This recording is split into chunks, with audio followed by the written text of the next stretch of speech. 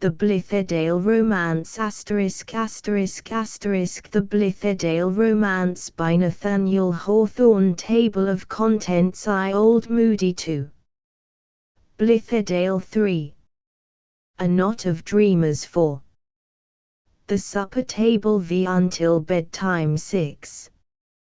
Coverdale's Sick Chamber 7. The Convalescent 8. A Modern Arcadia 9. Hollingsworth, Zenobia, Priscilla X. A Visitor from Town 11. The Wood Path 12. Coverdale's Hermitage 13. Zenobia's Legend 14. Eliot's Pulpit 15. A Crisis 16. Leave-takings 17. The Hotel 18. The Boarding House 19. Zenobia's Drawing Room XX. They Vanish XXI. An Old Acquaintance XXII. Fauntleroy 23. A Village Hall XIV. The Masqueraders XXV. The Three Together XXVI.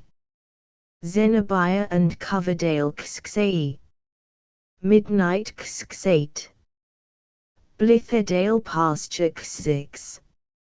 Miles Coverdale's Confession. I Old Moody. The evening before my departure for Blithedale, I was returning to my bachelor apartments, after attending the wonderful exhibition of The Veiled Lady, when an elderly man of rather shabby appearance met me in an obscure part of the street. "Mr. Coverdale," said he softly, "can I speak with you a moment?" As I have casually alluded to the Veiled Lady, it may not be amiss to mention, for the benefit of such of my readers as are unacquainted with her now forgotten celebrity, that she was a phenomenon in the mesmeric line, one of the earliest that had indicated the birth of a new science, or the revival of an old humbug. Since those times her sisterhood have grown too numerous to attract much individual notice, nor, in fact, has any one of them come before the public under such skillfully contrived circumstances of stage effect as those which at once mystified and illuminated the remarkable performances of the lady in question. Nowadays, in the management of his subject clairvoyant or medium, the exhibitor affects the simplicity and openness of scientific experiment, and even if he profess to tread a step or two across the boundaries of the spiritual world, yet carries with him the laws of our actual life and extends them over his preternatural conquests. 12 or 15 years ago, on the contrary, all the arts of mysterious arrangement, of picturesque disposition, and artistically contrasted light and shade, were made available, in order to set the apparent miracle in the strongest attitude of opposition to ordinary facts. In the case of the Veiled Lady, moreover, the interest of the spectator was further wrought up by the enigma of her identity, and an absurd rumor, probably set afloat by the exhibitor, and at one time very prevalent, that a beautiful young lady, of family and fortune, was enshrouded within the misty drapery of the veil. It was white, with somewhat of a subdued silver sheen, like the sunny side of a cloud, and, falling over the wearer from head to foot, was supposed to insulate her from the material world, from time and space, and to endow her with many of the privileges of a disembodied spirit.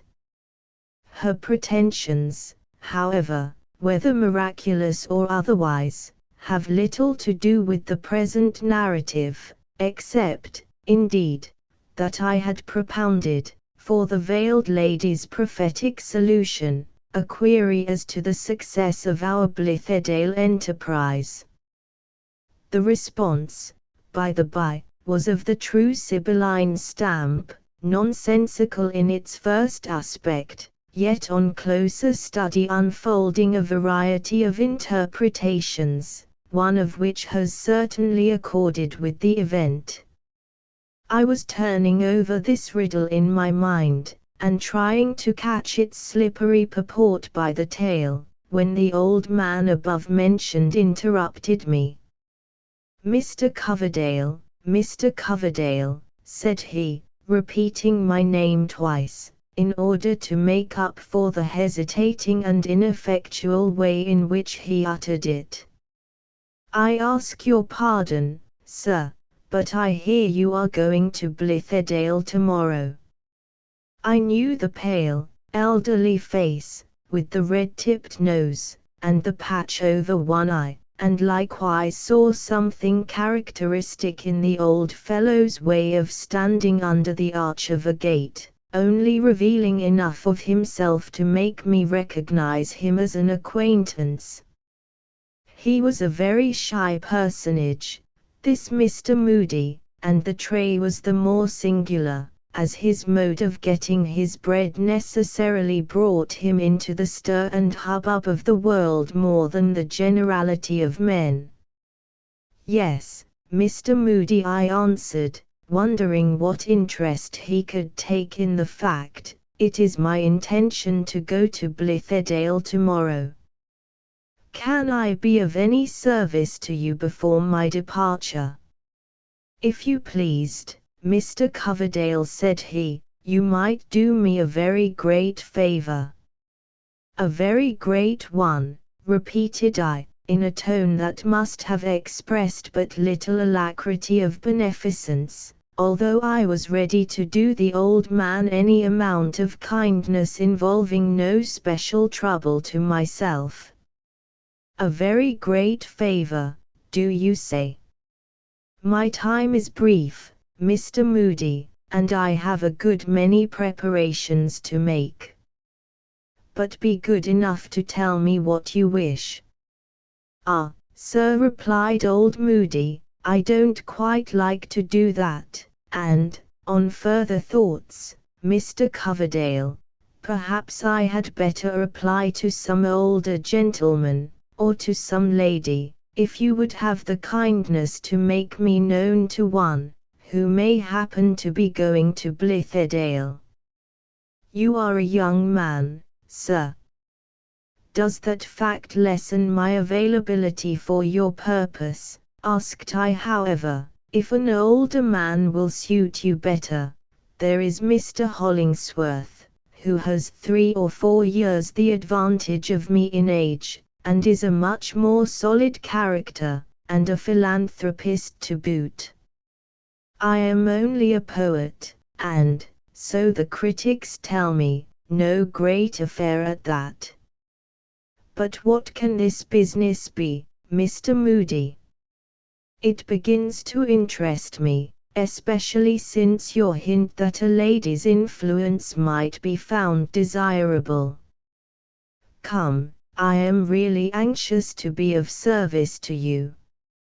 But the old fellow, in his civil and demure manner, was both freakish and obstinate, and he had now taken some notion or other into his head that made him hesitate in his former design. I wonder, sir, said he, whether you know a lady whom they call Zenobia. Not personally, I answered, although I expect that pleasure tomorrow, as she has got the start of the rest of us, and is already a resident at Blithedale. But have you a literary turn, Mr. Moody?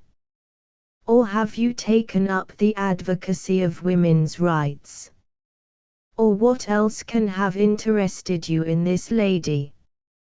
Zenobia, by the by, as I suppose you know, is merely her public name, a sort of mask in which she comes before the world, retaining all the privileges of privacy, a contrivance, in short, like the white drapery of the veiled lady, only a little more transparent.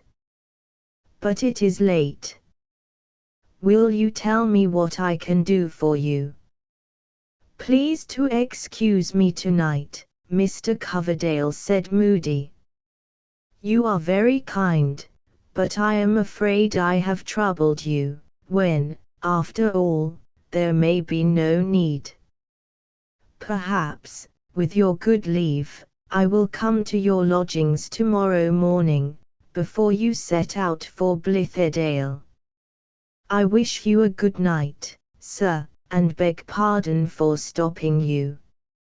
And so he slipped away, and, as he did not show himself the next morning, it was only through subsequent events that I ever arrived at a plausible conjecture as to what his business could have been.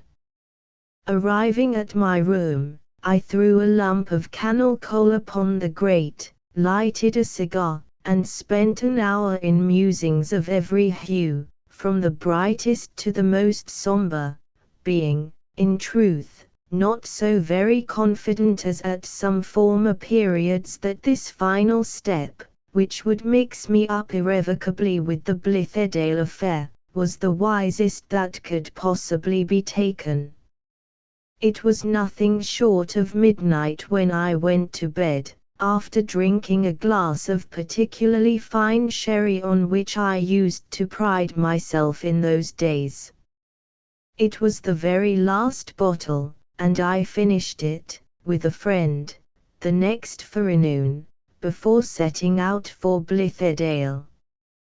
To Blithedale there can hardly remain for me, who am really getting to be a frosty bachelor, with another white hair, every week or so, in my moustache.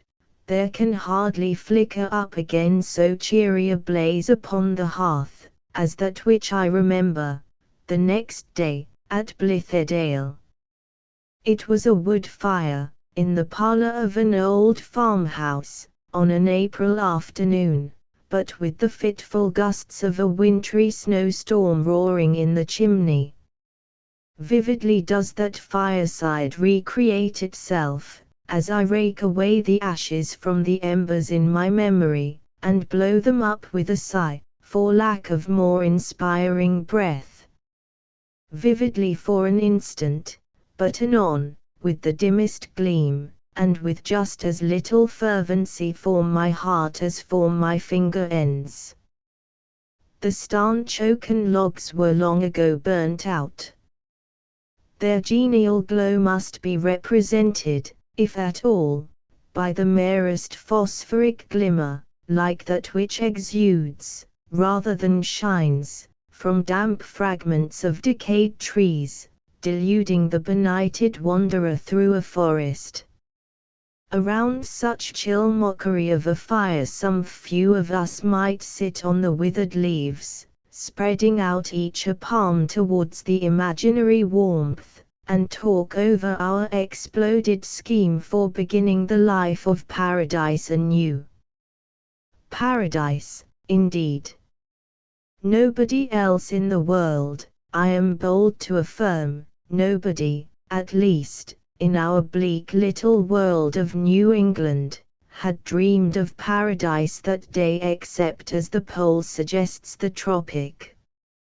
Nor, with such materials as were at hand, could the most skillful architect have constructed any better imitation of Eve's bower than might be seen in the snow hut of an Esquimaux.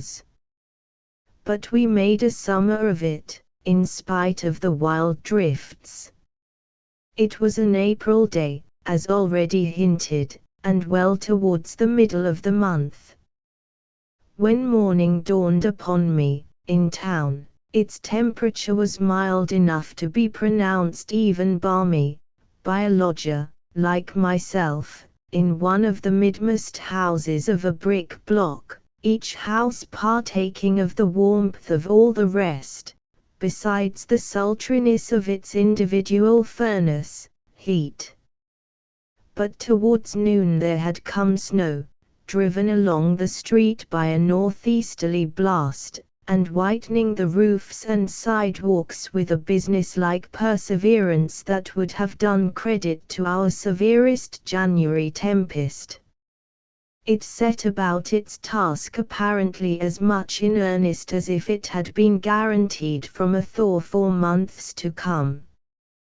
The greater, surely, was my heroism, when, puffing out a final whiff of cigar smoke, I quitted my cozy pair of bachelor rooms, with a good fire burning in the grate, and a closet right at hand, where there was still a bottle or two in the champagne basket and a residuum of claret in a box, quitted, I say, these comfortable quarters, and plunged into the heart of the pitiless snowstorm, in quest of a better life. The better life. Possibly, it would hardly look so now, it is enough if it looked so then. The greatest obstacle to being heroic is the doubt whether one may not be going to prove oneself a fool. The truest heroism is to resist the doubt, and the profoundest wisdom to know when it ought to be resisted, and when to be obeyed. Yet, after all, let us acknowledge it wiser, if not more sagacious, to follow out one's daydream to its natural consummation, although, if the vision have been worth the having, it is certain never to be consummated otherwise than by a failure. And what of that? Its airiest fragments, impalpable as they may be, will possess a value that lurks not in the most ponderous realities of any practicable scheme. They are not the rubbish of the mind. Whatever else I may repent of, therefore, let it be reckoned neither among my sins nor follies that I once had faith and force enough to form generous hopes of the world's destiny, yes, and to do what in me lay for their accomplishment, even to the extent of quitting a warm fireside, flinging away a freshly lighted cigar, and traveling far beyond the strike of city clocks, through a drifting snowstorm. There were 4 of us who rode together through the storm, and Hollingsworth, who had agreed to be of the number, was accidentally delayed, and set forth at a later hour alone. As we threaded the streets, I remember how the buildings on either side seemed to press too closely upon us, insomuch that our mighty hearts found barely room enough to throb between them. The snowfall, too, looked inexpressibly dreary. I had almost called it dingy, coming down through an atmosphere of city smoke, and alighting on the sidewalk only to be molded into the impress of somebody's patched boot or overshoe.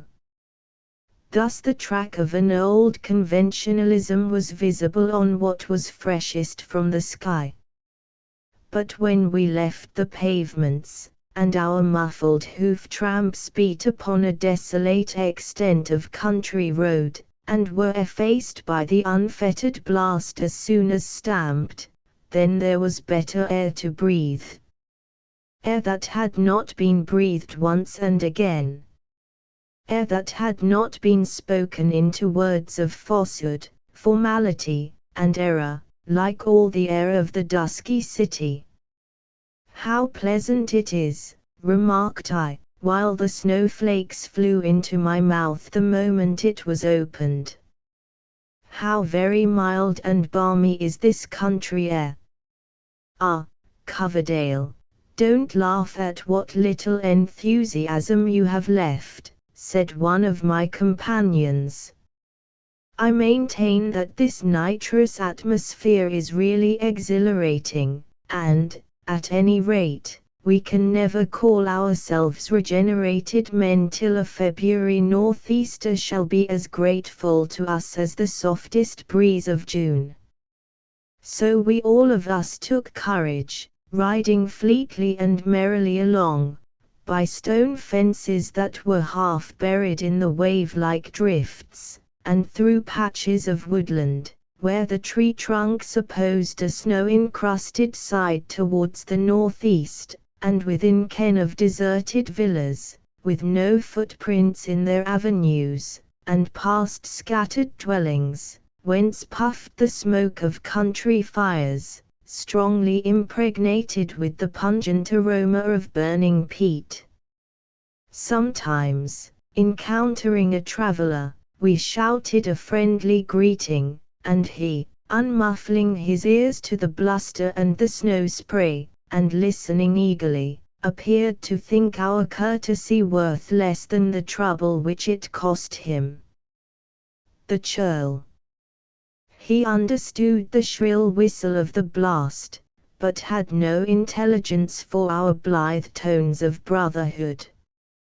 This lack of faith in our cordial sympathy, on the traveller's part, was one among the innumerable tokens how difficult a task we had in hand for the reformation of the world.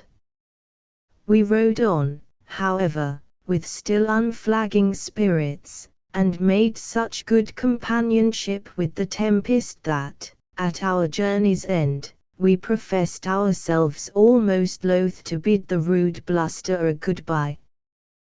But, to own the truth, I was little better than an icicle, and began to be suspicious that I had caught a fearful cold. And now we were seated by the brisk fireside of the old farmhouse, the same fire that glimmers so faintly among my reminiscences at the beginning of this chapter. There we sat, with the snow melting out of our hair and beards, and our faces all ablaze, what with the past inclemency and present warmth.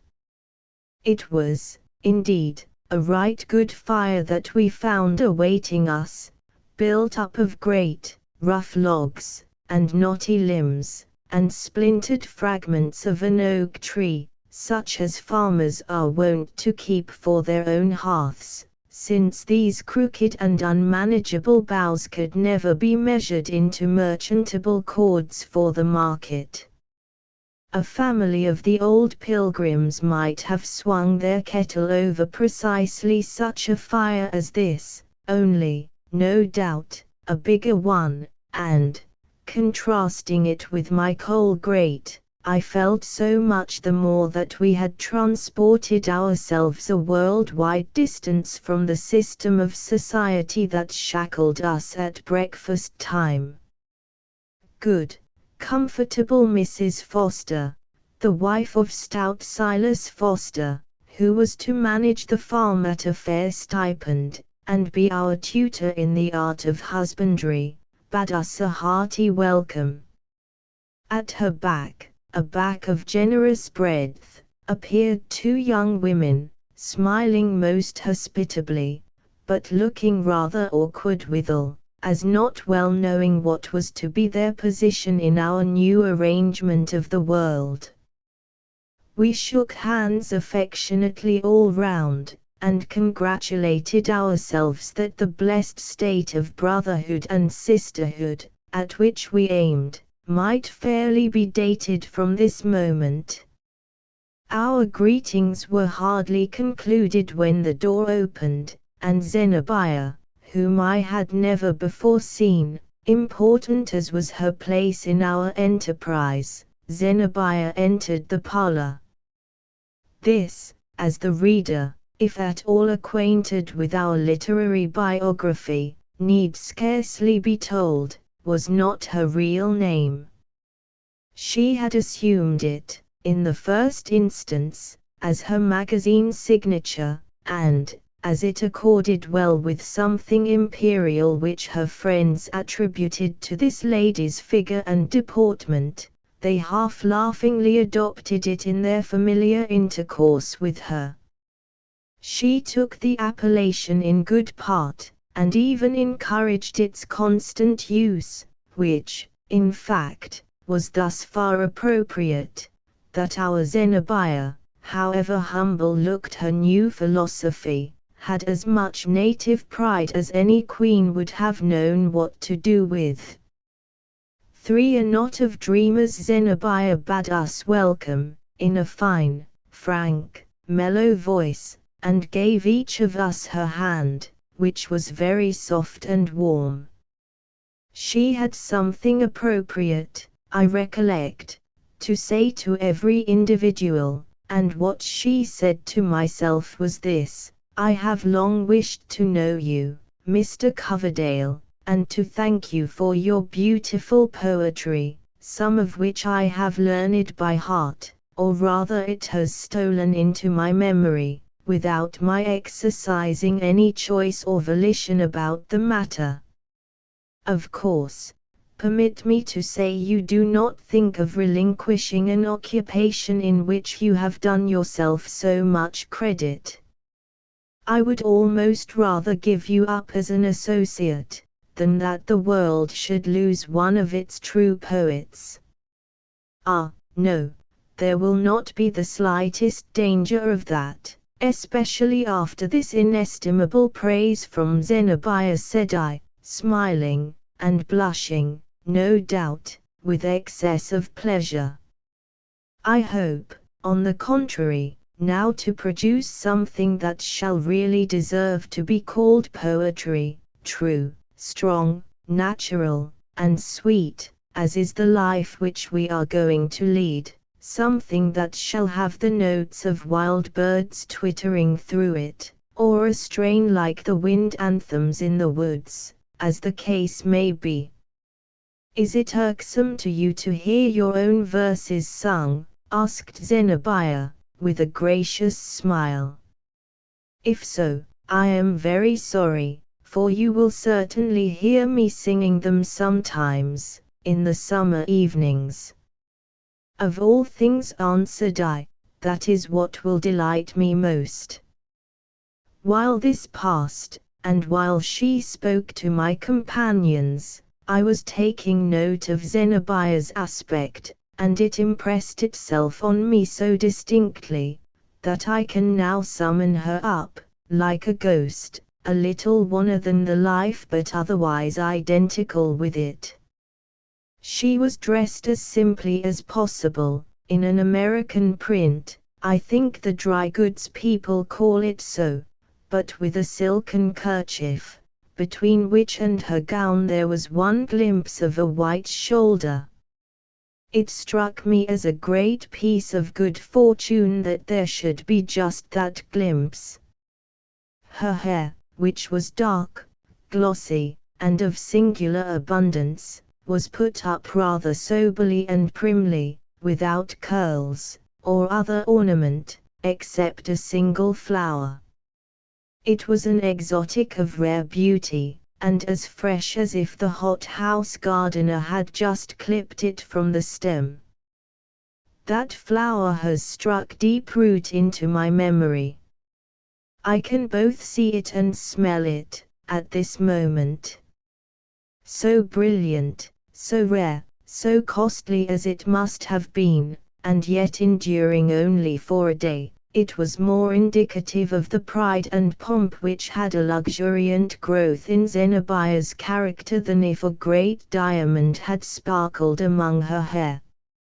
Her hand, though very soft, was larger than most women would like to have, or than they could afford to have, though not a whit too large in proportion with the spacious plan of Zenobia's entire development. It did one good to see a fine intellect, as hers really was, although its natural tendency lay in another direction than towards literature, so fitly cased. She was, indeed, an admirable figure of a woman, just on the hither verge of her richest maturity, with a combination of features which it is safe to call remarkably beautiful, even if some fastidious persons might pronounce them a little deficient in softness and delicacy. But we find enough of those attributes everywhere. Preferable, by way of variety, at least, was Zenobia's bloom, health, and vigor, which she possessed in such overflow that a man might well have fallen in love with her for their sake only. In her quiet moods, she seemed rather indolent, but when really in earnest, particularly if there were a spice of bitter feeling, she grew all alive to her fingertips. "I am the first comer," Zenobia went on to say, while her smile beamed warmth upon us all, "so I take the part of hostess for today, and welcome you as if to my own fireside. You shall be my guests, too, at supper. Tomorrow, if you please, we will be brethren and sisters, and begin our new life from daybreak." "Have we our various parts assigned?" asked someone. "Oh, we of the softer sex," responded Zenobia, with her mellow, almost broad laugh, most delectable to hear, but not in the least like an ordinary woman's laugh. "We women, there are 4 of us here already, will take the domestic and indoor part of the business, as a matter of course. To bake, to boil, to roast, to fry, to stew, to wash, and iron, and scrub, and sweep, and, at our idler intervals, to repose ourselves on knitting and sewing. These, I suppose, must be feminine occupations, for the present. By and by, perhaps, when our individual adaptations begin to develop themselves, it may be that some of us who wear the petticoat will go afield, and leave the weaker brethren to take our places in the kitchen." "What a pity," I remarked, "that the kitchen, and the housework generally, cannot be left out of our system altogether. It is odd enough that the kind of labor which falls to the lot of women is just that which chiefly distinguishes artificial life, the life of degenerated mortals, from the life of paradise. Eve had no dinner pot, and no clothes to mend, and no washing day." "I am afraid," said Zenobia, with mirth gleaming out of her eyes, "we shall find some difficulty in adopting the paradisiacal system for at least a month to come. Look at that snowdrift sweeping past the window. Are there any figs ripe, do you think? Have the pineapples been gathered today? Would you like a breadfruit, or a cocoa nut? Shall I run out and pluck you some roses?" "No, no, Mr. Coverdale, the only flower hereabouts is the one in my hair, which I got out of a greenhouse this morning. As for the garb of Eden," added she, shivering playfully, "I shall not assume it till after May Day." Assuredly Zenobia could not have intended it. The fault must have been entirely in my imagination. But these last words, together with something in her manner, irresistibly brought up a picture of that fine, perfectly developed figure, in Eve's earliest garment. Her free, careless, generous modes of expression often had this effect of creating images which, though pure, are hardly felt to be quite decorous when born of a thought that passes between man and woman.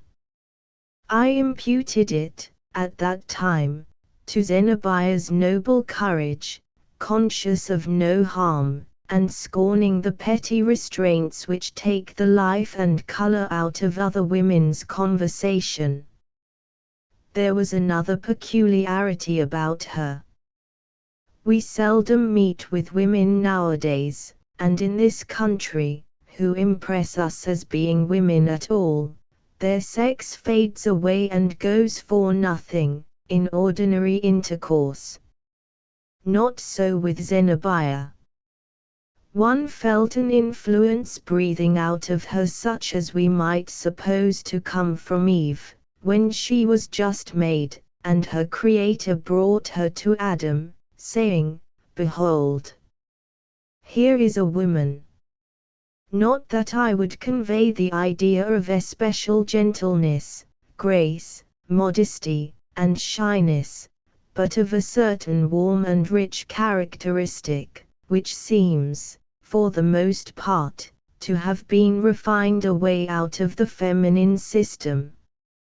And now, continued Zenobia, I must go and help get supper.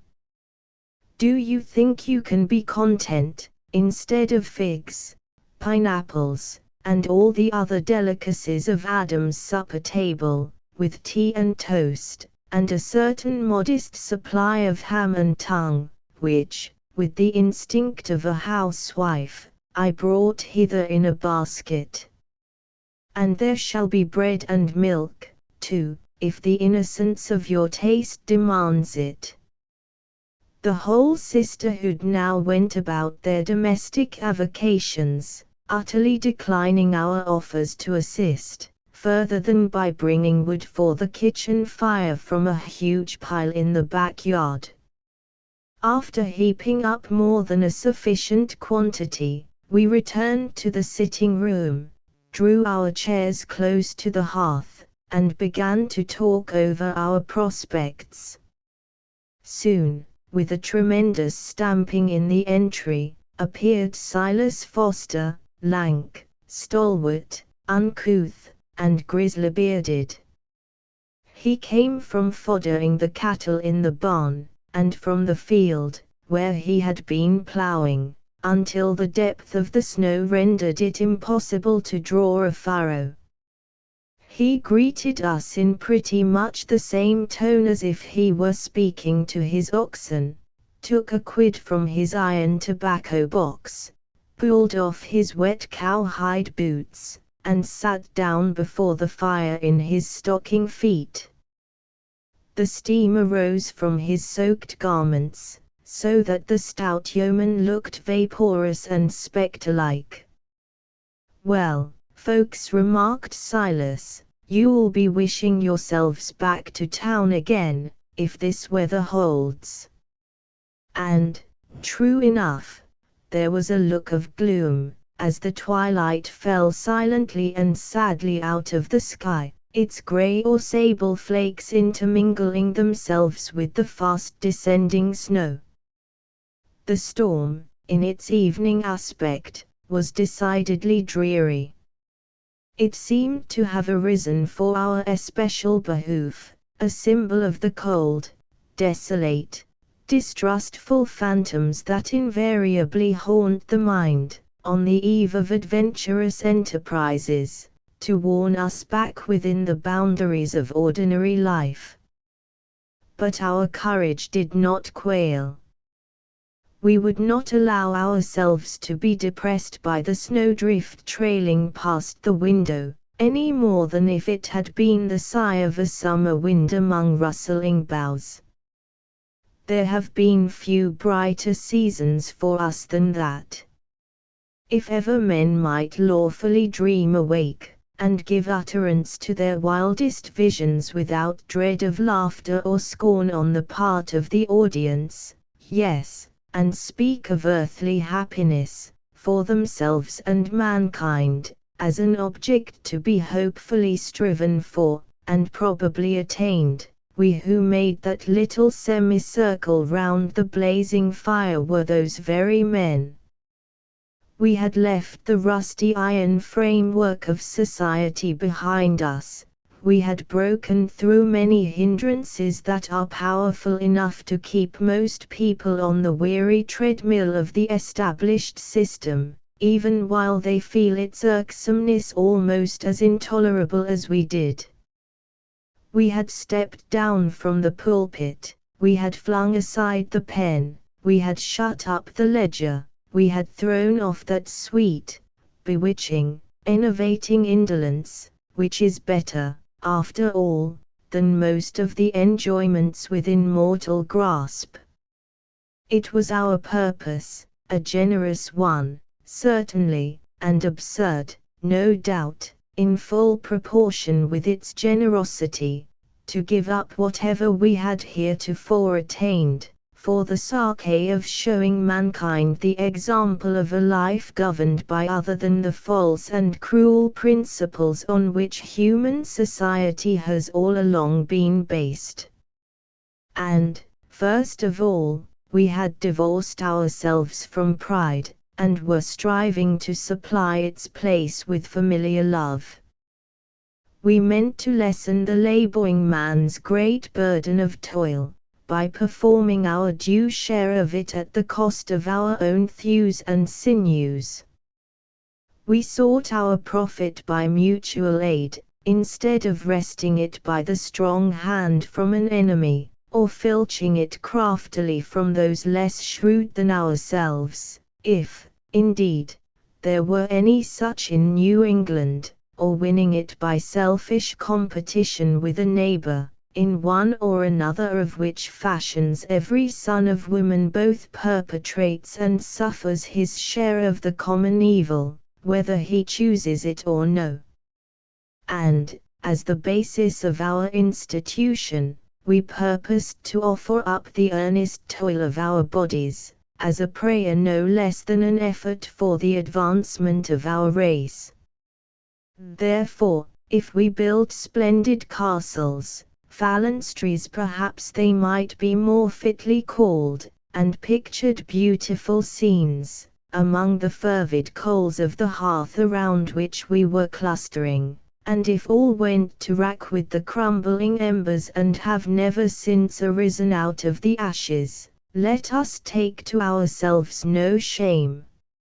In my own behalf, I rejoice that I could once think better of the world's improvability than it deserved. It is a mistake into which men seldom fall twice in a lifetime, or, if so, the rarer and higher is the nature that can thus magnanimously persist in error.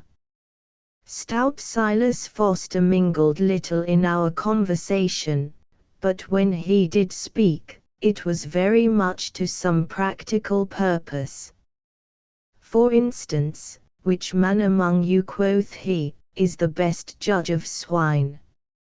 Some of us must go to the next Brighton fair, and buy half a dozen pigs. Pigs! Good heavens! Had we come out from among the swinish multitude for this? And again, in reference to some discussion about raising early vegetables for the market, we shall never make any hand at market gardening, said Silas Foster, unless the women folks will undertake to do all the weeding. We haven't team enough for that and the regular farm work, reckoning 3 of your city folks as worth 1 common field hand. No, no, I tell you, we should have to get up a little too early in the morning, to compete with the market gardeners round Boston. It struck me as rather odd, that one of the first questions raised, after our separation from the greedy, struggling, self-seeking world, should relate to the possibility of getting the advantage over the outside barbarians in their own field of labor.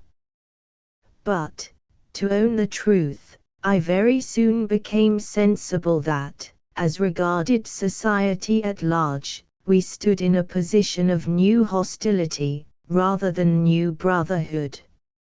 Nor could this fail to be the case, in some degree, until the bigger and better half of society should range itself on our side.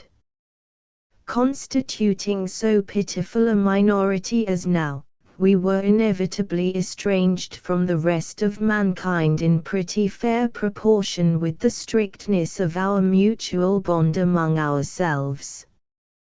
This dawning idea, however, was driven back into my inner consciousness by the entrance of Zenobia. She came with the welcome intelligence that supper was on the table. Looking at herself in the glass, and perceiving that her one magnificent flower had grown rather languid, probably by being exposed to the fervency of the kitchen fire, she flung it on the floor, as unconcernedly as a village girl would throw away a faded violet. The action seemed proper to her character, although, without, it would still more have befitted the bounteous nature of this beautiful woman to scatter fresh flowers from her hand, and to revive faded ones by her touch. Nevertheless, it was a singular but irresistible effect. The presence of Zenobia caused our heroic enterprise to show like an illusion, a masquerade, a pastoral, a counterfeit Arcadia, in which we grown-up men and women were making a play-day of the years that were given us to live in. I tried to analyze this impression, but not with much success. "It really vexes me," observed Zenobia, as we left the room, "that Mr. Hollingsworth should be such a laggard. I should not have thought him at all the sort of person to be turned back by a puff of contrary wind, or a few snowflakes drifting into his face." "Do you know Hollingsworth personally?" I inquired. "No, only as an auditress, I mean, of some of his lectures," said she. "What a voice he has! And what a man he is! Yet not so much an intellectual man, I should say, as a great heart. At least, he moved me more deeply than I think myself capable of being moved, except by the stroke of a true, strong heart against my own. It is a sad pity that he should have devoted his glorious powers to such a grimy, unbeautiful, and positively hopeless object as this reformation of criminals, about which he makes himself and his wretchedly small audiences so very miserable. To tell you a secret, I never could tolerate a philanthropist before." "Could you?" "By no means," I answered, "neither can I now.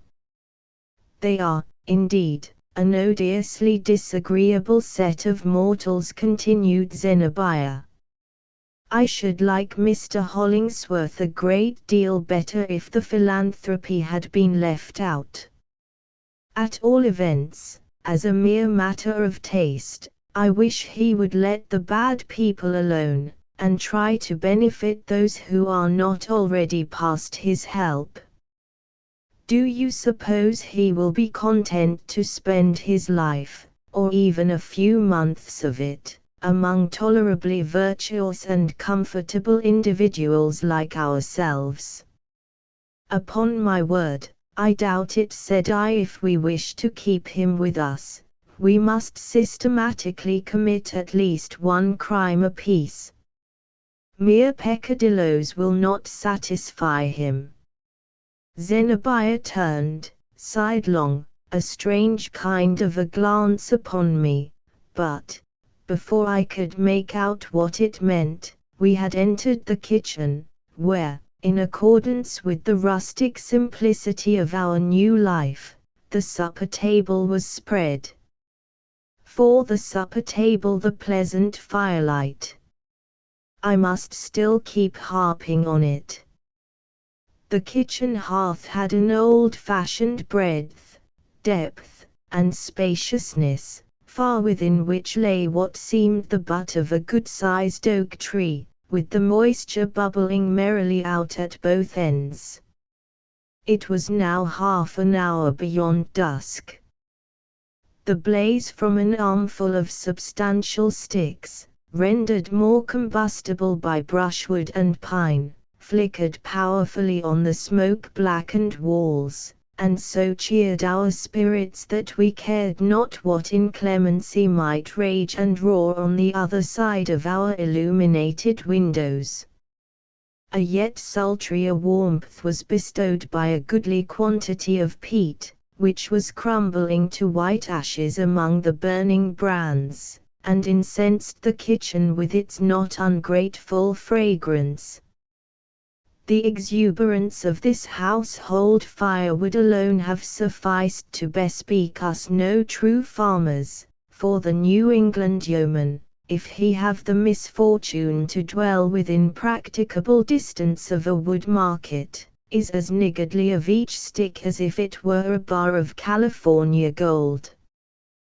But it was fortunate for us, on that wintry eve of our untried life, to enjoy the warm and radiant luxury of a somewhat too abundant fire.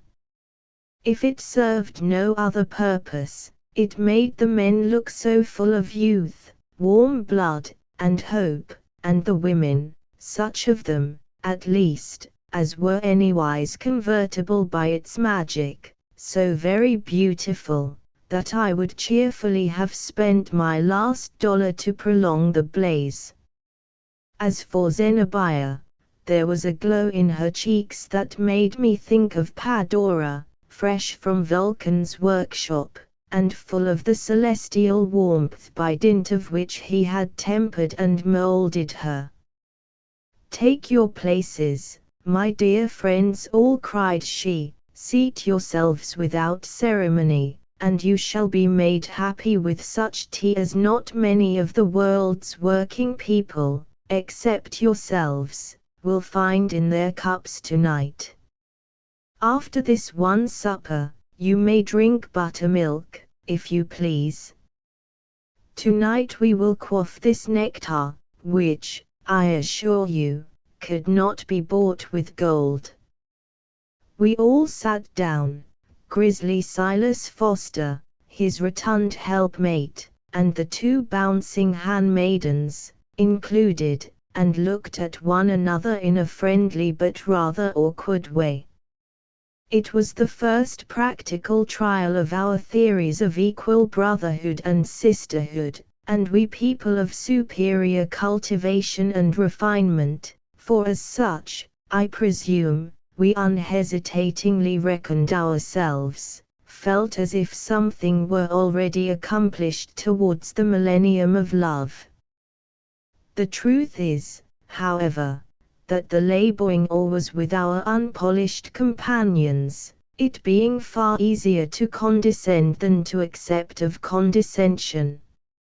Neither did I refrain from questioning, in secret, whether some of us, and Zenobia among the rest, would so quietly have taken our places among these good people, save for the cherished consciousness that it was not by necessity but choice. Though we saw fit to drink our tea out of earthen cups tonight, and in earthen company, it was at our own option to use pictured porcelain and handle silver forks again tomorrow. This same salvo, as to the power of regaining our former position, contributed much, I fear, to the equanimity with which we subsequently bore many of the hardships and humiliations of a life of toil. If ever I have deserved, which has not often been the case, and, I think, never, but if ever I did deserve to be soundly cuffed by a fellow mortal, for secretly putting weight upon some imaginary social advantage, it must have been while I was striving to prove myself ostentatiously his equal and no more. It was while I sat beside him on his cobbler's bench, or clinked my hoe against his own in the cornfield, or broke the same crust of bread, my earth-grimed hand to his, at our noon-tea'd lunch. The poor, proud man should look at both sides of sympathy like this.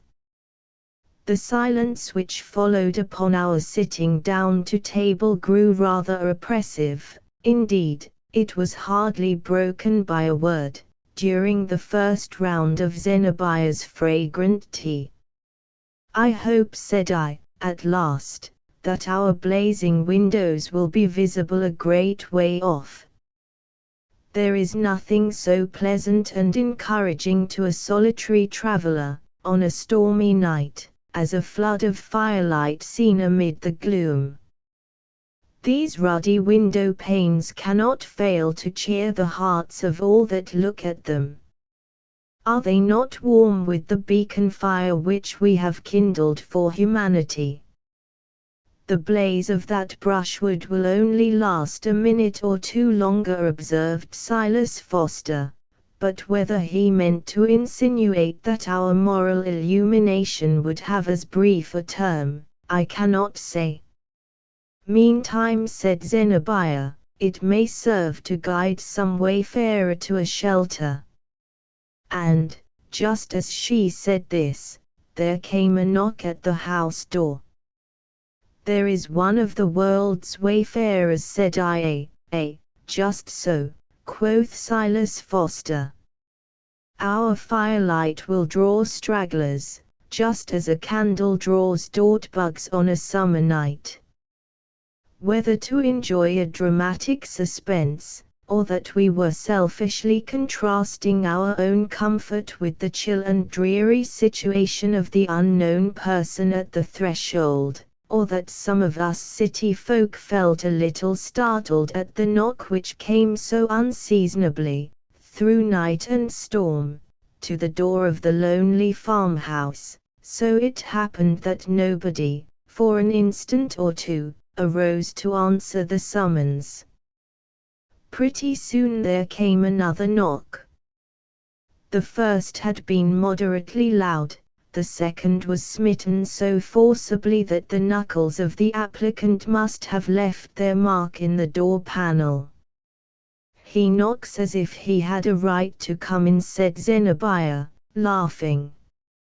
And what are we thinking of? It must be Mr. Hollingsworth. Hereupon I went to the door, unbolted, and flung it wide open. There, sure enough, stood Hollingsworth, his shaggy greatcoat all covered with snow, so that he looked quite as much like a polar bear as a modern philanthropist. Sluggish hospitality this, said he, in those deep tones of his, which seemed to come out of a chest as capacious as a barrel. It would have served you right if I had lain down and spent the night on the doorstep, just for the sake of putting you to shame. But here is a guest who will need a warmer and softer bed. And, stepping back to the wagon in which he had journeyed hither, Hollingsworth received into his arms and deposited on the doorstep a figure enveloped in a cloak.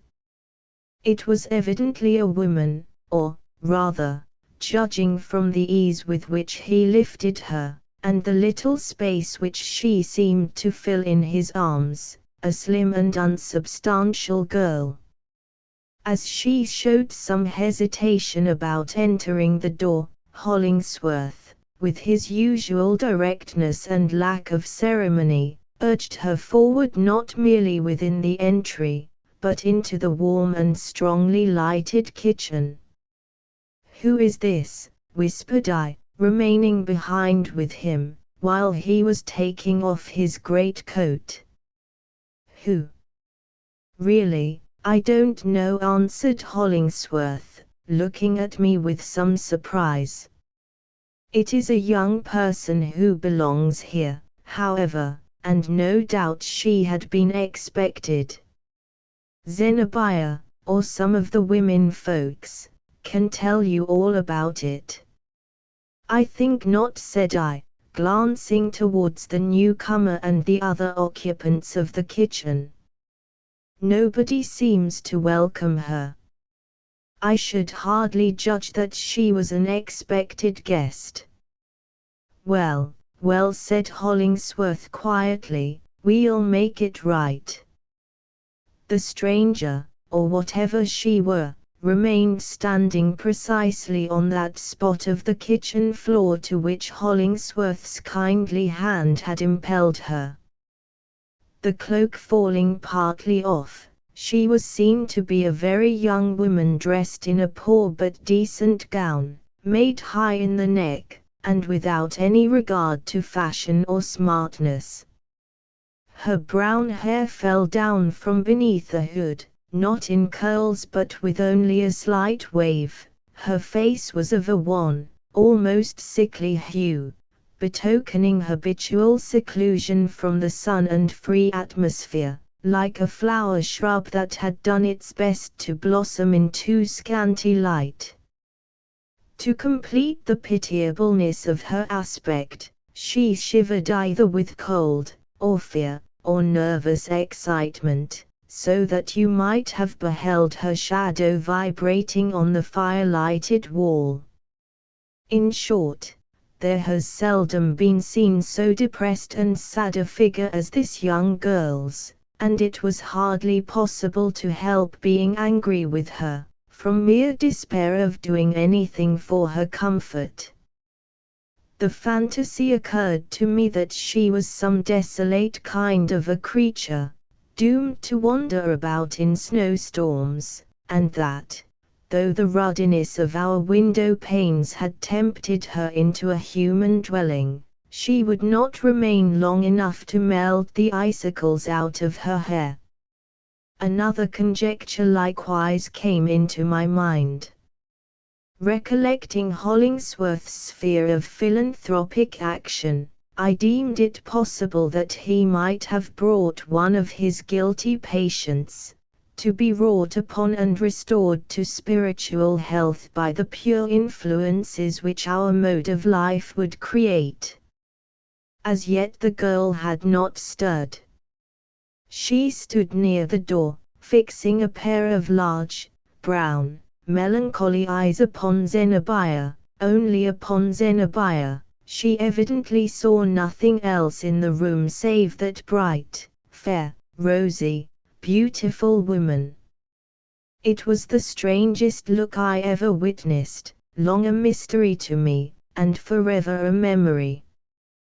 Once she seemed about to move forward and greet her, I know not with what warmth or with what words, but, finally, instead of doing so, she dropped down upon her knees, clasped her hands, and gazed piteously into Zenobia's face. Meeting no kindly reception, her head fell on her bosom. I never thoroughly forgave Zenobia for her conduct on this occasion. But women are always more cautious in their casual hospitalities than men. "What does the girl mean?" cried she in rather a sharp tone. "Is she crazy? Has she no tongue?" And here Hollingsworth stepped forward. "No wonder if the poor child's tongue is frozen in her mouth," said he, and I think he positively frowned at Zenobia. "The very heart will be frozen in her bosom, unless you women can warm it, among you, with the warmth that ought to be in your own." Hollingsworth's appearance was very striking at this moment. He was then about 30 years old, but looked several years older, with his great shaggy head, his heavy brow, his dark complexion, his abundant beard, and the rude strength with which his features seemed to have been hammered out of iron, rather than chiseled or molded from any finer or softer material. His figure was not tall, but massive and brawny, and well befitting his original occupation, which, as the reader probably knows, was that of a blacksmith. As for external polish, or mere courtesy of manner, he never possessed more than a tolerably educated bear, although, in his gentler moods, there was a tenderness in his voice, eyes, mouth, in his gesture, and in every indescribable manifestation, which few men could resist and no woman. But he now looked stern and reproachful, and it was with that inauspicious meaning in his glance that Hollingsworth first met Zenobaia's eyes, and began his influence upon her life. To my surprise, Zenobia, of whose haughty spirit I had been told so many examples, absolutely changed color, and seemed mortified and confused. "You do not quite do me justice, Mr. Hollingsworth," said she almost humbly. "I am willing to be kind to the poor girl. Is she a protégée of yours? What can I do for her?" "Have you anything to ask of this lady?" said Hollingsworth kindly to the girl. "I remember you mentioned her name before we left town." "Only that she will shelter me," replied the girl tremulously. "Only that she will let me be always near her." "Well, indeed," exclaimed Zenobia, recovering herself and laughing, "this is an adventure, and well worthy to be the first incident in our life of love and free-heartedness. But I accept it, for the present, without further question, only," added she, "it would be a convenience if we knew your name." "Priscilla," said the girl, and it appeared to me that she hesitated whether to add anything more, and decided in the negative. "Pray do not ask me my other name, at least not yet, if you will be so kind to a forlorn creature." "Priscilla, Priscilla." I repeated the name to myself 3 or 4 times, and in that little space, this quaint and prim cognomen had so amalgamated itself with my idea of the girl, that it seemed as if no other name could have adhered to her for a moment. Heretofore the poor thing had not shed any tears, but now that she found herself received, and at least temporarily established, the big drops began to ooze out from beneath her eyelids as if she were full of them. Perhaps it showed the iron substance of my heart, that I could not help smiling at this odd scene of unknown and unaccountable calamity, into which our cheerful party had been entrapped without the liberty of choosing whether to sympathize or no. Hollingsworth's behavior was certainly a great deal more creditable than mine. "Let us not pry further into her secrets," he said to Zenobia and the rest of us, apart, and his dark, shaggy face looked really beautiful with its expression of thoughtful benevolence. "Let us conclude that Providence has sent her to us, as the first fruits of the world, which we have undertaken to make happier than we find it. Let us warm her poor, shivering body with this good fire, and her poor, shivering heart with our best kindness. Let us feed her, and make her one of us. As we do by this friendless girl, so shall we prosper. And, in good time, whatever is desirable for us to know will be melted out of her, as inevitably as those tears which we see now. At least," remarked I, "you may tell us how and where you met with her." "An old man brought her to my lodgings," answered Hollingsworth, "and begged me to convey her to Blithedale, where, so I understood him, she had friends, and this is positively all I know about the matter."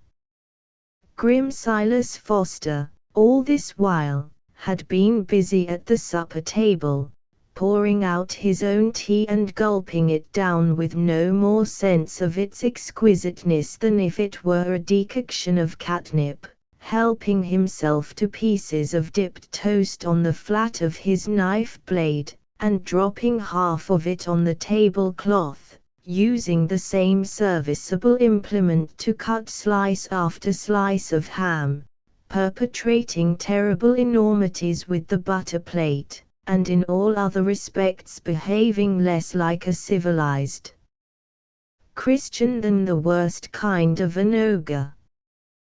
Being by this time fully gorged, he crowned his amiable exploits with a draught from the water pitcher, and then favored us with his opinion about the business in hand. And, certainly, though they proceeded out of an unwiped mouth, his expressions did him honor. "Give the girl a hot cup of tea and a thick slice of this first-rate bacon," said Silas, like a sensible man as he was. "That's what she wants. Let her stay with us as long as she likes, and help in the kitchen, and take the cow breath at milking time, and, in a week or two, she'll begin to look like a creature of this world." So we sat down again to supper, and Priscilla along with us.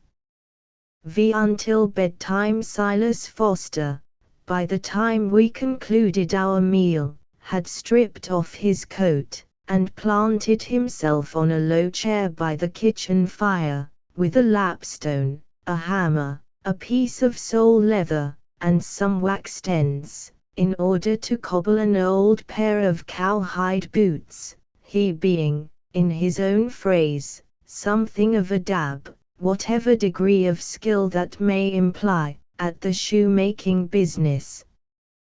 We heard the tap of his hammer at intervals for the rest of the evening. The remainder of the party adjourned to the sitting-room.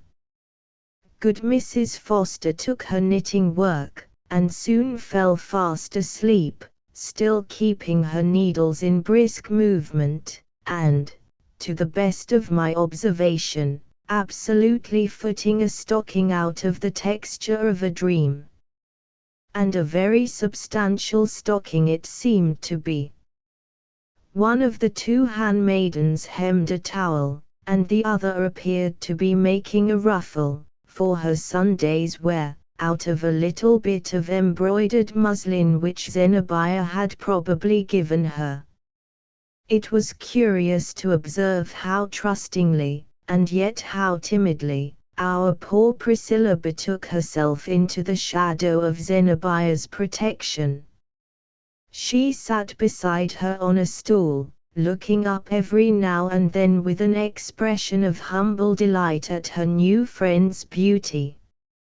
A brilliant woman is often an object of the devoted admiration, it might almost be termed worship, or idolatry, of some young girl, who perhaps beholds the cynosure only at an awful distance, and has as little hope of personal intercourse as of climbing among the stars of heaven. We men are too gross to comprehend it. Even a woman, of mature age, despises or laughs at such a passion. There occurred to me no mode of accounting for Priscilla's behavior, except by supposing that she had read some of Zenobia's stories, as such literature goes everywhere, or her tracts in defense of the sex, and had come hither with the one purpose of being her slave. There is nothing parallel to this, I believe, nothing so foolishly disinterested, and hardly anything so beautiful, in the masculine nature, at whatever epoch of life, or, if there be, a fine and rare development of character might reasonably be looked for from the youth who should prove himself capable of such self-forgetful affection. Zenobia happening to change her seat, I took the opportunity, in an undertone, to suggest some such notion as the above. "Since you see the young woman in so poetical a light," replied she in the same tone, "you had better turn the affair into a ballad. It is a grand subject, and worthy of supernatural machinery. The storm, the startling knock at the door, the entrance of the sable knight Hollingsworth and this shadowy snow maiden, who, precisely at the stroke of midnight, shall melt away at my feet in a pool of ice-cold water and give me my death with a pair of wet slippers. And when the verses are written, and polished quite to your mind, I will favor you with my idea as to what the girl really is. Pray let me have it now, said I. It shall be woven into the ballad. She is neither more nor less, answered Zenobia, than a seamstress from the city, and she has probably no more transcendental purpose than to do my miscellaneous sewing, for I suppose she will hardly expect to make my dresses. How can you decide upon her so easily? I inquired. Oh, we women judge one another by tokens that escape the obtuseness of masculine perceptions, said Zenobia. There is no proof which you would be likely to appreciate, except the needle marks on the tip of her forefinger. Then, my supposition perfectly accounts for her paleness, her nervousness, and her wretched fragility. Poor thing!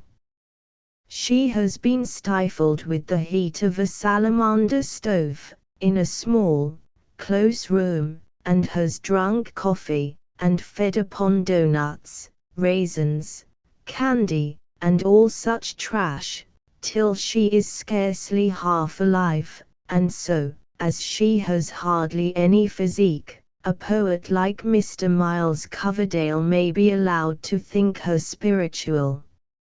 Look at her now, whispered I. Priscilla was gazing towards us with an inexpressible sorrow in her wan face and great tears running down her cheeks. It was difficult to resist the impression that, cautiously as we had lowered our voices, she must have overheard and been wounded by Zenobia's scornful estimate of her character and purposes. What ears the girl must have, whispered Zenobia, with a look of vexation, partly comic and partly real. I will confess to you that I cannot quite make her out. However, I am positively not an ill-natured person, unless when very grievously provoked, and as you, and especially Mr. Hollingsworth, take so much interest in this odd creature, and as she knocks with a very slight tap against my own heart likewise, why, I mean to let her in. From this moment I will be reasonably kind to her. There is no pleasure in tormenting a person of one's own sex, even if she do favor one with a little more love than one can conveniently dispose of, and that, let me say, Mr. Coverdale, is the most troublesome offense you can offer to a woman. Thank you, said I, smiling, I don't mean to be guilty of it.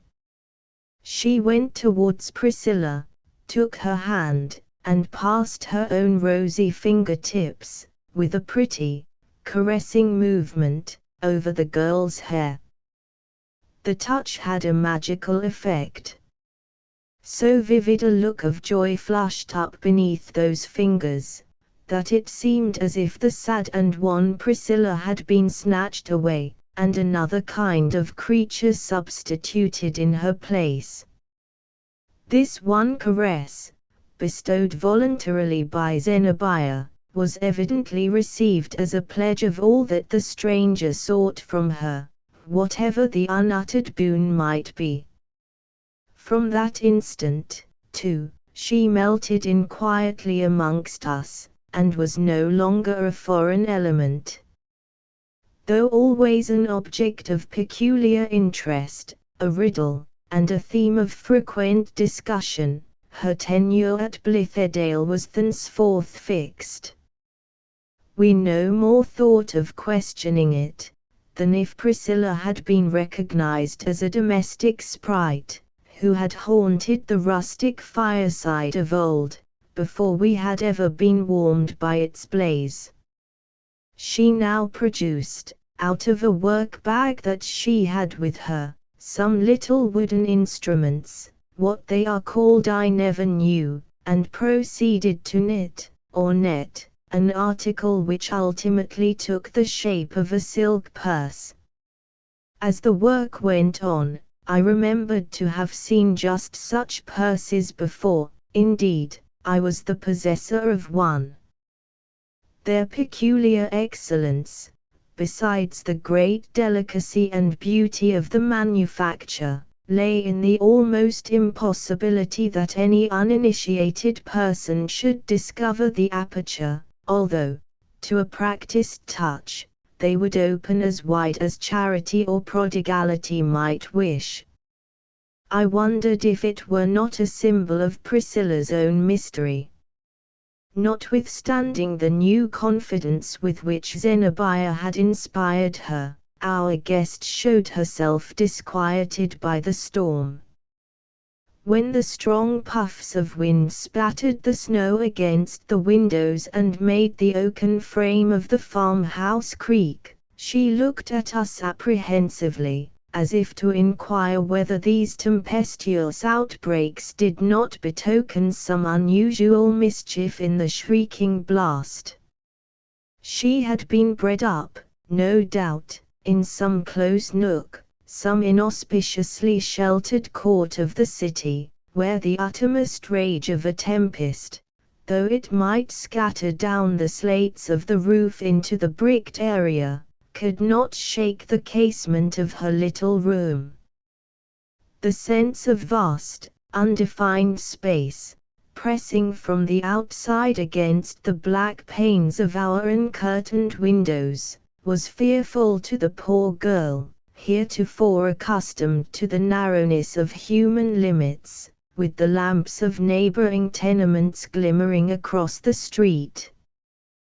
The house probably seemed to her adrift on the great ocean of the night. A little parallelogram of sky was all that she had hitherto known of nature, so that she felt the awfulness that really exists in its limitless extent. Once, while the blast was bellowing, she caught hold of Zenobia's robe, with precisely the air of one who hears her own name spoken at a distance, but is unutterably reluctant to obey the call. We spent rather an incommunicative evening. Hollingsworth hardly said a word, unless when repeatedly and pertinaciously addressed. Then, indeed, he would glare upon us from the thick shrubbery of his meditations like a tiger out of a jungle, make the briefest reply possible, and betake himself back into the solitude of his heart and mind. The poor fellow had contracted this ungracious habit from the intensity with which he contemplated his own ideas, and the infrequent sympathy which they met with from his auditors, a circumstance that seemed only to strengthen the implicit confidence that he awarded to them. His heart, I imagine, was never really interested in our socialist scheme, but was forever busy with his strange, and, as most people thought it, impracticable plan, for the reformation of criminals through an appeal to their higher instincts. Much as I liked Hollingsworth, it cost me many a groan to tolerate him on this point. He ought to have commenced his investigation of the subject by perpetrating some huge sin in his proper person, and examining the condition of his higher instincts afterwards. The rest of us formed ourselves into a committee for providing our infant community with an appropriate name, a matter of greatly more difficulty than the uninitiated reader would suppose. Blithedale was neither good nor bad. We should have resumed the old Indian name of the premises, had it possessed the oil and honey flow which the Aborigines were so often happy in communicating to their local appellations, but it chanced to be a harsh, ill-connected, and interminable word, which seemed to fill the mouth with a mixture of very stiff clay and very crumbly pebbles. Zenobia suggested Sunny Glimpse as expressive of a vista into a better system of society. This we turned over and over for a while, acknowledging its prettiness, but concluded it to be rather too fine and sentimental a name, a fault inevitable by literary ladies in such attempts, for sunburnt men to work under. I ventured to whisper Utopia, which, however, was unanimously scouted down, and the proposer very harshly maltreated, as if he had intended a latent satire. Some were for calling our institution the Oasis in view of its being the one green spot in the moral sand waste of the world, but others insisted on a proviso for reconsidering the matter at a 12-month's end, when a final decision might be had, whether to name it the Oasis or Sahara. So, at last, finding it impracticable to hammer out anything better, we resolved that the spot should still be Blithedale, as being of good augury enough. The evening wore on, and the outer solitude looked in upon us through the windows, gloomy, wild, and vague, like another state of existence, close beside the little sphere of warmth and light in which we were the prattlers and bustlers of a moment. By and by the door was opened by Silas Foster, with a cotton handkerchief about his head, and a tallow candle in his hand. "Take my advice, brother farmers," said he, with a great, broad, bottomless yawn, "and get to bed as soon as you can.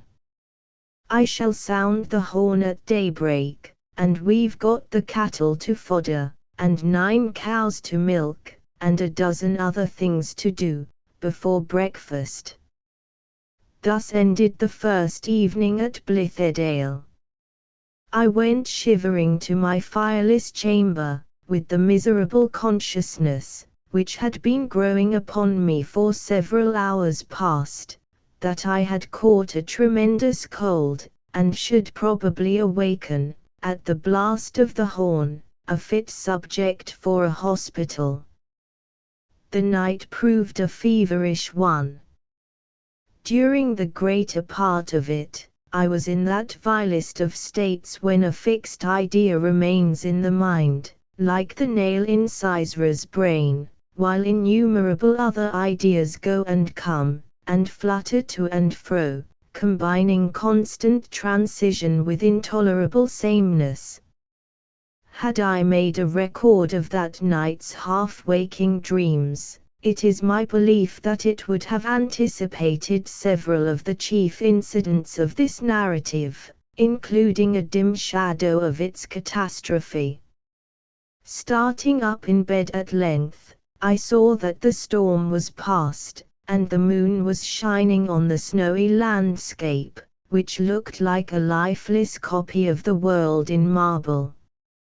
From the bank of the distant river, which was shimmering in the moonlight, came the black shadow of the only cloud in heaven, driven swiftly by the wind, and passing over meadow and hillock, vanishing amid tufts of leafless trees, but reappearing on the hither side, until it swept across our doorstep.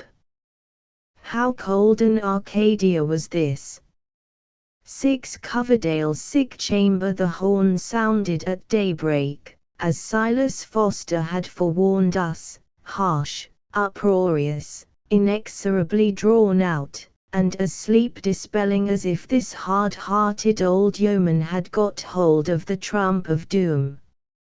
On all sides I could hear the creaking of the bedsteads, as the brethren of Blithedale started from slumber, and thrust themselves into their habiliments, all awry, no doubt, in their haste to begin the reformation of the world.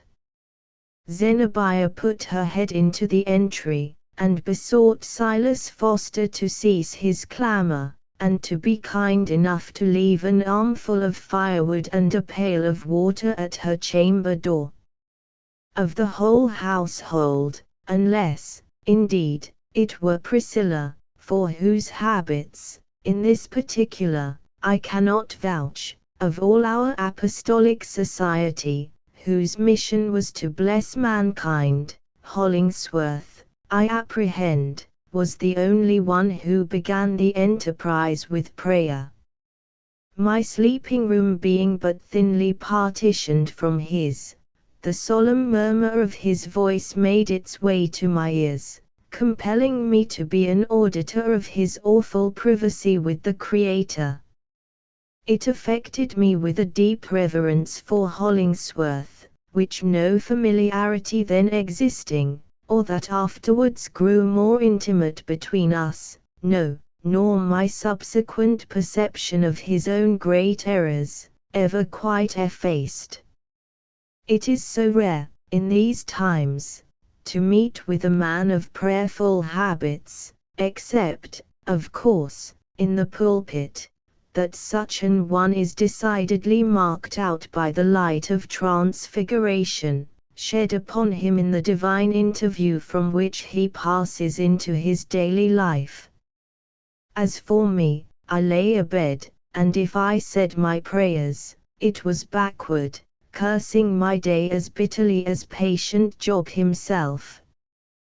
The truth was, the hothouse warmth of a town residence, and the luxurious life in which I indulged myself, had taken much of the pith out of my physical system, and the wintry blast of the preceding day, together with the general chill of our airy old farmhouse, had got fairly into my heart and the marrow of my bones.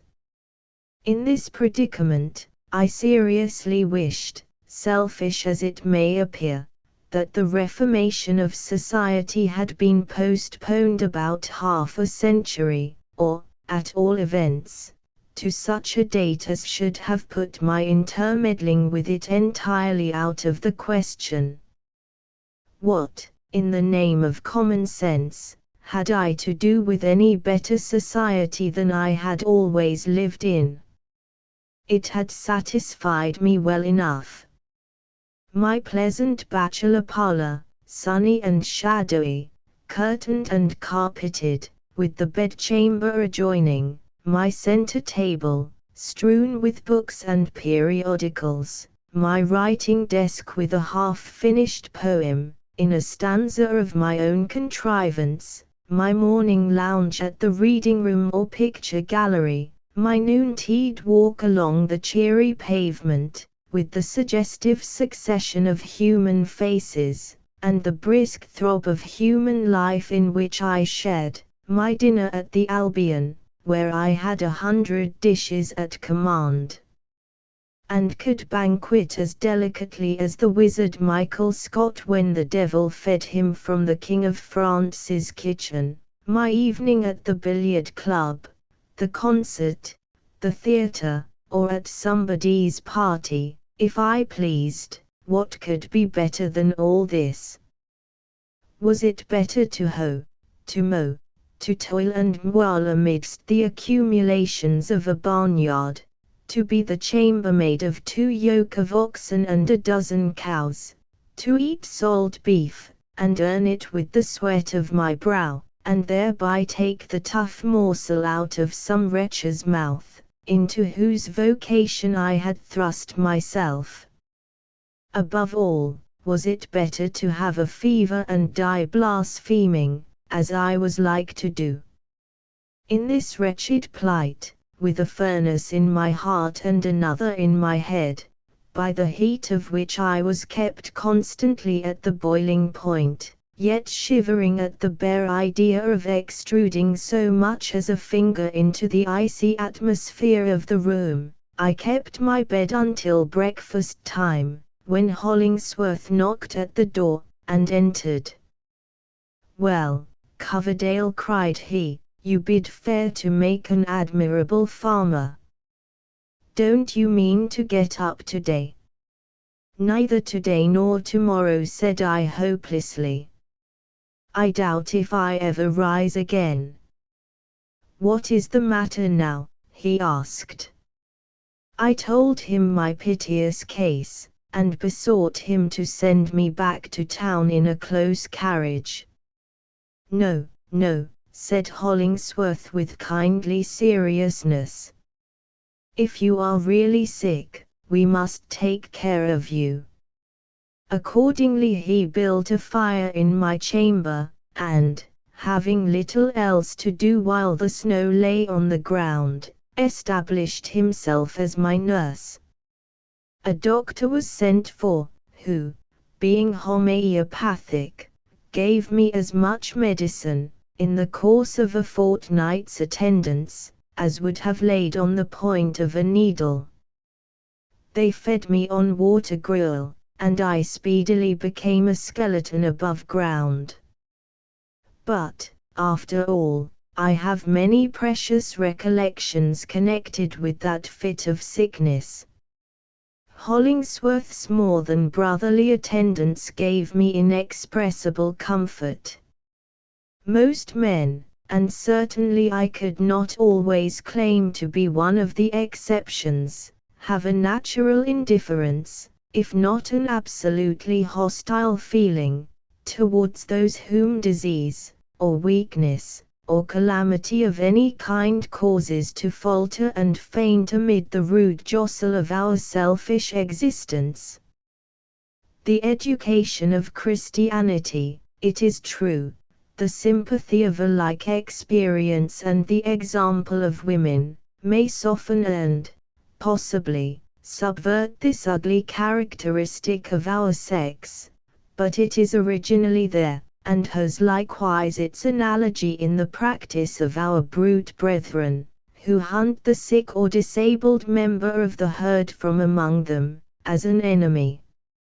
It is for this reason that the stricken deer goes apart, and the sick lion grimly withdraws himself into his den.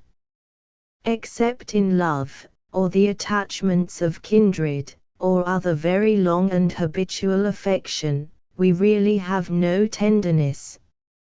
But there was something of the woman moulded into the great, stalwart frame of Hollingsworth, nor was he ashamed of it, as men often are of what is best in them, nor seemed ever to know that there was such a soft place in his heart.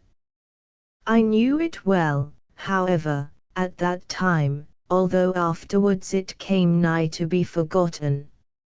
Methought there could not be two such men alive as Hollingsworth. There never was any blaze of a fireside that warmed and cheered me, in the down-sinkings and shiverings of my spirit, so effectually as did the light out of those eyes, which lay so deep and dark under his shaggy brows. Happy the man that has such a friend beside him when he comes to die. And unless a friend like Hollingsworth be at hand, as most probably there will not, he had better make up his mind to die alone. How many men, I wonder, does one meet with in a lifetime, whom he would choose for his deathbed companions? At the crisis of my fever I besought Hollingsworth to let nobody else enter the room, but continually to make me sensible of his own presence by a grasp of the hand, a word, a prayer, if he thought good to utter it, and that then he should be the witness how courageously I would encounter the worst. It still impresses me as almost a matter of regret that I did not die then, when I had tolerably made up my mind to it, for Hollingsworth would have gone with me to the hither verge of life, and have sent his friendly and hopeful accents far over on the other side, while I should be treading the unknown path. Now, were I to send for him, he would hardly come to my bedside, nor should I depart the easier for his presence. You are not going to die, this time, said he, gravely smiling. You know nothing about sickness, and think your case a great deal more desperate than it is. Death should take me while I am in the mood, replied I, with a little of my customary levity. Have you nothing to do in life, asked Hollingsworth, that you fancy yourself so ready to leave it? Nothing, answered I, nothing that I know of, unless to make pretty verses, and play a part, with Zenobia and the rest of the amateurs, in our pastoral. It seems but an unsubstantial sort of business, as viewed through a mist of fever. But, dear Hollingsworth, your own vocation is evidently to be a priest, and to spend your days and nights in helping your fellow creatures to draw peaceful dying breaths. And by which of my qualities, inquired he, can you suppose me fitted for this awful ministry? By your tenderness, I said. It seems to me the reflection of God's own love. And you call me tender, repeated Hollingsworth thoughtfully. I should rather say that the most marked trait in my character is an inflexible severity of purpose. Mortal man has no right to be so inflexible as it is my nature and necessity to be. I do not believe it, I replied. But, in due time, I remembered what he said. Probably, as Hollingsworth suggested, my disorder was never so serious as, in my ignorance of such matters, I was inclined to consider it. After so much tragical preparation, it was positively rather mortifying to find myself on the mending hand. All the other members of the community showed me kindness, according to the full measure of their capacity. Zenobia brought me my gruel every day, made by her own hands, not very skillfully, if the truth must be told, and, whenever I seemed inclined to converse, would sit by my bedside, and talk with so much vivacity as to add several gratuitous throbs to my pulse. Her poor little stories and tracts never half did justice to her intellect. It was only the lack of a fitter avenue that drove her to seek development in literature. She was made, among 1,000 other things that she might have been, for a stump oratress. I recognized no severe culture in Zenobia, her mind was full of weeds. It startled me sometimes, in my state of moral as well as bodily faint-heartedness, to observe the hardihood of her philosophy. She made no scruple of oversetting all human institutions, and scattering them as with a breeze from her fan. A female reformer, in her attacks upon society, has an instinctive sense of where the life lies, and is inclined to aim directly at that spot. Especially the relation between the sexes is naturally among the earliest to attract her notice. Zenobia was truly a magnificent woman. The homely simplicity of her dress could not conceal, nor scarcely diminish, the queenliness of her presence. The image of her form and face should have been multiplied all over the earth. It was wronging the rest of mankind to retain her as the spectacle of only a few. The stage would have been her proper sphere. She should have made it a point of duty, moreover, to sit endlessly to painters and sculptors, and preferably to the latter, because the cold decorum of the marble would consist with the utmost scantiness of drapery, so that the eye might chastely be gladdened with her material perfection in its entireness. I know not well how to express that the native glow of colouring in her cheeks, and even the flesh warmth over her round arms, and what was visible of her full bust, in a word, her womanliness incarnated, compelled me sometimes to close my eyes, as if it were not quite the privilege of modesty to gaze at her. Illness and exhaustion, no doubt, had made me morbidly sensitive. I noticed, and wondered how Zenobia contrived it, that she had always a new flower in her hair. And still it was a hothouse flower, an outlandish flower, a flower of the tropics, such as appeared to have sprung passionately out of a soil the very weeds of which would be fervid and spicy. Unlike as was the flower of each successive day to the preceding one, it yet so assimilated its richness to the rich beauty of the woman, that I thought it the only flower fit to be worn, so fit, indeed, that nature had evidently created this floral gem, in a happy exuberance, for the one purpose of worthily adorning Zenobia's head. It might be that my feverish fantasies clustered themselves about this peculiarity, and caused it to look more gorgeous and wonderful than if beheld with temperate eyes. In the height of my illness, as I well recollect, I went so far as to pronounce it preternatural. Zenobia is an enchantress, whispered I once to Hollingsworth. She is a sister of the Veiled Lady. That flower in her hair is a talisman. If you were to snatch it away, she would vanish, or be transformed into something else. What does he say? Asked Zenobia.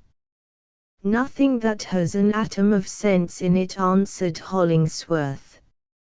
He is a little beside himself, I believe, and talks about your being a witch, and of some magical property in the flower that you wear in your hair. It is an idea worthy of a feverish poet, said she, laughing rather compassionately, and taking out the flower. I scorn to owe anything to magic. Here, Mr. Hollingsworth, you may keep the spell while it has any virtue in it, but I cannot promise you not to appear with a new one tomorrow. It is the one relic of my more brilliant, my happier days. The most curious part of the matter was that, long after my slight delirium had passed away, as long, indeed, as I continued to know this remarkable woman, her daily flower affected my imagination, though more slightly, yet in very much the same way. The reason must have been that, whether intentionally on her part or not, this favorite ornament was actually a subtle expression of Zenobia's character. One subject, about which, very impertinently, moreover, I perplexed myself with a great many conjectures, was, whether Zenobia had ever been married. The idea, it must be understood, was unauthorized by any circumstance or suggestion that had made its way to my ears. So young as I beheld her, and the freshest and rosiest woman of 1,000, there was certainly no need of imputing to her a destiny already accomplished. The probability was far greater that her coming years had all life's richest gifts to bring. If the great event of a woman's existence had been consummated, the world knew nothing of it, although the world seemed to know Zenobia well. It was a ridiculous piece of romance, undoubtedly, to imagine that this beautiful personage, wealthy as she was, and holding a position that might fairly enough be called distinguished, could have given herself away so privately, but that some whisper and suspicion, and by degrees a full understanding of the fact, would eventually be blown abroad. But then, as I failed not to consider, her original home was at a distance of many 100 miles. Rumors might fill the social atmosphere, or might once have filled it, there, which would travel but slowly, against the wind, towards our northeastern metropolis, and perhaps melt into thin air before reaching it. There was not, and I distinctly repeat it, the slightest foundation in my knowledge for any surmise of the kind. But there is a species of intuition, either a spiritual lie or the subtle recognition of a fact, which comes to us in a reduced state of the corporeal system. The soul gets the better of the body, after wasting illness, or when a vegetable diet may have mingled too much ether in the blood. Vapors then rise up to the brain, and take shapes that often image falsehood, but sometimes truth. The spheres of our companions have, at such periods, a vastly greater influence upon our own than when robust health gives us a repellent and self-defensive energy. Zenobia's sphere, I imagine, impressed itself powerfully on mine, and transformed me, during this period of my weakness, into something like a mesmerial clairvoyant. Then, also, as anybody could observe, the freedom of her deportment, though, to some tastes, it might commend itself as the utmost perfection of manner in a youthful widow or a blooming matron, was not exactly maiden-like. What girl had ever laughed as Zenobia did? What girl had ever spoken in her mellow tones? Her unconstrained and inevitable manifestation, I said often to myself, was that of a woman to whom wedlock had thrown wide the gates of mystery.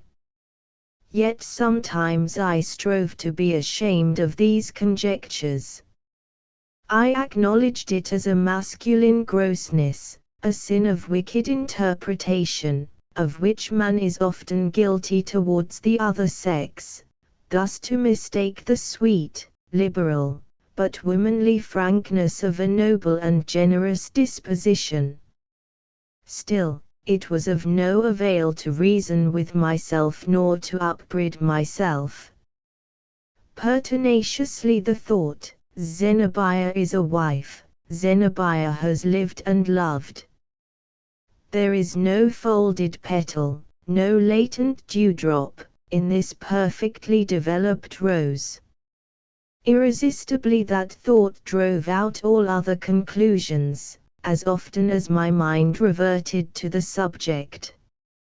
Zenobia was conscious of my observation, though not, I presume, of the point to which it led me. Mr. Coverdale said she one day, as she saw me watching her, while she arranged my gruel on the table, I have been exposed to a great deal of eye shot in the few years of my mixing in the world, but never, I think, to precisely such glances as you are in the habit of favoring me with. I seem to interest you very much, and yet, or else a woman's instinct is for once deceived, I cannot reckon you as an admirer. What are you seeking to discover in me? The mystery of your life, answered I, surprised into the truth by the unexpectedness of her attack. And you will never tell me. She bent her head towards me, and let me look into her eyes, as if challenging me to drop a plummet line down into the depths of her consciousness. I see nothing now, said I, closing my own eyes, unless it be the face of a sprite laughing at me from the bottom of a deep well. A bachelor always feels himself defrauded, when he knows or suspects that any woman of his acquaintance has given herself away. Otherwise, the matter could have been no concern of mine. It was purely speculative, for I should not, under any circumstances, have fallen in love with Zenobia. The riddle made me so nervous, however, in my sensitive condition of mind and body, that I most ungratefully began to wish that she would let me alone. Then, too, her gruel was very wretched stuff, with almost invariably the smell of pine smoke upon it, like the evil taste that is said to mix itself up with a witch's best concocted dainties. Why could not she have allowed one of the other women to take the gruel in charge? Whatever else might be her gifts, nature certainly never intended Zenobia for a cook.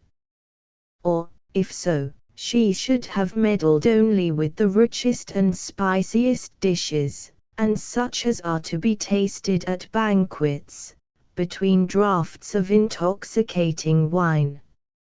7. The convalescent. As soon as my incommodities allowed me to think of past occurrences, I failed not to inquire what had become of the odd little guest whom Hollingsworth had been the medium of introducing among us. It now appeared that poor Priscilla had not so literally fallen out of the clouds, as we were at first inclined to suppose. A letter, which should have introduced her, had since been received from one of the city missionaries, containing a certificate of character and an allusion to circumstances which, in the writer's judgment, made it especially desirable that she should find shelter in our community. There was a hint, not very intelligible, implying either that Priscilla had recently escaped from some particular peril or irksomeness of position, or else that she was still liable to this danger or difficulty, whatever it might be. We should ill have deserved the reputation of a benevolent fraternity, had we hesitated to entertain a petitioner in such need, and so strongly recommended to our kindness, not to mention, moreover, that the strange maiden had set herself diligently to work, and was doing good service with her needle. But a slight mist of uncertainty still floated about Priscilla, and kept her, as yet, from taking a very decided place among creatures of flesh and blood. The mysterious attraction, which, from her first entrance on our scene, she evinced for Zenobia, had lost nothing of its force. I often heard her footsteps, soft and low, accompanying the light but decided tread of the latter up the staircase, stealing along the passageway by her new friend's side, and pausing while Zenobia entered my chamber. Occasionally Zenobia would be a little annoyed by Priscilla's too close attendance. In an authoritative and not very kindly tone, she would advise her to breathe the pleasant air in a walk, or to go with her work into the barn, holding out half a promise to come and sit on the hay with her, when at leisure. Evidently, Priscilla found but scanty requital for her love. Hollingsworth was likewise a great favourite with her. For several minutes together sometimes, while my auditory nerves retained the susceptibility of delicate health, I used to hear a low, pleasant murmur ascending from the room below, and at last ascertained it to be Priscilla's voice, babbling like a little brook to Hollingsworth. She talked more largely and freely with him than with Zenobia, towards whom, indeed, her feelings seemed not so much to be confidence as involuntary affection. I should have thought all the better of my own qualities had Priscilla marked me out for the third place in her regards. But, though she appeared to like me tolerably well, I could never flatter myself with being distinguished by her as Hollingsworth and Zenobia were. One forenoon, during my convalescence, there came a gentle tap at my chamber door. I immediately said, "Come in, Priscilla," with an acute sense of the applicant's identity. Nor was I deceived. It was really Priscilla, a pale, large-eyed little woman, for she had gone far enough into her teens to be, at least, on the outer limit of girlhood, but much less wan than at my previous view of her, and far better conditioned both as to health and spirits. As I first saw her, she had reminded me of plants that one sometimes observes doing their best to vegetate among the bricks of an enclosed court, where there is scanty soil and never any sunshine. At present, though with no approach to bloom, there were indications that the girl had human blood in her veins. Priscilla came softly to my bedside, and held out an article of snow-white linen, very carefully and smoothly ironed. She did not seem bashful, nor anywise embarrassed. My weakly condition, I suppose, supplied a medium in which she could approach me. "Do not you need this?" asked she. "I have made it for you." It was a nightcap. "My dear Priscilla," said I, smiling, "I never had on a nightcap in my life. But perhaps it will be better for me to wear one, now that I am a miserable invalid." "How admirably you have done it!" "No, no, I never can think of wearing such an exquisitely wrought nightcap as this, unless it be in the daytime, when I sit up to receive company." "It is for use, not beauty," answered Priscilla. "I could have embroidered it and made it much prettier, if I pleased." While holding up the nightcap and admiring the fine needlework, I perceived that Priscilla had a sealed letter which she was waiting for me to take. It had arrived from the village post office that morning. As I did not immediately offer to receive the letter, she drew it back, and held it against her bosom, with both hands clasped over it, in a way that had probably grown habitual to her. Now, on turning my eyes from the nightcap to Priscilla, it forcibly struck me that her air, though not her figure, and the expression of her face, but not its features, had a resemblance to what I had often seen in a friend of mine, one of the most gifted women of the age. I cannot describe it. The points easiest to convey to the reader were a certain curve of the shoulders and a partial closing of the eyes, which seemed to look more penetratingly into my own eyes, through the narrowed apertures, than if they had been open at full width. It was a singular anomaly of likeness coexisting with perfect dissimilitude. "Will you give me the letter, Priscilla?" said I. She started, put the letter into my hand, and quite lost the look that had drawn my notice. "Priscilla," I inquired, "did you ever see Miss Margaret Fuller?" "No," she answered. "Because," said I, "you reminded me of her just now, and it happens, strangely enough, that this very letter is from her." "Priscilla," for whatever reason, looked very much discomposed. "I wish people would not fancy such odd things in me," she said rather petulantly. "How could I possibly make myself resemble this lady merely by holding her letter in my hand?" "Certainly, Priscilla, it would puzzle me to explain it," I replied, "nor do I suppose that the letter had anything to do with it. It was just a coincidence, nothing more." She hastened out of the room, and this was the last that I saw of Priscilla until I ceased to be an invalid. Being much alone during my recovery, I read interminably in Mr. Emerson's essays, the Dial Carlyle's works, George Sand's romances, lent me by Zenobia, and other books which one or another of the brethren or sisterhood had brought with them.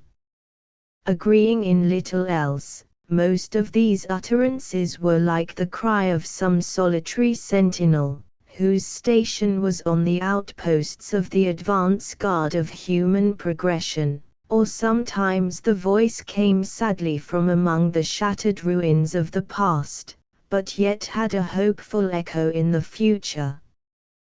They were well adapted, better, at least, than any other intellectual products, the volatile essence of which had heretofore tinctured a printed page, to pilgrims like ourselves, whose present bivouac was considerably further into the waste of chaos than any mortal army of crusaders had ever marched before.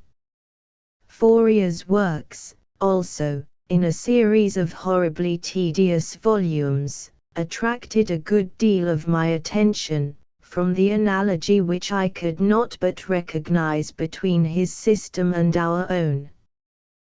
There was far less resemblance, it is true, than the world chose to imagine, inasmuch as the two theories differed, as widely as the zenith from the nadir, in their main principles.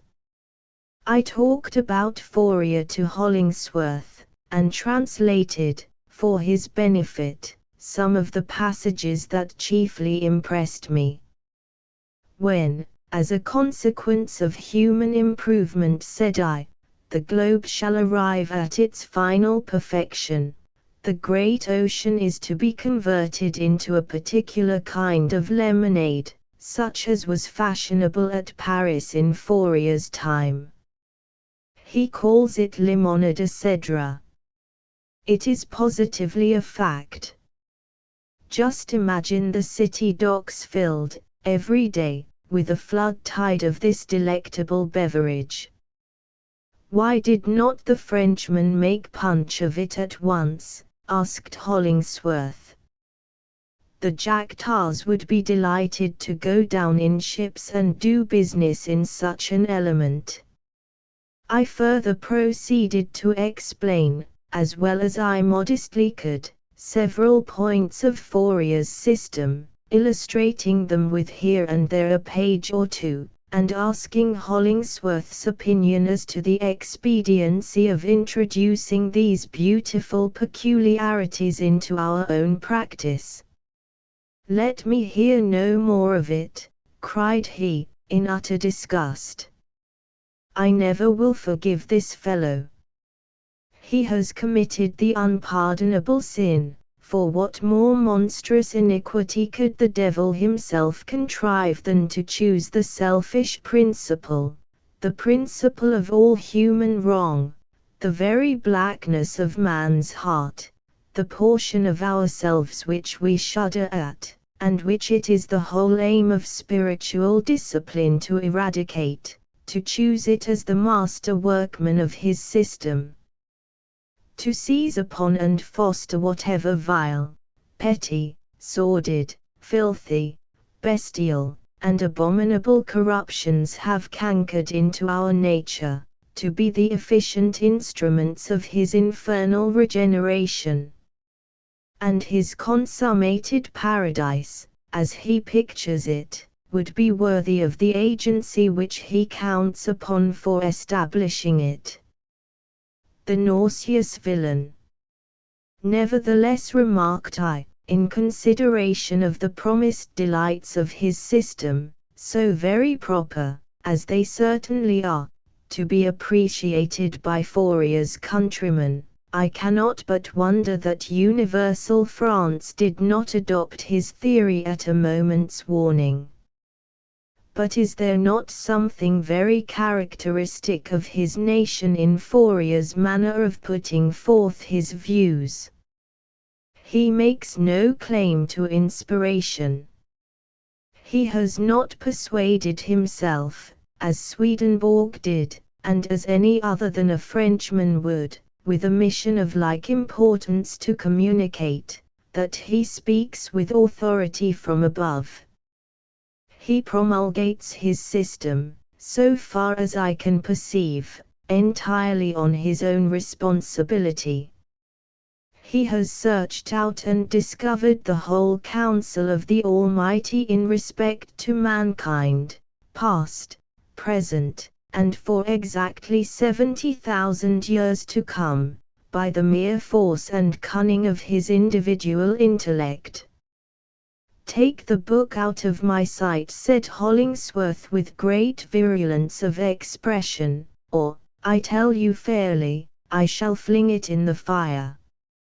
And as for Fourier, let him make a paradise, if he can, of Gehenna, where, as I conscientiously believe, he is floundering at this moment." And bellowing, "I suppose," said I, not that I felt any ill will towards Fourier, but merely wanted to give the finishing touch to Hollingsworth's image, bellowing for the least drop of his beloved limonade, etc. There is but little profit to be expected in attempting to argue with a man who allows himself to declaim in this manner, so I dropped the subject, and never took it up again. But had the system at which he was so enraged combined almost any amount of human wisdom, spiritual insight, and imaginative beauty, I question whether Hollingsworth's mind was in a fit condition to receive it. I began to discern that he had come among us actuated by no real sympathy with our feelings and our hopes, but chiefly because we were estranging ourselves from the world, with which his lonely and exclusive object in life had already put him at odds. Hollingsworth must have been originally endowed with a great spirit of benevolence, deep enough and warm enough to be the source of as much disinterested good as Providence often allows a human being the privilege of conferring upon his fellows. This native instinct yet lived within him.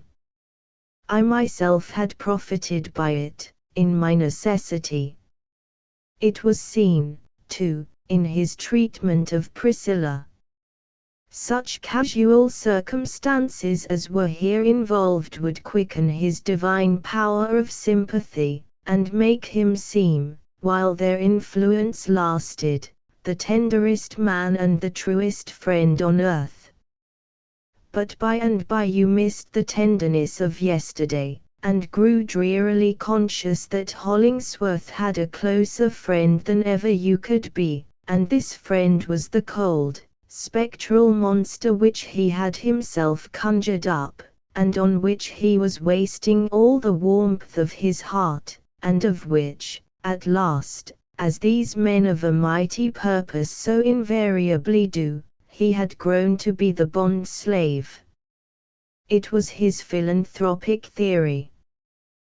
This was a result exceedingly sad to contemplate, considering that it had been mainly brought about by the very ardor and exuberance of his philanthropy.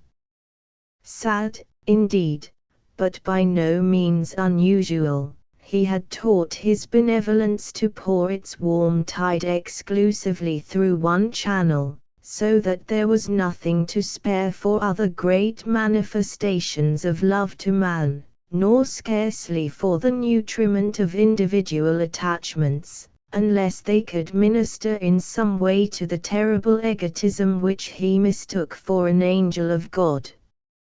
Had Hollingsworth's education been more enlarged, he might not so inevitably have stumbled into this pitfall. But this identical pursuit had educated him. He knew absolutely nothing, except in a single direction, where he had thought so energetically, and felt to such a depth, that no doubt the entire reason and justice of the universe appeared to be concentrated thitherward. It is my private opinion that, at this period of his life, Hollingsworth was fast going mad, and, as with other crazy people, among whom I include humorists of every degree, it required all the constancy of friendship to restrain his associates from pronouncing him an intolerable bore. Such prolonged fiddling upon one string, such multiform presentation of one idea. His specific object, of which he made the public more than sufficiently aware, through the medium of lectures and pamphlets, was to obtain funds for the construction of an edifice, with a sort of collegiate endowment. On this foundation he purposed to devote himself and a few disciples to the reform and mental culture of our criminal brethren.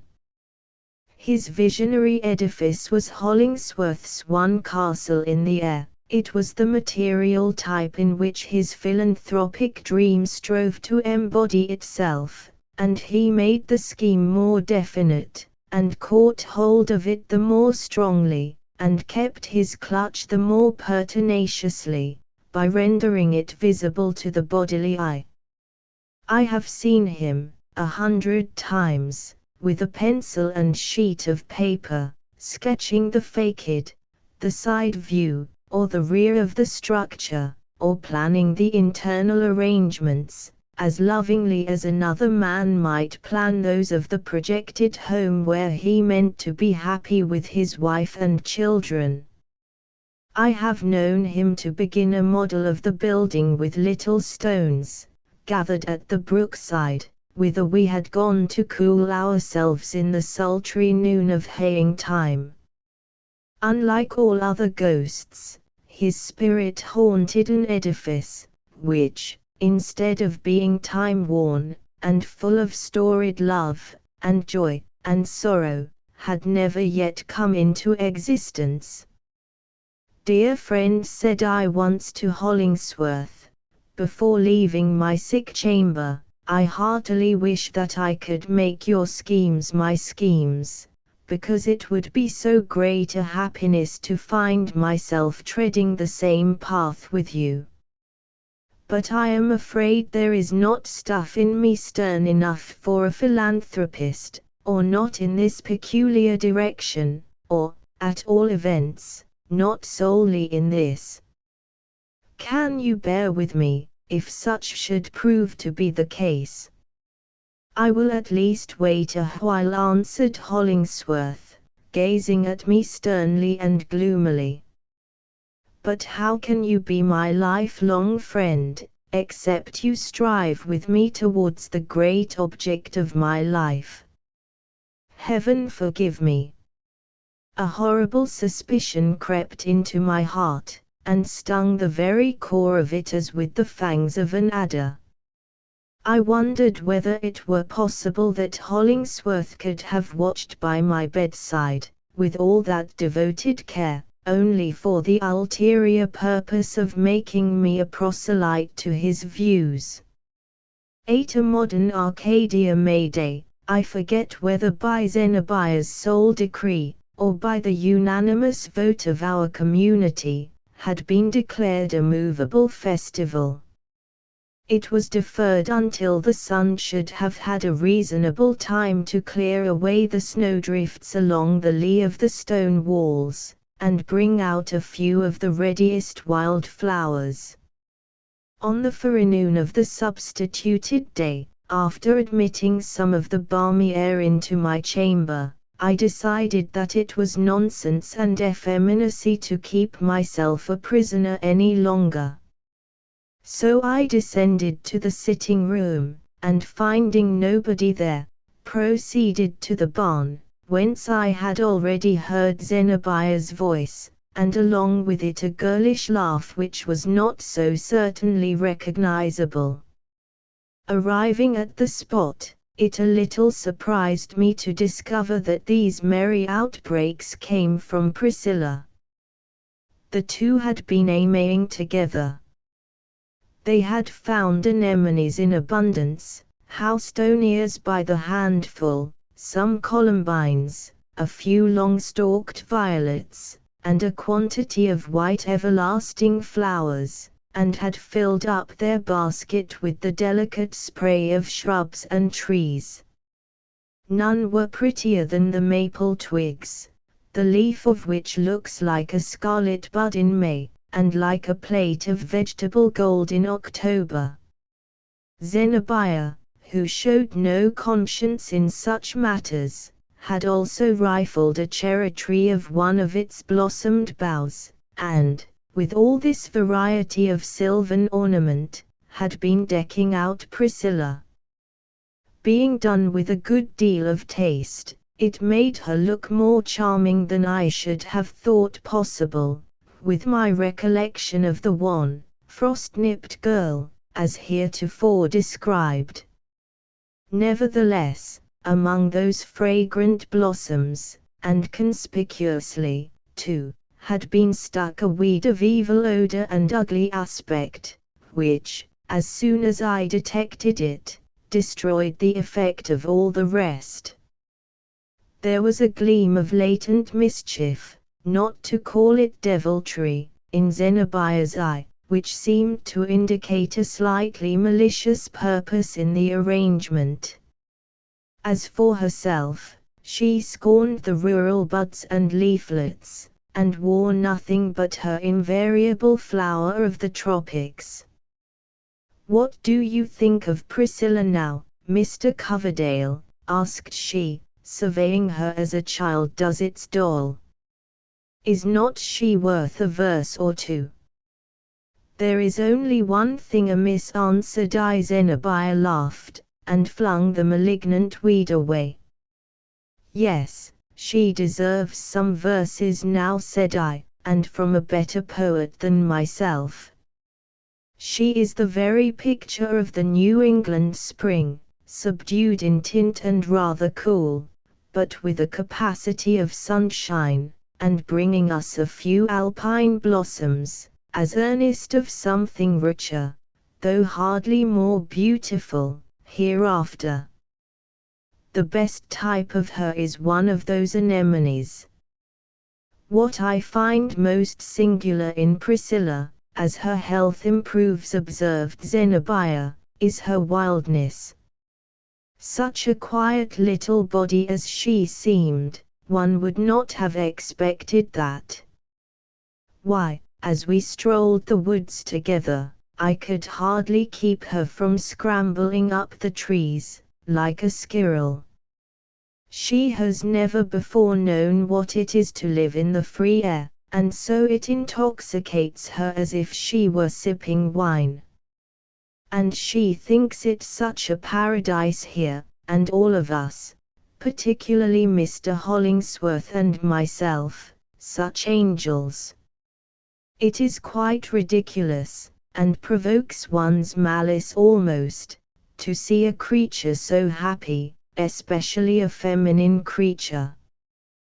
"They are always happier than male creatures," said I. "You must correct that opinion, Mr. Coverdale," replied Zenobia contemptuously, "or I shall think you lack the poetic insight. Did you ever see a happy woman in your life? Of course, I do not mean a girl, like Priscilla and 1,000 others, for they are all alike, while on the sunny side of experience, but a grown woman. How can she be happy, after discovering that fate has assigned her but one single event, which she must contrive to make the substance of her whole life. A man has his choice of innumerable events. A woman, I suppose, answered I, by constant repetition of her one event, may compensate for the lack of variety. Indeed, said Zenobia. While we were talking, Priscilla caught sight of Hollingsworth at a distance, in a blue frock, and with a hoe over his shoulder, returning from the field. She immediately set out to meet him, running and skipping, with spirits as light as the breeze of the May morning, but with limbs too little exercised to be quite responsive. She clapped her hands, too, with great exuberance of gesture, as is the custom of young girls when their electricity overcharges them. But, all at once, midway to Hollingsworth, she paused, looked round about her, towards the river, the road, the woods, and back towards us, appearing to listen, as if she heard someone calling her name, and knew not precisely in what direction. "Have you bewitched her?" I exclaimed. "It is no sorcery of mine," said Zenobia, "but I have seen the girl do that identical thing once or twice before. Can you imagine what is the matter with her?" "No, unless," said I, "she has the gift of hearing those airy tongues that syllable men's names which Milton tells about." From whatever cause, Priscilla's animation seemed entirely to have deserted her. She seated herself on a rock, and remained there until Hollingsworth came up, and when he took her hand and led her back to us, she rather resembled my original image of the wan and spiritless Priscilla than the flowery May Queen of a few moments ago. These sudden transformations, only to be accounted for by an extreme nervous susceptibility, always continued to characterize the girl, though with diminished frequency as her health progressively grew more robust. I was now on my legs again. My fit of illness had been an avenue between two existences, the low-arched and darksome doorway, through which I crept out of a life of old conventionalisms, on my hands and knees, as it were, and gained admittance into the freer region that lay beyond. In this respect, it was like death. And, as with death, too, it was good to have gone through it. No otherwise could I have rid myself of 1,000 follies, fripperies, prejudices, habits, and other such worldly dust as inevitably settles upon the crowd along the broad highway, giving them all one sordid aspect before noontime, however freshly they may have begun their pilgrimage in the dewy morning. The very substance upon my bones had not been fit to live with in any better, truer, or more energetic mode than that to which I was accustomed. So it was taken off me and flung aside, like any other worn-out or unseasonable garment, and, after shivering a little while in my skeleton, I began to be clothed anew, and much more satisfactorily than in my previous suit. In literal and physical truth, I was quite another man. I had a lively sense of the exaltation with which the spirit will enter on the next stage of its eternal progress after leaving the heavy burden of its mortality in an early grave, with as little concern for what may become of it as now affected me for the flesh which I had lost. Emerging into the genial sunshine, I half fancied that the labours of the Brotherhood had already realized some of Fourier's predictions. Their enlightened culture of the soil, and the virtues with which they sanctified their life, had begun to produce an effect upon the material world and its climate. In my new enthusiasm, man looked strong and stately, and woman, oh, how beautiful, and the earth a green garden, blossoming with many-colored delights.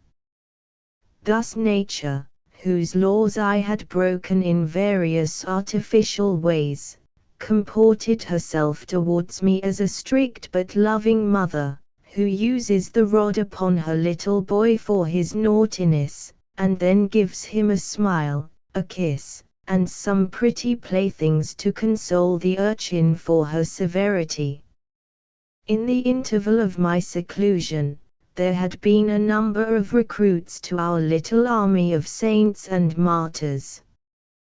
They were mostly individuals who had gone through such an experience as to disgust them with ordinary pursuits, but who were not yet so old, nor had suffered so deeply, as to lose their faith in the better time to come. On comparing their minds one with another, they often discovered that this idea of a community had been growing up, in silent and unknown sympathy, for years. Thoughtful, strongly lined faces were among them, somber brows, but eyes that did not require spectacles, unless prematurely dimmed by the student's lamplight, and hair that seldom showed a thread of silver. Age, wedded to the past, encrusted over with a stony layer of habits, and retaining nothing fluid in its possibilities, would have been absurdly out of place in an enterprise like this. Youth, too, in its early dawn, was hardly more adapted to our purpose, for it would behold the morning radiance of its own spirit beaming over the very same spots of withered grass and barren sand whence most of us had seen it vanish. We had very young people with us, it is true, downy lads, rosy girls in their first teens, and children of all heights above one's knee, but these had chiefly been sent hither for education, which it was one of the objects and methods of our institution to supply.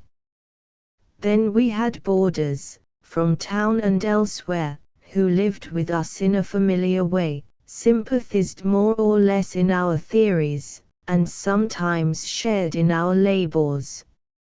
On the whole, it was a society such as has seldom met together, nor, perhaps, could it reasonably be expected to hold together long.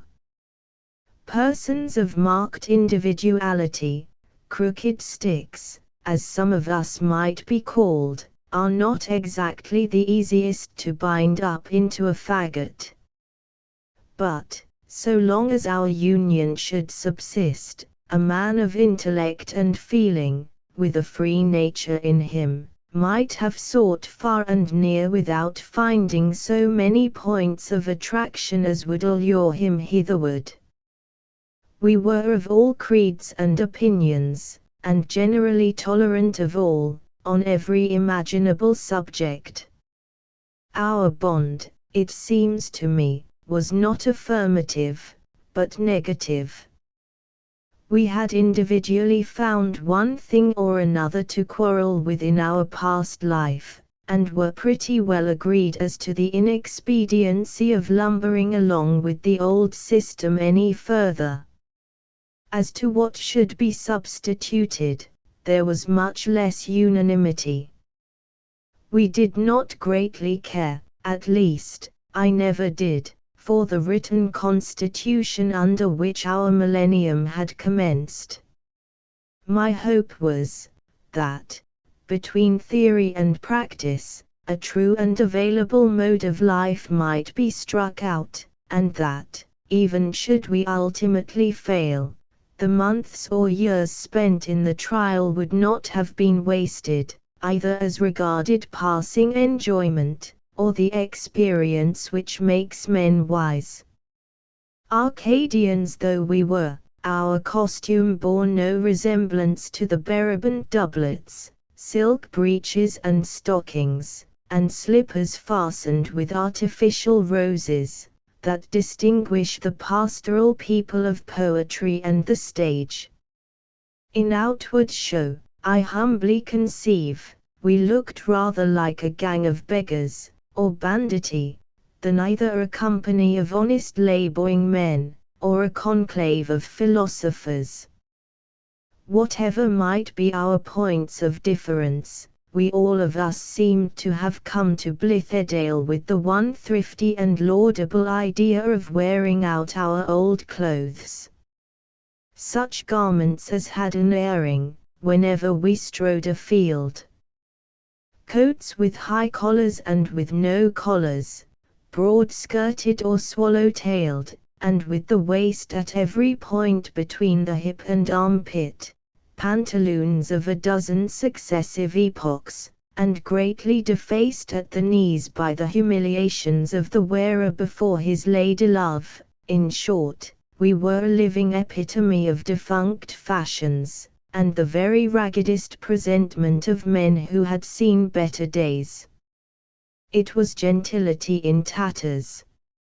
Often retaining a scholarlike or clerical air, you might have taken us for the denizens of Grub Street, intent on getting a comfortable livelihood by agricultural labor, or Coleridge's projected pantisocracy in full experiment, or Candide and his motley associates at work in their cabbage garden, or anything else that was miserably out at elbows, and most clumsily patched in the rear. We might have been sworn comrades to Falstaff's ragged regiment. Little skill as we boasted in other points of husbandry, every mother's son of us would have served admirably to stick up for a scarecrow.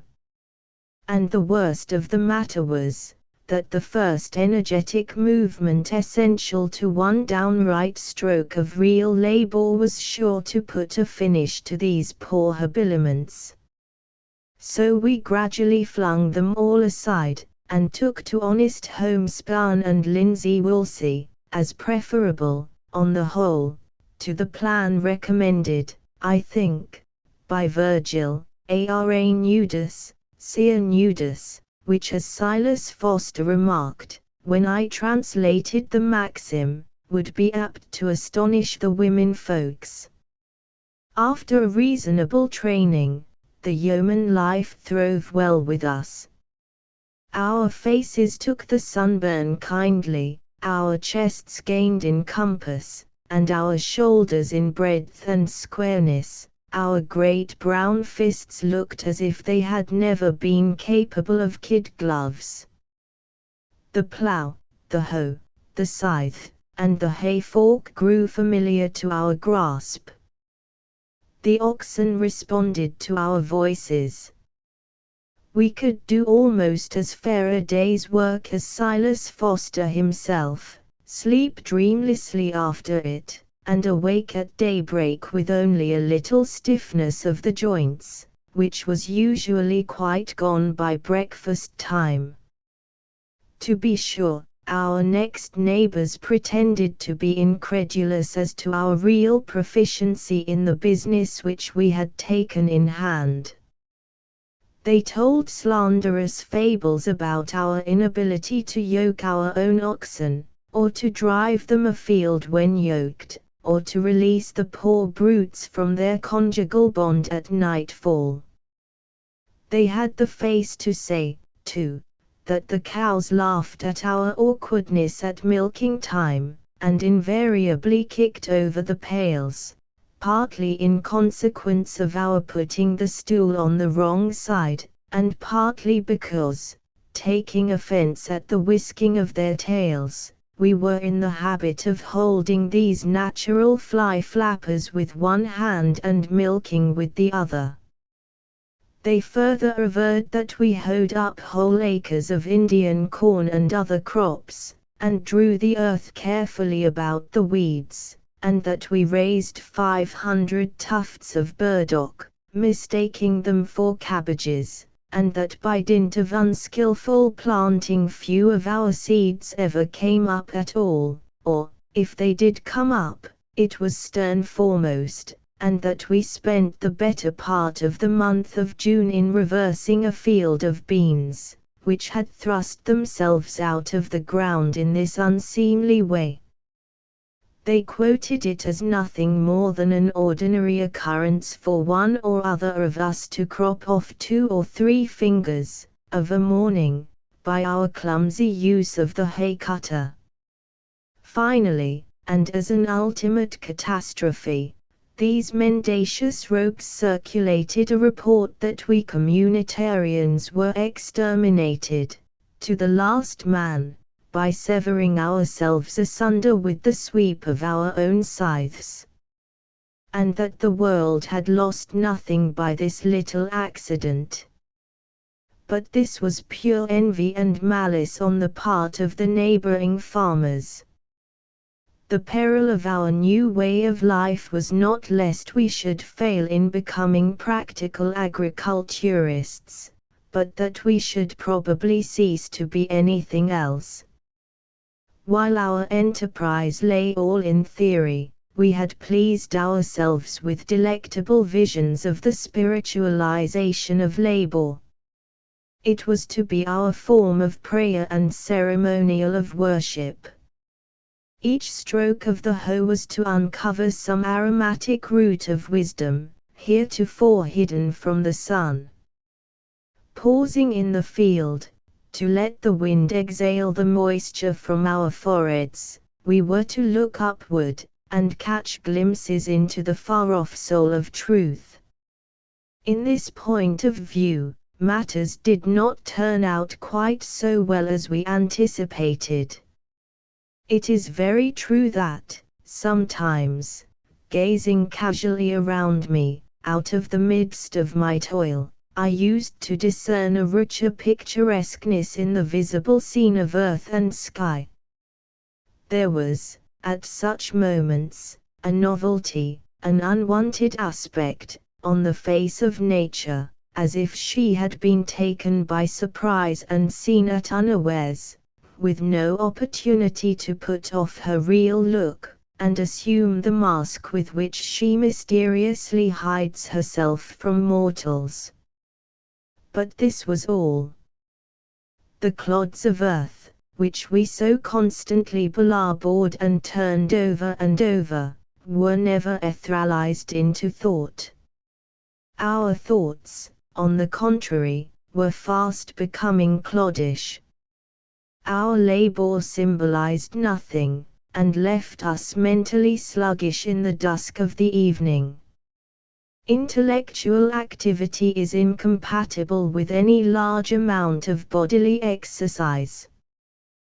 The yeoman and the scholar, the yeoman and the man of finest moral culture, though not the man of sturdiest sense and integrity, are 2 distinct individuals, and can never be melted or welded into one substance. Zenobia soon saw this truth, and jibed me about it, one evening, as Hollingsworth and I lay on the grass, after a hard day's work. "I am afraid you did not make a song today, while loading the hay cart," said she, as Burns did, when he was reaping barley. "Burns never made a song in haying time," I answered very positively. "He was no poet while a farmer, and no farmer while a poet."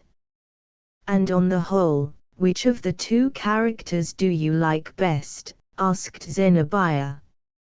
"For I have an idea that you cannot combine them any better than Burns did." "Ah, I see, in my mind's eye, what sort of an individual you are to be, 2 or 3 years hence. Grim Silas Foster is your prototype, with his palm of sole leather, and his joints of rusty iron, which all through summer keep the stiffness of what he calls his winter's rheumatize, and his brain of, I don't know what his brain is made of, unless it be a Savoy cabbage, but yours may be cauliflower, as a rather more delicate variety. Your physical man will be transmuted into salt beef and fried pork, at the rate, I should imagine, of £1.50 a day, that being about the average which we find necessary in the kitchen. You will make your toilet for the day, still like this delightful Silas Foster, by rinsing your fingers and the front part of your face in a little tin pan of water at the doorstep, and teasing your hair with a wooden pocket comb before a 7 by 9-inch looking glass. Your only pastime will be to smoke some very vile tobacco in the black stump of a pipe. Pray, spare me, cried I, but the pipe is not Silas's only mode of solacing himself with the weed.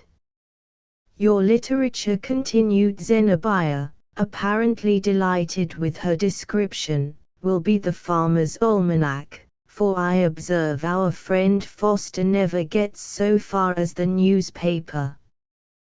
When you happen to sit down, at odd moments, you will fall asleep, and make nasal proclamation of the fact, as he does, and invariably you must be jogged out of a nap, after supper, by the future Mrs. Coverdale, and persuaded to go regularly to bed. And on Sundays, when you put on a blue coat with brass buttons, you will think of nothing else to do but to go and lounge over the stone walls and rail fences, and stare at the corn growing. And you will look with a knowing eye at oxen, and will have a tendency to clamber over into pigsties, and feel of the hogs, and give a guess how much they will weigh after you shall have stuck and dressed them. Already I have noticed you begin to speak through your nose, and with a drawl. Pray, if you really did make any poetry today, let us hear it in that kind of utterance.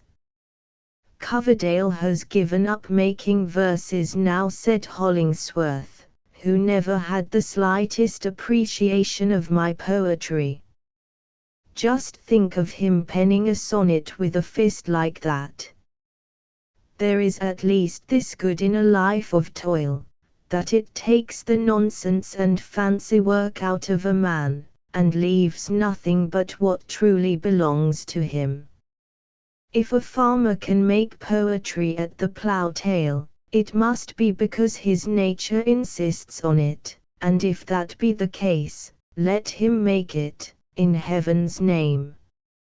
And how is it with you? Asked Zenobia, in a different voice, for she never laughed at Hollingsworth, as she often did at me. You, I think, cannot have ceased to live a life of thought and feeling. I have always been in earnest, answered Hollingsworth. I have hammered thought out of iron, after heating the iron in my heart. It matters little what my outward toil may be. Were I a slave, at the bottom of a mine, I should keep the same purpose, the same faith in its ultimate accomplishment, that I do now. Miles Coverdale is not in earnest, either as a poet or a laborer. You give me hard measure, Hollingsworth, said I, a little hurt. I have kept pace with you in the field, and my bones feel as if I had been in earnest, whatever may be the case with my brain. I cannot conceive, observed Zenobia with great emphasis, and, no doubt, she spoke fairly the feeling of the moment, I cannot conceive of being so continually as Mr. Coverdale is within the sphere of a strong and noble nature, without being strengthened and ennobled by its influence. This amiable remark of the fair Zenobia confirmed me in what I had already begun to suspect, that Hollingsworth, like many other illustrious prophets, reformers, and philanthropists, was likely to make at least 2 proselytes among the women to 1 among the men. Zenobia and Priscilla. These, I believe, unless my unworthy self might be reckoned for a third, were the only disciples of his mission, and I spent a great deal of time, uselessly, in trying to conjecture what Hollingsworth meant to do with them, and they with him. 9 Hollingsworth, Zenobia, Priscilla. It is not, I apprehend, a healthy kind of mental occupation to devote ourselves too exclusively to the study of individual men and women. If the person under examination be one's self, the result is pretty certain to be diseased action of the heart, almost before we can snatch a second glance. Or if we take the freedom to put a friend under our microscope, we thereby insulate him from many of his true relations, magnify his peculiarities, inevitably tear him into parts, and of course patch him very clumsily together again. What wonder, then, should we be frightened by the aspect of a monster, which, after all, though we can point to every feature of his deformity in the real personage, may be said to have been created mainly by ourselves? Thus, as my conscience has often whispered me, I did Hollingsworth a great wrong by prying into his character, and am perhaps doing him as great a one, at this moment, by putting faith in the discoveries which I seemed to make. But I could not help it. Had I loved him less, I might have used him better. He and Zenobia and Priscilla, both for their own sakes and as connected with him, were separated from the rest of the community, to my imagination, and stood forth as the indices of a problem which it was my business to solve. Other associates had a portion of my time, other matters amused me, passing occurrences carried me along with them, while they lasted. But here was the vortex of my meditations, around which they revolved, and whitherward they too continually tended. In the midst of cheerful society, I had often a feeling of loneliness. For it was impossible not to be sensible that, while these 3 characters figured so largely on my private theatre, I, though probably reckoned as a friend by all, was at best but a secondary or tertiary personage with either of them. I loved Hollingsworth, as has already been enough expressed. But it impressed me, more and more, that there was a stern and dreadful peculiarity in this man, such as could not prove otherwise than pernicious to the happiness of those who should be drawn into too intimate a connection with him. He was not altogether human. There was something else in Hollingsworth besides flesh and blood, and sympathies and affections and celestial spirit. This is always true of those men who have surrendered themselves to an overruling purpose. It does not so much impel them from without, nor even operate as a motive power within, but grows incorporate with all that they think and feel, and finally converts them into little else save that one principle. When such begins to be the predicament, it is not cowardice, but wisdom, to avoid these victims. They have no heart, no sympathy, no reason, no conscience. They will keep no friend, unless he make himself the mirror of their purpose. They will smite and slay you, and trample your dead corpse underfoot, all the more readily, if you take the first step with them, and cannot take the second, and the third, and every other step of their terribly straight path.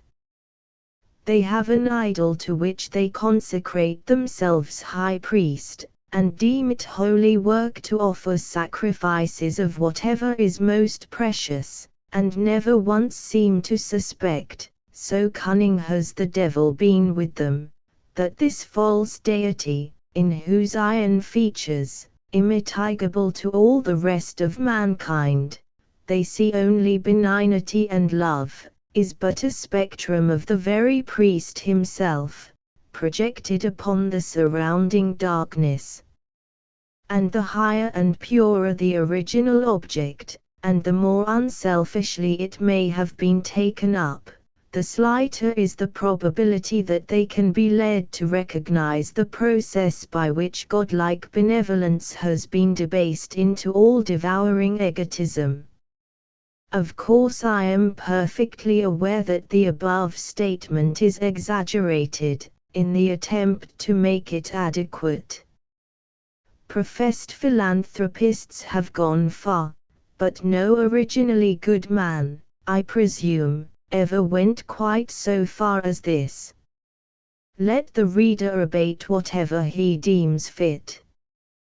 The paragraph may remain, however, both for its truth and its exaggeration, as strongly expressive of the tendencies which were really operative in Hollingsworth, and as exemplifying the kind of error into which my mode of observation was calculated to lead me. The issue was, that in solitude I often shuddered at my friend. In my recollection of his dark and impressive countenance, the features grew more sternly prominent than the reality, duskier in their depth and shadow, and more lurid in their light. The frown, that had merely flitted across his brow, seemed to have contorted it with an adamantine wrinkle. On meeting him again, I was often filled with remorse, when his deep eyes beamed kindly upon me, as with the glow of a household fire that was burning in a cave. He is a man after all, thought I, his Maker's own truest image, a philanthropic man, not that steel engine of the devil's contrivance, a philanthropist. But in my wood walks, and in my silent chamber, the dark face frowned at me again. When a young girl comes within the sphere of such a man, she is as perilously situated as the maiden whom, in the old classical myths, the people used to expose to a dragon. If I had any duty whatever, in reference to Hollingsworth, it was to endeavor to save Priscilla from that kind of personal worship which her sex is generally prone to lavish upon saints and heroes. It often requires but one smile out of the hero's eyes into the girl's or woman's heart, to transform this devotion, from a sentiment of the highest approval and confidence, into passionate love. Now, Hollingsworth smiled much upon Priscilla, more than upon any other person. If she thought him beautiful, it was no wonder.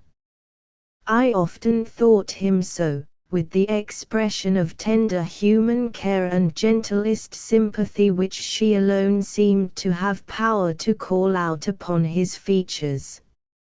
Zenobia, I suspect, would have given her eyes, bright as they were, for such a look. It was the least that our poor Priscilla could do, to give her heart for a great many of them. There was the more danger of this, inasmuch as the footing on which we all associated at Blithedale was widely different from that of conventional society. While inclining us to the soft affections of the Golden Age, it seemed to authorize any individual, of either sex, to fall in love with any other, regardless of what would elsewhere be judged suitable and prudent. Accordingly, the tender passion was very rife among us, in various degrees of mildness or virulence, but mostly passing away with the state of things that had given it origin. This was all well enough, but, for a girl like Priscilla and a woman like Zenobia to jostle one another in their love of a man like Hollingsworth, was likely to be no child's play. Had I been as cold-hearted as I sometimes thought myself, nothing would have interested me more than to witness the play of passions that must thus have been evolved. But, in honest truth, I would really have gone far to save Priscilla, at least, from the catastrophe in which such a drama would be apt to terminate. Priscilla had now grown to be a very pretty girl, and still kept budding and blossoming, and daily putting on some new charm, which you no sooner became sensible of than you thought it worth all that she had previously possessed. So unformed, vague, and without substance, as she had come to us, it seemed as if we could see nature shaping out a woman before our very eyes, and yet had only a more reverential sense of the mystery of a woman's soul and frame. Yesterday, her cheek was pale, today, it had a bloom. Priscilla's smile, like a baby's first one, was a wondrous novelty. Her imperfections and shortcomings affected me with a kind of playful pathos, which was as absolutely bewitching a sensation as ever I experienced. After she had been a month or two at Blithedale, her animal spirits waxed high, and kept her pretty constantly in a state of bubble and ferment, impelling her to far more bodily activity than she had yet strength to endure. She was very fond of playing with the other girls out of doors. There is hardly another sight in the world so pretty as that of a company of young girls, almost women grown, at play, and so giving themselves up to their airy impulse that their tiptoes barely touch the ground. Girls are incomparably wilder and more effervescent than boys, more untamable and regardless of rule and limit, with an ever-shifting variety, breaking continually into new modes of fun, yet with a harmonious propriety through all. Their steps, their voices, appear free as the wind, but keep consonance with a strain of music inaudible to us. Young men and boys, on the other hand, play, according to recognized law, old, traditionary games, permitting no capriles of fancy, but with scope enough for the outbreak of savage instincts. For, young or old, in play or in earnest, man is prone to be a brute. Especially is it delightful to see a vigorous young girl run a race, with her head thrown back, her limbs moving more friskily than they need, and an air between that of a bird and a young colt. But Priscilla's peculiar charm, in a foot race, was the weakness and irregularity with which she ran. Growing up without exercise, except to her poor little fingers, she had never yet acquired the perfect use of her legs. Setting buoyantly forth, therefore, as if no rival less swift than Atalanta could compete with her, she ran falteringly, and often tumbled on the grass. Such an incident, though it seems too slight to think of, was a thing to laugh at, but which brought the water into one's eyes, and lingered in the memory after far greater joys and sorrows were wept out of it, as antiquated trash. Priscilla's life, as I beheld it, was full of trifles that affected me in just this way. When she had come to be quite at home among us, I used to fancy that Priscilla played more pranks, and perpetrated more mischief, than any other girl in the community.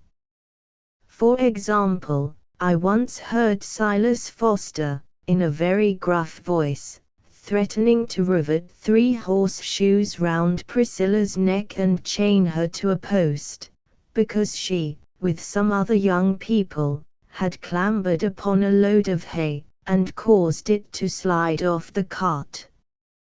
How she made her peace I never knew, but very soon afterwards I saw old Silas, with his brawny hands round Priscilla's waist, swinging her to and fro, and finally depositing her on one of the oxen, to take her first lessons in riding.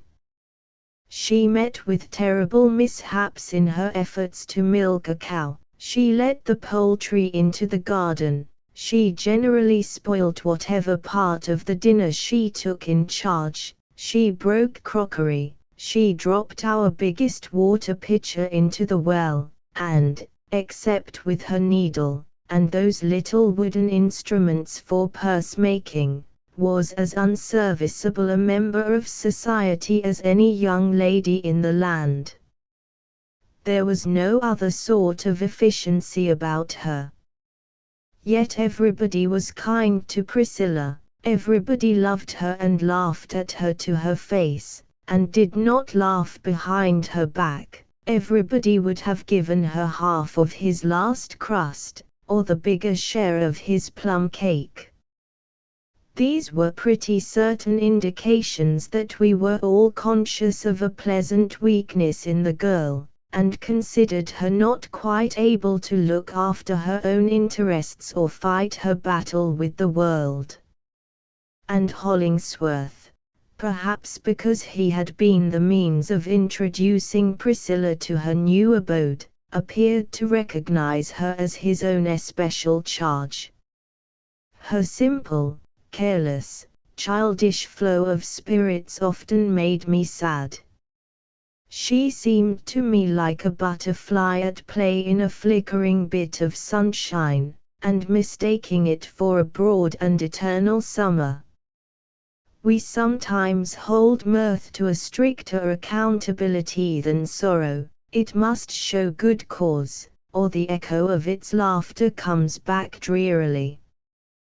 Priscilla's gaiety, moreover, was of a nature that showed me how delicate an instrument she was, and what fragile harp-strings were her nerves. As they made sweet music at the airiest touch, it would require but a stronger one to burst them all asunder.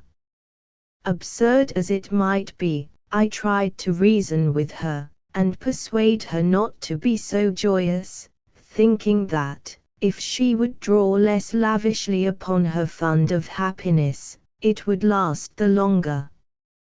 I remember doing so, one summer evening, when we tired laborers sat looking on, like goldsmiths' old folks under the village thorn tree, while the young people were at their sports.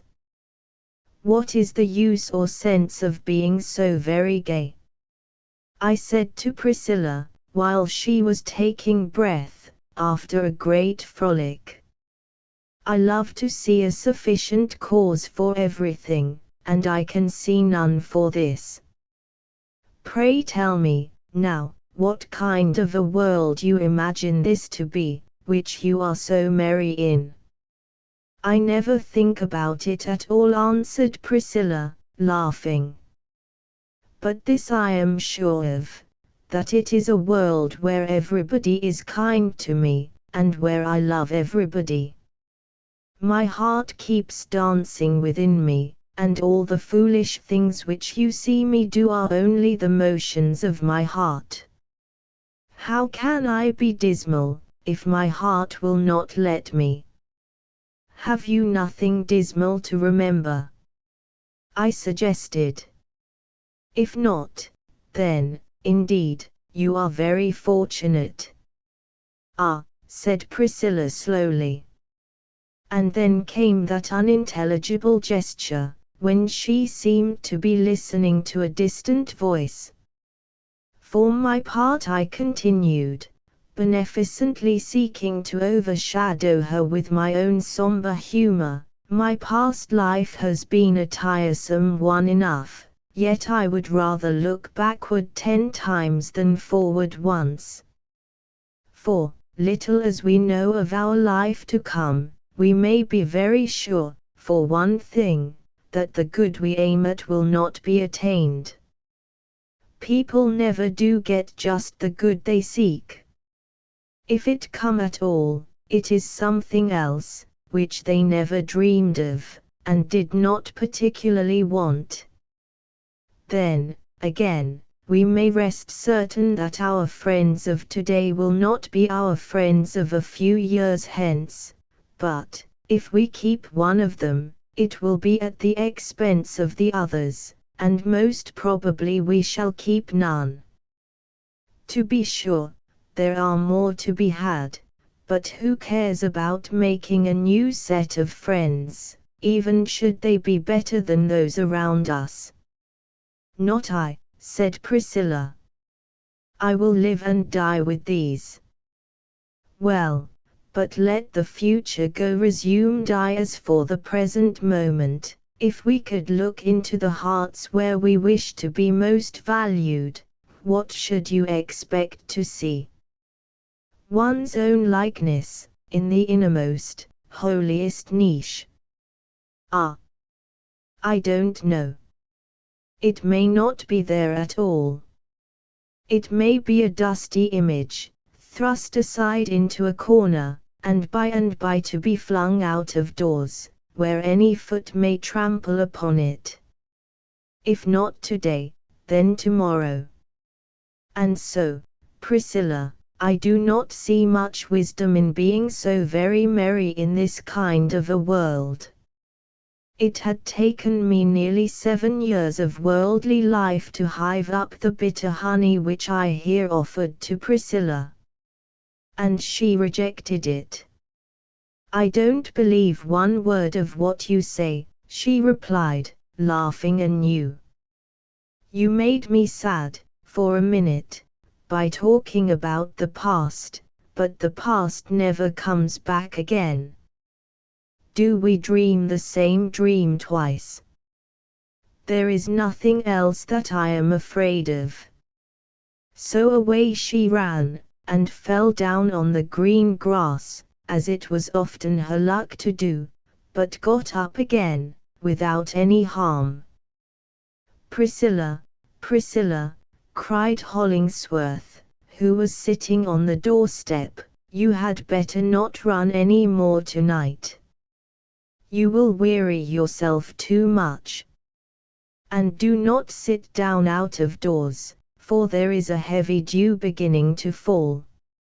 At his first word, she went and sat down under the porch, at Hollingsworth's feet, entirely contented and happy. What charm was there in his rude massiveness that so attracted and soothed this shadow-like girl?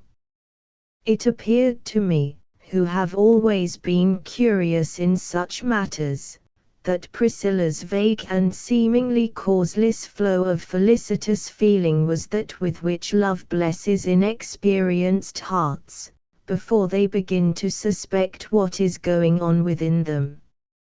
It transports them to the 7th heaven, and if you ask what brought them thither, they neither can tell nor care to learn, but cherish an ecstatic faith that there they shall abide forever.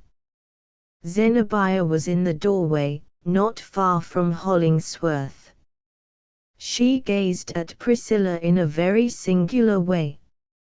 Indeed, it was a sight worth gazing at, and a beautiful sight, too, as the fair girl sat at the feet of that dark, powerful figure.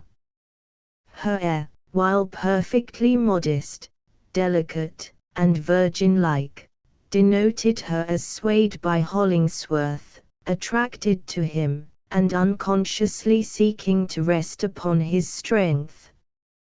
I could not turn away my own eyes, but hoped that nobody, save Zenobia and myself, was witnessing this picture.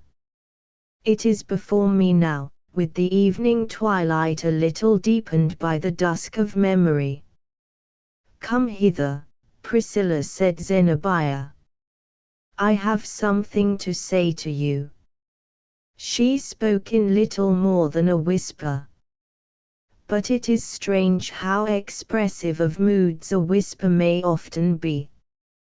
Priscilla felt at once that something had gone wrong. "Are you angry with me?" she asked, rising slowly, and standing before Zenobia in a drooping attitude. "What have I done? I hope you are not angry." "No, no, Priscilla," said Hollingsworth, smiling. "I will answer for it, she is not. You are the one little person in the world with whom nobody can be angry." "Angry with you, child? What a silly idea!" exclaimed Zenobia, laughing. "No, indeed. But, my dear Priscilla, you are getting to be so very pretty that you absolutely need a duenna, and, as I am older than you, and have had my own little experience of life, and think myself exceedingly sage, I intend to fill the place of a maiden aunt. Every day, I shall give you a lecture, a quarter of an hour in length, on the morals, manners, and proprieties of social life. When our pastoral shall be quite played out, Priscilla, my worldly wisdom may stand you in good stead." "I am afraid you are angry with me," repeated Priscilla sadly, for, while she seemed as impressible as wax, the girl often showed a persistency in her own ideas as stubborn as it was gentle. "Dear me, what can I say to the child?" cried Zenobia in a tone of humorous vexation. "Well, well, since you insist on my being angry, come to my room this moment, and let me beat you." Zenobia bade Hollingsworth good night very sweetly, and nodded to me with a smile. But, just as she turned aside with Priscilla into the dimness of the porch, I caught another glance at her countenance. It would have made the fortune of a tragic actress, could she have borrowed it for the moment when she fumbles in her bosom for the concealed dagger, or the exceedingly sharp bodkin, or mingles the ratsbane in her lover's bowl of wine or her rival's cup of tea. Not that I in the least anticipated any such catastrophe, it being a remarkable truth that custom has in no one point a greater sway than over our modes of wreaking our wild passions. And besides, had we been in Italy, instead of New England, it was hardly yet a crisis for the dagger or the bowl. It often amazed me, however, that Hollingsworth should show himself so recklessly tender towards Priscilla, and never once seem to think of the effect which it might have upon her heart. But the man, as I have endeavored to explain, was thrown completely off his moral balance, and quite bewildered as to his personal relations, by his great excrescence of a philanthropic scheme. I used to see, or fancy, indications that he was not altogether obtuse to Zenobia's influence as a woman. No doubt, however, he had a still more exquisite enjoyment of Priscilla's silent sympathy with his purposes, so unalloyed with criticism, and therefore more grateful than any intellectual approbation, which always involves a possible reserve of latent censure. A man, poet, prophet, or whatever he may be, readily persuades himself of his right to all the worship that is voluntarily tendered. In requital of so rich benefits as he was to confer upon mankind, it would have been hard to deny Hollingsworth the simple solace of a young girl's heart, which he held in his hand, and smelled too, like a rosebud. But what if, while pressing out its fragrance, he should crush the tender rosebud in his grasp? As for Zenobia, I saw no occasion to give myself any trouble. With her native strength, and her experience of the world, she could not be supposed to need any help of mine.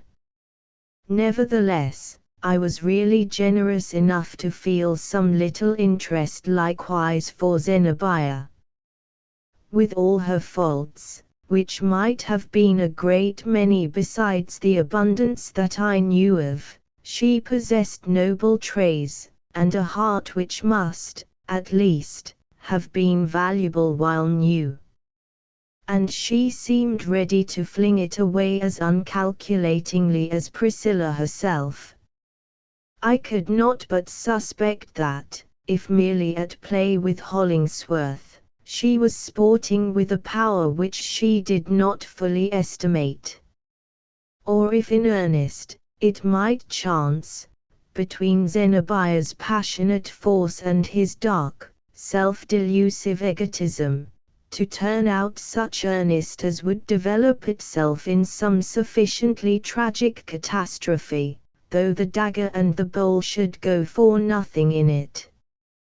Meantime, the gossip of the community set them down as a pair of lovers. They took walks together, and were not seldom encountered in the wood paths, Hollingsworth deeply discoursing, in tones solemn and sternly pathetic, Zenobia, with a rich glow on her cheeks, and her eyes softened from their ordinary brightness, looked so beautiful, that had her companion been 10 times a philanthropist, it seemed impossible but that one glance should melt him back into a man.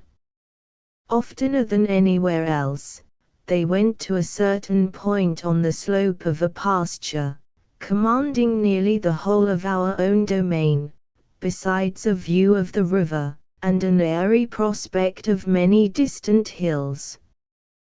The bond of our community was such, that the members had the privilege of building cottages for their own residence within our precincts, thus laying a hearthstone and fencing in a home private and peculiar to all desirable extent, while yet the inhabitants should continue to share the advantages of an associated life. It was inferred that Hollingsworth and Zenobia intended to rear their dwelling on this favorite spot. I mentioned those rumors to Hollingsworth in a playful way. Had you consulted me, I went on to observe, I should have recommended a site farther to the left, just a little withdrawn into the wood, with 2 or 3 peeps at the prospect among the trees. You will be in the shady vale of years long before you can raise any better kind of shade around your cottage, if you build it on this bare slope. But I offer my edifice as a spectacle to the world, said Hollingsworth, that it may take example and build many another like it. Therefore, I mean to set it on the open hillside. Twist these words how I might, they offered no very satisfactory import. It seemed hardly probable that Hollingsworth should care about educating the public taste in the department of cottage architecture, desirable as such improvement certainly was. A visitor from town, Hollingsworth and I, we had been hoeing potatoes, that forenoon, while the rest of the fraternity were engaged in a distant quarter of the farm, sat under a clump of maples, eating our 11 o'clock lunch, when we saw a stranger approaching along the edge of the field. He had admitted himself from the roadside through a turnstile, and seemed to have a purpose of speaking with us. And, by the by, we were favoured with many visits at Blithedale, especially from people who sympathised with our theories, and perhaps held themselves ready to unite in our actual experiment as soon as there should appear a reliable promise of its success. It was rather ludicrous, indeed, to me, at least, whose enthusiasm had insensibly been exhaled together with the perspiration of many a hard day's toil. It was absolutely funny, therefore, to observe what a glory was shed about our life and labors, in the imaginations of these longing proselytes. In their view, we were as poetical as Arcadians, besides being as practical as the hardest-fisted husbandman in Massachusetts. We did not, it is true, spend much time in piping to our sheep, or warbling our innocent loves to the sisterhood. But they gave us credit for imbuing the ordinary rustic occupations with a kind of religious poetry, insomuch that our very cow-yards and pigsties were as delightfully fragrant as a flower garden. Nothing used to please me more than to see one of these lay enthusiasts snatch up a hoe, as they were very prone to do, and set to work with a vigor that perhaps carried him through about a dozen ill-directed strokes. Men are wonderfully soon satisfied, in this day of shameful bodily enervation, when, from one end of life to the other, such multitudes never taste the sweet weariness that follows accustomed toil. I seldom saw the new enthusiasm that did not grow as flimsy and flaccid as the proselyte's moistened shirt collar, with a quarter of an hour's active labor under a July sun. But the person now at hand had not at all the air of one of these amiable visionaries. He was an elderly man, dressed rather shabbily, yet decently enough, in a grey frock coat, faded towards a brown hue, and wore a broad-brimmed white hat, of the fashion of several years gone by.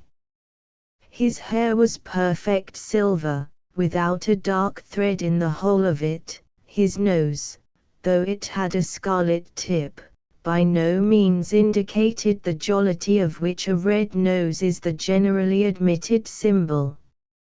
He was a subdued, undemonstrative old man, who would doubtless drink a glass of liquor, now and then, and probably more than was good for him, not, however, with a purpose of undue exhilaration, but in the hope of bringing his spirits up to the ordinary level of the world's cheerfulness.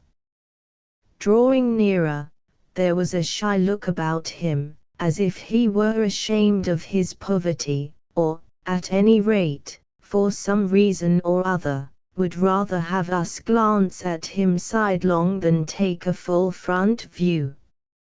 He had a queer appearance of hiding himself behind the patch on his left eye. "I know this old gentleman," said I to Hollingsworth, as we sat observing him, "that is, I have met him 100 times in town, and have often amused my fancy with wondering what he was before he came to be what he is. He haunts restaurants and such places, and has an odd way of lurking in corners or getting behind a door whenever practicable, and holding out his hand with some little article in it which he wishes you to buy. The eye of the world seems to trouble him, although he necessarily lives so much in it. I never expected to see him in an open field."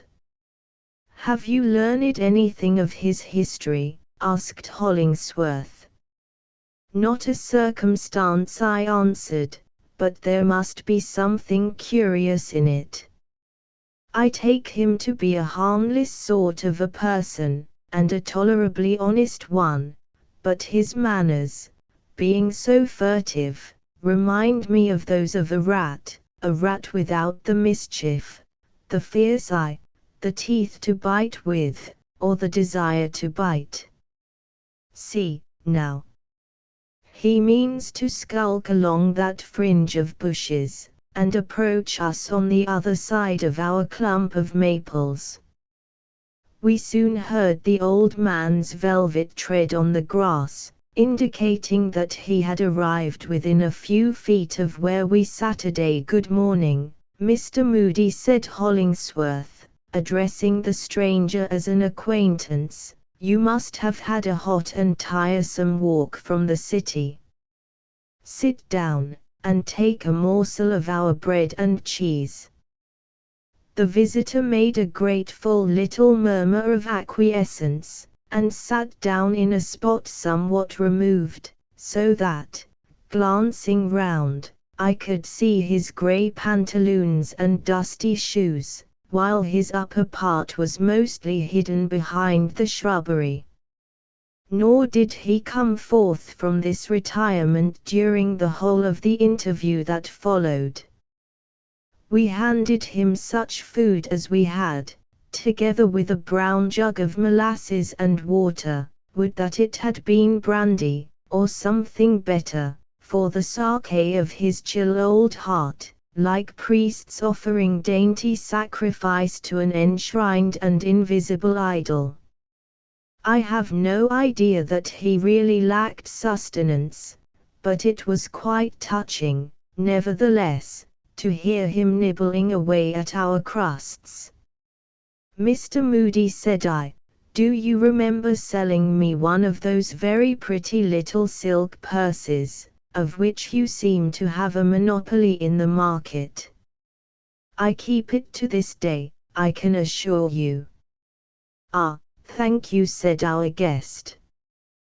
Yes, Mr. Coverdale, I used to sell a good many of those little purses. He spoke languidly, and only those few words, like a watch with an inelastic spring, that just ticks a moment or two and stops again. He seemed a very forlorn old man. In the wantonness of youth, strength, and comfortable condition, making my prey of people's individualities, as my custom was, I tried to identify my mind with the old fellow's, and take his view of the world, as if looking through a smoke-blackened glass at the sun. It robbed the landscape of all its life. Those pleasantly swelling slopes of our farm, descending towards the wide meadows, through which sluggishly circled the brimful tide of the Charles, bathing the long sedges on its hither and farther shores, the broad, sunny gleam over the winding water, that peculiar picturesqueness of the scene where capes and headlands put themselves boldly forth upon the perfect level of the meadow, as into a green lake, with inlets between the promontories, the shadowy woodland, with twinkling showers of light falling into its depths, the sultry heat vapor, which rose everywhere like incense, and in which my soul delighted, as indicating so rich a fervor in the passionate day, and in the earth that was burning with its love. I beheld all these things as through old Moody's eyes. When my eyes are dimmer than they have yet come to be, I will go thither again, and see if I did not catch the tone of his mind aright, and if the cold and lifeless tint of his perceptions be not then repeated in my own. Yet it was unaccountable to myself, the interest that I felt in him. Have you any objection, said I, to telling me who made those little purses? Gentlemen have often asked me that, said Moody slowly, but I shake my head, and say little or nothing, and creep out of the way as well as I can. I am a man of few words, and if gentlemen were to be told one thing, they would be very apt, I suppose, to ask me another. But it happens just now, Mr. Coverdale, that you can tell me more about the maker of those little purses than I can tell you. Why do you trouble him with needless questions, Coverdale? Interrupted Hollingsworth. You must have known, long ago, that it was Priscilla. And so, my good friend, you have come to see her. Well, I am glad of it. You will find her altered very much for the better, since that winter evening when you put her into my charge.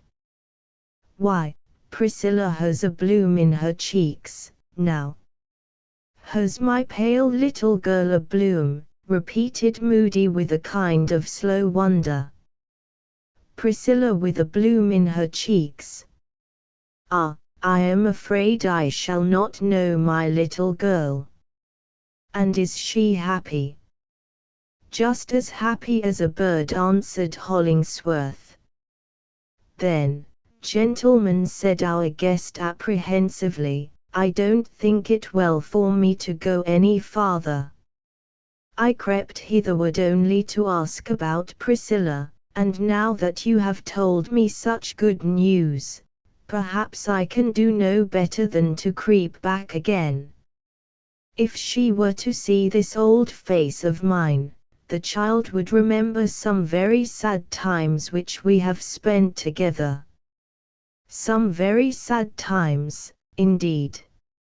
She has forgotten them, I know, them and me, else she could not be so happy, nor have a bloom in her cheeks. Yes, yes, yes, continued he, still with the same torpid utterance, with many thanks to you, Mr. Hollingsworth, I will creep back to town again.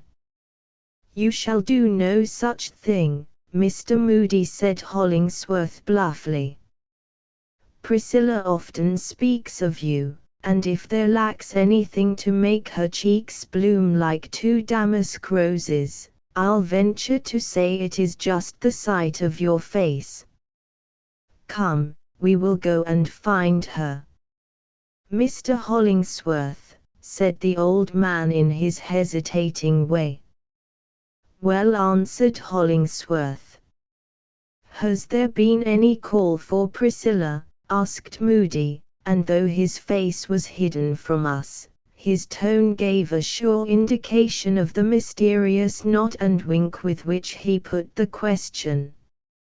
You know, I think, sir, what I mean. I have not the remotest suspicion what you mean, Mr. Moody, replied Hollingsworth. Nobody, to my knowledge, has called for Priscilla, except yourself. But come, we are losing time, and I have several things to say to you by the way. And, Mr. Hollingsworth, repeated Moody. Well, again, cried my friend rather impatiently.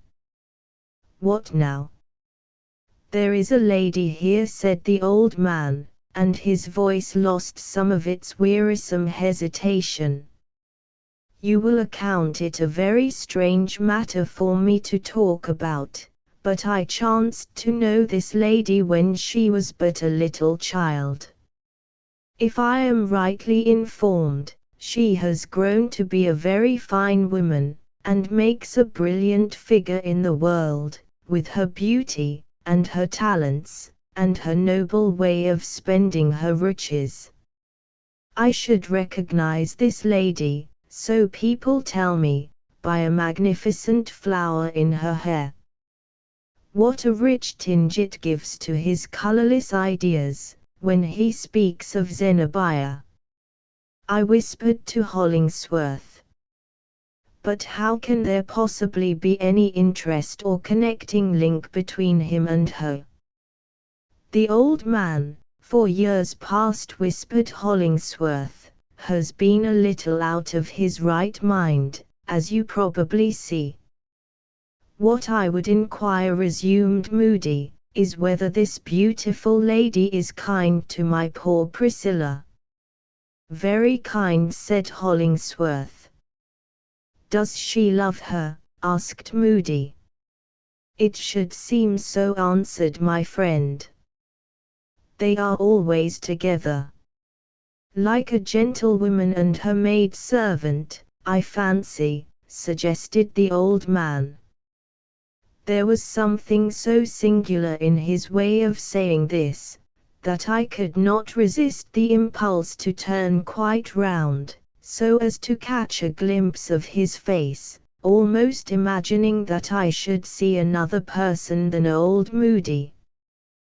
But there he sat, with the patched side of his face towards me. Like an elder and younger sister, rather, replied Hollingsworth.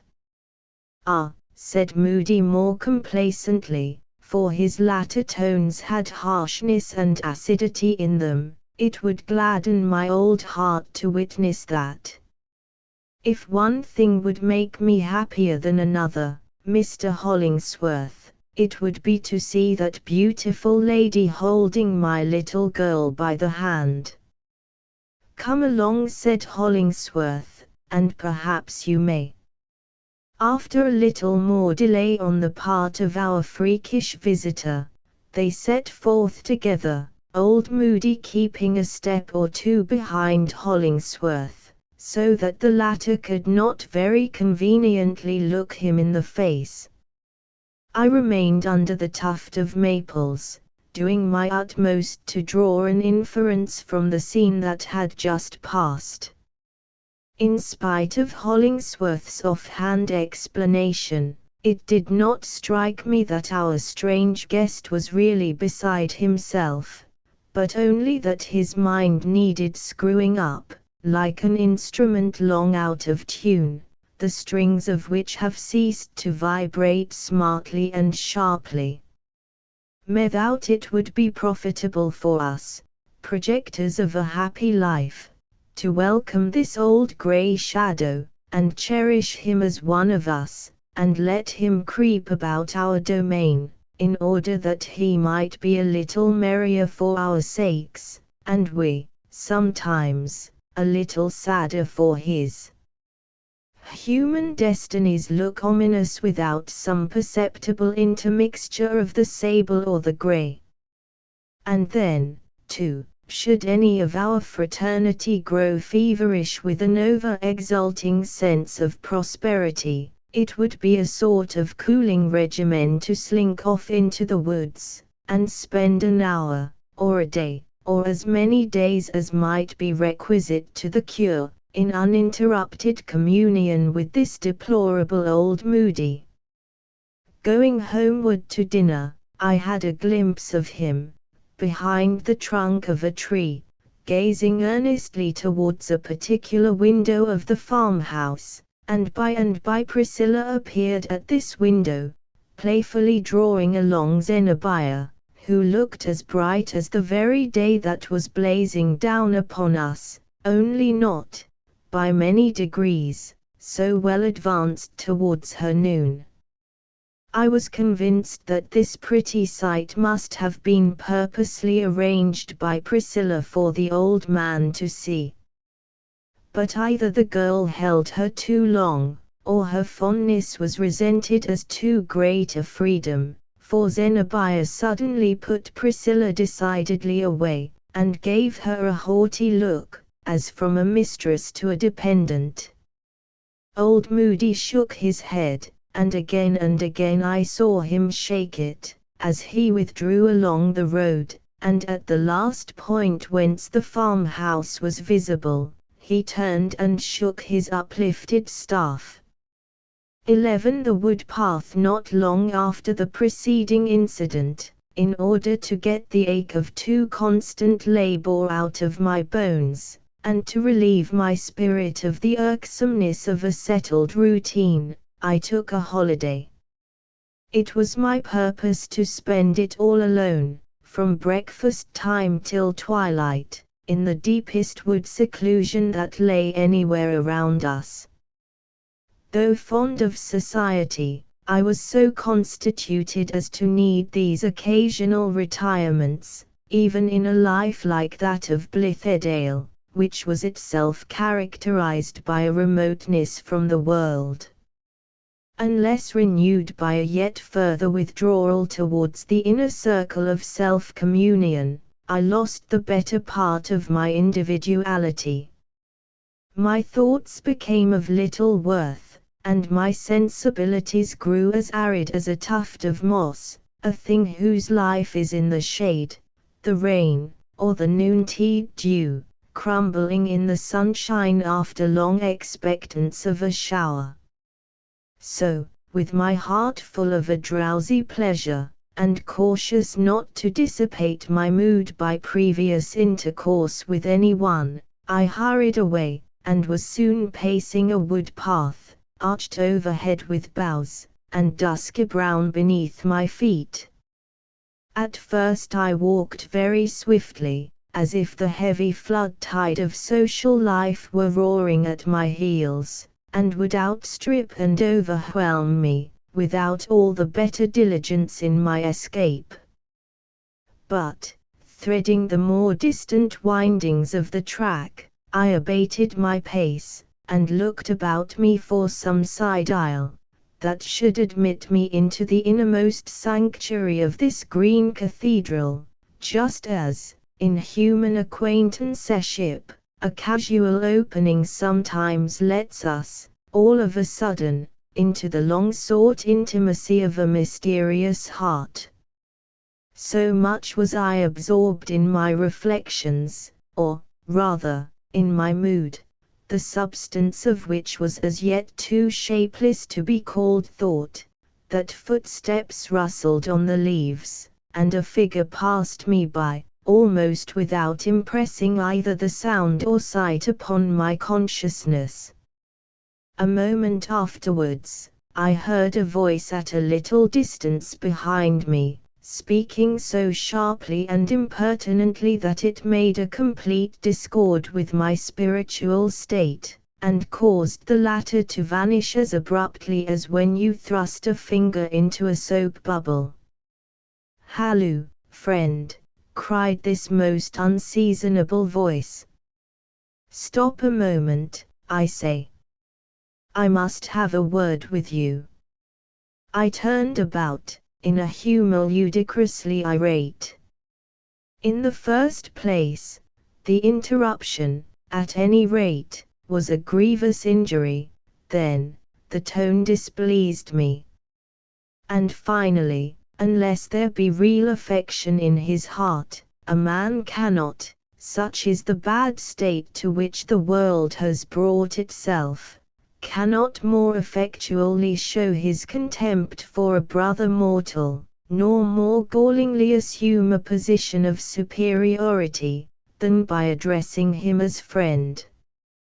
Especially does the misapplication of this phrase bring out that latent hostility which is sure to animate peculiar sects, and those who, with however generous a purpose, have sequestered themselves from the crowd, a feeling, it is true, which may be hidden in some dog kennel of the heart, grumbling there in the darkness, but is never quite extinct, until the dissenting party have gained power and scope enough to treat the world generously.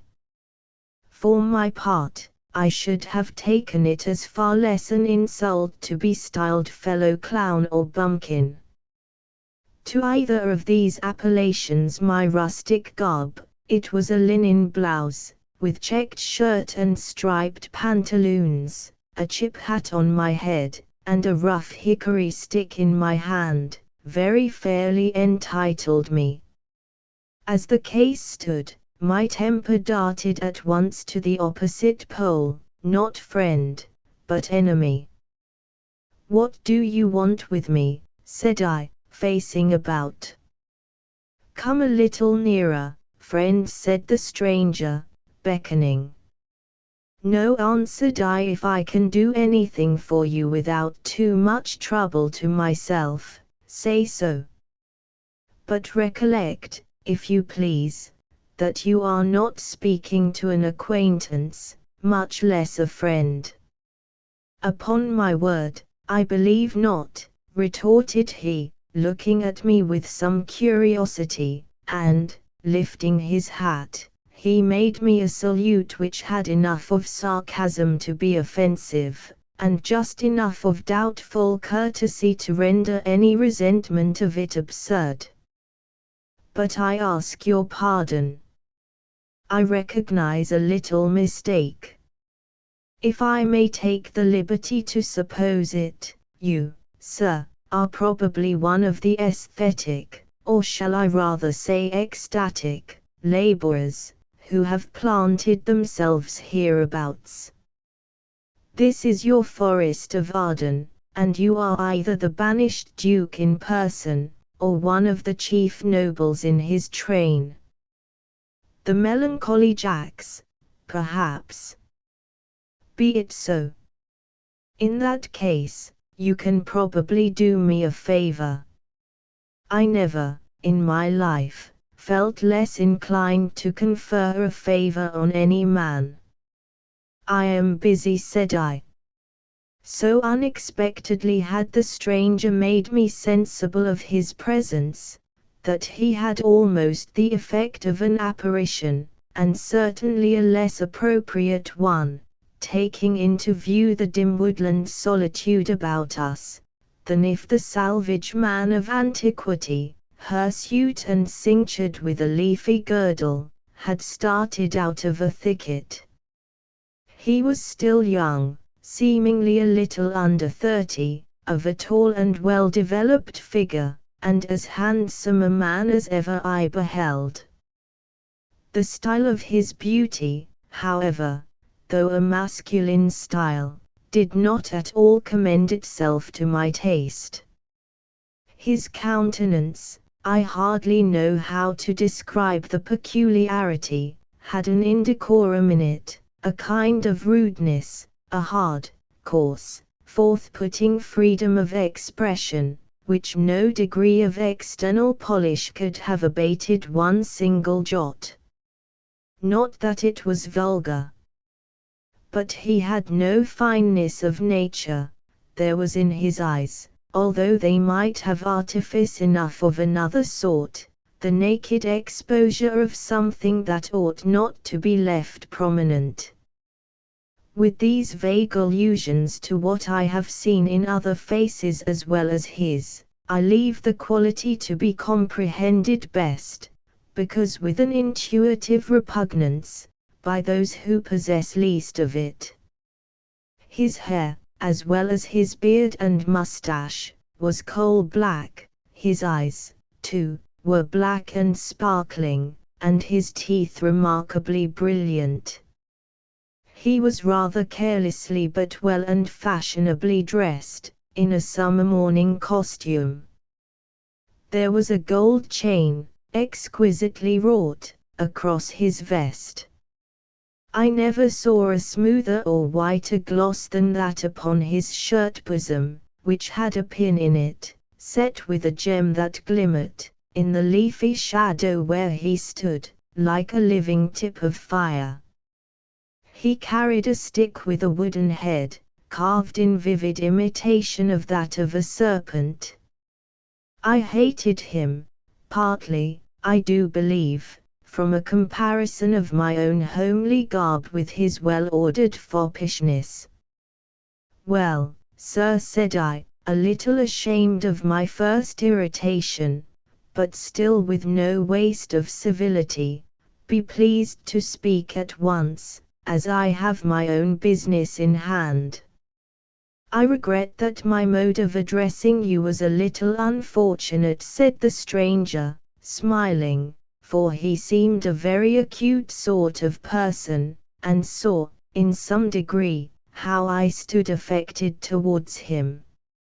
I intended no offence, and shall certainly comport myself with due ceremony hereafter. I merely wish to make a few inquiries respecting a lady, formerly of my acquaintance, who is now resident in your community, and, I believe, largely concerned in your social enterprise. You call her, I think, Zenobia. That is her name in literature, observed I, a name, too, which possibly she may permit her private friends to know and address her by, but not one which they feel at liberty to recognize when used of her personally by a stranger or casual acquaintance. Indeed, answered this disagreeable person, and he turned aside his face for an instant with a brief laugh, which struck me as a noteworthy expression of his character. Perhaps I might put forward a claim, on your own grounds, to call the lady by a name so appropriate to her splendid qualities. But I am willing to know her by any cognomen that you may suggest.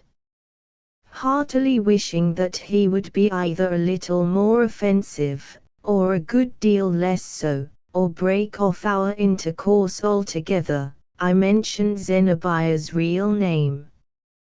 True, said he, and in general society I have never heard her called otherwise. And, after all, our discussion of the point has been gratuitous. My object is only to inquire when, where, and how this lady may most conveniently be seen. At her present residence, of course, I replied. You have but to go thither and ask for her. This very path will lead you within sight of the house, so I wish you good morning. One moment, if you please, said the stranger. The course you indicate would certainly be the proper one, in an ordinary morning call. But my business is private, personal, and somewhat peculiar. Now, in a community like this, I should judge that any little occurrence is likely to be discussed rather more minutely than would quite suit my views. I refer solely to myself, you understand, and without intimating that it would be other than a matter of entire indifference to the lady. In short, I especially desire to see her in private. If her habits are such as I have known them, she is probably often to be met with in the woods, or by the riverside, and I think you could do me the favor to point out some favorite walk, where, about this hour, I might be fortunate enough to gain an interview. I reflected that it would be quite a supererogatory piece of quixotism in me to undertake the guardianship of Zenobia, who, for my pains, would only make me the butt of endless ridicule, should the fact ever come to her knowledge. I therefore described a spot which, as often as any other, was Zenobia's resort at this period of the day. Nor was it so remote from the farmhouse as to leave her in much peril, whatever might be the stranger's character. A single word more, said he, and his black eyes sparkled at me, whether with fun or malice I knew not, but certainly as if the devil were peeping out of them. Among your fraternity, I understand, there is a certain holy and benevolent blacksmith, a man of iron, in more senses than one, a rough, cross-grained, well-meaning individual, rather boorish in his manners, as might be expected, and by no means of the highest intellectual cultivation. He is a philanthropical lecturer, with 2 or 3 disciples, and a scheme of his own, the preliminary step in which involves a large purchase of land, and the erection of a spacious edifice, at an expense considerably beyond his means, inasmuch as these are to be reckoned in copper or old iron much more conveniently than in gold or silver. He hammers away upon his one topic as lustily as ever he did upon a horseshoe. Do you know such a person? I shook my head, and was turning away. Our friend, he continued, is described to me as a brawny, shaggy, grim, and ill-favored personage, not particularly well calculated, one would say, to insinuate himself with the softer sex. Yet, so far has this honest fellow succeeded with one lady whom we wot of, that he anticipates, from her abundant resources, the necessary funds for realizing his plan in brick and mortar. Here the stranger seemed to be so much amused with his sketch of Hollingsworth's character and purposes, that he burst into a fit of merriment, of the same nature as the brief, metallic laugh already alluded to, but immensely prolonged and enlarged.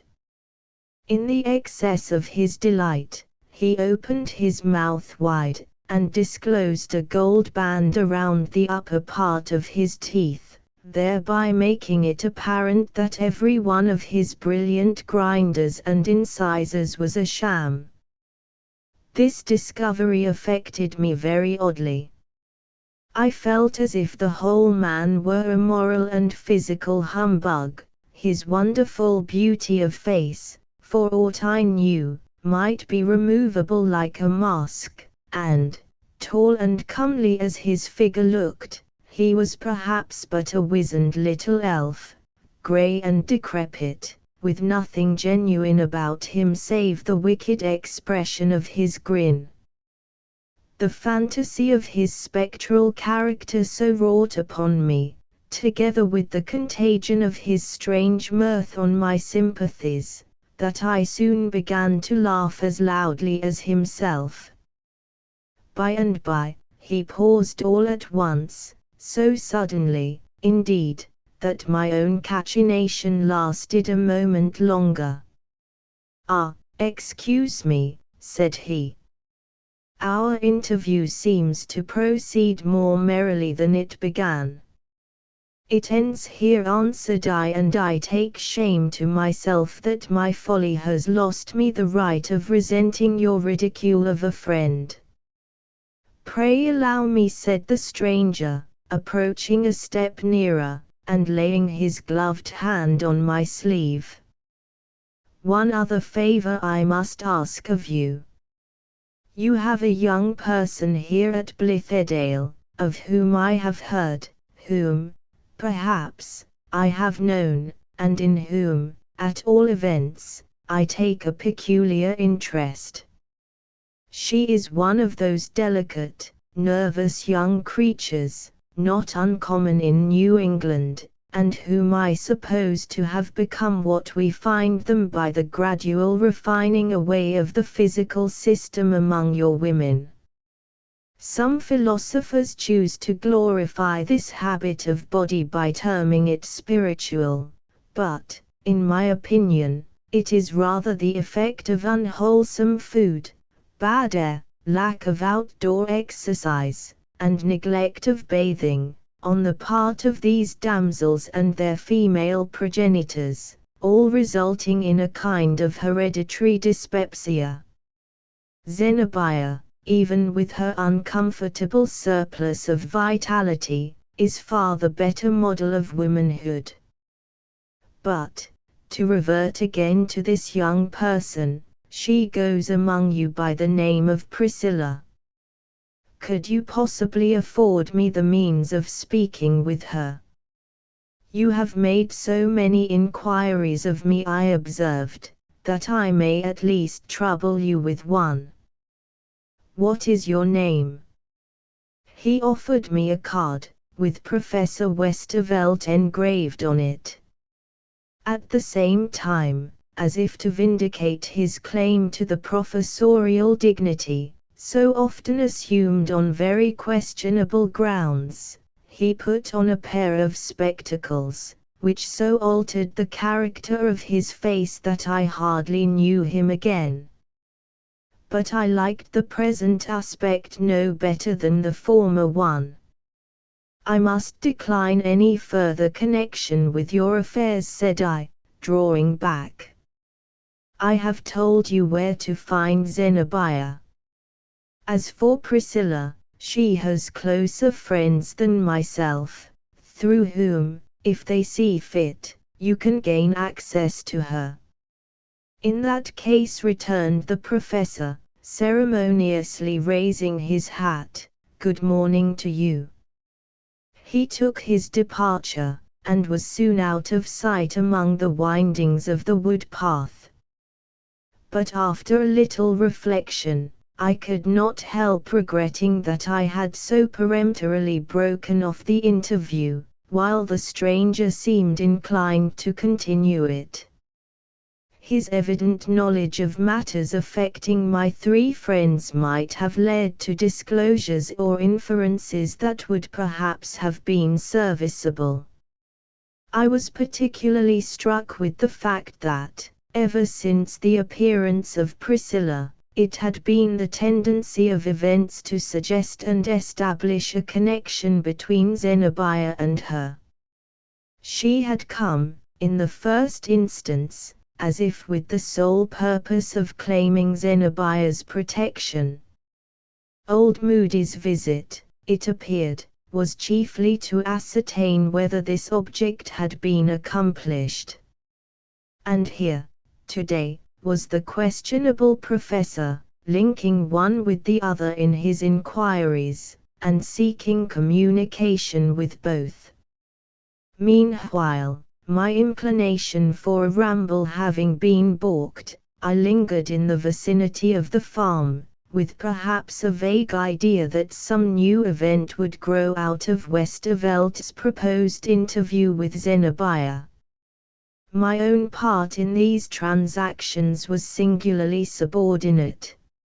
It resembled that of the chorus in a classic play, which seems to be set aloof from the possibility of personal concernment, and bestows the whole measure of its hope or fear, its exultation or sorrow, on the fortunes of others, between whom and itself this sympathy is the only bond.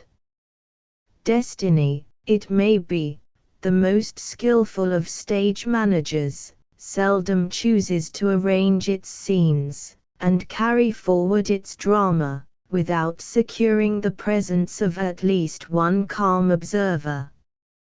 It is his office to give applause when due, and sometimes an inevitable tear, to detect the final fitness of incident to character, and distill in his long-brooding thought the whole morality of the performance.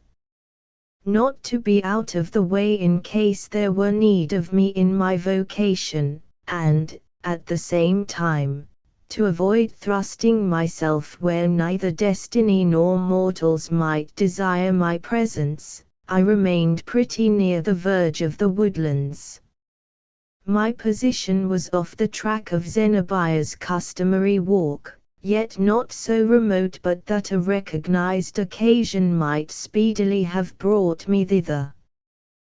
12 Coverdale's Hermitage. Long since, in this part of our circumjacent wood, I had found out for myself a little hermitage. It was a kind of leafy cave, high upward into the air, among the midmost branches of a white pine tree. A wild grapevine, of unusual size and luxuriance, had twined and twisted itself up into the tree, and, after wreathing the entanglement of its tendrils around almost every bough, had caught hold of 3 or 4 neighboring trees, and married the whole clump with a perfectly inextricable knot of polygamy. Once, while sheltering myself from a summer shower, the fancy had taken me to clamber up into this seemingly impervious mass of foliage. The branches yielded me a passage, and closed again beneath, as if only a squirrel or a bird had passed. Far aloft, around the stem of the central pine, behold a perfect nest for Robinson Crusoe or King Charles. A hollow chamber of rare seclusion had been formed by the decay of some of the pine branches, which the vine had lovingly strangled with its embrace, burying them from the light of day in an aerial sepulchre of its own leaves. It cost me but little ingenuity to enlarge the interior, and open loopholes through the verdant walls. Had it ever been my fortune to spend a honeymoon, I should have thought seriously of inviting my bride up thither, where our next neighbors would have been 2 orioles in another part of the clump.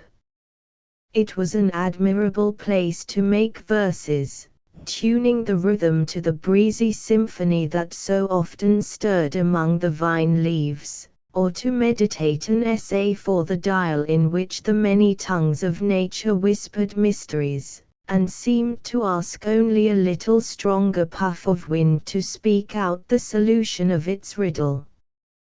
Being so pervious to air currents, it was just the nook, too, for the enjoyment of a cigar. This hermitage was my one exclusive possession while I counted myself a brother of the socialists. It symbolized my individuality, and aided me in keeping it inviolate. None ever found me out in it, except, once, a squirrel. I brought thither no guest, because, after Hollingsworth failed me, there was no longer the man alive with whom I could think of sharing all. So there I used to sit, owl-like, yet not without liberal and hospitable thoughts. I counted the innumerable clusters of my vine, and foreckoned the abundance of my vintage. It gladdened me to anticipate the surprise of the community, when, like an allegorical figure of rich October, I should make my appearance, with shoulders bent beneath the burden of ripe grapes, and some of the crushed ones crimsoning my brow as with a blood-stain. Ascending into this natural turret, I peeped in turn out of several of its small windows. The pine tree, being ancient, rose high above the rest of the wood, which was of comparatively recent growth. Even where I sat, about midway between the root and the topmost bough, my position was lofty enough to serve as an observatory, not for starry investigations, but for those sublunary matters in which lay a law as infinite as that of the planets. Through one loophole I saw the river lapsing calmly onward, while in the meadow, near its brink, a few of the brethren were digging peat for our winter's fuel. On the interior cart road of our farm I discerned Hollingsworth, with a yoke of oxen hitched to a drag of stones, that were to be piled into a fence, on which we employed ourselves at the odd intervals of other labor. The harsh tones of his voice, shouting to the sluggish steers, made me sensible, even at such a distance, that he was ill at ease, and that the balked philanthropist had the battle spirit in his heart. "Ho, Buck," quoth he. "Come along there, ye lazy ones. What are ye about, now? Gee! Mankind, in Hollingsworth's opinion thought I, is but another yoke of oxen, as stubborn, stupid, and sluggish as our old Brown and Bright. He vituperates us aloud, and curses us in his heart, and will begin to prick us with the gourd stick, by and by. But are we his oxen? And what right has he to be the driver? And why, when there is enough else to do, should we waste our strength in dragging home the ponderous load of his philanthropic absurdities? At my height above the earth, the whole matter looks ridiculous. Turning towards the farmhouse, I saw Priscilla, for, though a great way off, the eye of faith assured me that it was she, sitting at Zenobia's window, and making little purses, I suppose, or, perhaps, mending the community's old linen. A bird flew past my tree, and, as it clove its way onward into the sunny atmosphere, I flung it a message for Priscilla. "Tell her," said I, "that her fragile thread of life has inextricably knotted itself with other and tougher threads, and most likely it will be broken. Tell her that Zenobia will not be long her friend. Say that Hollingsworth's heart is on fire with his own purpose, but icy for all human affection, and that, if she has given him her love, it is like casting a flower into a sepulchre. And say that if any mortal really cares for her, it is myself, and not even I for her realities, poor little seamstress, as Zenobia rightly called her, but for the fancy work with which I have idly decked her out." The pleasant scent of the wood, evolved by the hot sun, stole up to my nostrils, as if I had been an idol in its niche. Many trees mingled their fragrance into a thousand-fold odor. Possibly there was a sensual influence in the broad light of noon that lay beneath me. It may have been the cause, in part, that I suddenly found myself possessed by a mood of disbelief in moral beauty or heroism, and a conviction of the folly of attempting to benefit the world. Our especial scheme of reform, which, from my observatory, I could take in with the bodily eye, looked so ridiculous that it was impossible not to laugh aloud. But the joke is a little too heavy, thought I. If I were wise, I should get out of the scrape with all diligence, and then laugh at my companions for remaining in it. While thus musing, I heard with perfect distinctness, somewhere in the wood beneath, the peculiar laugh which I have described as one of the disagreeable characteristics of Professor Westervelt. It brought my thoughts back to our recent interview. I recognized as chiefly due to this man's influence the skeptical and sneering view which just now had filled my mental vision in regard to all life's better purposes. And it was through his eyes, more than my own, that I was looking at Hollingsworth, with his glorious if impracticable dream, and at the noble earthliness of Zenobia's character, and even at Priscilla, whose impalpable grace lay so singularly between disease and beauty. The essential charm of each had vanished. There are some spheres the contact with which inevitably degrades the high, debases the pure, deforms the beautiful. It must be a mind of uncommon strength, and little impressibility, that can permit itself the habit of such intercourse, and not be permanently deteriorated, and yet the professor's tone represented that of worldly society at large, where a cold skepticism smothers what it can of our spiritual aspirations, and makes the rest ridiculous. I detested this kind of man, and all the more because a part of my own nature showed itself responsive to him. Voices were now approaching through the region of the wood which lay in the vicinity of my tree. Soon I caught glimpses of two figures, a woman and a man, Zenobia and the stranger, earnestly talking together as they advanced. Zenobia had a rich though varying color. It was, most of the while, aflame, and anon a sudden paleness. Her eyes glowed, so that their light sometimes flashed upward to me, as when the sun throws a dazzle from some bright object on the ground. Her gestures were free, and strikingly impressive.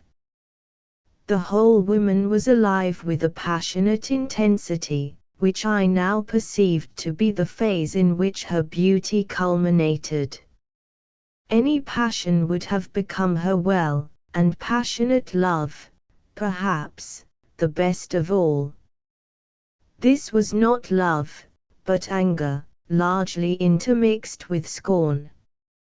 Yet the idea strangely forced itself upon me, that there was a sort of familiarity between these two companions, necessarily the result of an intimate love, on Zenobia's part, at least, in days gone by, but which had prolonged itself into as intimate a hatred, for all futurity. As they passed among the trees, reckless as her movement was, she took good heed that even the hem of her garment should not brush against the stranger's person. I wondered whether there had always been a chasm, guarded so religiously, betwixt these two. As for Westervelt, he was not a whit more warmed by Zenobia's passion than a salamander by the heat of its native furnace. He would have been absolutely statuesque, save for a look of slight perplexity, tinctured strongly with derision. It was a crisis in which his intellectual perceptions could not altogether help him out. He failed to comprehend, and cared but little for comprehending, why Zenobia should put herself into such a fume, but satisfied his mind that it was all folly, and only another shape of a woman's manifold absurdity, which men can never understand. How many a woman's evil fate has yoked her with a man like this? Nature thrusts some of us into the world miserably incomplete on the emotional side, with hardly any sensibilities except what pertain to us as animals. No passion, save of the senses, no holy tenderness, nor the delicacy that results from this. Externally they bear a close resemblance to other men, and have perhaps all save the finest grace, but when a woman wrecks herself on such a being, she ultimately finds that the real womanhood within her has no corresponding part in him. Her deepest voice lacks a response, the deeper her cry, the more dead his silence. The fault may be none of his, he cannot give her what never lived within his soul. But the wretchedness on her side, and the moral deterioration attendant on a false and shallow life, without strength enough to keep itself sweet, are among the most pitiable wrongs that mortals suffer. Now, as I looked down from my upper region at this man and woman, outwardly so fair a sight, and wandering like two lovers in the wood, I imagined that Zenobia, at an earlier period of youth, might have fallen into the misfortune above indicated. And when her passionate womanhood, as was inevitable, had discovered its mistake, here had ensued the character of eccentricity and defiance which distinguished the more public portion of her life. Seeing how aptly matters had chanced thus far, I began to think it the design of fate to let me into all Zenobia's secrets, and that therefore the couple would sit down beneath my tree, and carry on a conversation which would leave me nothing to inquire. No doubt, however, had it so happened, I should have deemed myself honorably bound to warn them of a listener's presence by flinging down a handful of unripe grapes, or by sending an unearthly groan out of my hiding place, as if this were one of the trees of Dante's ghostly forest. But real life never arranges itself exactly like a romance. In the first place, they did not sit down at all. Secondly, even while they passed beneath the tree, Zenobia's utterance was so hasty and broken, and Westervelt so cool and low, that I hardly could make out an intelligible sentence on either side. What I seem to remember, I yet suspect, may have been patched together by my fancy, in brooding over the matter afterwards. "Why not fling the girl off," said Westervelt, "and let her go?" "She clung to me from the first," replied Zenobia. "I neither know nor care what it is in me that so attaches her. But she loves me, and I will not fail her." "She will plague you," then said he, "in more ways than one." "The poor child!" exclaimed Zenobia. "She can do me neither good nor harm." "How should she?" I know not what reply Westervelt whispered, nor did Zenobia's subsequent exclamation give me any clue, except that it evidently inspired her with horror and disgust. "With what kind of a being am I linked?" cried she. "If my Creator cares aught for my soul, let him release me from this miserable bond." "I did not think it weighed so heavily," said her companion. "Nevertheless," answered Zenobia, "it will strangle me at last."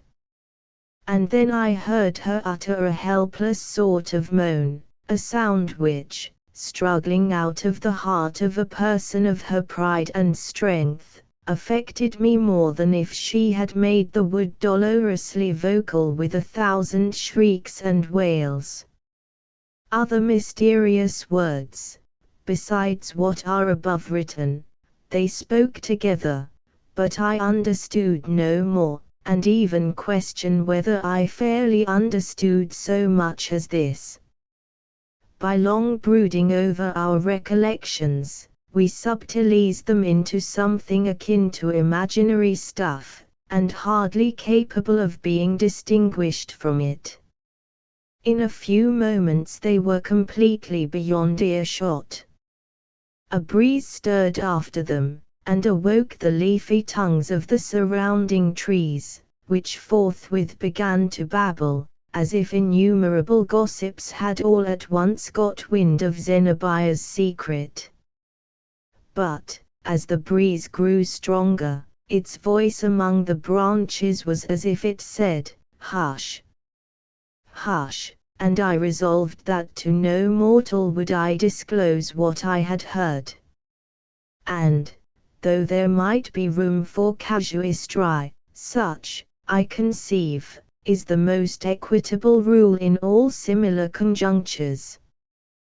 13. Zenobia's legend. The illustrious society of Blithedale, though it toiled in downright earnest for the good of mankind, yet not unfrequently illuminated its laborious life with an afternoon or evening of pastime. Picnics under the trees were considerably in vogue, and, within doors, fragmentary bits of theatrical performance, such as single acts of tragedy or comedy, or dramatic proverbs and charades. Zenobia, besides, was fond of giving us readings from Shakespeare, and often with a depth of tragic power, or breadth of comic effect, that made one feel it an intolerable wrong to the world that she did not at once go upon the stage.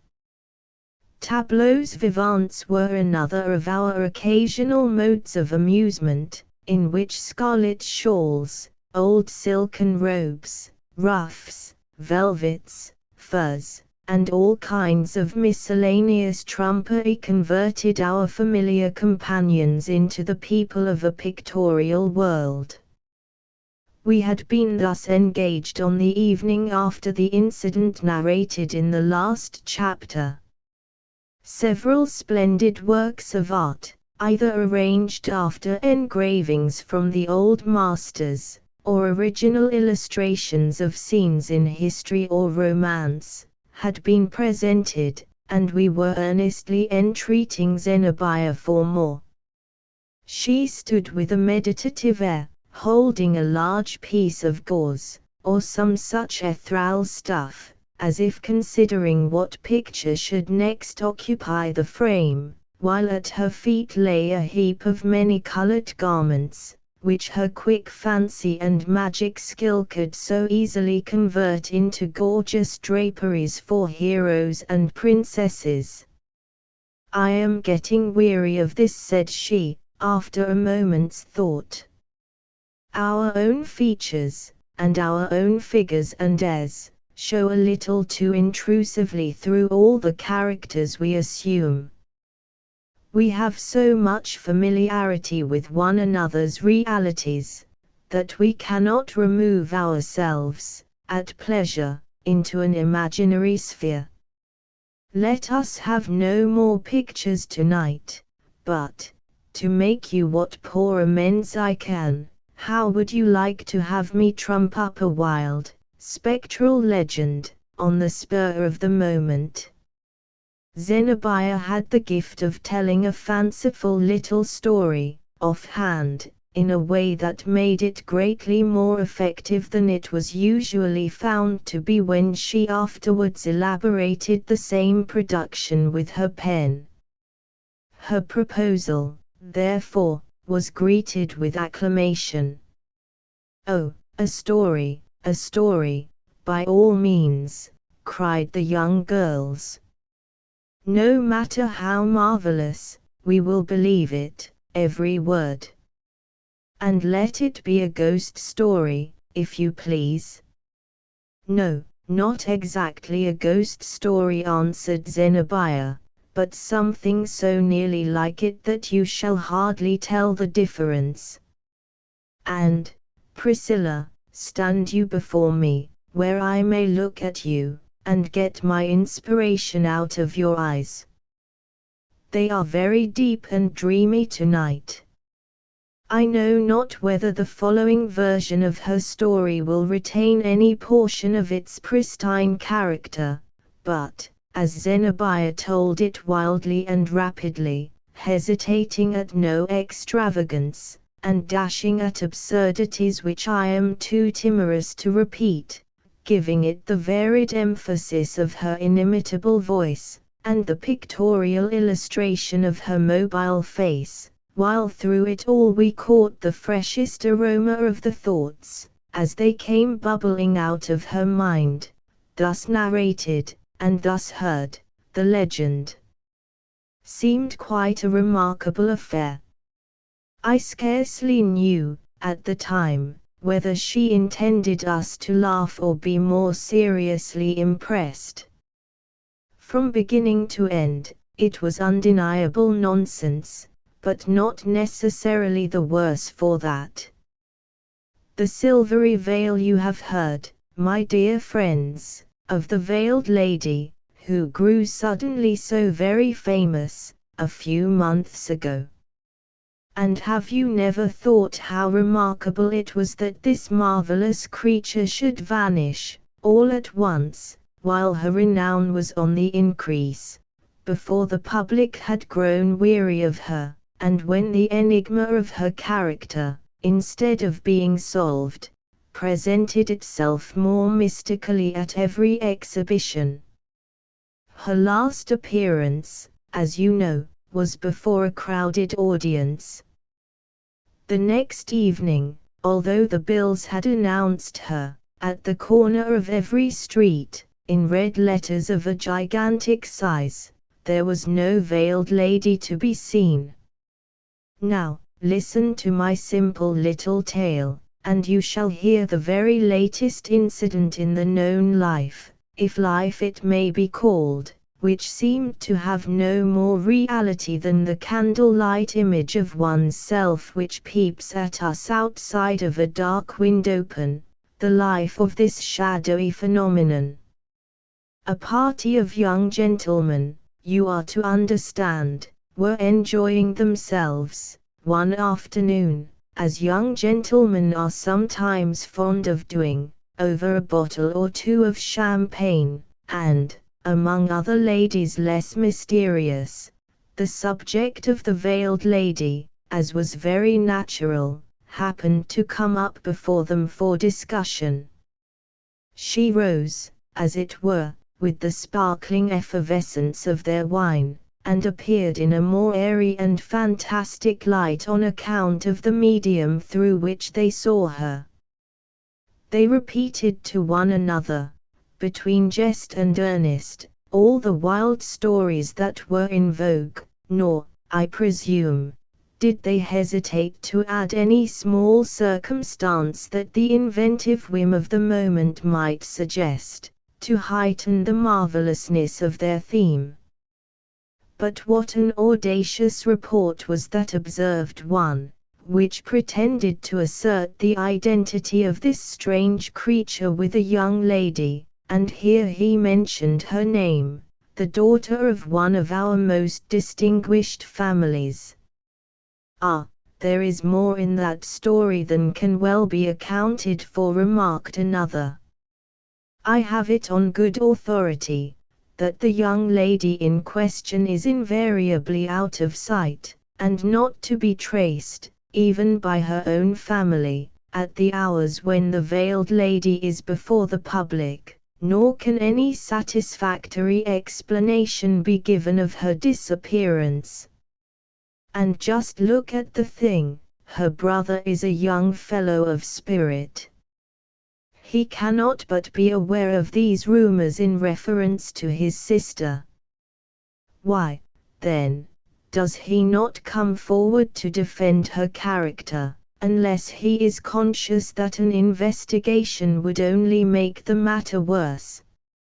It is essential to the purposes of my legend to distinguish one of these young gentlemen from his companions, so, for the sake of a soft and pretty name, such as we of the literary sisterhood invariably bestow upon our heroes, I deem it fit to call him Theodore." "Pshaw!" exclaimed Theodore, "her brother is no such fool. Nobody, unless his brain be as full of bubbles as this wine, can seriously think of crediting that ridiculous rumor. Why, if my senses did not play me false, which never was the case yet, I affirm that I saw that very lady, last evening, at the exhibition, while this veiled phenomenon was playing off her juggling tricks." "What can you say to that?" "Oh, it was a spectral illusion that you saw," replied his friends, with a general laugh. "The veiled lady is quite up to such a thing." However, as the above-mentioned fable could not hold its ground against Theodore's downright refutation, they went on to speak of other stories which the wild babble of the town had set afloat. Some upheld that the veil covered the most beautiful countenance in the world, others, and certainly with more reason, considering the sex of the veiled lady, that the face was the most hideous and horrible, and that this was her sole motive for hiding it. It was the face of a corpse, it was the head of a skeleton, it was a monstrous visage, with snaky locks, like Medusa's, and one great red eye in the center of the forehead. Again, it was affirmed that there was no single and unchangeable set of features beneath the veil, but that whosoever should be bold enough to lift it would behold the features of that person, in all the world, who was destined to be his fate, Perhaps he would be greeted by the tender smile of the woman whom he loved, or, quite as probably, the deadly scowl of his bitterest enemy would throw a blight over his life. They quoted, moreover, this startling explanation of the whole affair, that the magician who exhibited the veiled lady, and who, by the by, was the handsomest man in the whole world, had bartered his own soul for 7 years' possession of a familiar fiend, and that the last year of the contract was wearing towards its close. If it were worth our while, I could keep you till an hour beyond midnight listening to 1,000 such absurdities as these. But finally our friend Theodore, who prided himself upon his common sense, found the matter getting quite beyond his patience. "I offer any wager you like," cried he, setting down his glass so forcibly as to break the stem of it, "that this very evening I find out the mystery of the veiled lady. Young men, I am told, boggle at nothing over their wine, so, after a little more talk, a wager of considerable amount was actually laid, the money staked, and Theodore left to choose his own method of settling the dispute. How he managed it I know not, nor is it of any great importance to this veracious legend. The most natural way, to be sure, was by bribing the doorkeeper, or possibly he preferred clambering in at the window. But, at any rate, that very evening, while the exhibition was going forward in the hall, Theodore contrived to gain admittance into the private withdrawing room whither the veiled lady was accustomed to retire at the close of her performances.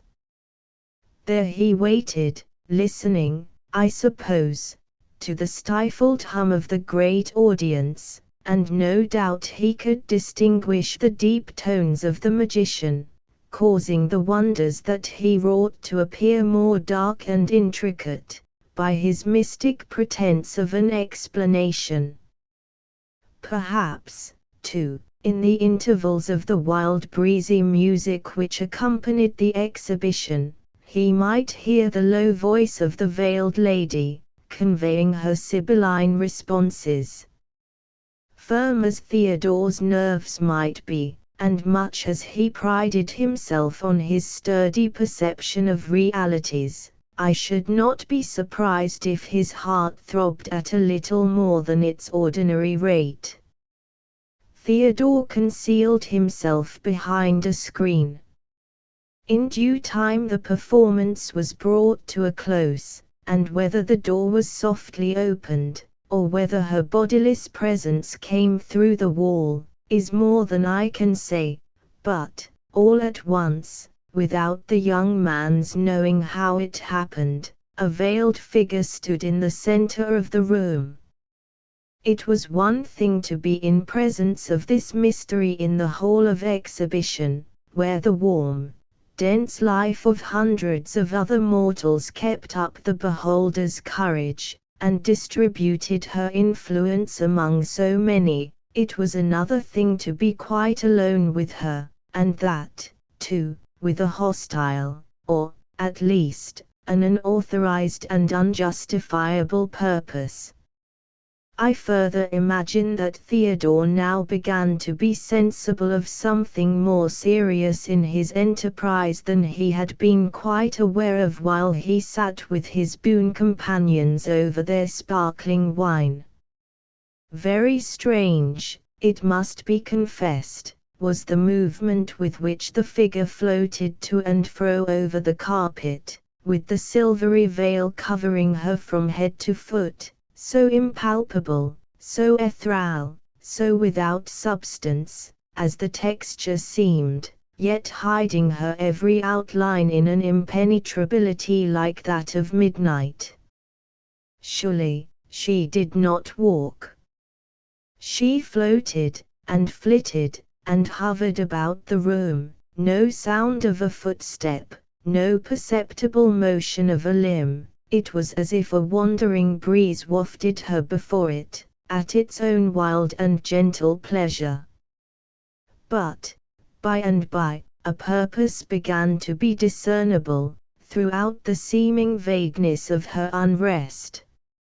She was in quest of something. Could it be that a subtle presentiment had informed her of the young man's presence? And if so, did the veiled lady seek or did she shun him? The doubt in Theodore's mind was speedily resolved, for, after a moment or two of these erratic flutterings, she advanced more decidedly, and stood motionless before the screen. "Thou art here," said a soft, low voice. "Come forth, Theodore." Thus summoned by his name, Theodore, as a man of courage, had no choice. He emerged from his concealment, and presented himself before the veiled lady, with the wine flush, it may be, quite gone out of his cheeks. "What wouldst thou with me?" she inquired, with the same gentle composure that was in her former utterance. "Mysterious creature," replied Theodore, "I would know who and what you are." "My lips are forbidden to betray the secret," said the veiled lady. "At whatever risk, I must discover it," rejoined Theodore. "Then," said the mystery, "there is no way save to lift my veil." And Theodore, partly recovering his audacity, stepped forward on the instant, to do as the veiled lady had suggested. But she floated backward to the opposite side of the room, as if the young man's breath had possessed power enough to waft her away. "Pause, one little instant," said the soft, low voice, "and learn the conditions of what thou art so bold to undertake. Thou canst go hence, and think of me no more, or, at thy option, thou canst lift this mysterious veil, beneath which I am a sad and lonely prisoner, in a bondage which is worse to me than death. But, before raising it, I entreat thee, in all maiden modesty, to bend forward and impress a kiss where my breath stirs the veil, and my virgin lips shall come forward to meet thy lips, and from that instant, Theodore, thou shalt be mine, and I thine, with never more a veil between us. And all the felicity of earth and of the future world shall be thine and mine together. So much may a maiden say behind the veil. If thou shrinkest from this, there is yet another way." "And what is that?" asked Theodore.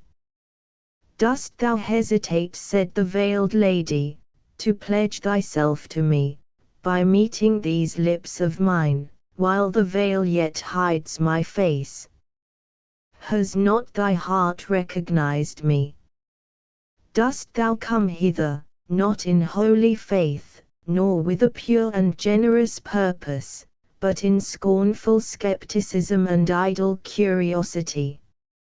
Still, thou mayest lift the veil. But, from that instant, Theodore, I am doomed to be thy evil fate, nor wilt thou ever taste another breath of happiness." There was a shade of inexpressible sadness in the utterance of these last words.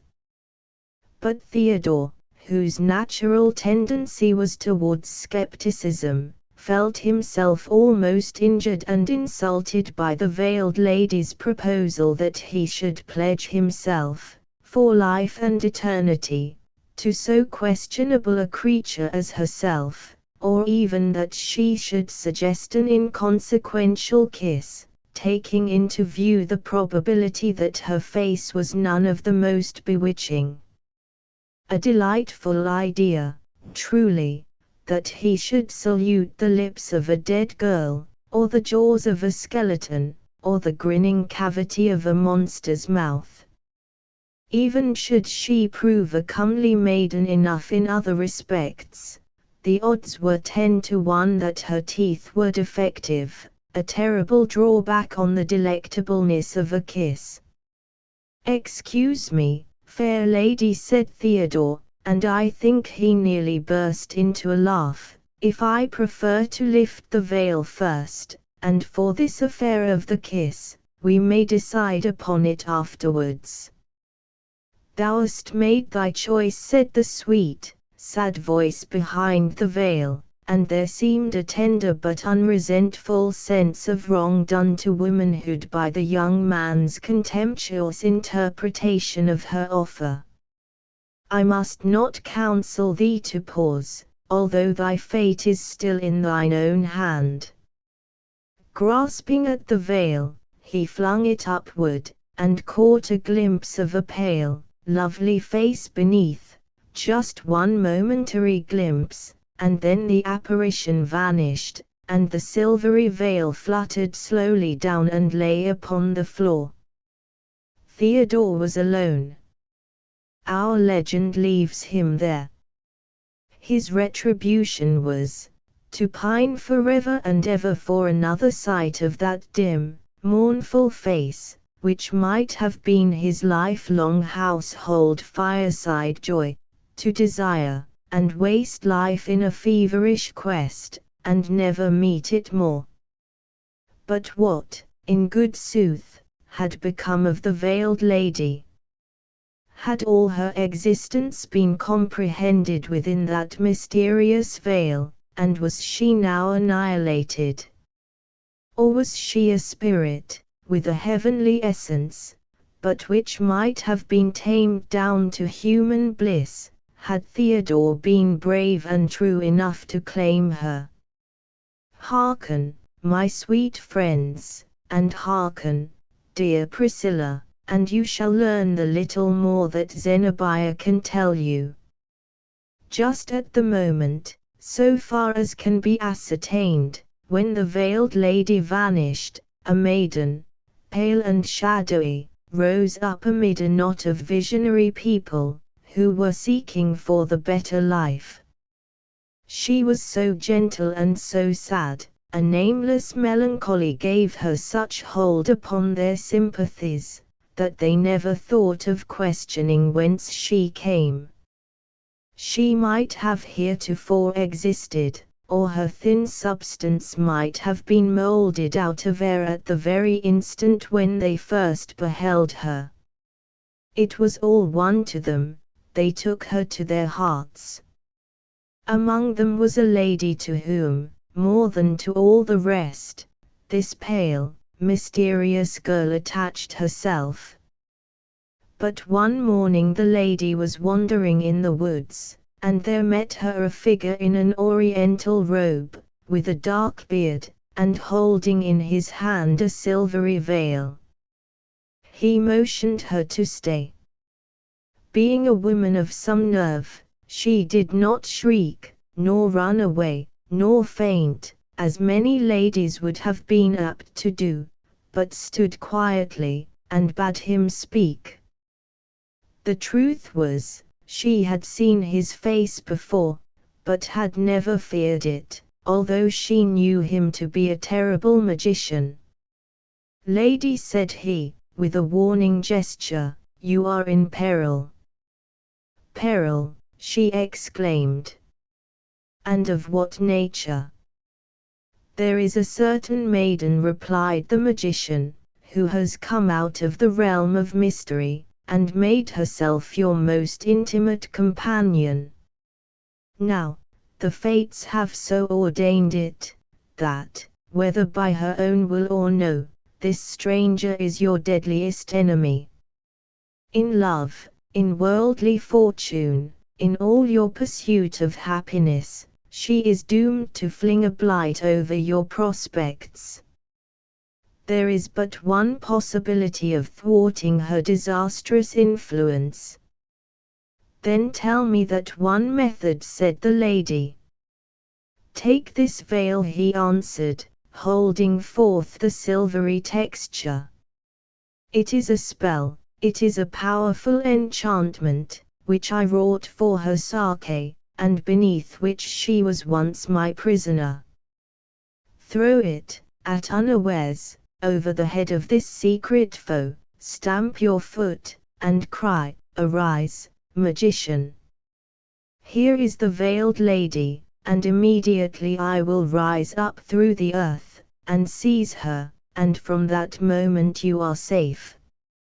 So the lady took the silvery veil, which was like woven air, or like some substance airier than nothing, and that would float upward and be lost among the clouds, were she once to let it go. Returning homeward, she found the shadowy girl amid the knot of visionary transcendentalists, who were still seeking for the better life. She was joyous now, and had a rose bloom in her cheeks, and was one of the prettiest creatures, and seemed one of the happiest, that the world could show. But the lady stole noiselessly behind her and threw the veil over her head. As the slight, ethereal texture sank inevitably down over her figure, the poor girl strove to raise it, and met her dear friend's eyes with one glance of mortal terror, and deep, deep reproach.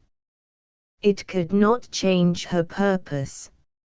"Arise, magician!" she exclaimed, stamping her foot upon the earth. "Here is the veiled lady." At the word, up rose the bearded man in the oriental robes, the beautiful, the dark magician, who had bartered away his soul. He threw his arms around the veiled lady, and she was his bond slave forevermore.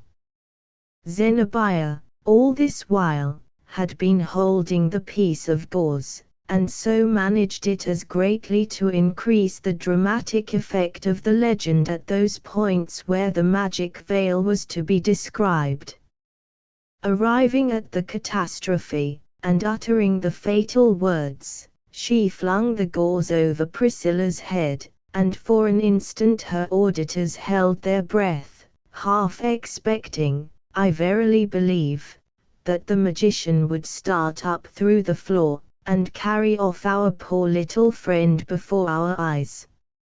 As for Priscilla, she stood droopingly in the midst of us, making no attempt to remove the veil.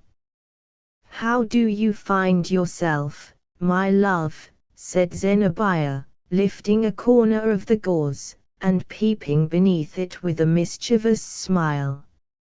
"Ah, the dear little soul! Why, she is really going to faint. Mr. Coverdale, pray bring a glass of water." Her nerves being none of the strongest, Priscilla hardly recovered her equanimity during the rest of the evening. This, to be sure, was a great pity, but, nevertheless, we thought it a very bright idea of Zenobia's to bring her legend to so effective a conclusion. 14 Eliot's pulpit. Our Sundays at Blithedale were not ordinarily kept with such rigid observance as might have befitted the descendants of the Pilgrims, whose high enterprise, as we sometimes flattered ourselves, we had taken up, and were carrying it onward and aloft, to a point which they never dreamed of attaining. On that hallowed day, it is true, we rested from our labors. Our oxen, relieved from their weekday yoke, roamed at large through the pasture, each yoke fellow, however, keeping close beside his mate, and continuing to acknowledge, from the force of habit and sluggish sympathy, the union which the taskmaster had imposed for his own hard ends. As for us human yoke fellows, chosen companions of toil, whose hose had clinked together throughout the week, we wandered off, in various directions, to enjoy our interval of repose. Some, I believe, went devoutly to the village church. Others, it may be, ascended a city or a country pulpit, wearing the clerical robe with so much dignity that you would scarcely have suspected the yeoman's frock to have been flung off only since milking time. Others took long rambles among the rustic lanes and by-paths, pausing to look at black old farmhouses, with their sloping roofs, and at the modern cottage, so like a plaything that it seemed as if real joy or sorrow could have no scope within, and at the more pretending villa, with its range of wooden columns supporting the needless insolence of a great portico. Some betook themselves into the wide, dusky barn, and lay there for hours together on the odorous hay, while the sun-streaks and the shadows strove together, these to make the barn solemn, those to make it cheerful, and both were conquerors, and the swallows twittered a cheery anthem, flashing into sight, or vanishing as they darted to and fro among the golden rules of sunshine.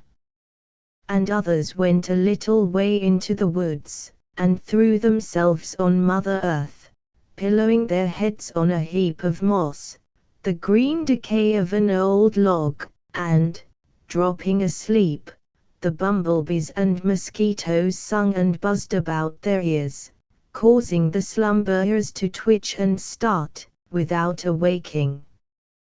With Hollingsworth, Zenobia, Priscilla, and myself, it grew to be a custom to spend the Sabbath afternoon at a certain rock. It was known to us under the name of Eliot's pulpit, from a tradition that the venerable Apostle Eliot had preached there, 2 centuries gone by, to an Indian auditory. The old pine forest, through which the Apostle's voice was wont to sound, had fallen an immemorial time ago.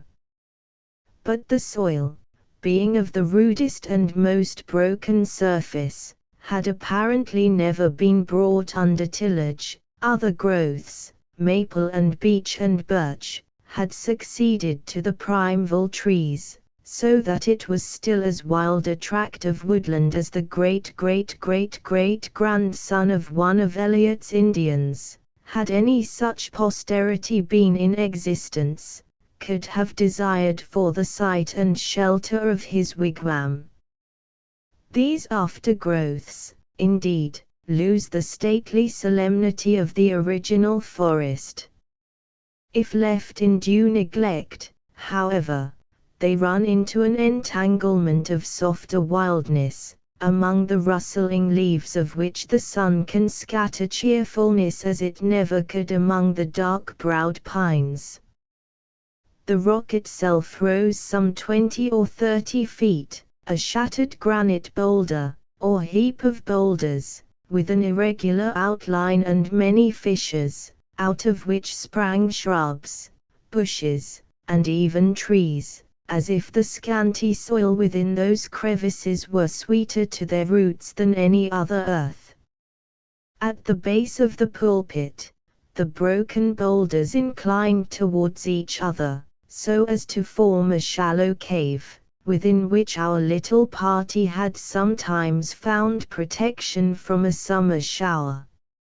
On the threshold, or just across it, grew a tuft of pale columbines, in their season, and violets, sad and shadowy recluses, such as Priscilla was when we first knew her, children of the sun, who had never seen their father, but dwelt among damp mosses, though not akin to them. At the summit, the rock was overshadowed by the canopy of a birch tree, which served as a sounding board for the pulpit.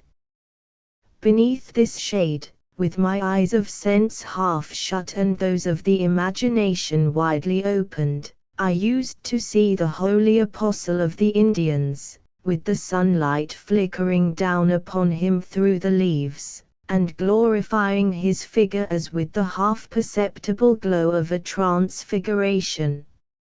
I the more minutely describe the rock, and this little Sabbath solitude, because Hollingsworth, at our solicitation, often ascended Eliot's pulpit, and not exactly preached, but talked to us, his few disciples, in a strain that rose and fell as naturally as the wind's breath among the leaves of the birch tree.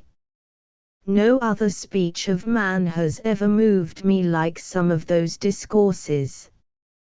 It seemed most pitiful, a positive calamity to the world, that a treasury of golden thoughts should thus be scattered, by the liberal handful, down among us three, when 1,000 hearers might have been the richer for them, and Hollingsworth the richer, likewise, by the sympathy of multitudes.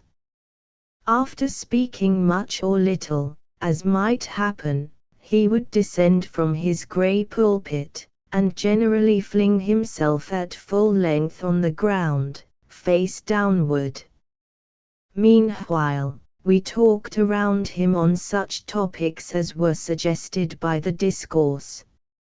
Since her interview with Westervelt, Zenobia's continual inequalities of temper had been rather difficult for her friends to bear.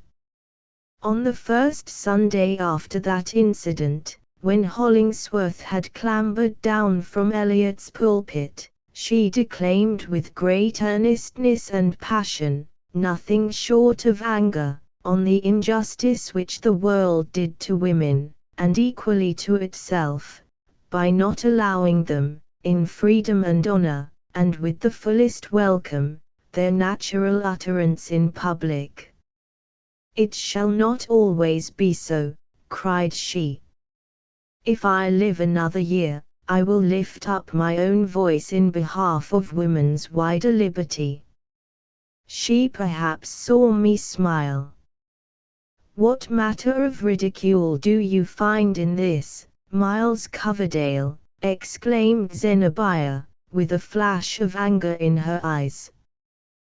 That smile, permit me to say, makes me suspicious of a low tone of feeling and shallow thought.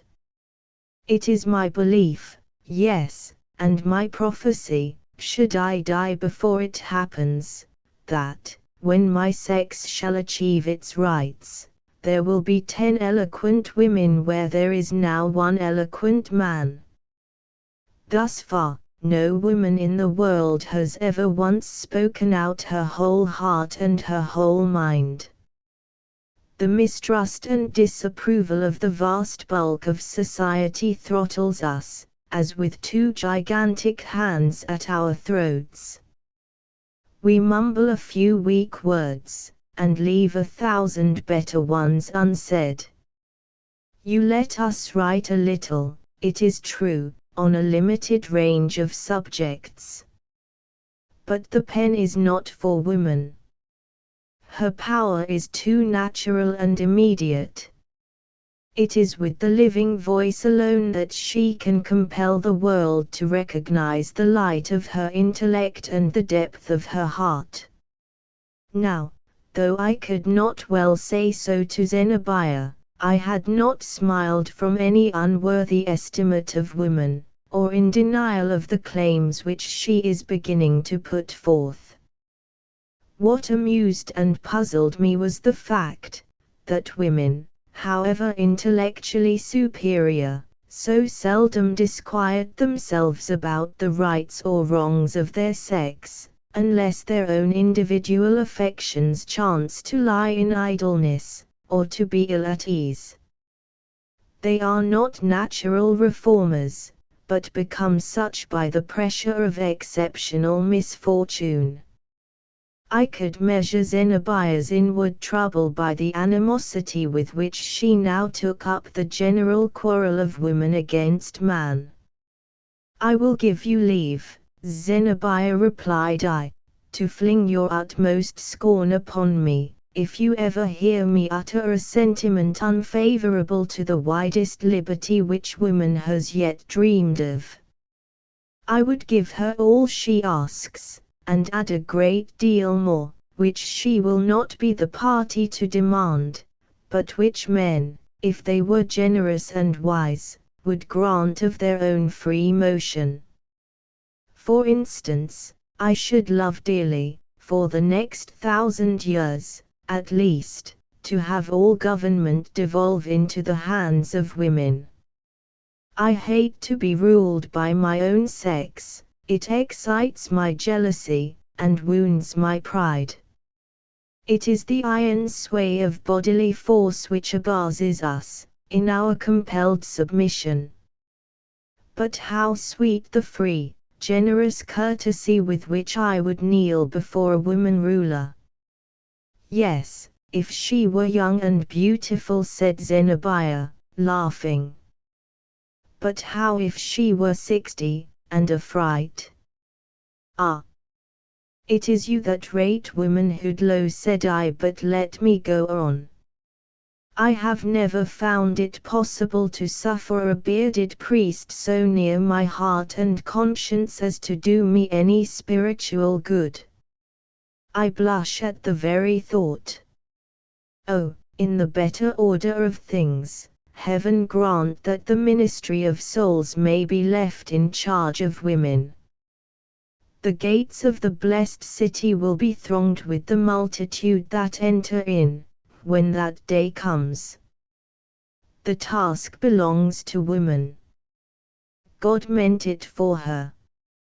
He has endowed her with the religious sentiment in its utmost depth and purity, refined from that gross, intellectual alloy with which every masculine theologist, save only one, who merely veiled himself in mortal and masculine shape, but was, in truth, divine, has been prone to mingle it. I have always envied the Catholics their faith in that sweet, sacred Virgin Mother, who stands between them and the Deity, intercepting somewhat of his awful splendor, but permitting his love to stream upon the worshipper more intelligibly to human comprehension through the medium of a woman's tenderness. Have I not said enough, Zenobia? I cannot think that this is true, observed Priscilla, who had been gazing at me with great, disapproving eyes. And I am sure I do not wish it to be true. Poor child, exclaimed Zenobia, rather contemptuously. She is the type of womanhood, such as man has spent centuries in making it. He is never content unless he can degrade himself by stooping towards what he loves. In denying us our rights, he betrays even more blindness to his own interests than profligate disregard of ours. Is this true? Asked Priscilla with simplicity, turning to Hollingsworth. Is it all true, that Mr. Coverdale and Zenobia have been saying? No, Priscilla, answered Hollingsworth with his customary bluntness. They have neither of them spoken one true word yet. Do you despise woman? Said Zenobia. Ah, Hollingsworth, that would be most ungrateful. Despise her? No, cried Hollingsworth, lifting his great shaggy head and shaking it at us, while his eyes glowed almost fiercely. She is the most admirable handiwork of God, in her true place and character. Her place is at man's side. Her office, that of the sympathizer, the unreserved, unquestioning believer, the recognition, withheld in every other manner, but given, in pity, through woman's heart, lest man should utterly lose faith in himself, the echo of God's own voice, pronouncing, "It is well done." All the separate action of woman is, and ever has been, and always shall be, false, foolish, vain, destructive of her own best and holiest qualities, void of every good effect, and productive of intolerable mischiefs. Man is a wretch without woman, but woman is a monster, and, thank heaven, an almost impossible and hitherto imaginary monster, without man as her acknowledged principal. As true as I had once a mother whom I loved, were there any possible prospect of women's taking the social stand which some of them, poor, miserable, abortive creatures, who only dream of such things because they have missed woman's peculiar happiness, or because nature made them really neither man nor woman, if there were a chance of their attaining the end which these petticoated monstrosities have in view, I would call upon my own sex to use its physical force, that unmistakable evidence of sovereignty, to scourge them back within their proper bounds. But it will not be needful. The heart of time womanhood knows where its own sphere is, and never seeks to stray beyond it. Never was mortal blessed, if blessing it were, with a glance of such entire acquiescence and unquestioning faith, happy in its completeness, as our little Priscilla unconsciously bestowed on Hollingsworth. She seemed to take the sentiment from his lips into her heart, and brood over it in perfect content. The very woman whom he pictured, the gentle parasite, the soft reflection of a more powerful existence, sat there at his feet. I looked at Zenobia, however, fully expecting her to resent, as I felt, by the indignant ebullition of my own blood, that she ought this outrageous affirmation of what struck me as the intensity of masculine egotism. It centered everything in itself, and deprived woman of her very soul, her inexpressible and unfathomable all, to make it a mere incident in the great sum of man. Hollingsworth had boldly uttered what he, and millions of despots like him, really felt. Without intending it, he had disclosed the wellspring of all these troubled waters. Now, if ever, it surely behooved Zenobia to be the champion of her sex. But, to my surprise, and indignation too, she only looked humbled. Some tears sparkled in her eyes, but they were wholly of grief, not anger. Well, be it so was all she said. I, at least, have deep cause to think you right. Let man be but manly and godlike, and woman is only too ready to become to him what you say. I smiled, somewhat bitterly, it is true, in contemplation of my own ill luck. How little did these two women care for me, who had freely conceded all their claims, and a great deal more, out of the fullness of my heart, while Hollingsworth, by some necromancy of his horrible injustice, seemed to have brought them both to his feet. Women almost invariably behave thus, thought I. What does the fact mean? Is it their nature? Or is it, at last, the result of ages of compelled degradation? And, in either case, will it be possible ever to redeem them? An intuition now appeared to possess all the party, that, for this time, at least, there was no more to be said. With one accord, we arose from the ground, and made our way through the tangled undergrowth towards one of those pleasant wood paths that wound among the overarching trees. Some of the branches hung so low as partly to conceal the figures that went before from those who followed. Priscilla had leaped up more lightly than the rest of us, and ran along in advance, with as much airy activity of spirit as was typified in the motion of a bird, which chanced to be flitting from tree to tree, in the same direction as herself. Never did she seem so happy as that afternoon. She skipped, and could not help it, from very playfulness of heart. Zenobia and Hollingsworth went next, in close contiguity, but not with arm in arm. Now, just when they had passed the impending bough of a birch tree, I plainly saw Zenobia take the hand of Hollingsworth in both her own, press it to her bosom, and let it fall again. The gesture was sudden, and full of passion. The impulse had evidently taken her by surprise. It expressed all.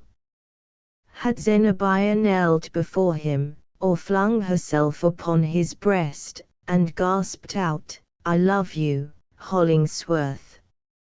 I could not have been more certain of what it meant. They then walked onward, as before.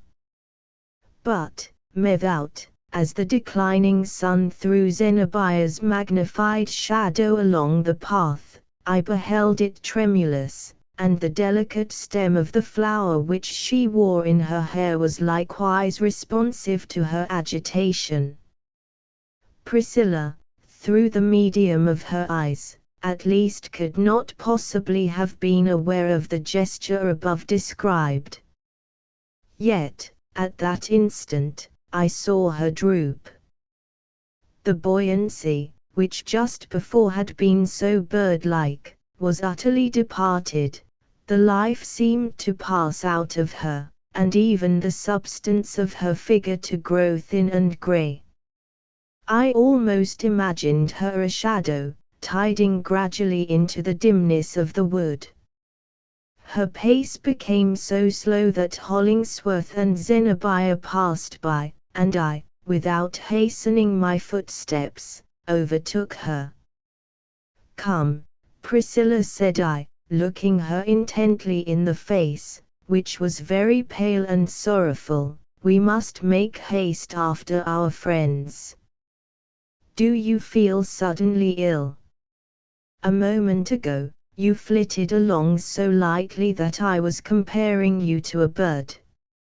Now, on the contrary, it is as if you had a heavy heart, and a very little strength to bear it with. Pray take my arm." "No," said Priscilla, "I do not think it would help me. It is my heart, as you say, that makes me heavy, and I know not why. Just now, I felt very happy.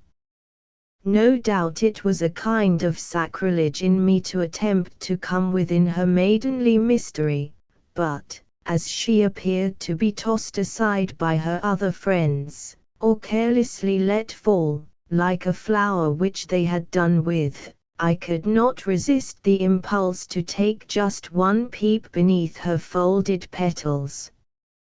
"Zenobia and yourself are dear friends of late," I remarked. "At first, that first evening when you came to us, she did not receive you quite so warmly as might have been wished." "I remember it," said Priscilla. "No wonder she hesitated to love me, who was then a stranger to her, and a girl of no grace or beauty, she being herself so beautiful." "But she loves you now, of course," suggested I, "and at this very instant you feel her to be your dearest friend." "Why do you ask me that question?" exclaimed Priscilla, as if frightened at the scrutiny into her feelings which I compelled her to make. "It somehow puts strange thoughts into my mind. But I do love Zenobia dearly. If she only loves me half as well, I shall be happy. How is it possible to doubt that, Priscilla? I rejoined. But observe how pleasantly and happily Zenobia and Hollingsworth are walking together. I call it a delightful spectacle. It truly rejoices me that Hollingsworth has found so fit and affectionate a friend. So many people in the world mistrust him, so many disbelieve and ridicule, while hardly any do him justice, or acknowledge him for the wonderful man he is, that it is really a blessed thing for him to have won the sympathy of such a woman as Zenobia. Any man might be proud of that. Any man, even if he be as great as Hollingsworth, might love so magnificent a woman. How very beautiful Zenobia is! And Hollingsworth knows it, too. There may have been some petty malice in what I said. Generosity is a very fine thing, at a proper time and within due limits.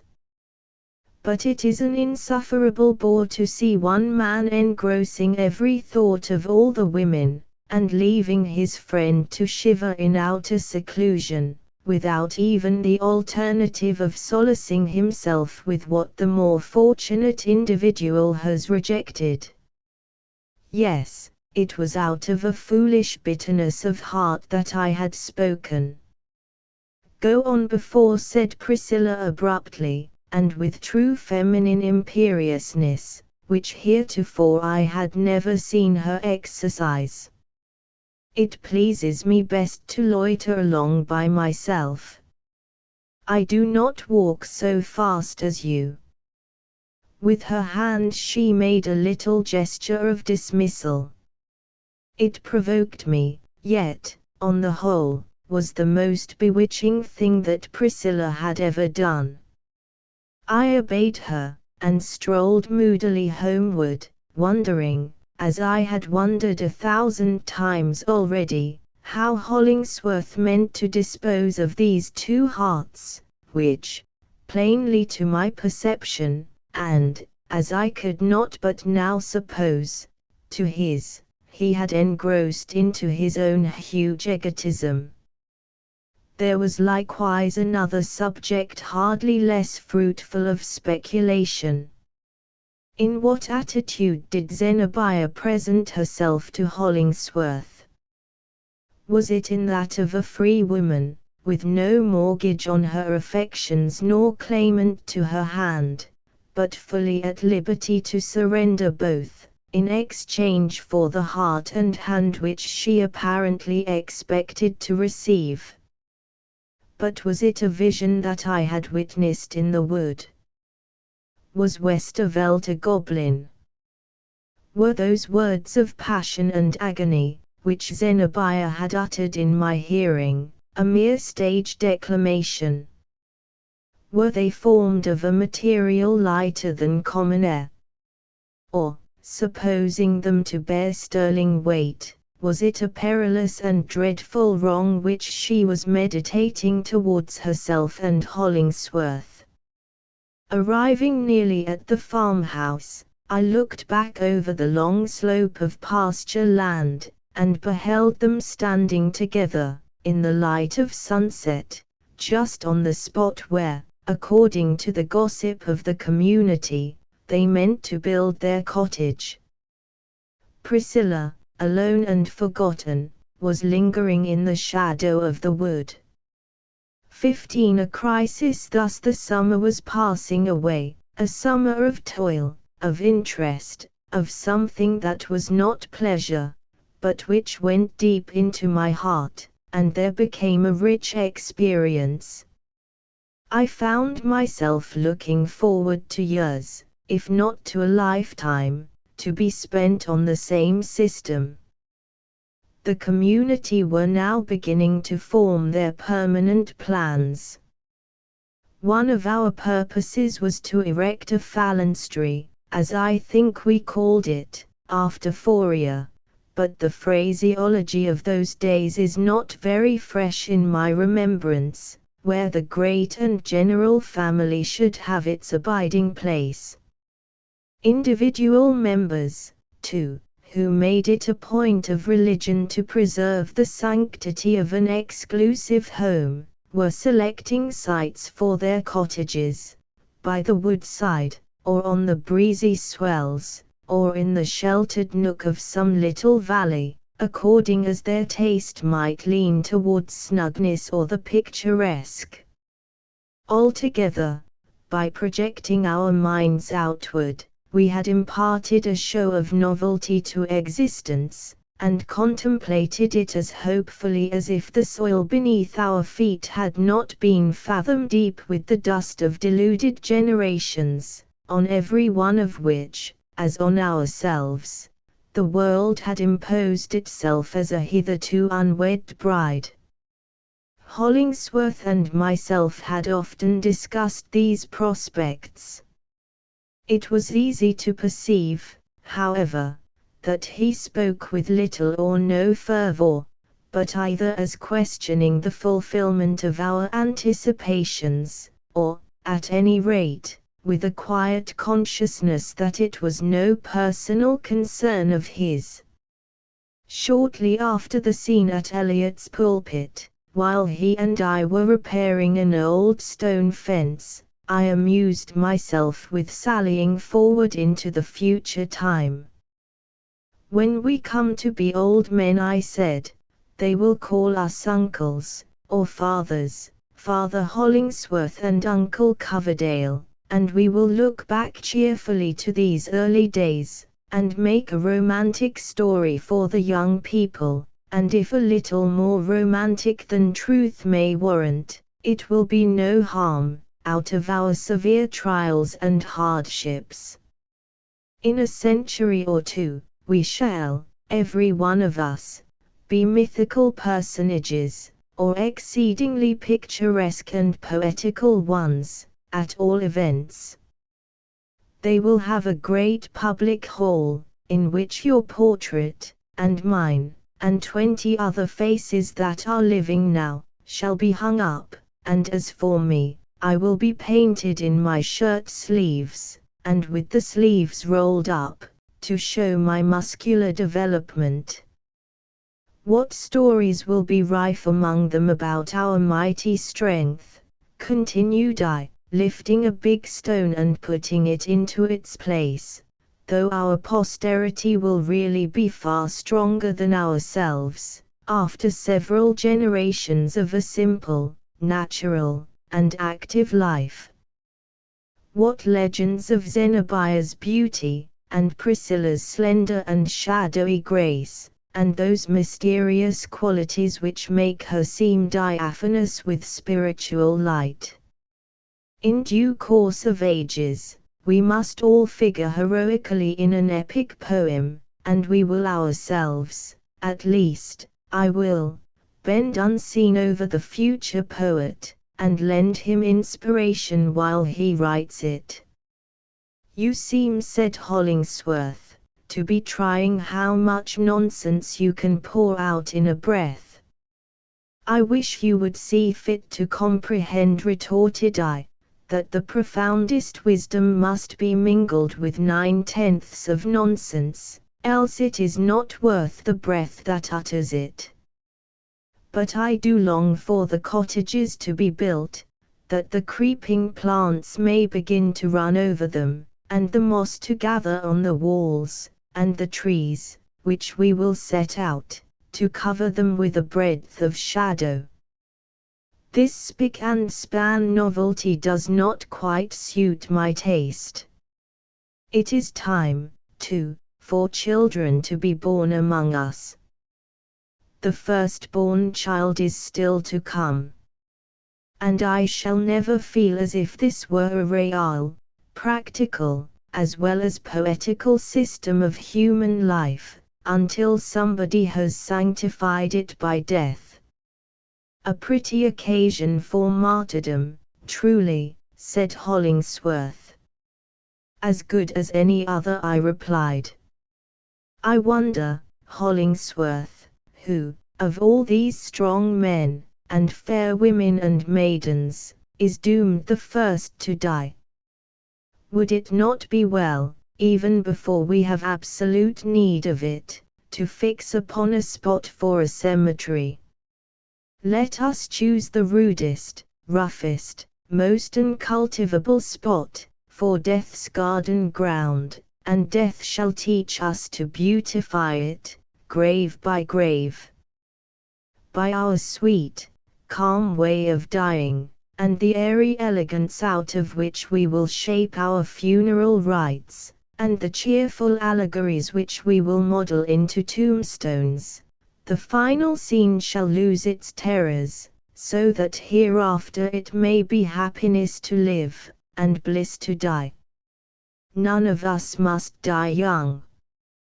Yet, should Providence ordain it so, the event shall not be sorrowful, but affect us with a tender, delicious, only half melancholy, and almost smiling pathos. That is to say, muttered Hollingsworth, you will die like a heathen, as you certainly live like one. But, listen to me, Coverdale. Your fantastic anticipations make me discern all the more forcibly what a wretched, unsubstantial scheme is this, on which we have wasted a precious summer of our lives. Do you seriously imagine that any such realities as you, and many others here, have dreamed of, will ever be brought to pass? Certainly I do, said I. Of course, when the reality comes, it will wear the everyday, commonplace, dusty, and rather homely garb that reality always does put on. But, setting aside the ideal charm, I hold that our highest anticipations have a solid footing on common sense. You only half believe what you say, rejoined Hollingsworth, and as for me, I neither have faith in your dream, nor would care the value of this pebble for its realization, were that possible. And what more do you want of it? It has given you a theme for poetry. Let that content you. But now I ask you to be, at last, a man of sobriety and earnestness, and aid me in an enterprise which is worth all our strength, and the strength of 1,000 mightier than we. There can be no need of giving in detail the conversation that ensued. It is enough to say that Hollingsworth once more brought forward his rigid and unconquerable idea, a scheme for the reformation of the wicked by methods moral, intellectual, and industrial, by the sympathy of pure, humble, and yet exalted minds, and by opening to his pupils the possibility of a worthier life than that which had become their fate.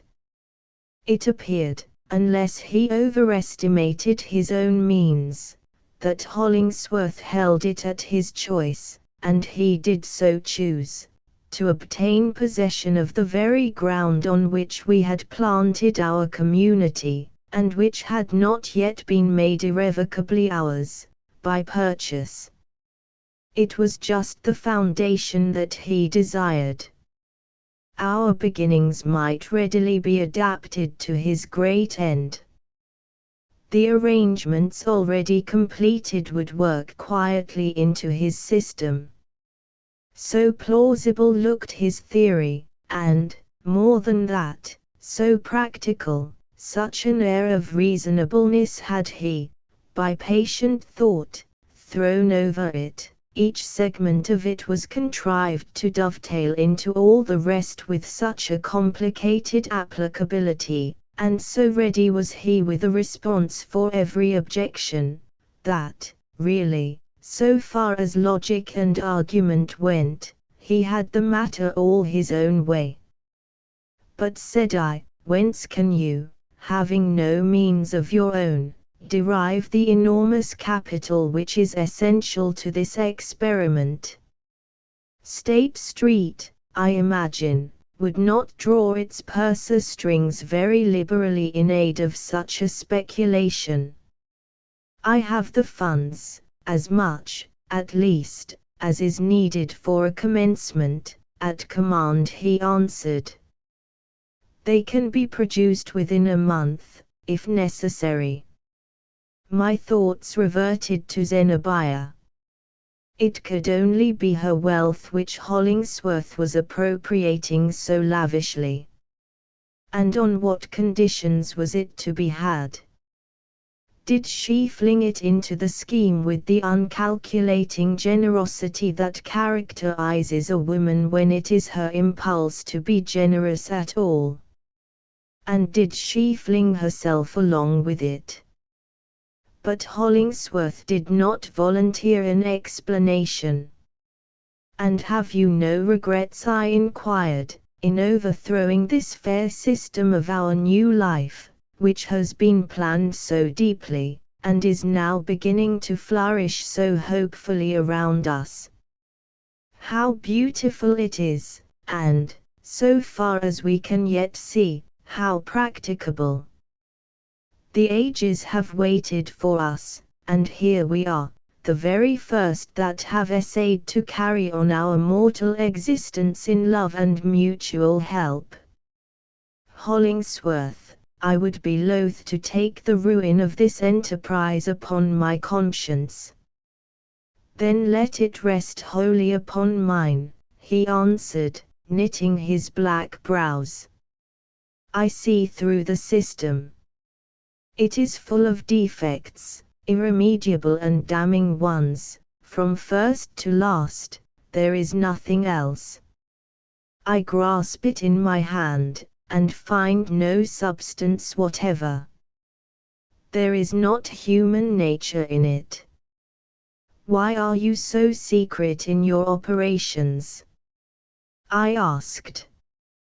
"God forbid that I should accuse you of intentional wrong, but the besetting sin of a philanthropist, it appears to me, is apt to be a moral obliquity.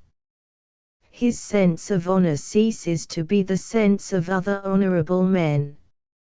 At some point of his course, I know not exactly when or where, he is tempted to palter with the right, and can scarcely forbear persuading himself that the importance of his public ends renders it allowable to throw aside his private conscience. Oh, my dear friend, beware this error. If you meditate the overthrow of this establishment, call together our companions, state your design, support it with all your eloquence, but allow them an opportunity of defending themselves." "It does not suit me," said Hollingsworth. "Nor is it my duty to do so." "I think it is," replied I. Hollingsworth frowned, not in passion, but, like fate, inexorably. "I will not argue the point," said he. "What I desire to know of you is, and you can tell me in one word, whether I am to look for your cooperation in this great scheme of good. Take it up with me. Be my brother in it. It offers you, what you have told me, over and over again, that you most need, a purpose in life, worthy of the extremest self-devotion, worthy of martyrdom, should God so order it. In this view, I present it to you. You can greatly benefit mankind. Your peculiar faculties, as I shall direct them, are capable of being so wrought into this enterprise that not one of them need lie idle. Strike hands with me, and from this moment you shall never again feel the languor and vague wretchedness of an indolent or half-occupied man. There may be no more aimless beauty in your life, but, in its stead, there shall be strength, courage, immitigable will, everything that a manly and generous nature should desire. we shall succeed. We shall have done our best for this miserable world, and happiness, which never comes but incidentally, will come to us unawares. It seemed his intention to say no more. But, after he had quite broken off, his deep eyes filled with tears, and he held out both his hands to me. "Coverdale," he murmured, "there is not the man in this wide world whom I can love as I could you. Do not forsake me." As I look back upon this scene, through the coldness and dimness of so many years, there is still a sensation as if Hollingsworth had caught hold of my heart, and were pulling it towards him with an almost irresistible force. It is a mystery to me how I withstood it. But, in truth, I saw in his scheme of philanthropy nothing but what was odious. A loathsomeness that was to be forever in my daily work. A great black ugliness of sin, which he proposed to collect out of 1,000 human hearts, and that we should spend our lives in an experiment of transmuting it into virtue. Had I but touched his extended hand, Hollingsworth's magnetism would perhaps have penetrated me with his own conception of all these matters. But I stood aloof. I fortified myself with doubts whether his strength of purpose had not been too gigantic for his integrity, impelling him to trample on considerations that should have been paramount to every other. "Is Zenobia to take a part in your enterprise?" I asked. "She is," said Hollingsworth.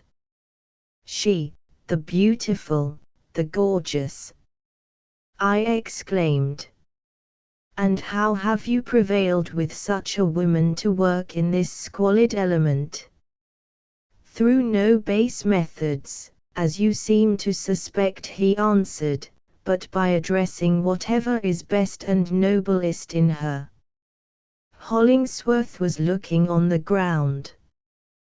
But, as he often did so, generally, indeed, in his habitual moods of thought, I could not judge whether it was from any special unwillingness now to meet my eyes. What it was that dictated my next question, I cannot precisely say.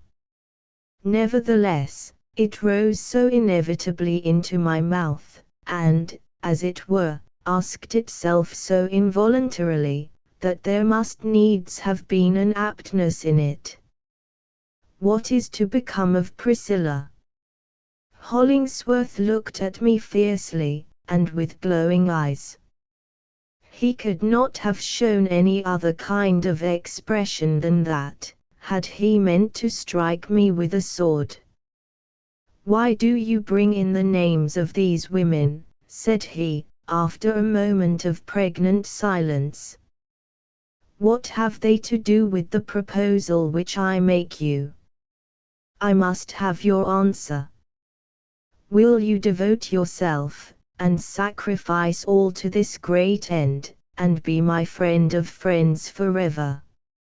"In heaven's name," Hollingsworth cried I, getting angry, and glad to be angry, because so only was it possible to oppose his tremendous concentrativeness and indomitable will, "cannot you conceive that a man may wish well to the world, and struggle for its good, on some other plan than precisely that which you have laid down? And will you cast off a friend for no unworthiness, but merely because he stands upon his right as an individual being, and looks at matters through his own optics, instead of yours?" "Be with me," said Hollingsworth, "or be against me.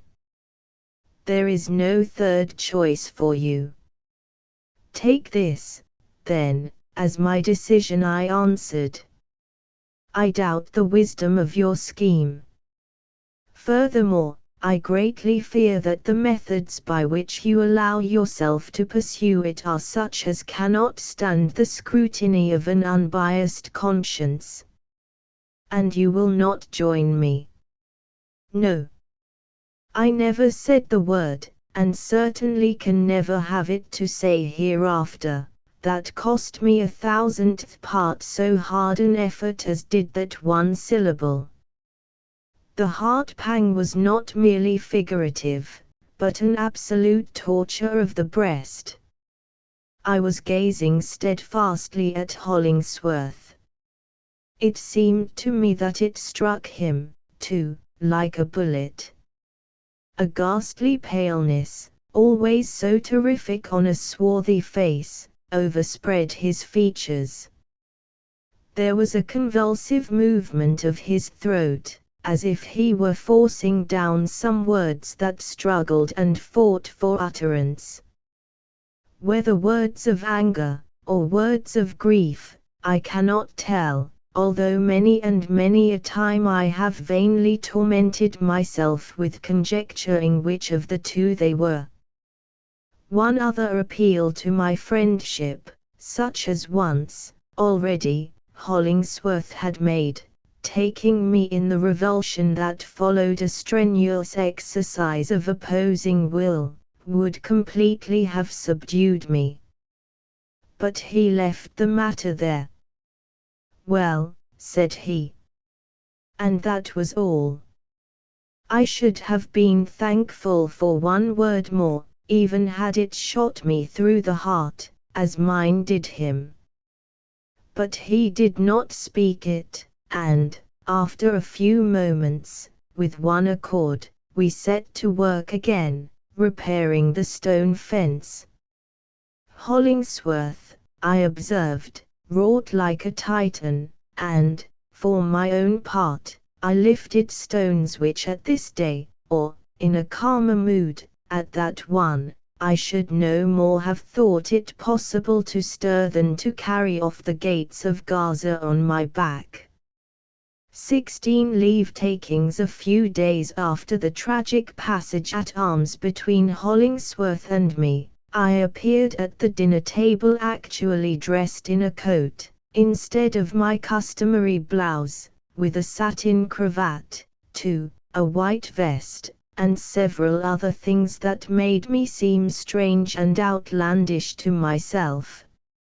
As for my companions, this unwonted spectacle caused a great stir upon the wooden benches that bordered either side of our homely board. "What's in the wind now, Miles?" asked one of them. "Are you deserting us?"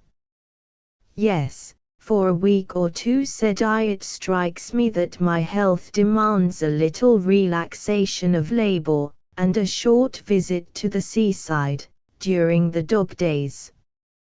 "You look like it," grumbled Silas Foster, not greatly pleased with the idea of losing an efficient laborer before the stress of the season was well over. "Now, here's a pretty fellow. His shoulders have broadened a matter of 6 inches since he came among us. He can do his day's work, if he likes, with any man or ox on the farm, and yet he talks about going to the seashore for his health. Well, well, old woman," added he to his wife, "let me have a plateful of that pork and cabbage. I begin to feel in a very weakly way. When the others have had their turn, you and I will take a jaunt to Newport or Saratoga." "Well, but, Mr. Foster," said I, "you must allow me to take a little breath." "Breath," retorted the old yeoman. "Your lungs have the play of a pair of blacksmith's bellows already. What on earth do you want more? But go along. I understand the business. We shall never see your face here again. Here ends the reformation of the world, so far as Miles Coverdale has a hand in it. By no means, I replied. I am resolute to die in the last ditch, for the good of the cause. Die in a ditch, muttered gruff Silas, with genuine Yankee intolerance of any intermission of toil, except on Sunday, the 4th of July, the autumnal cattle show, Thanksgiving, or the annual fast. Die in a ditch. I believe, in my conscience, you would, if there were no steadier means than your own labor to keep you out of it. The truth was, that an intolerable discontent and irksomeness had come over me. Blithedale was no longer what it had been. Everything was suddenly faded. The sunburnt and arid aspect of our woods and pastures, beneath the August sky, did but imperfectly symbolize the lack of dew and moisture, that, since yesterday, as it were, had blighted my fields of thought, and penetrated to the innermost and shadiest of my contemplative recesses. The change will be recognized by many, who, after a period of happiness, have endeavored to go on with the same kind of life, in the same scene, in spite of the alteration or withdrawal of some principal circumstance. They discover, what heretofore, perhaps, they had not known, that it was this which gave the bright color and vivid reality to the whole affair. I stood on other terms than before, not only with Hollingsworth, but with Zenobia and Priscilla. As regarded the two latter, it was that dreamlike and miserable sort of change that denies you the privilege to complain, because you can assert no positive injury, nor lay your finger on anything tangible. It is a matter which you do not see, but feel, and which, when you try to analyze it, seems to lose its very existence, and resolve itself into a sickly humor of your own. Your understanding, possibly, may put faith in this denial. But your heart will not so easily rest satisfied. It incessantly remonstrates, though, most of the time, in a bass note, which you do not separately distinguish, but, now and then, with a sharp cry, importunate to be heard, and resolute to claim belief. Things are not as they were, it keeps saying. You shall not impose on me. I will never be quiet. I will throb painfully. I will be heavy, and desolate, and shiver with cold. For I, your deep heart, know when to be miserable, as once I knew when to be happy. All is changed for us. You are beloved no more. And were my life to be spent over again, I would invariably lend my ear to this Cassandra of the inward depths, however clamorous the music and the merriment of a more superficial region. My outbreak with Hollingsworth, though never definitely known to our associates, had really an effect upon the moral atmosphere of the community. It was incidental to the closeness of relationship into which we had brought ourselves, that an unfriendly state of feeling could not occur between any two members without the whole society being more or less committed and made uncomfortable thereby. This species of nervous sympathy, though a pretty characteristic enough, sentimentally considered, and apparently betokening an actual bond of love among us, was yet found rather inconvenient in its practical operation, mortal tempers being so infirm and variable as they are.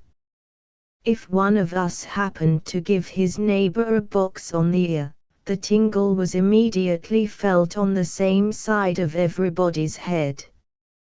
Thus, even on the supposition that we were far less quarrelsome than the rest of the world, a great deal of time was necessarily wasted in rubbing our ears.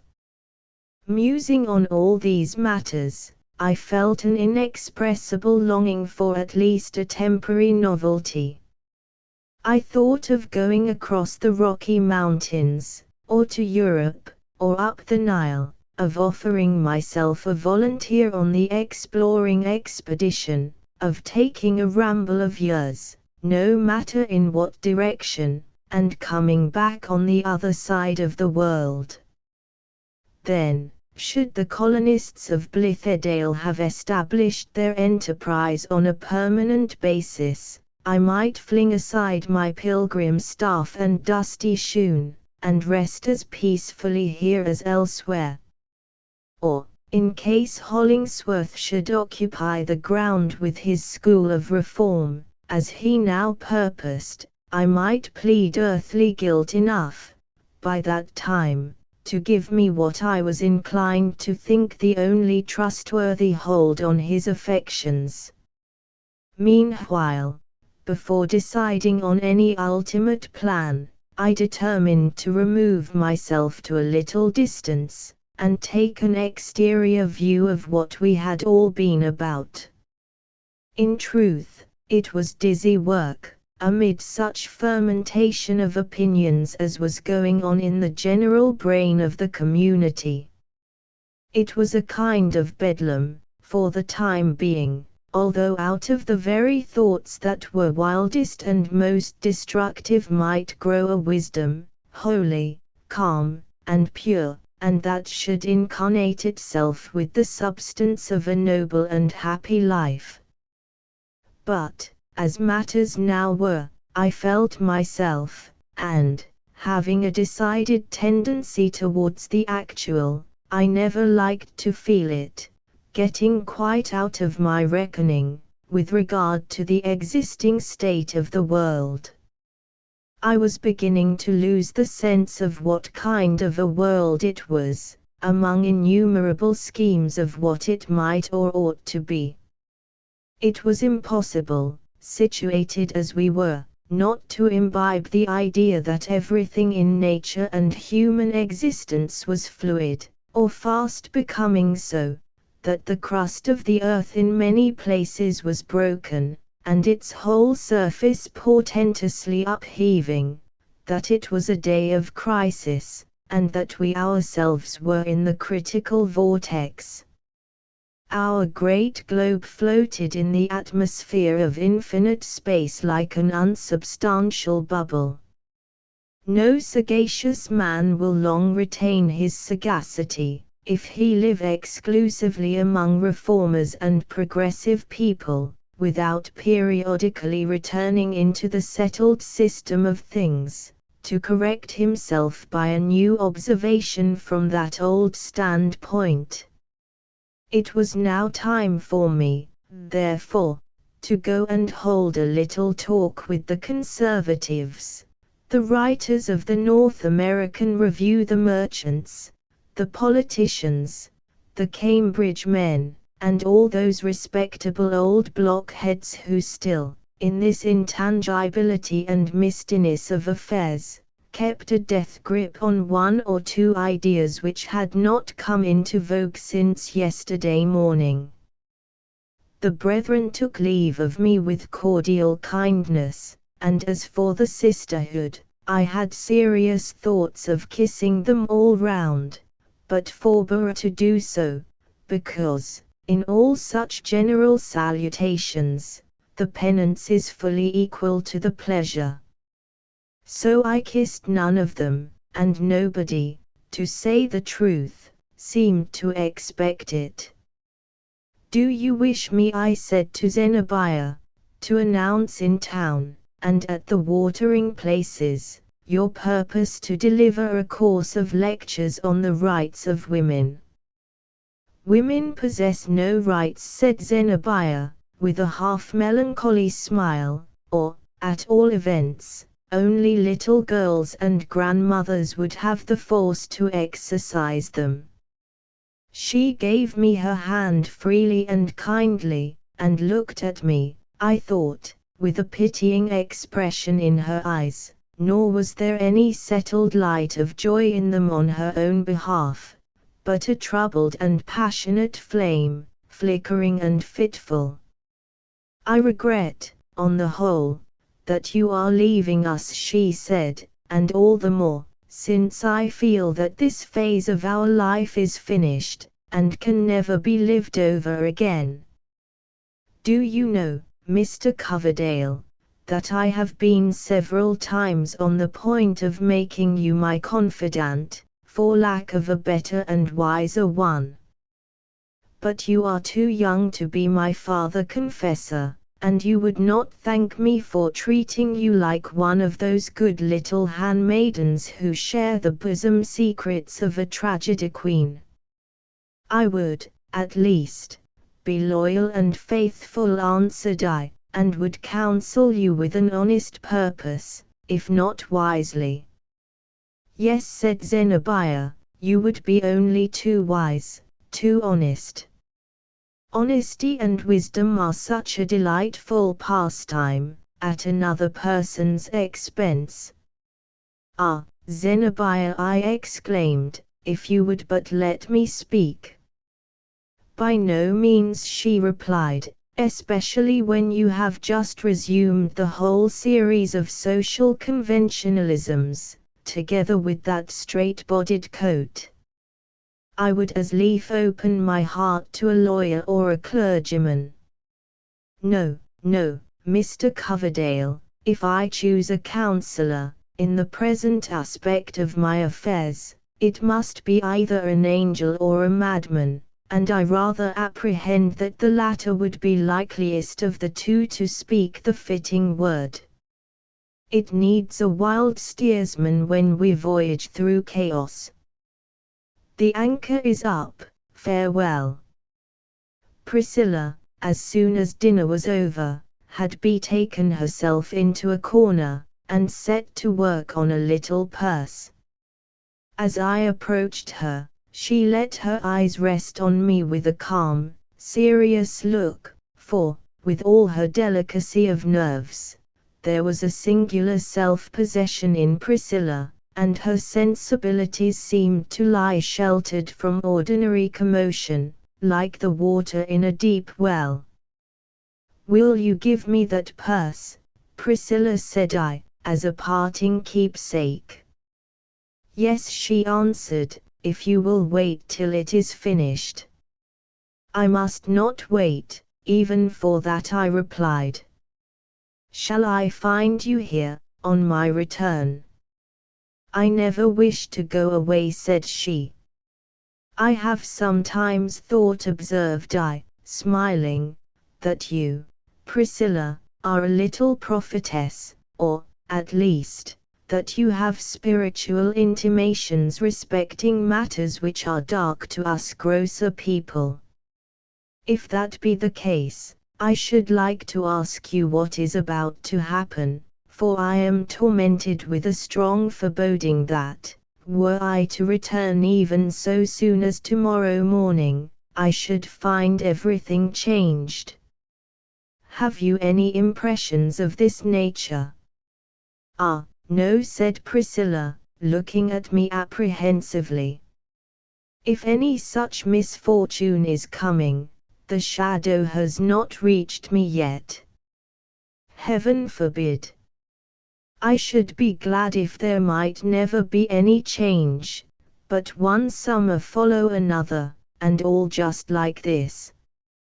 "No summer ever came back, and no 2 summers ever were alike," said I, with a degree of Orphic wisdom that astonished myself.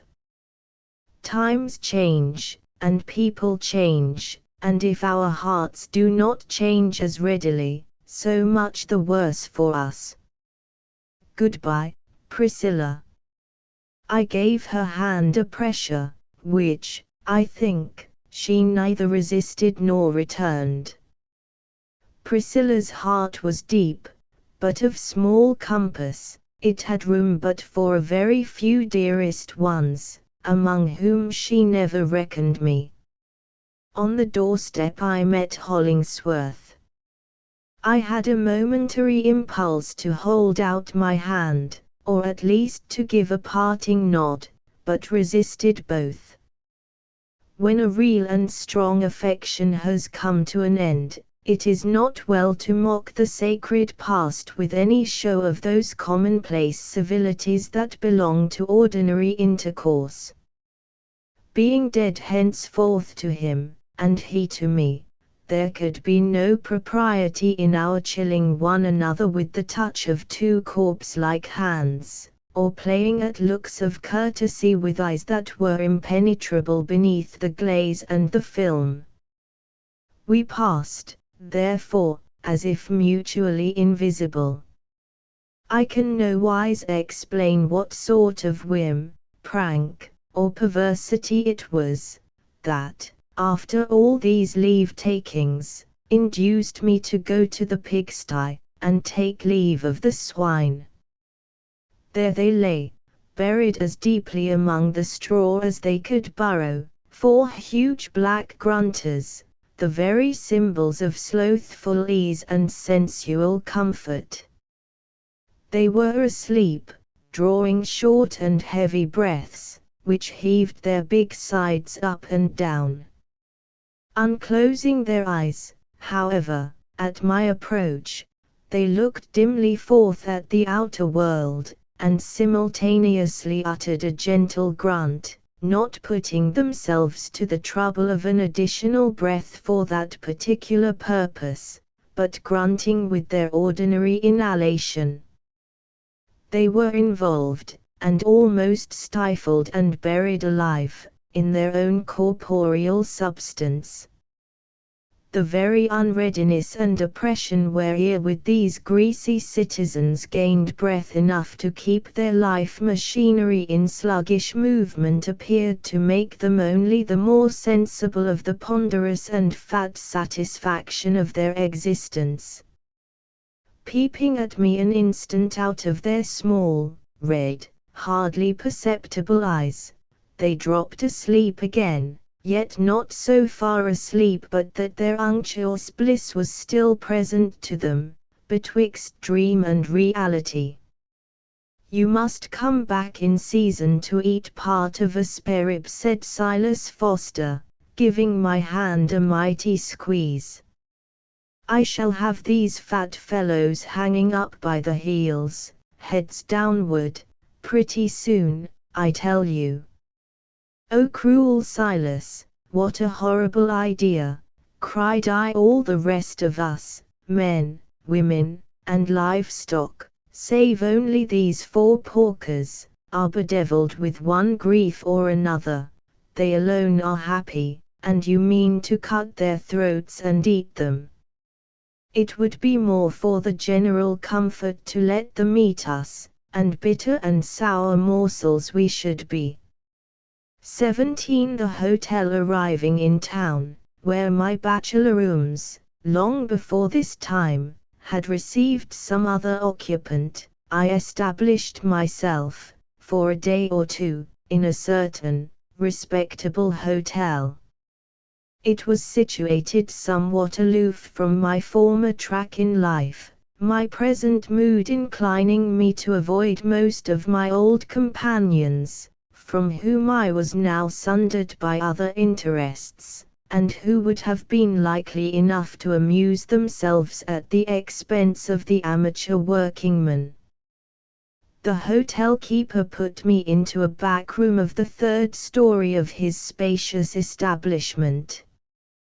The day was lowering, with occasional gusts of rain, and an ugly-tempered east wind, which seemed to come right off the chill and melancholy sea, hardly mitigated by sweeping over the roofs, and amalgamating itself with the dusky element of city smoke.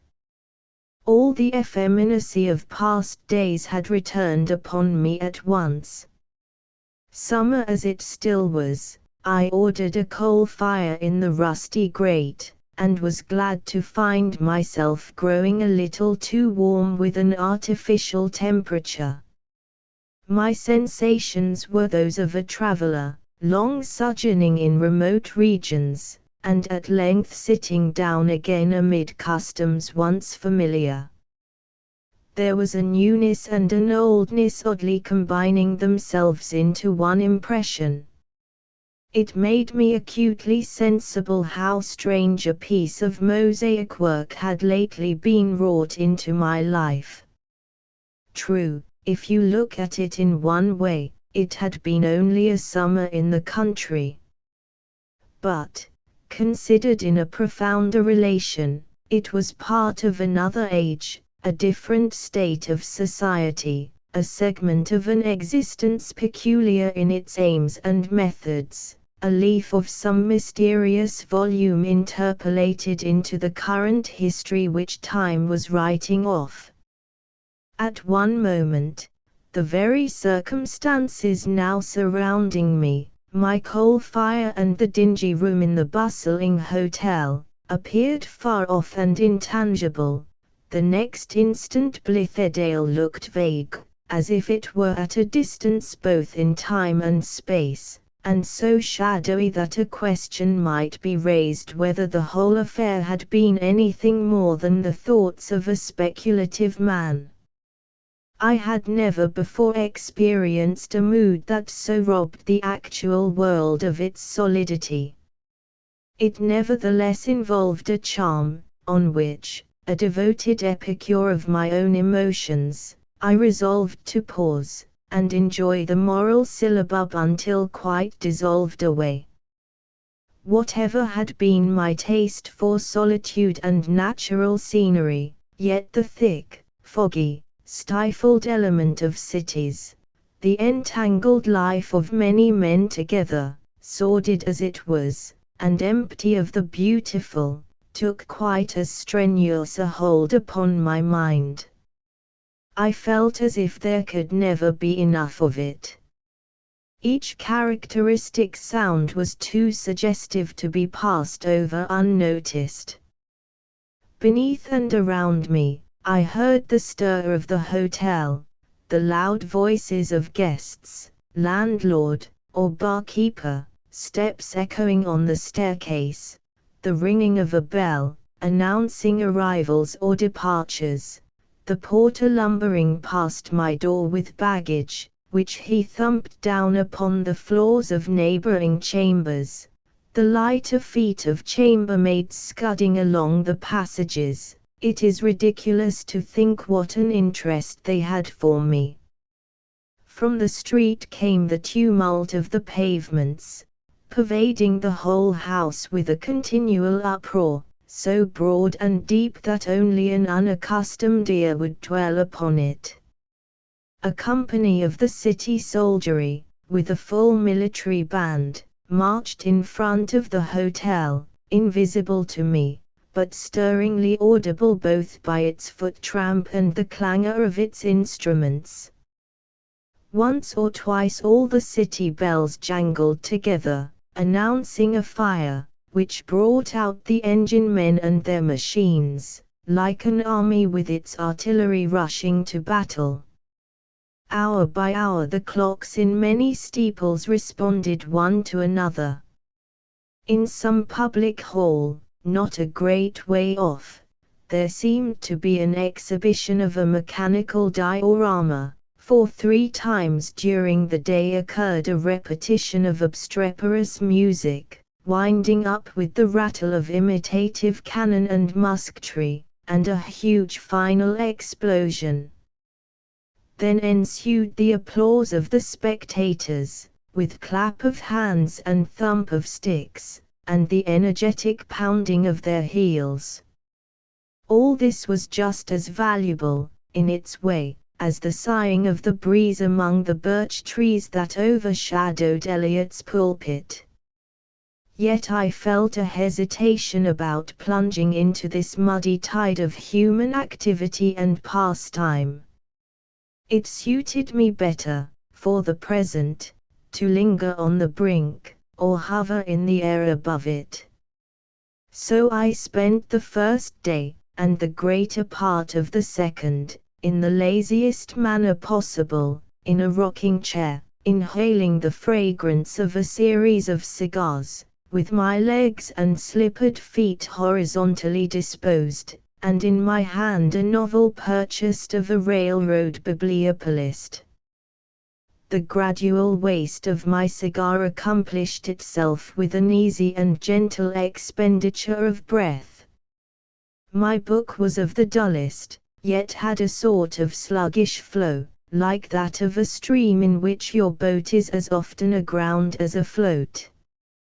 Had there been a more impetuous rush, a more absorbing passion of the narrative, I should the sooner have struggled out of its uneasy current, and have given myself up to the swell and subsidence of my thoughts.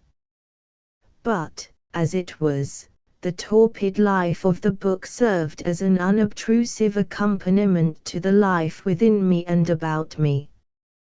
At intervals, however, when its effect grew a little too soporific, not for my patience, but for the possibility of keeping my eyes open, I bestirred myself, started from the rocking chair, and looked out of the window.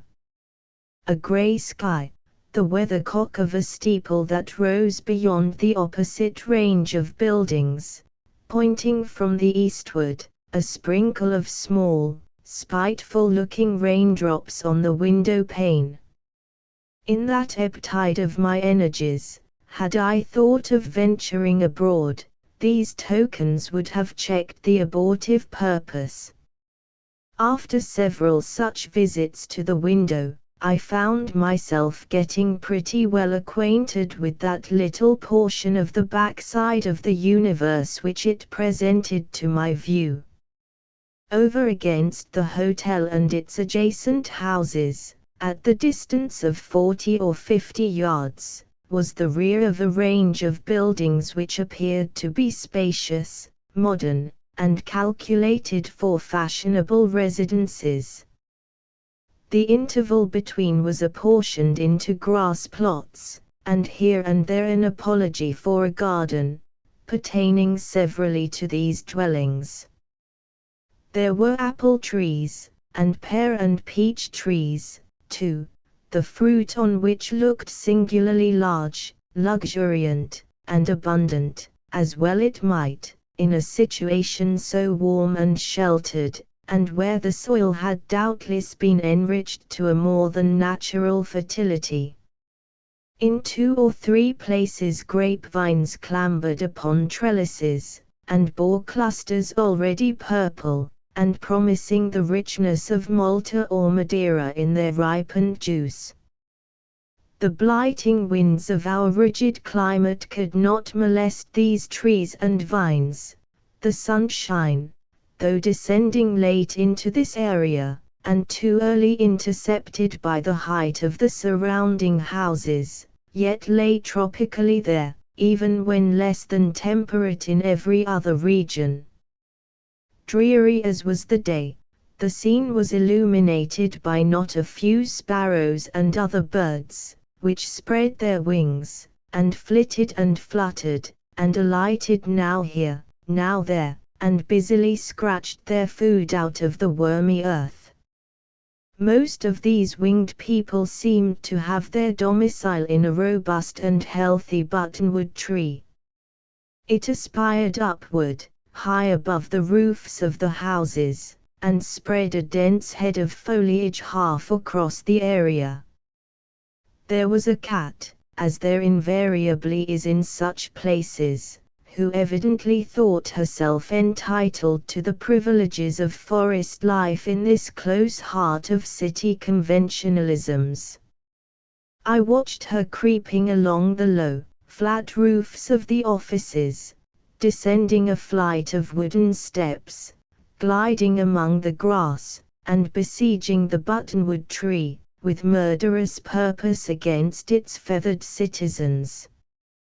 But, after all, they were birds of city breeding, and doubtless knew how to guard themselves against the peculiar perils of their position. Bewitching to my fancy are all those nooks and crannies where nature, like a stray partridge, hides her head among the long-established haunts of men.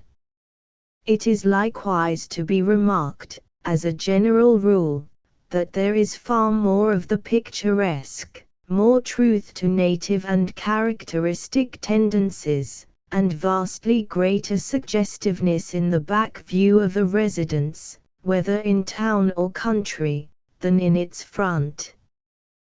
The latter is always artificial, it is meant for the world's eye, and is therefore a veil and a concealment. Realities keep in the rear, and put forward an advance guard of show and humbug. The posterior aspect of any old farmhouse, behind which a railroad has unexpectedly been opened, is so different from that looking upon the immemorial highway, that the spectator gets new ideas of rural life and individuality in the puff or two of steam breath which shoots him past the premises. In a city, the distinction between what is offered to the public and what is kept for the family is certainly not less striking. But, to return to my window at the back of the hotel. Together with a due contemplation of the fruit trees, the grapevines, the buttonwood tree, the cat, the birds, and many other particulars, I failed not to study the row of fashionable dwellings to which all these appertained. Here, it must be confessed, there was a general sameness. From the upper story to the first floor, they were so much alike, that I could only conceive of the inhabitants as cut out on one identical pattern, like little wooden toy people of German manufacture. One long, united roof, with its thousands of slates glittering in the rain, extended over the whole. After the distinctness of separate characters to which I had recently been accustomed, it perplexed and annoyed me not to be able to resolve this combination of human interests into well-defined elements. It seemed hardly worthwhile for more than one of those families to be in existence, since they all had the same glimpse of the sky, all looked into the same area, all received just their equal share of sunshine through the front windows, and all listened to precisely the same noises of the street on which they boarded. Men are so much alike in their nature, that they grow intolerable unless varied by their circumstances. Just about this time a waiter entered my room. The truth was, I had rung the bell and ordered a sherry cobbler. "Can you tell me," I inquired, "what families reside in any of those houses opposite?" "The one right opposite is a rather stylish boarding house," said the waiter. "Two of the gentlemen boarders keep horses at the stable of our establishment. They do things in very good style, sir, the people that live there." I might have found out nearly as much for myself, on examining the house a little more closely. In one of the upper chambers I saw a young man in a dressing gown, standing before the glass and brushing his hair for a quarter of an hour together.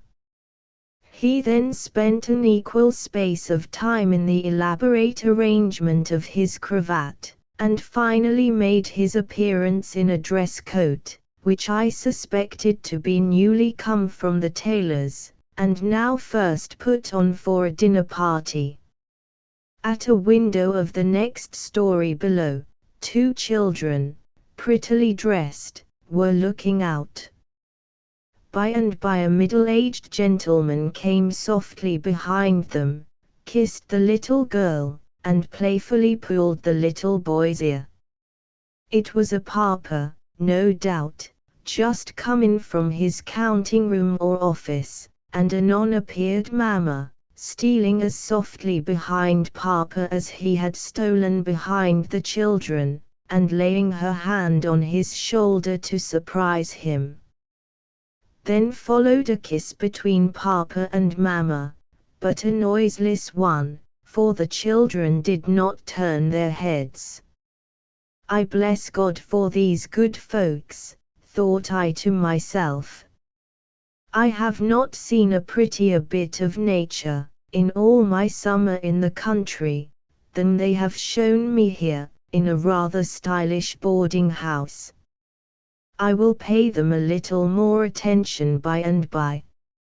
On the first floor, an iron balustrade ran along in front of the tall and spacious windows, evidently belonging to a back drawing room, and far into the interior, through the arch of the sliding doors, I could discern a gleam from the windows of the front apartment.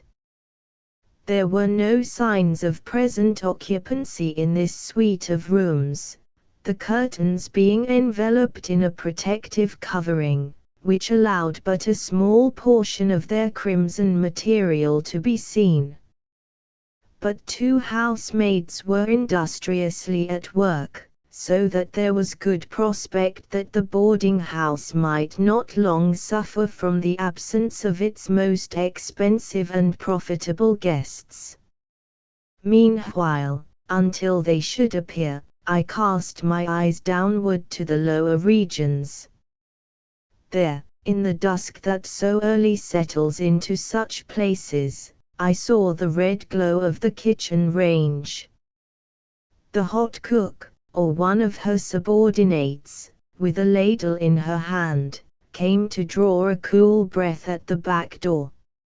As soon as she disappeared, an Irish manservant, in a white jacket, crept slyly forth, and threw away the fragments of a china dish, which, unquestionably, he had just broken. Soon afterwards, a lady, showily dressed, with a curling front of what must have been false hair, and reddish-brown, I suppose, in hue, though my remoteness allowed me only to guess at such particulars. This respectable mistress of the boarding house made a momentary transit across the kitchen window, and appeared no more. It was her final, comprehensive glance, in order to make sure that soup, fish, and flesh were in a proper state of readiness, before the serving up of dinner. There was nothing else worth noticing about the house, unless it be that on the peak of one of the dormer windows which opened out of the roof sat a dove, looking very dreary and forlorn, insomuch that I wondered why she chose to sit there, in the chilly rain, while her kindred were doubtless nestling in a warm and comfortable dovecote. All at once this dove spread her wings, and, launching herself in the air, came flying so straight across the intervening space, that I fully expected her to alight directly on my window sill. In the latter part of her course, however, she swerved aside, flew upward, and vanished, as did, likewise, the slight, fantastic pathos with which I had invested her. 18 The boarding house the next day, as soon as I thought of looking again towards the opposite house, there sat the dove again, on the peak of the same dormer window. It was by no means an early hour, for the preceding evening I had ultimately mustered enterprise enough to visit the theatre, had gone late to bed, and slept beyond all limit, in my remoteness from Silas Foster's awakening horn. Dreams had tormented me throughout the night. The train of thoughts which, for months past, had worn a track through my mind, and to escape which was one of my chief objects in leaving Blithedale, kept treading remorselessly to and fro in their old footsteps, while slumber left me impotent to regulate them. It was not till I had quitted my 3 friends that they first began to encroach upon my dreams. In those of the last night, Hollingsworth and Zenobia, standing on either side of my bed, had bent across it to exchange a kiss of passion. Priscilla, beholding this, for she seemed to be peeping in at the chamber window, had melted gradually away, and left only the sadness of her expression in my heart. There it still lingered, after I awoke, one of those unreasonable sadnesses that you know not how to deal with, because it involves nothing for common sense to clutch. It was a grey and dripping forenoon, gloomy enough in town, and still gloomier in the haunts to which my recollections persisted in transporting me. For, in spite of my efforts to think of something else, I thought how the gusty rain was drifting over the slopes and valleys of our farm, how wet must be the foliage that overshadowed the pulpit rock, how cheerless, in such a day, my hermitage, the tree solitude of my owl-like humours, in the vine-encircled heart of the tall pine. It was a phase of homesickness. I had wrenched myself too suddenly out of an accustomed sphere. There was no choice, now, but to bear the pang of whatever heartstrings were snapped asunder, and that elusive torment, like the ache of a limb long ago cut off, by which a past mode of life prolongs itself into the succeeding one. I was full of idle and shapeless regrets. The thought impressed itself upon me that I had left duties unperformed. With the power, perhaps, to act in the place of destiny and avert misfortune from my friends, I had resigned them to their fate. That cold tendency, between instinct and intellect, which made me pry with a speculative interest into people's passions and impulses, appeared to have gone far towards unhumanizing my heart. But a man cannot always decide for himself whether his own heart is cold or warm. It now impresses me that, if I erred at all in regard to Hollingsworth, Zenobia, and Priscilla, it was through too much sympathy, rather than too little. To escape the irksomeness of these meditations, I resumed my post at the window. At first sight, there was nothing new to be noticed. The general aspect of affairs was the same as yesterday, except that the more decided inclemency of today had driven the sparrows to shelter, and kept the cat within doors, whence, however, she soon emerged, pursued by the cook, and with what looked like the better half of a roast chicken in her mouth. The young man in the dress coat was invisible. The 2 children, in the story below, seemed to be romping about the room, under the superintendence of a nursery maid. The damask curtains of the drawing-room, on the first floor, were now fully displayed, festooned gracefully from top to bottom of the windows, which extended from the ceiling to the carpet. A narrower window, at the left of the drawing-room, gave light to what was probably a small boudoir, within which I caught the faintest imaginable glimpse of a girl's figure, in airy drapery.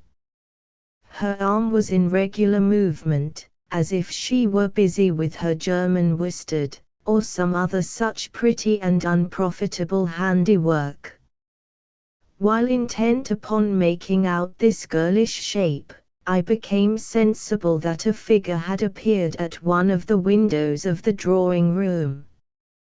There was a presentiment in my mind, or perhaps my first glance, imperfect and sidelong as it was, had sufficed to convey subtile information of the truth.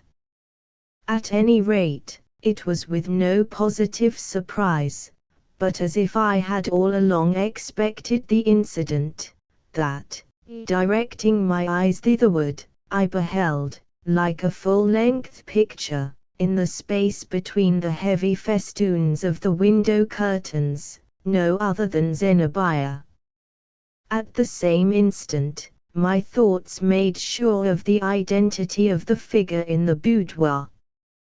It could only be Priscilla. Zenobia was attired, not in the almost rustic costume which she had heretofore worn, but in a fashionable morning dress. There was, nevertheless, one familiar point. She had, as usual, a flower in her hair, brilliant and of a rare variety, else it had not been Zenobia. After a brief pause at the window, she turned away, exemplifying, in the few steps that removed her out of sight, that noble and beautiful motion which characterized her as much as any other personal charm. Not one woman in 1,000 could move so admirably as Zenobia. Many women can sit gracefully, some can stand gracefully, and a few, perhaps, can assume a series of graceful positions. But natural movement is the result and expression of the whole being, and cannot be well and nobly performed unless responsive to something in the character. I often used to think that music, light and airy, wild and passionate, or the full harmony of stately marches, in accordance with her varying mood, should have attended Zenobia's footsteps. I waited for her reappearance. It was one peculiarity, distinguishing Zenobia from most of her sex, that she needed for her moral well-being, and never would forego, a large amount of physical exercise. At Blithedale, no inclemency of sky or muddiness of earth had ever impeded her daily walks. Here in town, she probably preferred to tread the extent of the 2 drawing rooms, and measure out the miles by spaces of 40 feet, rather than bedraggle her skirts over the sloppy pavements. Accordingly, in about the time requisite to pass through the arch of the sliding doors to the front window, and to return upon her steps, there she stood again, between the festoons of the crimson curtains. But another personage was now added to the scene. Behind Zenobia appeared that face which I had first encountered in the wood path, the man who had passed, side by side with her, in such mysterious familiarity and estrangement, beneath my vine-curtained hermitage in the tall pine tree. It was Westervelt. And though he was looking closely over her shoulder, it still seemed to me, as on the former occasion, that Zenobia repelled him, that, perchance, they mutually repelled each other, by some incompatibility of their spheres. This impression, however, might have been altogether the result of fancy and prejudice in me. The distance was so great as to obliterate any play of feature by which I might otherwise have been made a partaker of their counsels. There now needed only Hollingsworth and old Moody to complete the knot of characters, whom a real intricacy of events, greatly assisted by my method of insulating them from other relations, had kept so long upon my mental stage, as actors in a drama. In itself, perhaps, it was no very remarkable event that they should thus come across me, at the moment when I imagined myself free. Zenobia, as I well knew, had retained an establishment in town, and had not unfrequently withdrawn herself from Blithedale during brief intervals, on one of which occasions she had taken Priscilla along with her. Nevertheless, there seemed something fatal in the coincidence that had borne me to this one spot, of all others in a great city, and transfixed me there, and compelled me again to waste my already wearied sympathies on affairs which were none of mine, and persons who cared little for me. It irritated my nerves, it affected me with a kind of heart-sickness.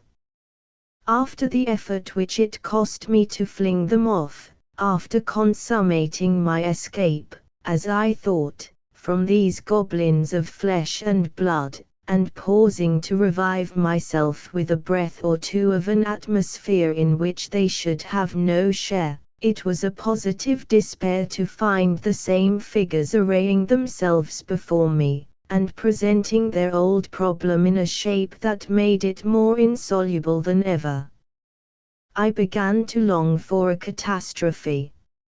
If the noble temper of Hollingsworth's soul were doomed to be utterly corrupted by the too powerful purpose which had grown out of what was noblest in him, if the rich and generous qualities of Zenobia's womanhood might not save her, if Priscilla must perish by her tenderness and faith, so simple and so devout, then be it so. Let it all come. As for me, I would look on, as it seemed my part to do, understandingly, if my intellect could fathom the meaning and the moral, and, at all events, reverently and sadly. The curtain fallen, I would pass onward with my poor individual life, which was now attenuated of much of its proper substance, and diffused among many alien interests. Meanwhile, Zenobia and her companion had retreated from the window. Then followed an interval, during which I directed my eaves towards the figure in the boudoir. Most certainly it was Priscilla, although dressed with a novel and fanciful elegance. The vague perception of it, as viewed so far off, impressed me as if she had suddenly passed out of a chrysalis state and put forth wings. Her hands were not now in motion. She had dropped her work, and sat with her head thrown back, in the same attitude that I had seen several times before, when she seemed to be listening to an imperfectly distinguished sound. Again the two figures in the drawing-room became visible. They were now a little withdrawn from the window, face to face, and, as I could see by Zenobia's emphatic gestures, were discussing some subject in which she, at least, felt a passionate concern. By and by she broke away, and vanished beyond my ken. Westervelt approached the window, and leaned his forehead against a pane of glass, displaying the sort of smile on his handsome features which, when I before met him, had let me into the secret of his gold-bordered teeth. Every human being, when given over to the devil, is sure to have the wizard mark upon him, in one form or another. I fancied that this smile, with its peculiar revelation, was the devil's signet on the professor. This man, as I had soon reason to know, was endowed with a cat-like circumspection, and though precisely the most unspiritual quality in the world, it was almost as effective as spiritual insight in making him acquainted with whatever it suited him to discover. He now proved it, considerably to my discomfiture, by detecting and recognizing me, at my post of observation. Perhaps I ought to have blushed at being caught in such an evident scrutiny of Professor Westervelt and his affairs. Perhaps I did blush. Be that as it might, I retained presence of mind enough not to make my position yet more irksome by the poltroonery of drawing back. Westervelt looked into the depths of the drawing-room, and beckoned. Immediately afterwards Zenobia appeared at the window, with colour much heightened, and eyes which, as my conscience whispered me, were shooting bright arrows, barbed with scorn, across the intervening space, directed full at my sensibilities as a gentleman. If the truth must be told, far as her flight shot was, those arrows hit the mark. She signified her recognition of me by a gesture with her head and hand, comprising at once a salutation and dismissal.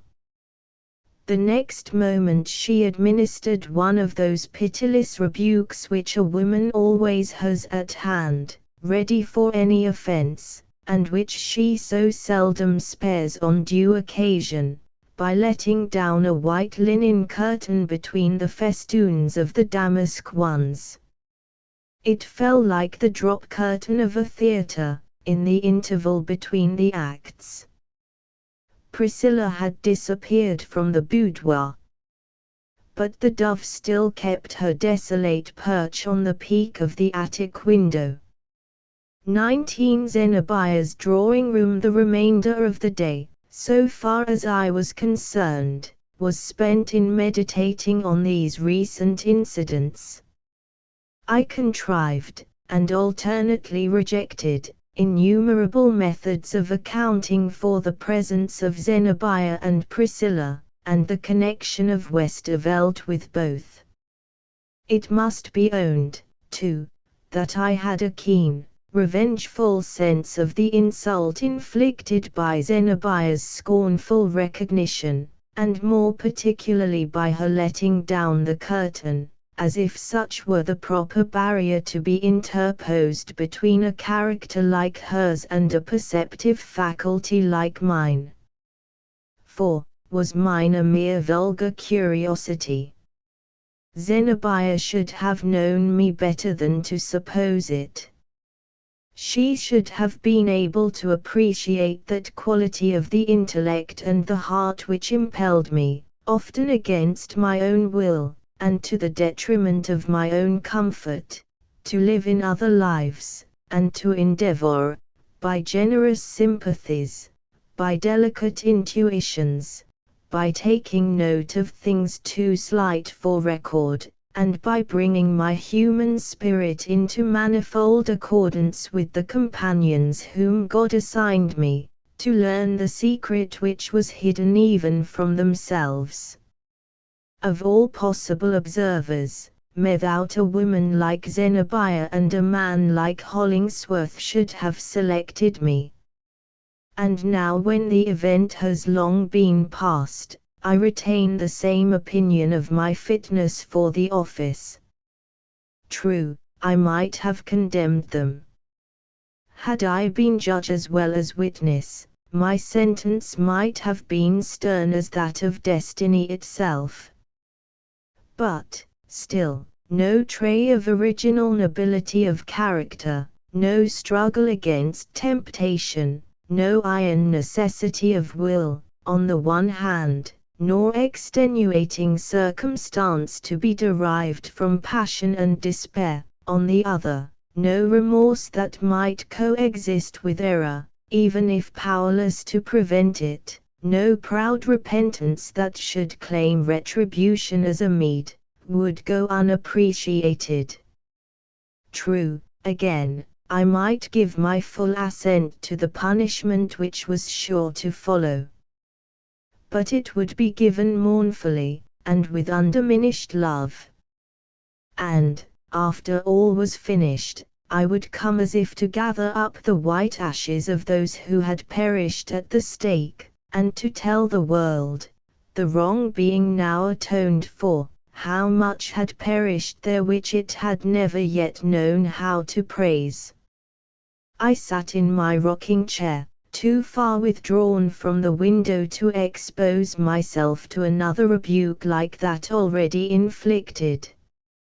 My eyes still wandered towards the opposite house, but without effecting any new discoveries. Late in the afternoon, the weathercock on the church spire indicated a change of wind. The sun shone dimly out, as if the golden wine of its beams were mingled half and half with water.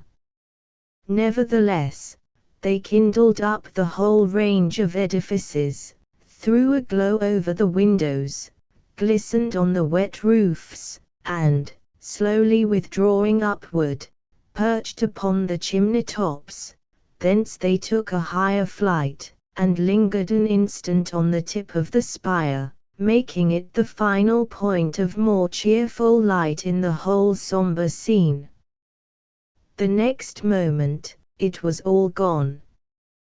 The twilight fell into the area like a shower of dusky snow, and before it was quite dark, the gong of the hotel summoned me to tea. When I returned to my chamber, the glow of an astral lamp was penetrating mistily through the white curtain of Zenobia's drawing room. The shadow of a passing figure was now and then cast upon this medium, but with too vague an outline for even my adventurous conjectures to read the hieroglyphic that it presented.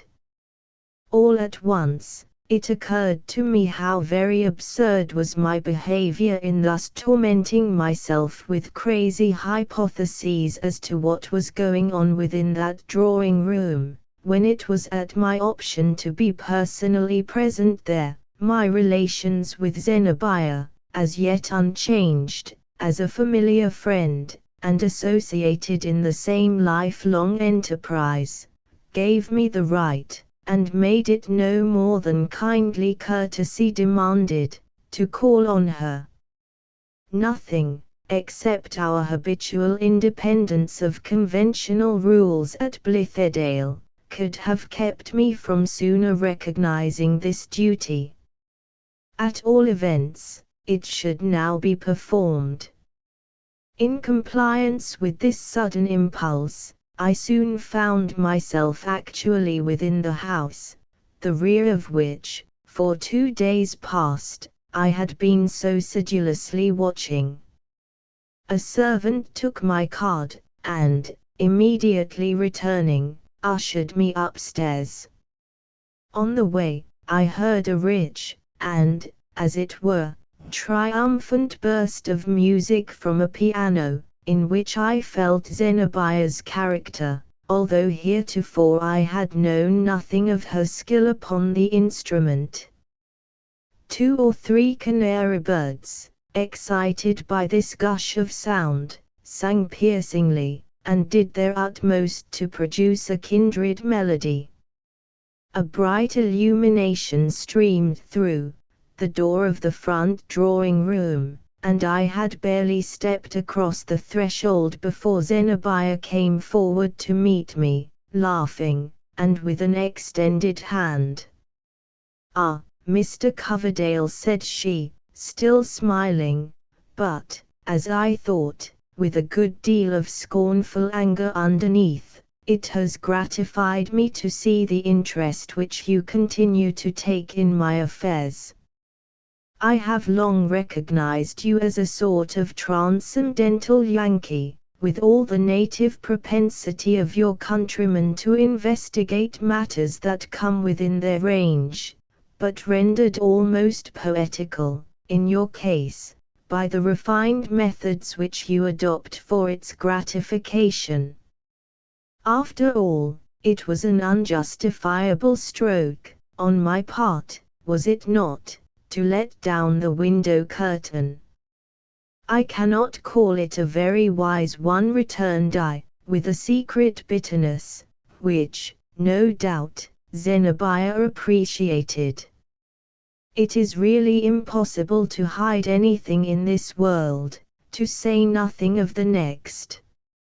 All that we ought to ask, therefore, is, that the witnesses of our conduct, and the speculators on our motives should be capable of taking the highest view which the circumstances of the case may admit. So much being secured, I, for one, would be most happy in feeling myself followed everywhere by an indefatigable human sympathy. We must trust for intelligent sympathy to our guardian angels, if any there be, said Zenobia. As long as the only spectator of my poor tragedy is a young man at the window of his hotel, I must still claim the liberty to drop the curtain. While this passed, as Zenobia's hand was extended, I had applied the very slightest touch of my fingers to her own. In spite of an external freedom, her manner made me sensible that we stood upon no real terms of confidence. The thought came sadly across me, how great was the contrast betwixt this interview and our first meeting. Then, in the warm light of the country fireside, Zenobia had greeted me cheerily and hopefully, with a full sisterly grasp of the hand, conveying as much kindness in it as other women could have evinced by the pressure of both arms around my neck, or by yielding a cheek to the brotherly salute. The difference was as complete as between her appearance at that time, so simply attired, and with only the one superb flower in her hair, and now, when her beauty was set off by all that dress and ornament could do for it. And they did much. Not, indeed, that they created or added anything to what nature had lavishly done for Zenobia. But, those costly robes which she had on, those flaming jewels on her neck, served as lamps to display the personal advantages which required nothing less than such an illumination to be fully seen. Even her characteristic flower, though it seemed to be still there, had undergone a cold and bright transfiguration. It was a flower exquisitely imitated in jeweller's work, and imparting the last touch that transformed Zenobia into a work of art. I scarcely feel I could not forbear saying, as if we had ever met before. How many years ago it seems since we last sat beneath Eliot's pulpit, with Hollingsworth extended on the fallen leaves, and Priscilla at his feet. Can it be, Zenobia, that you ever really numbered yourself with our little band of earnest, thoughtful, philanthropic laborers? Those ideas have their time and place, she answered coldly. But I fancy it must be a very circumscribed mind that can find room for no other. Her manner bewildered me. Literally, moreover, I was dazzled by the brilliancy of the room. A chandelier hung down in the center, glowing with I know not how many lights. There were separate lamps, also, on 2 or 3 tables, and on marble brackets, adding their white radiance to that of the chandelier. The furniture was exceedingly rich. Fresh from our old farmhouse, with its homely board and benches in the dining room, and a few wicker chairs in the best parlor, it struck me that here was the fulfillment of every fantasy of an imagination reveling in various methods of costly self-indulgence and splendid ease. Pictures, marbles, vases, in brief, more shapes of luxury than there could be any object in enumerating, except for an auctioneer's advertisement, and the whole repeated and doubled by the reflection of a great mirror, which showed me Zenobia's proud figure, likewise, and my own. It cost me, I acknowledge, a bitter sense of shame, to perceive in myself a positive effort to bear up against the effect which Zenobia sought to impose on me. I reasoned against her, in my secret mind, and strove so to keep my footing. In the gorgeousness with which she had surrounded herself, in the redundance of personal ornament, which the largeness of her physical nature and the rich type of her beauty caused to seem so suitable, I malevolently beheld the true character of the woman, passionate, luxurious, lacking simplicity, not deeply refined, incapable of pure and perfect taste. But, the next instant, she was too powerful for all my opposing struggles. I saw how fit it was that she should make herself as gorgeous as she pleased, and should do 1,000 things that would have been ridiculous in the poor, thin, weakly characters of other women. To this day, however, I hardly know whether I then beheld Zenobia in her truest attitude, or whether that were the true one in which she had presented herself at Blithedale.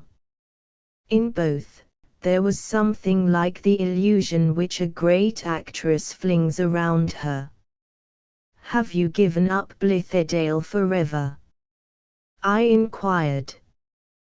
"Why should you think so?" asked she. "I cannot tell," answered I, "except that it appears all like a dream that we were ever there together."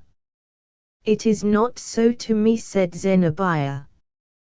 "I should think it a poor and meagre nature that is capable of but one set of forms, and must convert all the past into a dream merely because the present happens to be unlike it. Why should we be content with our homely life of a few months past, to the exclusion of all other modes? It was good, but there are other lives as good, or better. Not, you will understand, that I condemn those who give themselves up to it more entirely than I, for myself, should deem it wise to do." It irritated me, this self-complacent, condescending, qualified approval and criticism of a system to which many individuals, perhaps as highly endowed as our gorgeous Zenobia, had contributed their all of earthly endeavor, and their loftiest aspirations. I determined to make proof if there were any spell that would exorcise her out of the part which she seemed to be acting. She should be compelled to give me a glimpse of something true, some nature, some passion, no matter whether right or wrong, provided it were real. "Your allusion to that class of circumscribed characters who can live only in one mode of life," remarked I coolly, "reminds me of our poor friend Hollingsworth. Possibly he was in your thoughts when you spoke thus. Poor fellow! It is a pity that, by the fault of a narrow education, he should have so completely immolated himself to that one idea of his, especially as the slightest modicum of common sense would teach him its utter impracticability. Now that I have returned into the world, and can look at his project from a distance, it requires quite all my real regard for this respectable and well-intentioned man to prevent me laughing at him, as I find society at large does." Zenobia's eyes darted lightning, her cheeks flushed, the vividness of her expression was like the effect of a powerful light flaming up suddenly within her. My experiment had fully succeeded. She had shown me the true flesh and blood of her heart, by thus involuntarily resenting my slight, pitying, half kind, half scornful mention of the man who was all in all with her. She herself probably felt this, for it was hardly a moment before she tranquilized her uneven breath, and seemed as proud and self-possessed as ever. "I rather imagine," said she quietly, "that your appreciation falls short of Mr. Hollingsworth's just claims. Blind enthusiasm, absorption in one idea, I grant, is generally ridiculous, and must be fatal to the respectability of an ordinary man. It requires a very high and powerful character to make it otherwise. But a great man, as, perhaps, you do not know, attains his normal condition only through the inspiration of one great idea. As a friend of Mr. Hollingsworth, and, at the same time, a calm observer, I must tell you that he seems to me such a man. But you are very pardonable for fancying him ridiculous. Doubtless, he is so, to you. There can be no truer test of the noble and heroic, in any individual, than the degree in which he possesses the faculty of distinguishing heroism from absurdity. I dared make no retort to Zenobia's concluding apothegm. In truth, I admired her fidelity. It gave me a new sense of Hollingsworth's native power, to discover that his influence was no less potent with this beautiful woman here, in the midst of artificial life, than it had been at the foot of the grey rock, and among the wild birch trees of the wood path, when she so passionately pressed his hand against her heart. The great, rude, shaggy, swarthy man. And Zenobia loved him. "Did you bring Priscilla with you?" I resumed. "Do you know, I have sometimes fancied it not quite safe, considering the susceptibility of her temperament, that she should be so constantly within the sphere of a man like Hollingsworth. Such tender and delicate natures, among your sex, have often, I believe, a very adequate appreciation of the heroic element in men. But then, again, I should suppose them as likely as any other women to make a reciprocal impression. Hollingsworth could hardly give his affections to a person capable of taking an independent stand, but only to one whom he might absorb into himself. He has certainly shown great tenderness for Priscilla." Zenobia had turned aside. But I caught the reflection of her face in the mirror, and saw that it was very pale, in her rich attire, as if a shroud were round her. "Priscilla is here," said she, her voice a little lower than usual. "Have not you learnt as much from your chamber window? Would you like to see her?" She made a step or two into the back drawing-room, and called, "Priscilla! Dear Priscilla!" XX They vanish. Priscilla immediately answered the summons, and made her appearance through the door of the boudoir. I had conceived the idea, which I now recognized as a very foolish one, that Zenobia would have taken measures to debar me from an interview with this girl, between whom and herself there was so utter an opposition of their dearest interests, that, on one part or the other, a great grief, if not likewise a great wrong, seemed a matter of necessity. But, as Priscilla was only a leaf floating on the dark current of events, without influencing them by her own choice or plan, as she probably guessed not whither the stream was bearing her, nor perhaps even felt its inevitable movement, there could be no peril of her communicating to me any intelligence with regard to Zenobia's purposes. On perceiving me, She came forward with great quietude of manner, and when I held out my hand, her own moved slightly towards it, as if attracted by a feeble degree of magnetism. "I am glad to see you, my dear Priscilla," said I, still holding her hand, "but everything that I meet with nowadays makes me wonder whether I am awake. You, especially, have always seemed like a figure in a dream, and now more than ever." "Oh, there is substance in these fingers of mine," she answered, giving my hand the faintest possible pressure, and then taking away her own. "Why do you call me a dream? Zenobia is much more like one than I. She is so very, very beautiful. And, I suppose," added Priscilla, as if thinking aloud, "everybody sees it, as I do." But, for my part, it was Priscilla's beauty, not Zenobia's, of which I was thinking at that moment.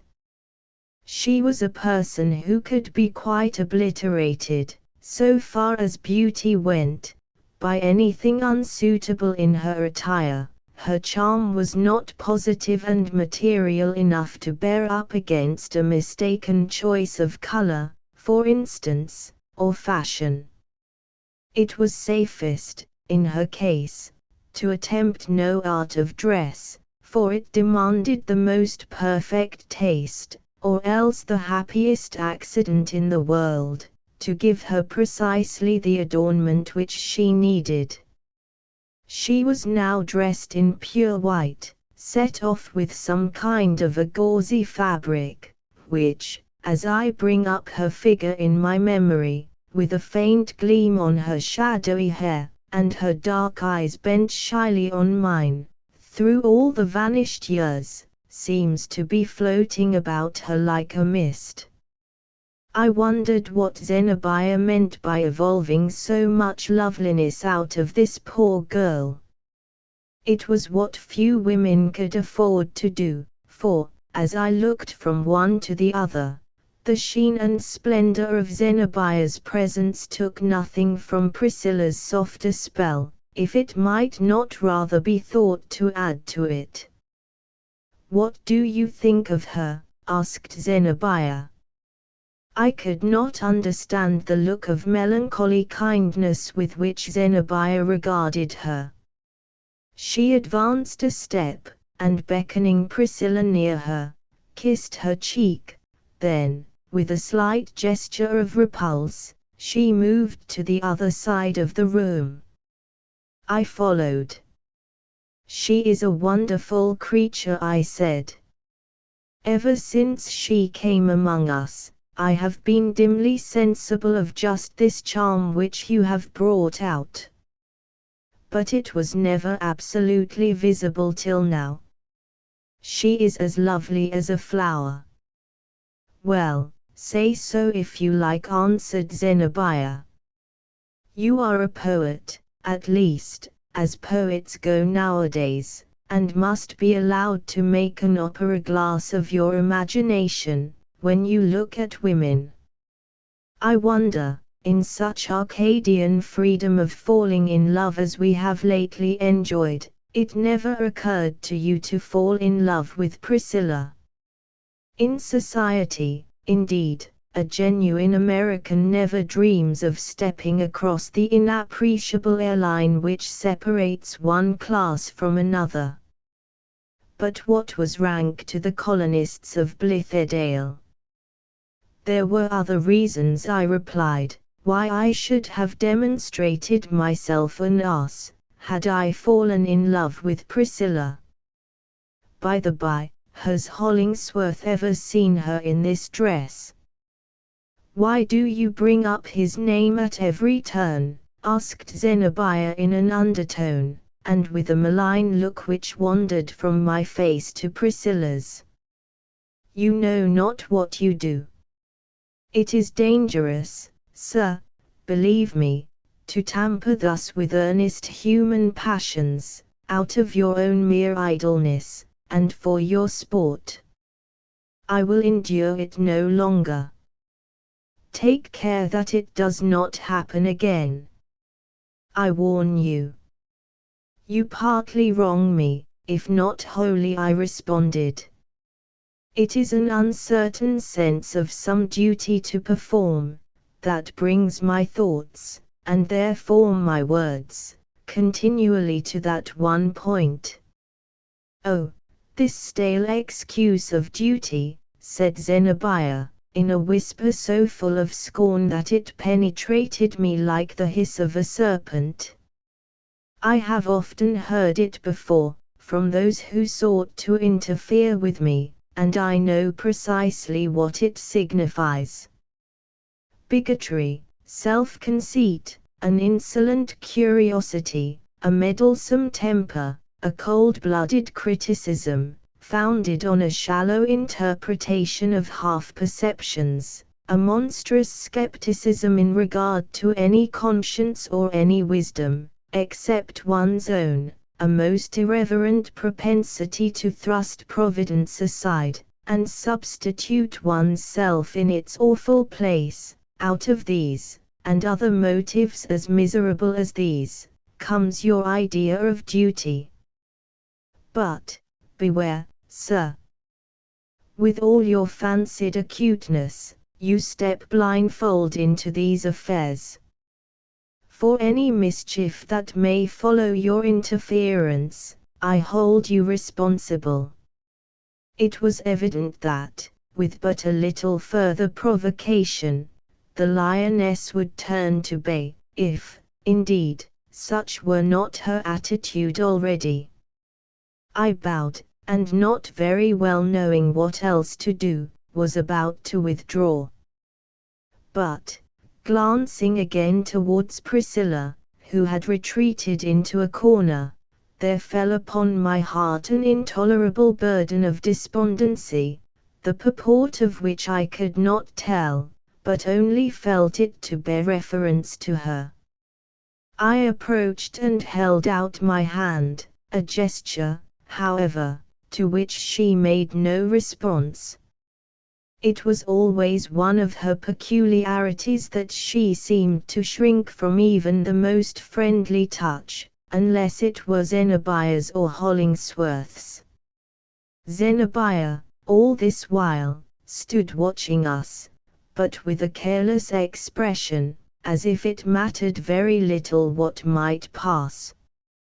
Priscilla, I inquired, lowering my voice, when do you go back to Blithedale? Whenever they please to take me, said she. Did you come away of your own free will? I asked. I am blown about like a leaf, she replied. I never have any free will. Does Hollingsworth know that you are here? Said I. He bade me come, answered Priscilla. She looked at me, I thought, with an air of surprise, as if the idea were incomprehensible that she should have taken this step without his agency. What a gripe this man has laid upon her whole being, muttered I between my teeth. Well, as Zenobia so kindly intimates, I have no more business here. I wash my hands of it all. On Hollingsworth's head be the consequences. Priscilla, I added aloud, I know not that ever we may meet again. Farewell. As I spoke the word, a carriage had rumbled along the street, and stopped before the house. The doorbell rang, and steps were immediately afterwards heard on the staircase. Zenobia had thrown a shawl over her dress. Mr. Coverdale, said she, with cool courtesy, you will perhaps excuse us. We have an engagement, and are going out. Whither? I demanded. Is not that a little more than you are entitled to inquire? Said she, with a smile. At all events, it does not suit me to tell you. The door of the drawing-room opened, and Westervelt appeared. I observed that he was elaborately dressed, as if for some grand entertainment. My dislike for this man was infinite. At that moment it amounted to nothing less than a creeping of the flesh, as when, feeling about in a dark place, one touches something cold and slimy, and questions what the secret hatefulness may be. And still I could not but acknowledge that, for personal beauty, for polish of manner, for all that externally befits a gentleman, there was hardly another like him. After bowing to Zenobia, and graciously saluting Priscilla in her corner, he recognized me by a slight but courteous inclination. "Come, Priscilla," said Zenobia, "it is time. Mr. Coverdale, good evening." As Priscilla moved slowly forward, I met her in the middle of the drawing-room. "Priscilla," said I, in the hearing of them all, "do you know whither you are going?" "I do not know," she answered. "Is it wise to go, and is it your choice to go?" I asked. "If not, I am your friend, and Hollingsworth's friend." "Tell me so, at once." "Possibly," observed Westervelt, smiling, "Priscilla sees in me an older friend than either Mr. Coverdale or Mr. Hollingsworth. I shall willingly leave the matter at her option." While thus speaking, he made a gesture of kindly invitation, and Priscilla passed me, with the gliding movement of a sprite, and took his offered arm. He offered the other to Zenobia, but she turned her proud and beautiful face upon him with a look which, judging from what I caught of it in profile, would undoubtedly have smitten the man dead, had he possessed any heart, or had this glance attained to it. It seemed to rebound, however, from his courteous visage, like an arrow from polished steel. They all three descended the stairs, and when I likewise reached the street door, the carriage was already rolling away. I, an old acquaintance thus excluded from everybody's confidence, and attaining no further, by my most earnest study, than to an uncertain sense of something hidden from me, it would appear reasonable that I should have flung off all these alien perplexities. Obviously, my best course was to betake myself to new scenes. Here I was only an intruder. Elsewhere there might be circumstances in which I could establish a personal interest, and people who would respond, with a portion of their sympathies, for so much as I should bestow of mine. Nevertheless, there occurred to me one other thing to be done. Remembering old Moody, and his relationship with Priscilla, I determined to seek an interview, for the purpose of ascertaining whether the knot of affairs was as inextricable on that side as I found it on all others. Being tolerably well acquainted with the old man's haunts, I went, the next day, to the saloon of a certain establishment about which he often lurked. It was a reputable place enough, affording good entertainment in the way of meat, drink, and fumigation, and there, in my young and idle days and nights, when I was neither nice nor wise, I had often amused myself with watching the staid humors and sober jollities of the thirsty souls around me. At my first entrance, old Moody was not there. The more patiently to await him, I lighted a cigar, and establishing myself in a corner, took a quiet, and, by sympathy, a boozy kind of pleasure in the customary life that was going forward. The saloon was fitted up with a good deal of taste. There were pictures on the walls, and among them an oil painting of a beefsteak, with such an admirable show of juicy tenderness, that the beholder sighed to think it merely visionary, and incapable of ever being put upon a gridiron. Another work of high art was the lifelike representation of a noble sirloin, another, the hind quarters of a deer, retaining the hoofs and tawny fur, another, the head and shoulders of a salmon, and, still more exquisitely finished, a brace of canvas-back ducks, in which the mottled feathers were depicted with the accuracy of a daguerreotype.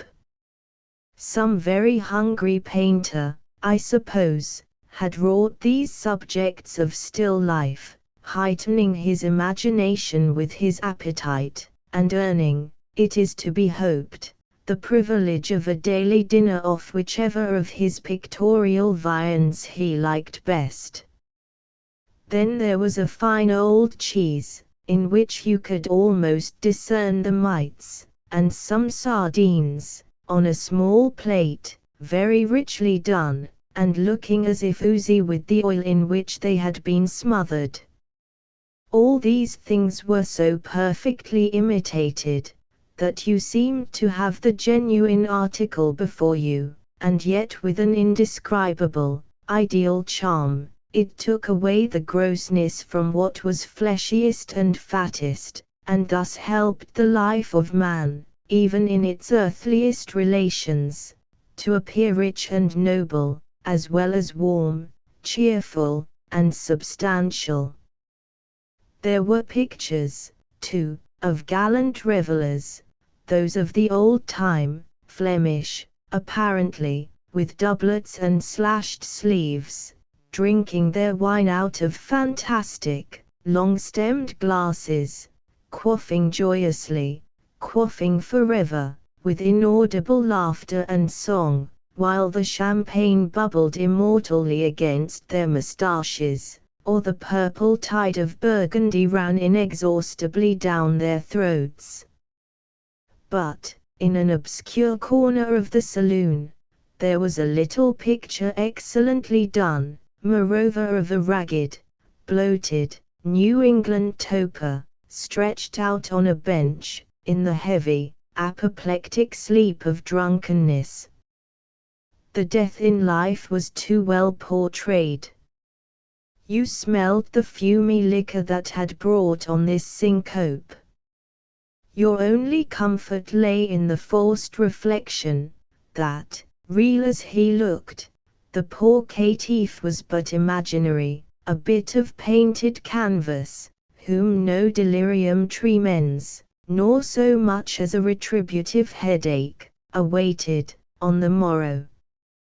By this time, it being past 11 o'clock, the two barkeepers of the saloon were in pretty constant activity. One of these young men had a rare faculty in the concoction of gin cocktails. It was a spectacle to behold, how, with a tumbler in each hand, he tossed the contents from one to the other, never conveying it awry, nor spilling the least drop. He compelled the frothy liquor, as it seemed to me, to spout forth from one glass and descend into the other, in a great parabolic curve, as well defined and calculable as a planet's orbit. He had a good forehead, with a particularly large development just above the eyebrows, fine intellectual gifts, no doubt, which he had educated to this profitable end, being famous for nothing but gin cocktails, and commanding a fair salary by his one accomplishment. These cocktails, and other artificial combinations of liquor, of which there were at least a score, though mostly, I suspect, fantastic in their differences, were much in favor with the younger class of customers, who, at farthest, had only reached the second stage of potatory life. The staunch, old soakers, on the other hand, men who, if put on tap, would have yielded a red alcoholic liquor, by way of blood, usually confined themselves to plain brandy and water, gin, or West India rum, and, oftentimes, they prefaced their dram with some medicinal remark as to the wholesomeness and stomachic qualities of that particular drink. 2 or 3 appeared to have bottles of their own behind the counter, and, winking one red eye to the barkeeper, he forthwith produced these choicest and peculiar cordials, which it was a matter of great interest and favor, among their acquaintances, to obtain a sip of. Agreeably to the Yankee habit, under whatever circumstances, the deportment of all these good fellows, old or young, was decorous and thoroughly correct. They grew only the more sober in their cups, there was no confused babble nor boisterous laughter. They sucked in the joyous fire of the decanters and kept it smouldering in their inmost recesses, with a bliss known only to the heart which it warmed and comforted. Their eyes twinkled a little, to be sure, they hemmed vigorously after each glass, and laid a hand upon the pit of the stomach, as if the pleasant titillation there was what constituted the tangible part of their enjoyment. In that spot, unquestionably, and not in the brain, was the acme of the whole affair.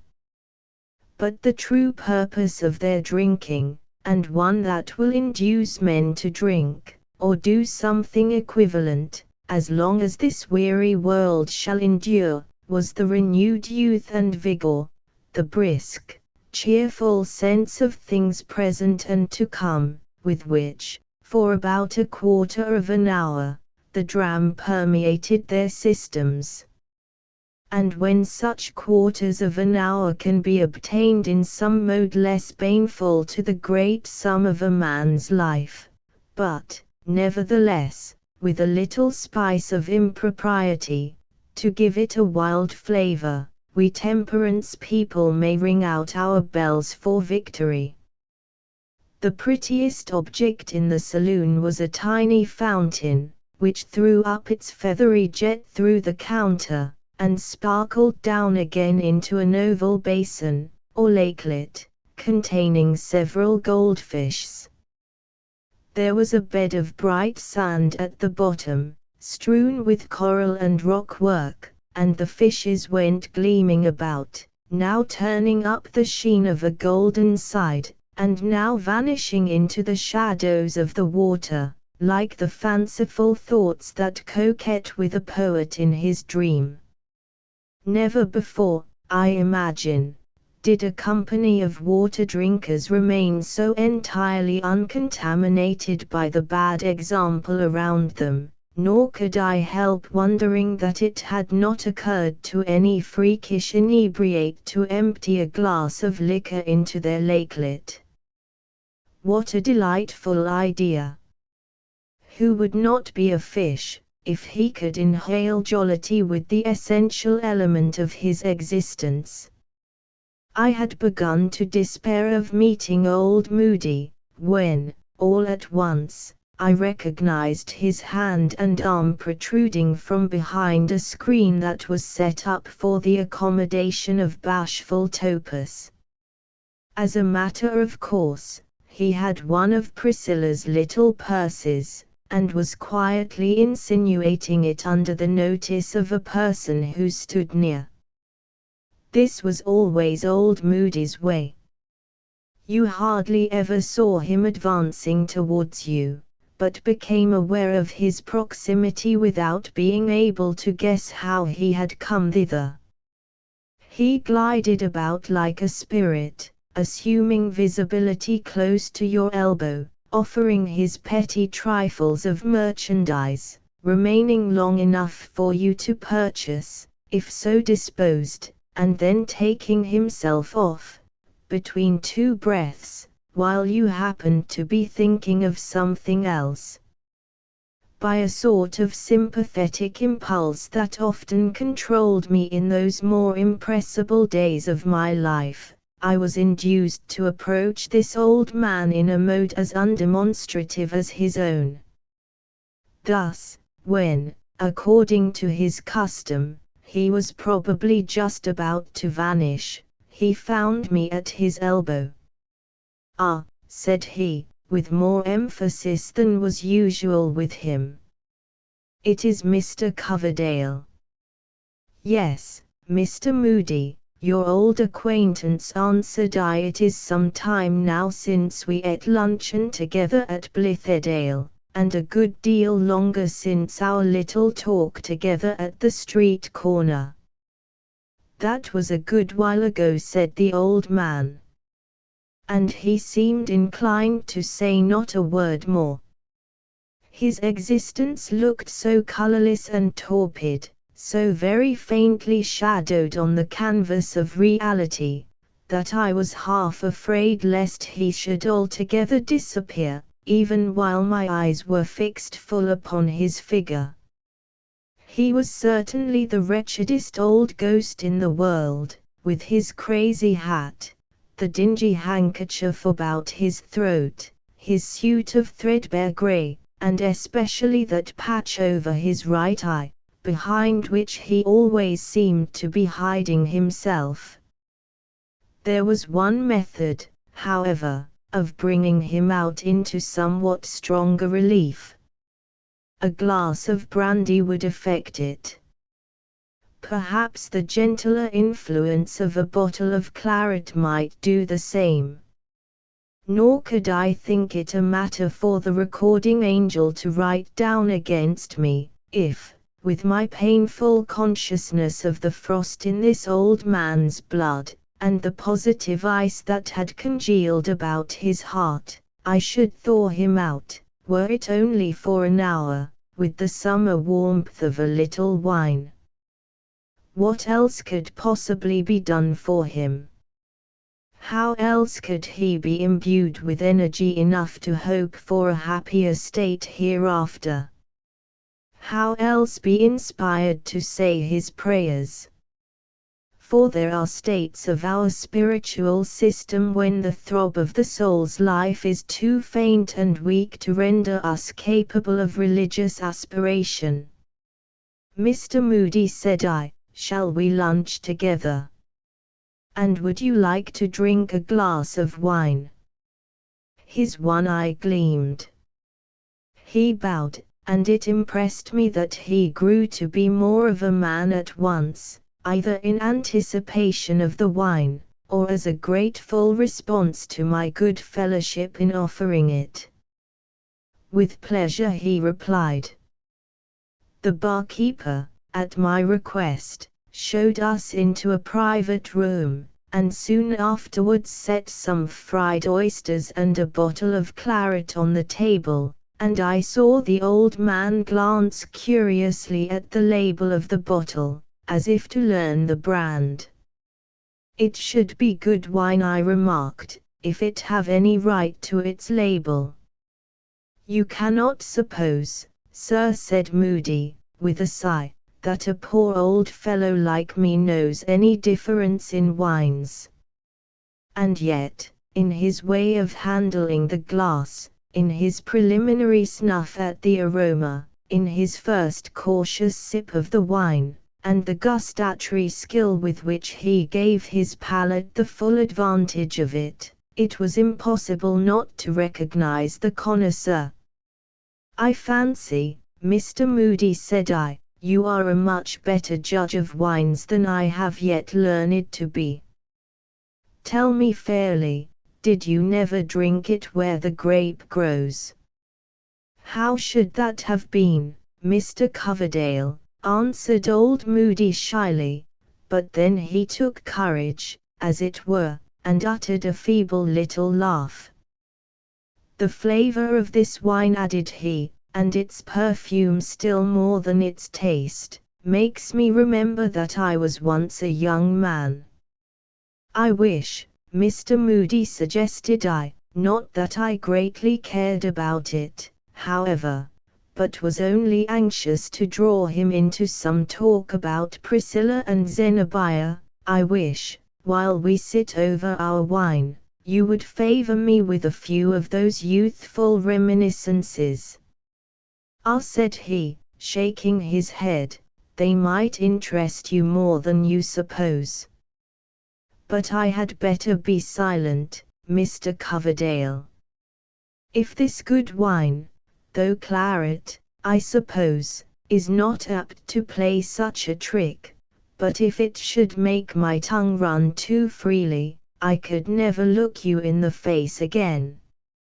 You never did look me in the face, Mr. Moody, I replied, until this very moment. Sighed old Moody. It was wonderful, however, what an effect the mild grape juice wrought upon him.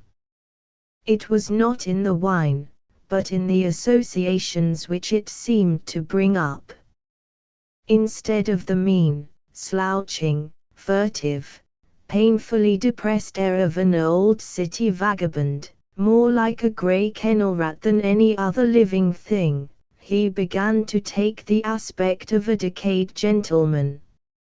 Even his garments, especially after I had myself quaffed a glass or two, looked less shabby than when we first sat down.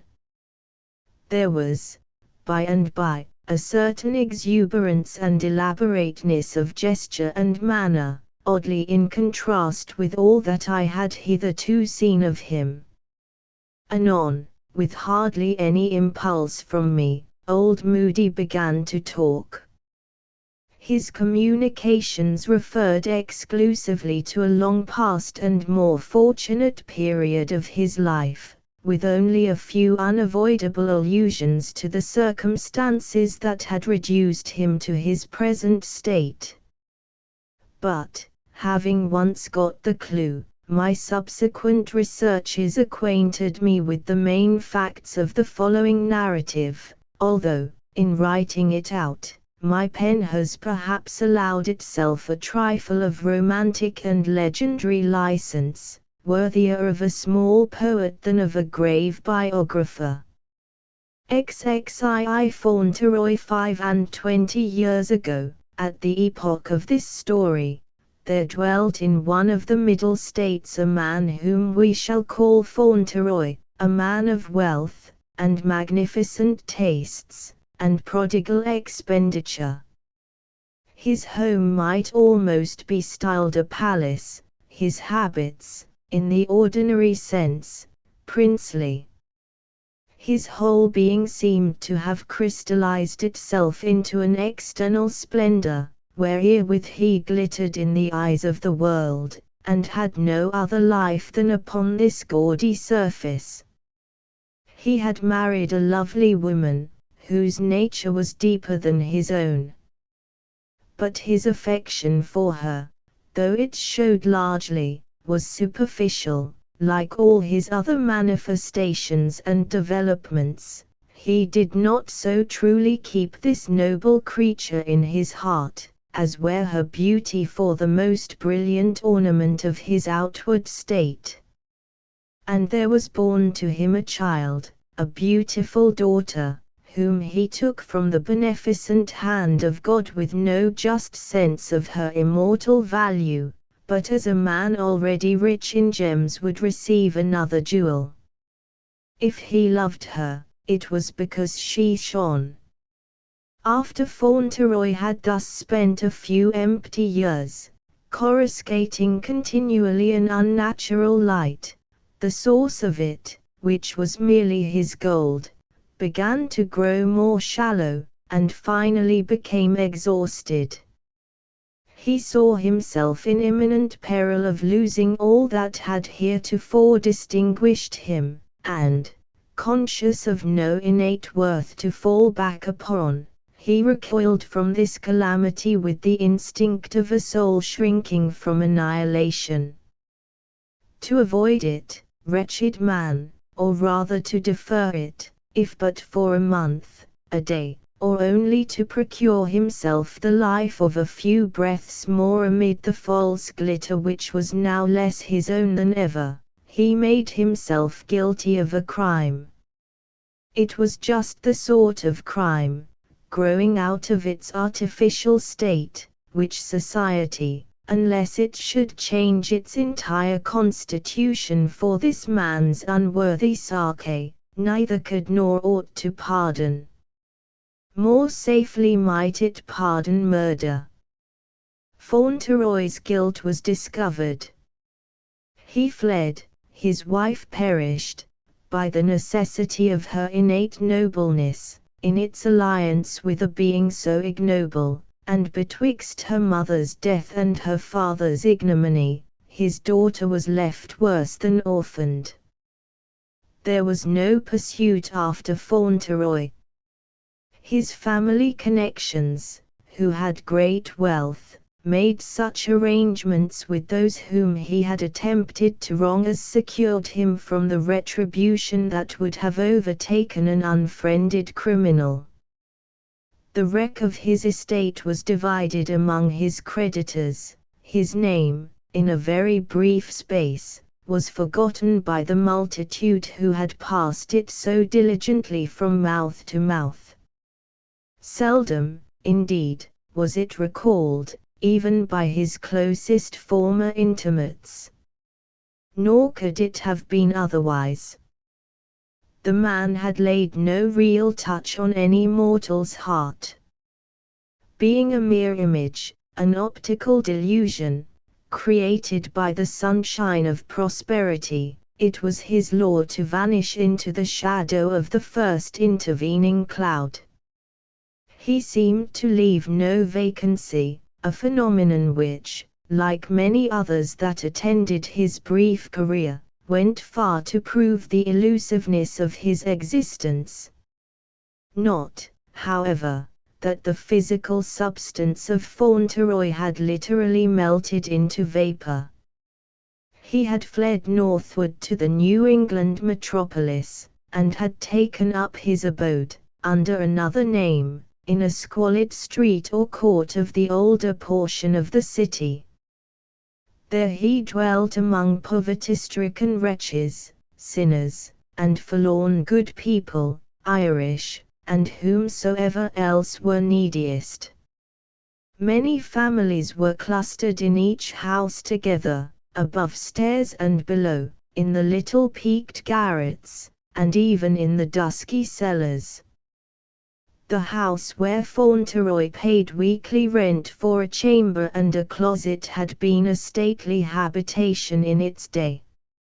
An old colonial governor had built it, and lived there, long ago, and held his levees in a great room where now slept 20 Irish bedfellows, and died in Fauntleroy's chamber, which his embroidered and white-wigged ghost still haunted.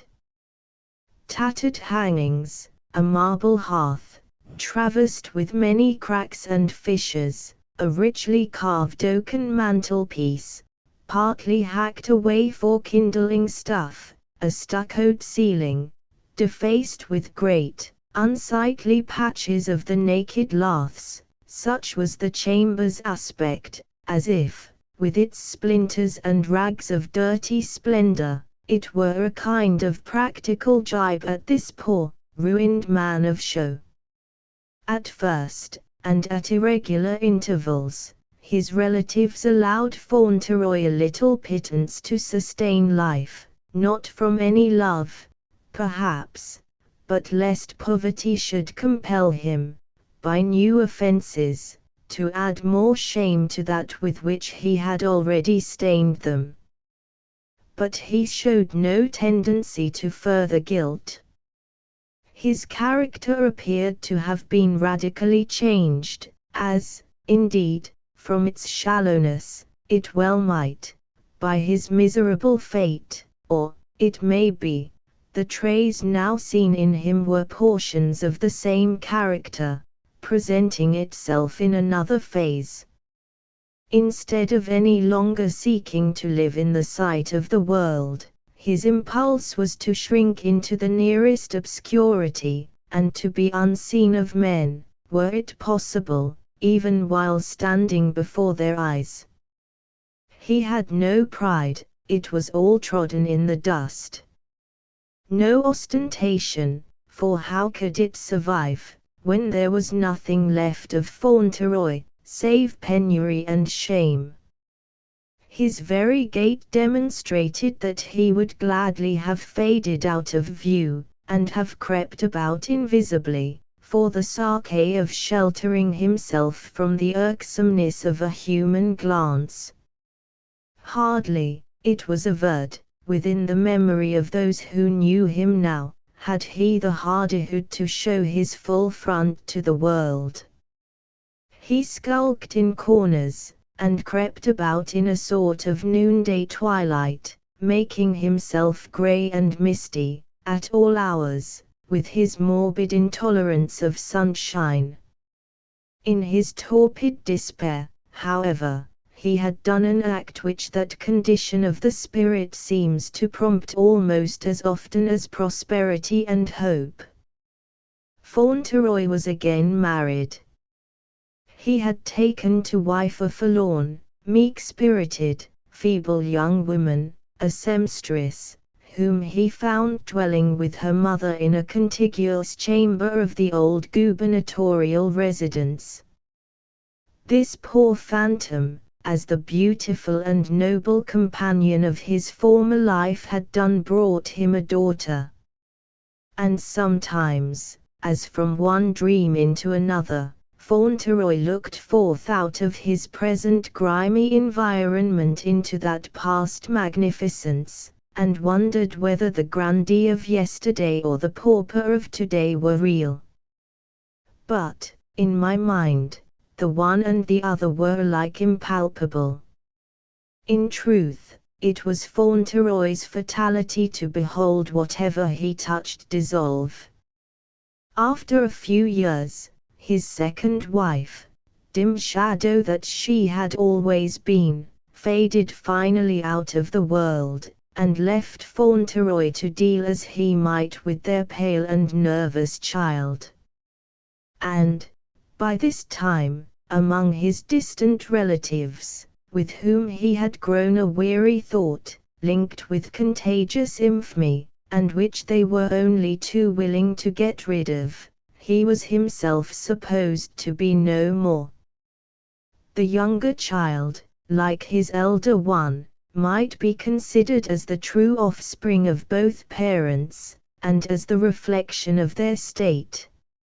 She was a tremulous little creature, shrinking involuntarily from all mankind, but in timidity, and no sour repugnance. There was a lack of human substance in her. It seemed as if, were she to stand up in a sunbeam, it would pass right through her figure, and trace out the cracked and dusty window panes upon the naked floor. But, nevertheless, the poor child had a heart, and from her mother's gentle character she had inherited a profound and still capacity of affection. And so her life was one of love. She bestowed it partly on her father, but in greater part on an idea. For Fauntleroy, as they sat by their cheerless fireside, which was no fireside, in truth, but only a rusty stove, had often talked to the little girl about his former wealth, the noble loveliness of his first wife, and the beautiful child whom she had given him. Instead of the fairy tales which other parents tell, he told Priscilla this. And, out of the loneliness of her sad little existence, Priscilla's love grew, and tended upward, and twined itself perseveringly around this unseen sister, as a grapevine might strive to clamber out of a gloomy hollow among the rocks, and embrace a young tree standing in the sunny warmth above. It was almost like worship, both in its earnestness and its humility, nor was it the less humble, though the more earnest, because Priscilla could claim human kindred with the being whom she so devoutly loved. As with worship, too, it gave her soul the refreshment of a purer atmosphere. Save for this singular, this melancholy, and yet beautiful affection, the child could hardly have lived, or, had she lived, with a heart shrunken for lack of any sentiment to fill it, she must have yielded to the barren miseries of her position, and have grown to womanhood characterless and worthless. But now, amid all the somber coarseness of her father's outward life, and of her own, Priscilla had a higher and imaginative life within. Some faint gleam thereof was often visible upon her face. It was as if, in her spiritual visits to her brilliant sister, a portion of the latter's brightness had permeated our dim Priscilla, and still lingered, shedding a faint illumination through the cheerless chamber, after she came back. As the child grew up, so pallid and so slender, and with much unaccountable nervousness, and all the weaknesses of neglected infancy still haunting her, the gross and simple neighbors whispered strange things about Priscilla. The big, red, Irish matrons, whose innumerable progeny swarmed out of the adjacent doors, used to mock at the pale Western child. They fancied, or, at least, affirmed it, between jest and earnest, that she was not so solid flesh and blood as other children, but mixed largely with a thinner element. They called her ghost child, and said that she could indeed vanish when she pleased, but could never, in her densest moments, make herself quite visible. The sun at midday would shine through her. In the first grey of the twilight, she lost all the distinctness of her outline, and, if you followed the dim thing into a dark corner, behold, she was not there. And it was true that Priscilla had strange ways, and stranger words, when she uttered any words at all.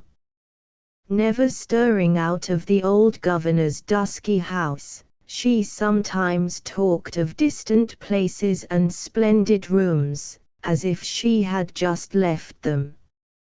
Hidden things were visible to her, at least so the people inferred from obscure hints escaping unawares out of her mouth, and silence was audible.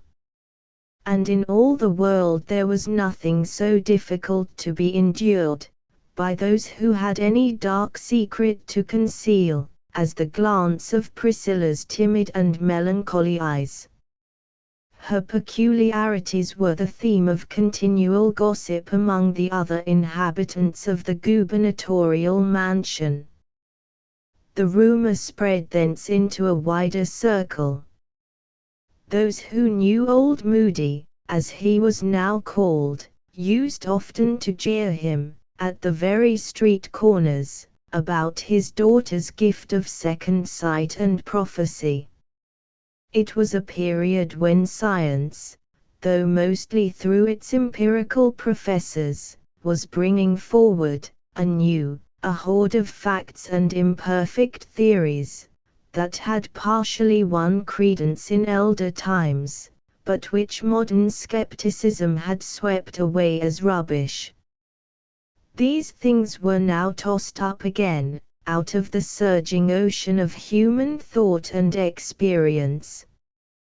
The story of Priscilla's preternatural manifestations, therefore, attracted a kind of notice of which it would have been deemed wholly unworthy a few years earlier.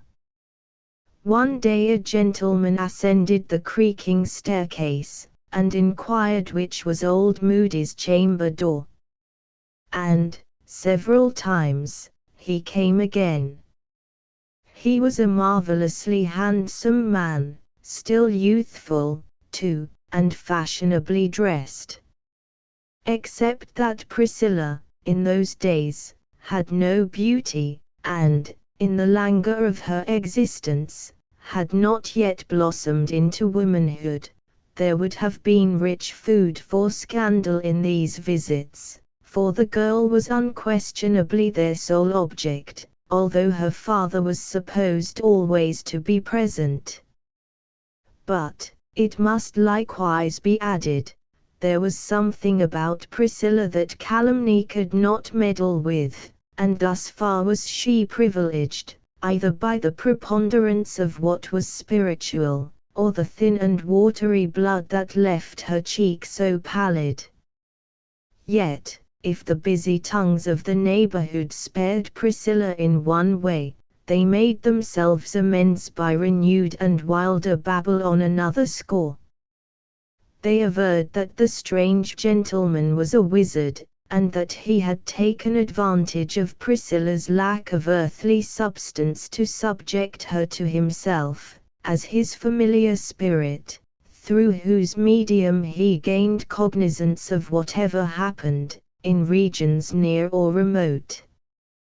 The boundaries of his power were defined by the verge of the pit of Tartarus on the one hand, and the third sphere of the celestial world on the other. Again, they declared their suspicion that the wizard, with all his show of manly beauty, was really an aged and wizened figure, or else that his semblance of a human body was only a necromantic, or perhaps a mechanical contrivance, in which a demon walked about. In proof of it, however, they could merely instance a gold band around his upper teeth, which had once been visible to several old women, when he smiled at them from the top of the governor's staircase. Of course this was all absurdity, or mostly so. But, after every possible deduction, there remained certain very mysterious points about the stranger's character, as well as the connection that he established with Priscilla. Its nature at that period was even less understood than now, when miracles of this kind have grown so absolutely stale, that I would gladly, if the truth allowed, dismiss the whole matter from my narrative. We must now glance backward, in quest of the beautiful daughter of Fauntleroy's prosperity. What had become of her? Fauntleroy's only brother, a bachelor, and with no other relative so near, had adopted the forsaken child.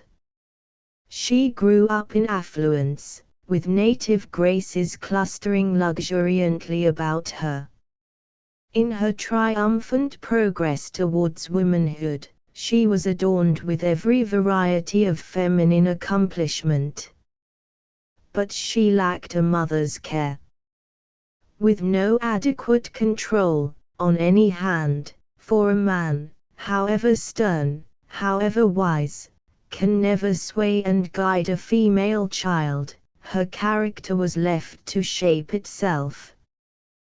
There was good in it, and evil. Passionate, self-willed, and imperious, she had a warm and generous nature, showing the richness of the soil, however, chiefly by the weeds that flourished in it, and choked up the herbs of grace. In her girlhood her uncle died.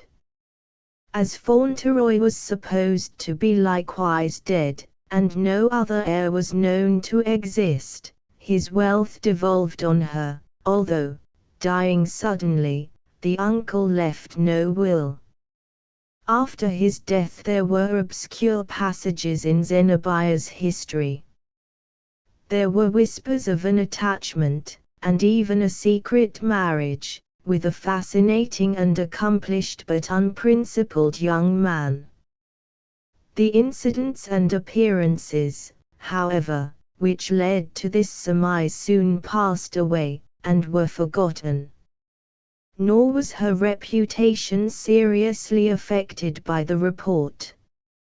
In fact, so great was her native power and influence, and such seemed the careless purity of her nature, that whatever Zenobia did was generally acknowledged as right for her to do. The world never criticized her so harshly as it does most women who transcend its rules. It almost yielded its assent, when it beheld her stepping out of the common path, and asserting the more extensive privileges of her sex, both theoretically and by her practice. The sphere of ordinary womanhood was felt to be narrower than her development required. A portion of Zenobia's more recent life is told in the foregoing pages. Partly in earnest, and, I imagine, as was her disposition, half in a proud jest, or in a kind of recklessness that had grown upon her, out of some hidden grief, she had given her countenance, and promised liberal pecuniary aid, to our experiment of a better social state. And Priscilla followed her to Blithedale. The sole bliss of her life had been a dream of this beautiful sister, who had never so much as known of her existence. By this time, too, the poor girl was enthralled in an intolerable bondage, from which she must either free herself or perish. She deemed herself safest near Zenobia, into whose large heart she hoped to nestle.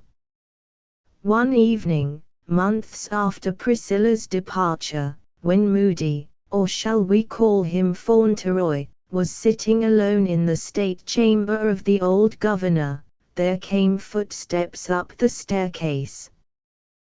There was a pause on the landing place.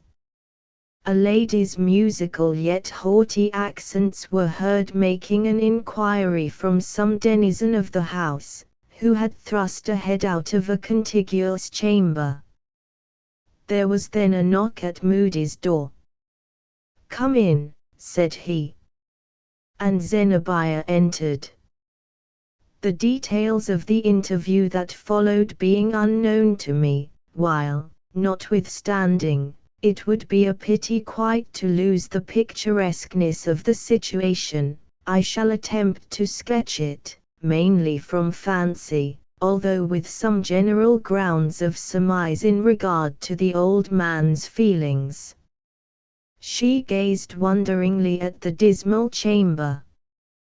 Dismal to her, who beheld it only for an instant, and how much more so to him, into whose brain each bare spot on the ceiling, every tatter of the paper hangings, and all the splintered carvings of the mantelpiece, seen wearily through long years, had worn their several prints. Inexpressibly miserable is this familiarity with objects that have been from the first disgustful. "I have received a strange message," said Zenobia, after a moment's silence, requesting, or rather enjoining it upon me, to come hither. Rather from curiosity than any other motive, and because, though a woman, I have not all the timidity of one, I have complied. "Can it be you, sir, who thus summoned me?" "It was," answered Moody. "And what was your purpose?" she continued. "You require charity, perhaps. In that case, the message might have been more fitly worded. But you are old and poor, and age and poverty should be allowed their privileges. Tell me, therefore, to what extent you need my aid." "Put up your purse," said the supposed mendicant, with an inexplicable smile. "Keep it, keep all your wealth, until I demand it all, or none. My message had no such end in view. You are beautiful, they tell me, and I desired to look at you. He took the one lamp that showed the discomfort and sordidness of his abode, and approaching Zenobia held it up, so as to gain the more perfect view of her, from top to toe. So obscure was the chamber, that you could see the reflection of her diamonds thrown upon the dingy wall, and flickering with the rise and fall of Zenobia's breath. It was the splendor of those jewels on her neck, like lamps that burn before some fair temple, and the jeweled flower in her hair, more than the murky, yellow light, that helped him to see her beauty. But he beheld it, and grew proud at heart. His own figure, in spite of his mean habiliments, assumed an air of state and grandeur. "It is well," cried old Moody. "Keep your wealth. You are right worthy of it. Keep it, therefore, but with one condition only." Zenobia thought the old man beside himself, and was moved with pity. "Have you none to care for you?" asked she. "No daughter, no kind-hearted neighbor, no means of procuring the attendance which you need? Tell me once again, can I do nothing for you?" "Nothing," he replied. "I have beheld what I wished. Now leave me. Linger not a moment longer, or I may be tempted to say what would bring a cloud over that queenly brow.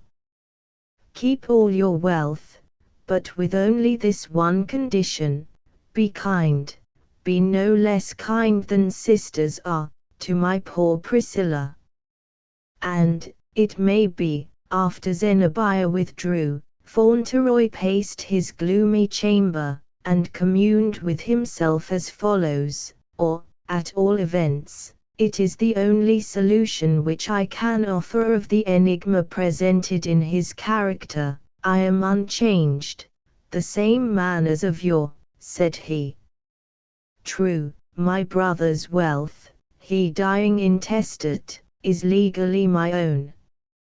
I know it, yet of my own choice, I live a beggar, and go meanly clad, and hide myself behind a forgotten ignominy.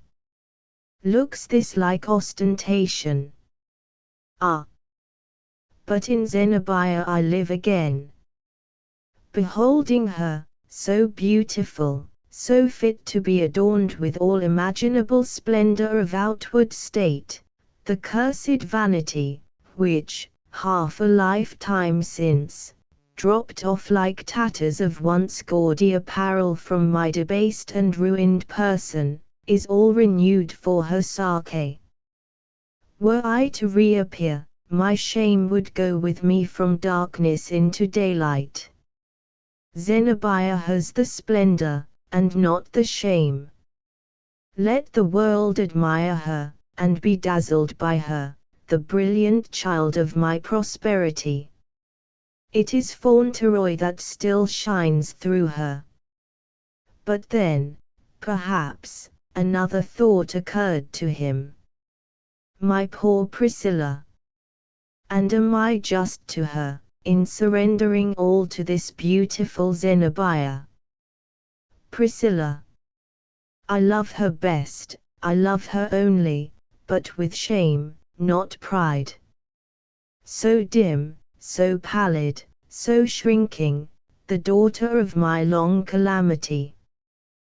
Wealth were but a mockery in Priscilla's hands. What is its use, except to fling a golden radiance around those who grasp it? Yet let Zenobia take heed. Priscilla shall have no wrong." But, while the man of show thus meditated, that very evening, so far as I can adjust the dates of these strange incidents, Priscilla, poor, pallid flower, was either snatched from Zenobia's hand, or flung wilfully away. 23 A village hall well, I betook myself away, and wandered up and down, like an exorcised spirit that had been driven from its old haunts after a mighty struggle. It takes down the solitary pride of man, beyond most other things, to find the impracticability of flinging aside affections that have grown irksome. The bands that were silken once are apt to become iron fetters when we desire to shake them off. Our souls, after all, are not our own. We convey a property in them to those with whom we associate, but to what extent can never be known, until we feel the tug, the agony, of our abortive effort to resume an exclusive sway over ourselves. Thus, in all the weeks of my absence, my thoughts continually reverted back, brooding over the bygone months, and bringing up incidents that seemed hardly to have left a trace of themselves in their passage. I spent painful hours in recalling these trifles, and rendering them more misty and unsubstantial than at first by the quantity of speculative musing thus needed in with them. Hollingsworth, Zenobia, Priscilla. These three had absorbed my life into themselves. Together with an inexpressible longing to know their fortunes, there was likewise a morbid resentment of my own pain, and a stubborn reluctance to come again within their sphere. All that I learned of them, therefore, was comprised in a few brief and pungent squibs, such as the newspapers were then in the habit of bestowing on our socialist enterprise. There was one paragraph, which if I rightly guessed its purport bore reference to Zenobia, but was too darkly hinted to convey even thus much of certainty. Hollingsworth, too, with his philanthropic project, afforded the penny a-liners a theme for some savage and bloody-minded jokes, and, considerably to my surprise, they affected me with as much indignation as if we had still been friends. Thus passed several weeks, time long enough for my brown and toil-hardened hands to recustom themselves to gloves. Old habits, such as were merely external, returned upon me with wonderful promptitude. My superficial talk, too, assumed altogether a worldly tone. Meeting former acquaintances, who showed themselves inclined to ridicule my heroic devotion to the cause of human welfare, I spoke of the recent phase of my life as indeed fair matter for a jest.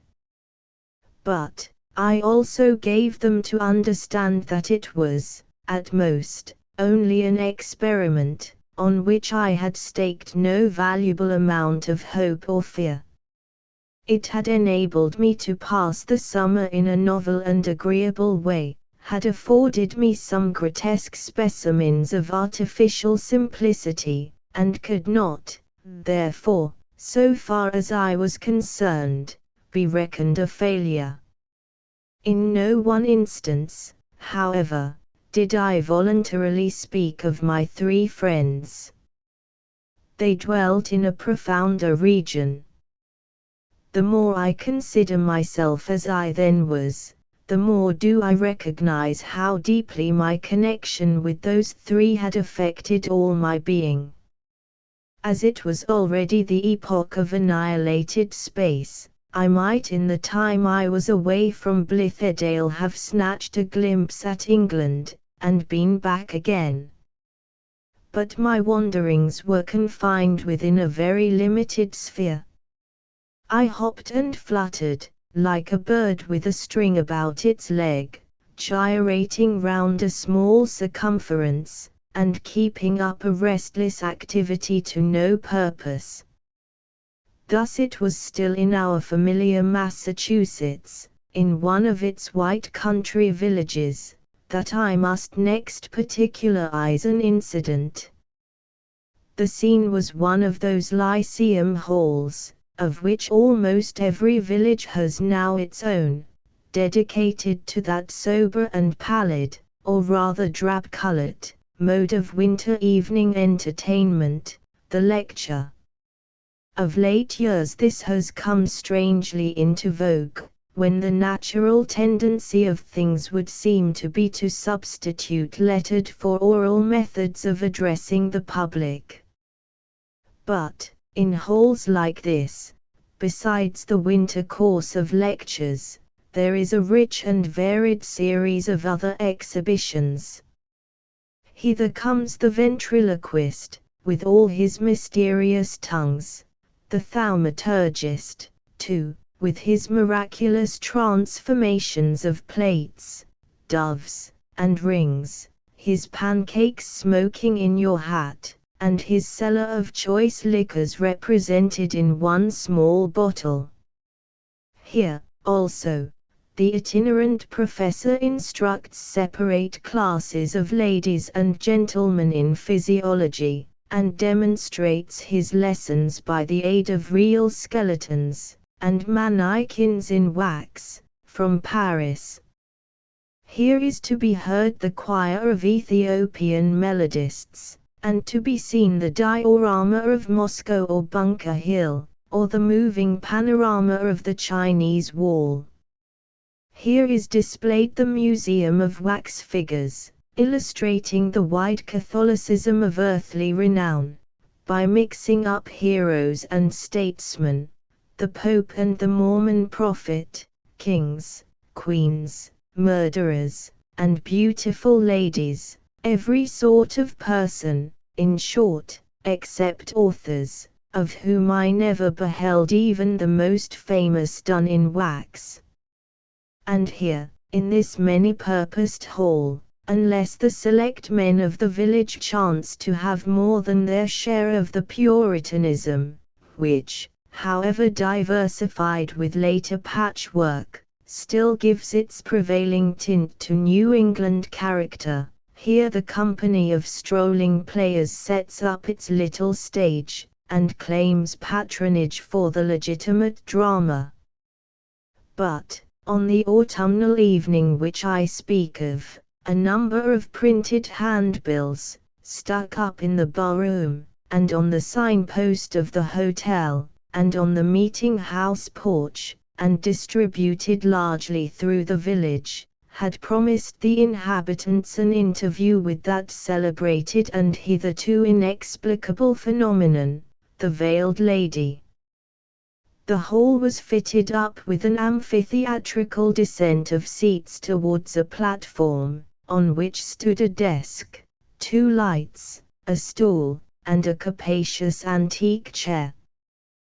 The audience was of a generally decent and respectable character, old farmers, in their Sunday black coats, with shrewd, hard, sun-dried faces, and a cynical humor, oftener than any other expression, in their eyes, pretty girls, in many-colored attire, pretty young men, the schoolmaster, the lawyer, or student at law, the shopkeeper, all looking rather suburban than rural. In these days, there is absolutely no rusticity, except when the actual labor of the soil leaves its earth mold on the person. There was likewise a considerable proportion of young and middle-aged women, many of them stern in feature, with marked foreheads, and a very definite line of eyebrow, a type of womanhood in which a bold intellectual development seems to be keeping pace with the progressive delicacy of the physical constitution. Of all these people I took note, at first, according to my custom.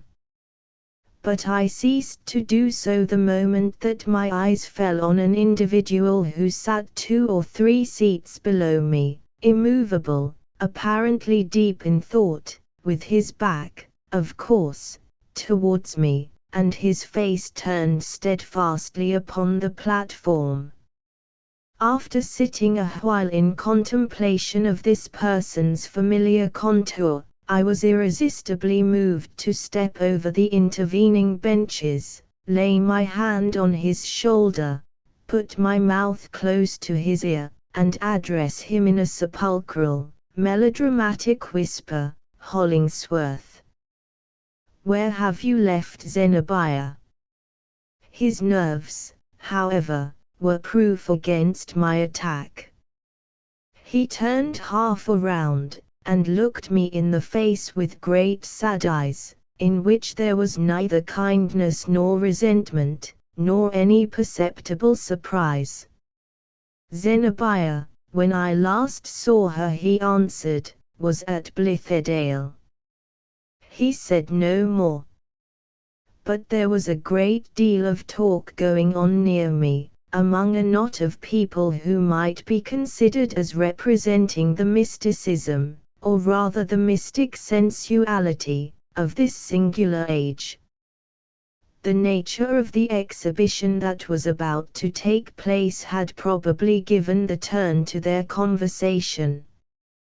I heard, from a pale man in blue spectacles, some stranger stories than ever were written in a romance, told, too, with a simple, unimaginative steadfastness, which was terribly efficacious in compelling the auditor to receive them into the category of established facts. He cited instances of the miraculous power of one human being over the will and passions of another, insomuch that settled grief was but a shadow beneath the influence of a man possessing this potency, and the strong love of years melted away like a vapor. At the bidding of one of these wizards, the maiden, with her lover's kiss still burning on her lips, would turn from him with icy indifference. The newly made widow would dig up her buried heart out of her young husband's grave before the sods had taken root upon it. A mother with her babe's milk in her bosom would thrust away her child. Human character was but soft wax in his hands, and guilt, or virtue, only the forms into which he should see fit to mold it. The religious sentiment was a flame which he could blow up with his breath, or a spark that he could utterly extinguish. It is unutterable, the horror and disgust with which I listened, and saw that, if these things were to be believed, the individual soul was virtually annihilated, and all that is sweet and pure in our present life debased, and that the idea of man's eternal responsibility was made ridiculous, and immortality rendered at once impossible, and not worth acceptance. But I would have perished on the spot sooner than believe it. The epoch of rapping spirits, and all the wonders that have followed in their train, such as tables upset by invisible agencies, bells self-tolled at funerals, and ghostly music performed on Jews' harps, had not yet arrived. Alas, my countrymen, methinks we have fallen on an evil age. If these phenomena have not humbug at the bottom, so much the worse for us. What can they indicate, in a spiritual way, except that the soul of man is descending to a lower point than it has ever before reached while incarnate? We are pursuing a downward course in the eternal march, and thus bring ourselves into the same range with beings whom death, in requital of their gross and evil lives, has degraded below humanity. To hold intercourse with spirits of this order, we must stoop and grovel in some element more vile than earthly dust. These goblins, if they exist at all, are but the shadows of past mortality, outcasts, mere refuse stuff, adjudged unworthy of the eternal world, and, on the most favorable supposition, dwindling gradually into nothingness. The less we have to say to them the better, lest we share their fate. The audience now began to be impatient. They signified their desire for the entertainment to commence by thump of sticks and stamp of boot heels. Nor was it a great while longer before, in response to their call, there appeared a bearded personage in oriental robes, looking like one of the enchanters of the Arabian Nights. He came upon the platform from a side door, saluted the spectators, not with a salam, but a bow, took his station at the desk, and first blowing his nose with a white handkerchief, prepared to speak. The environment of the homely village hall, and the absence of many ingenious contrivances of stage effect with which the exhibition had heretofore been set off, seemed to bring the artifice of this character more openly upon the surface. No sooner did I behold the bearded enchanter, than, laying my hand again on Hollingsworth's shoulder, I whispered in his ear, "Do you know him?" "I never saw the man before," he muttered, without turning his head. But I had seen him 3 times already. Once, on occasion of my first visit to the Veiled Lady, a second time, in the wood path at Blithedale, and lastly, in Zenobia's drawing room. It was Westervelt. A quick association of ideas made me shudder from head to foot, and again, like an evil spirit, bringing up reminiscences of a man's sins, I whispered a question in Hollingsworth's ear, "What have you done with Priscilla?" He gave a convulsive start, as if I had thrust a knife into him, writhed himself round on his seat, glared fiercely into my eyes, but answered not a word. The professor began his discourse, explanatory of the psychological phenomena, as he termed them, which it was his purpose to exhibit to the spectators. There remains no very distinct impression of it on my memory. It was eloquent, ingenious, plausible, with a delusive show of spirituality, yet really imbued throughout with a cold and dead materialism. I shivered, as at a current of chill air issuing out of a sepulchral vault, and bringing the smell of corruption along with it. He spoke of a new era that was dawning upon the world, an era that would link soul to soul, and the present life to what we call futurity, with a closeness that should finally convert both worlds into one great, mutually conscious brotherhood. He described, in a strange, philosophical guise, with terms of art, as if it were a matter of chemical discovery, the agency by which this mighty result was to be effected, nor would it have surprised me, had he pretended to hold up a portion of his universally pervasive fluid, as he affirmed it to be, in a glass phial. At the close of his exordium, the professor beckoned with his hand, once, twice, thrice, and a figure came gliding upon the platform, enveloped in a long veil of silvery whiteness. It fell about her like the texture of a summer cloud, with a kind of vagueness, so that the outline of the form beneath it could not be accurately discerned.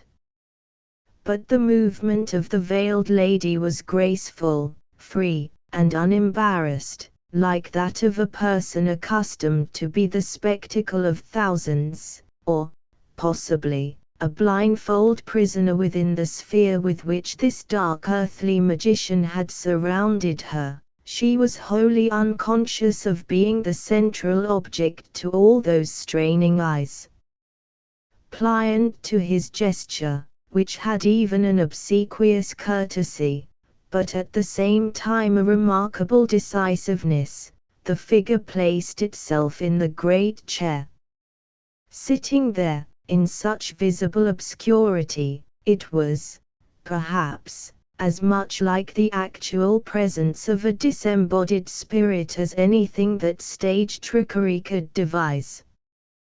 The hushed breathing of the spectators proved how high-wrought were their anticipations of the wonders to be performed through the medium of this incomprehensible creature. I, too, was in breathless suspense, but with a far different presentiment of some strange event at hand. "You see before you the veiled lady," said the bearded professor, advancing to the verge of the platform. "By the agency of which I have just spoken, she is at this moment in communion with the spiritual world. That silvery veil is, in one sense, an enchantment, having been dipped, as it were, and essentially imbued, through the potency of my art, with the fluid medium of spirits. Slight and ethereal as it seems, the limitations of time and space have no existence within its folds. This hall, these hundreds of faces, encompassing her within so narrow an amphitheatre, are of thinner substance, in her view, than the airiest vapour that the clouds are made of. She beholds the Absolute." As preliminary to other and far more wonderful psychological experiments, the exhibitor suggested that some of his auditors should endeavor to make the veiled lady sensible of their presence by such methods, provided only no touch were laid upon her person, as they might deem best adapted to that end. Accordingly, several deep-lunged country fellows, who looked as if they might have blown the apparition away with a breath, ascended the platform. Mutually encouraging one another, they shouted so close to her ear that the veil stirred like a wreath of vanishing mist. They smote upon the floor with bludgeons. They perpetrated so hideous a clamour, that methought it might have reached, at least, a little way into the eternal sphere. Finally, with the assent of the professor, they laid hold of the great chair, and were startled, apparently, to find it soar upward, as if lighter than the air through which it rose. But the veiled lady remained seated and motionless, with a composure that was hardly less than awful, because implying so immeasurable a distance betwixt her and these rude persecutors. "These efforts are wholly without avail," observed the professor, who had been looking on with an aspect of serene indifference. The roar of a battery of cannon would be inaudible to the veiled lady. And yet, were I to will it, sitting in this very hall, she could hear the desert wind sweeping over the sands as far off as Arabia, the icebergs grinding one against the other in the polar seas, the rustle of a leaf in an East Indian forest, the lowest whispered breath of the bashfulest maiden in the world, uttering the first confession of her love. Nor does there exist the moral inducement, apart from my own behest, that could persuade her to lift the silvery veil, or arise out of that chair. Greatly to the professor's discomposure, however, just as he spoke these words, the veiled lady arose. There was a mysterious tremor that shook the magic veil. The spectators, it may be, imagined that she was about to take flight into that invisible sphere, and to the society of those purely spiritual beings with whom they reckoned her so near akin. Hollingsworth, a moment ago, had mounted the platform, and now stood gazing at the figure, with a sad intentness that brought the whole power of his great, stern, yet tender soul into his glance. "Come," said he, waving his hand towards her. "You are safe." She threw off the veil, and stood before that multitude of people, pale, tremulous, shrinking, as if only then had she discovered that 1,000 eyes were gazing at her. Poor maiden! How strangely had she been betrayed!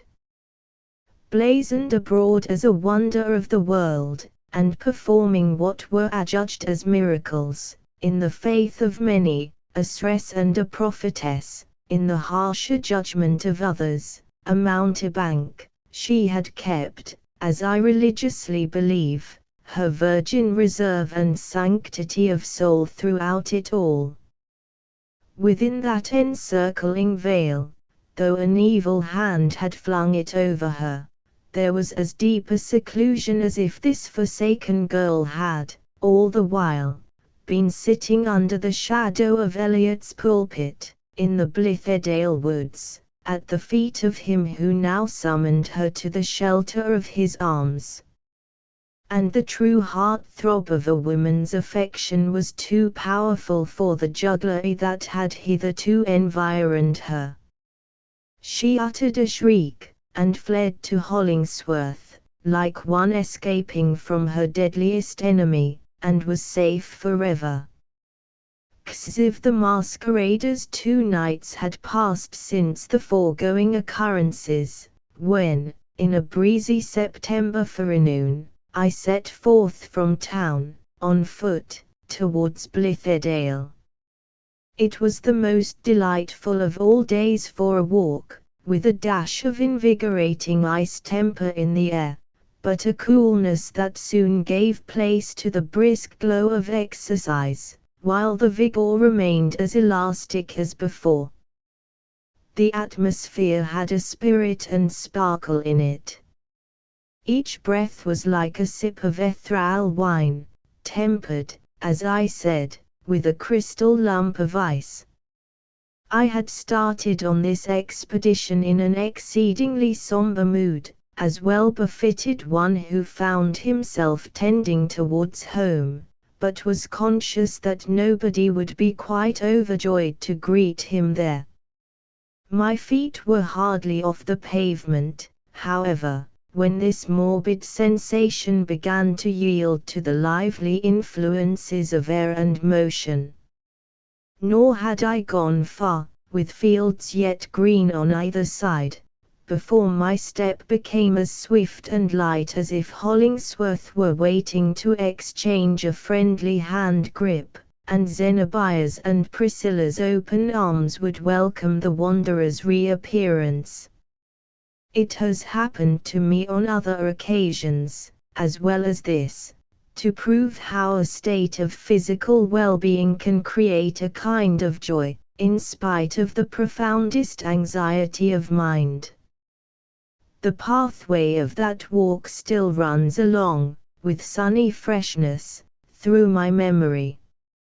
I know not why it should be so. But my mental eye can even now discern the September grass, bordering the pleasant roadside with a brighter verdure than while the summer heats were scorching it, the trees, too, mostly green, although here and there a branch or shrub has donned its vesture of crimson and gold a week or 2 before its fellows. I see the tufted barberry bushes, with their small clusters of scarlet fruit, the toadstools, likewise, some spotlessly white, others yellow or red, mysterious growths, springing suddenly from no root or seed, and growing nobody can tell how or wherefore.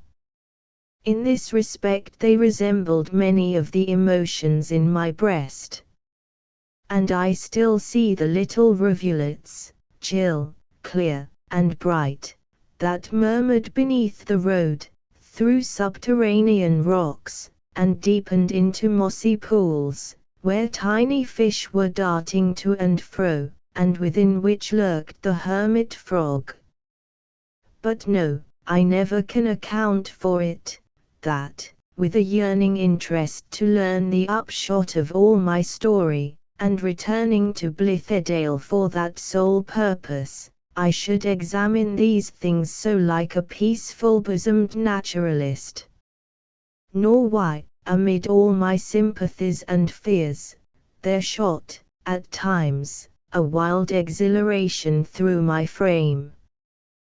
Thus I pursued my way along the line of the ancient stone wall that Paul Dudley built, and through white villages, and past orchards of ruddy apples, and fields of ripening maize, and patches of woodland, and all such sweet rural scenery as looks the fairest, a little beyond the suburbs of a town. Hollingsworth, Zenobia, Priscilla. They glided mistily before me, as I walked. Sometimes, in my solitude, I laughed with the bitterness of self-scorn, remembering how unreservedly I had given up my heart and soul to interests that were not mine. What had I ever had to do with them? And why, being now free, should I take this thraldom on me once again? It was both sad and dangerous, I whispered to myself, to be in too close affinity with the passions, the errors, and the misfortunes of individuals who stood within a circle of their own, into which, if I stepped at all, it must be as an intruder, and at a peril that I could not estimate. Drawing nearer to Blithedale, a sickness of the spirits kept alternating with my flights of causeless buoyancy. I indulged in 100 odd and extravagant conjectures. Either there was no such place as Blithedale, nor ever had been, nor any brotherhood of thoughtful labourers, like what I seemed to recollect there, or else it was all changed during my absence. It had been nothing but dream work and enchantment. I should seek in vain for the old farmhouse, and for the green sward, the potato fields, the root crops, and acres of Indian corn, and for all that configuration of the land which I had imagined. It would be another spot, and an utter strangeness. These vagaries were of the spectral throng so apt to steal out of an unquiet heart. They partly ceased to haunt me, on my arriving at a point whence, through the trees, I began to catch glimpses of the Blithedale farm. That surely was something real. There was hardly a square foot of all those acres on which I had not trodden heavily, in one or another kind of toil. The curse of Adam's posterity, and, curse or blessing be it, it gives substance to the life around us, had first come upon me there. In the sweat of my brow I had there earned bread and eaten it, and so established my claim to be on earth, and my fellowship with all the sons of labour. I could have knelt down, and have laid my breast against that soil. The red clay of which my frame was moulded seemed nearer akin to those crumbling furrows than to any other portion of the world's dust. There was my home, and there might be my grave. I felt an invincible reluctance, nevertheless, at the idea of presenting myself before my old associates, without first ascertaining the state in which they were. A nameless foreboding weighed upon me. Perhaps, should I know all the circumstances that had occurred, I might find it my wisest course to turn back, unrecognized, unseen, and never look at Blithedale more. Had it been evening, I would have stolen softly to some lighted window of the old farmhouse, and peeped darkling in, to see all their well-known faces round the supper-board. Then, were there a vacant seat, I might noiselessly unclose the door, glide in, and take my place among them, without a word. My entrance might be so quiet, my aspect so familiar, that they would forget how long I had been away, and suffer me to melt into the scene, as a wreath of vapor melts into a larger cloud. I dreaded a boisterous greeting. Beholding me at table, Zenobia, as a matter of course, would send me a cup of tea, and Hollingsworth fill my plate from the great dish of padowdy, and Priscilla, in her quiet way, would hand the cream, and others help me to the bread and butter. Being one of them again, the knowledge of what had happened would come to me without a shock. For still, at every turn of my shifting fantasies, the thought stared me in the face that some evil thing had befallen us, or was ready to befall. Yielding to this ominous impression, I now turned aside into the woods, resolving to spy out the posture of the community as craftily as the wild Indian before he makes his onset. I would go wandering about the outskirts of the farm, and, perhaps, catching sight of a solitary acquaintance, would approach him amid the brown shadows of the trees, a kind of medium fit for spirits departed and revisitant, like myself, and entreat him to tell me how all things were. The first living creature that I met was a partridge, which sprung up beneath my feet, and whirred away. The next was a squirrel, who chattered angrily at me from an overhanging bough. I trod along by the dark, sluggish river, and remember pausing on the bank, above one of its blackest and most placid pools, the very spot, with the barkless stump of a tree aslantwise over the water, is depicting itself to my fancy at this instant, and wondering how deep it was, and if any overladen soul had ever flung its weight of mortality in thither, and if it thus escaped the burden, or only made it heavier. And perhaps the skeleton of the drowned wretch still lay beneath the inscrutable depth, clinging to some sunken log at the bottom with the gripe of its old despair. So slight, however, was the track of these gloomy ideas, that I soon forgot them in the contemplation of a brood of wild ducks, which were floating on the river, and anon took flight, leaving each a bright streak over the black surface. By and by, I came to my hermitage, in the heart of the white pine tree, and clambering up into it, sat down to rest.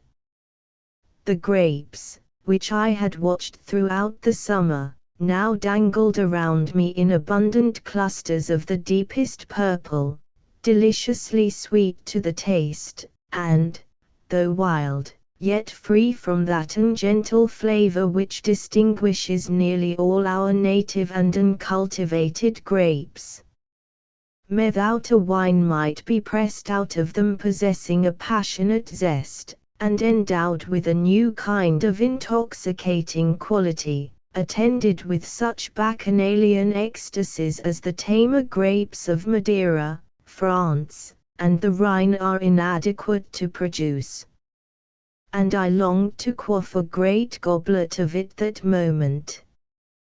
While devouring the grapes, I looked on all sides out of the peepholes of my hermitage, and saw the farmhouse, the fields, and almost every part of our domain, but not a single human figure in the landscape. Some of the windows of the house were open, but with no more signs of life than in a dead man's unshut eyes. The barn door was ajar, and swinging in the breeze.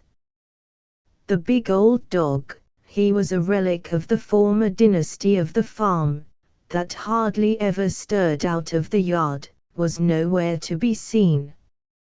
What, then, had become of all the fraternity and sisterhood? Curious to ascertain this point, I let myself down out of the tree, and going to the edge of the wood, was glad to perceive our herd of cows chewing the cud or grazing not far off. I fancied, by their manner, that 2 or 3 of them recognized me, as, indeed, they ought, for I had milked them and been their chamberlain times without number, but, after staring me in the face a little while, they phlegmatically began grazing and chewing their cuds again.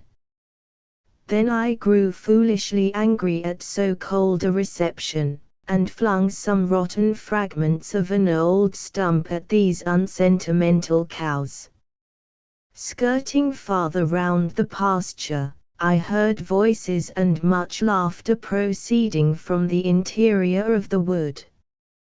Voices, male and feminine, laughter, not only of fresh young throats, but the bass of grown people, as if solemn organ pipes should pour out airs of merriment. Not a voice spoke, but I knew it better than my own, not a laugh, but its cadences were familiar.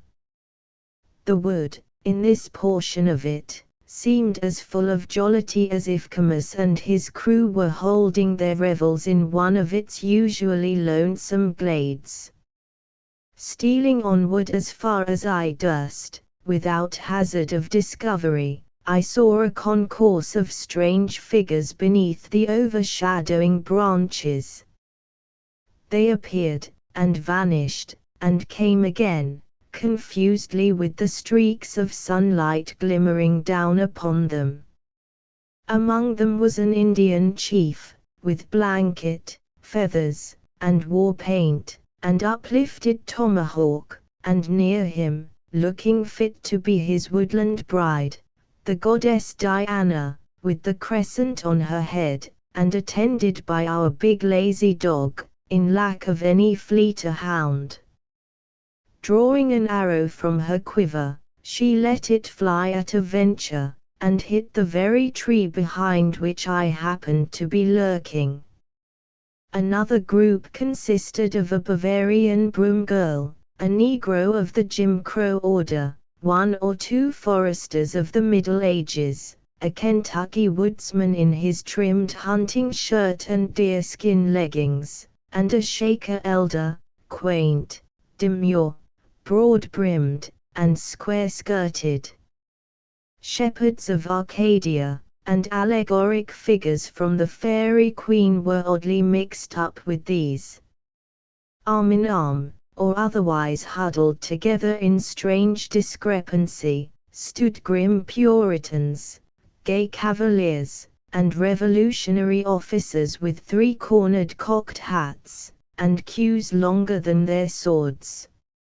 A bright-complexioned, dark-haired, vivacious little gypsy, with a red shawl over her head, went from one group to another, telling fortunes by palmistry, and Moll Pitcher, the renowned old witch of Lynn, broomstick in hand, showed herself prominently in the midst, as if announcing all these apparitions to be the offspring of her necromantic art.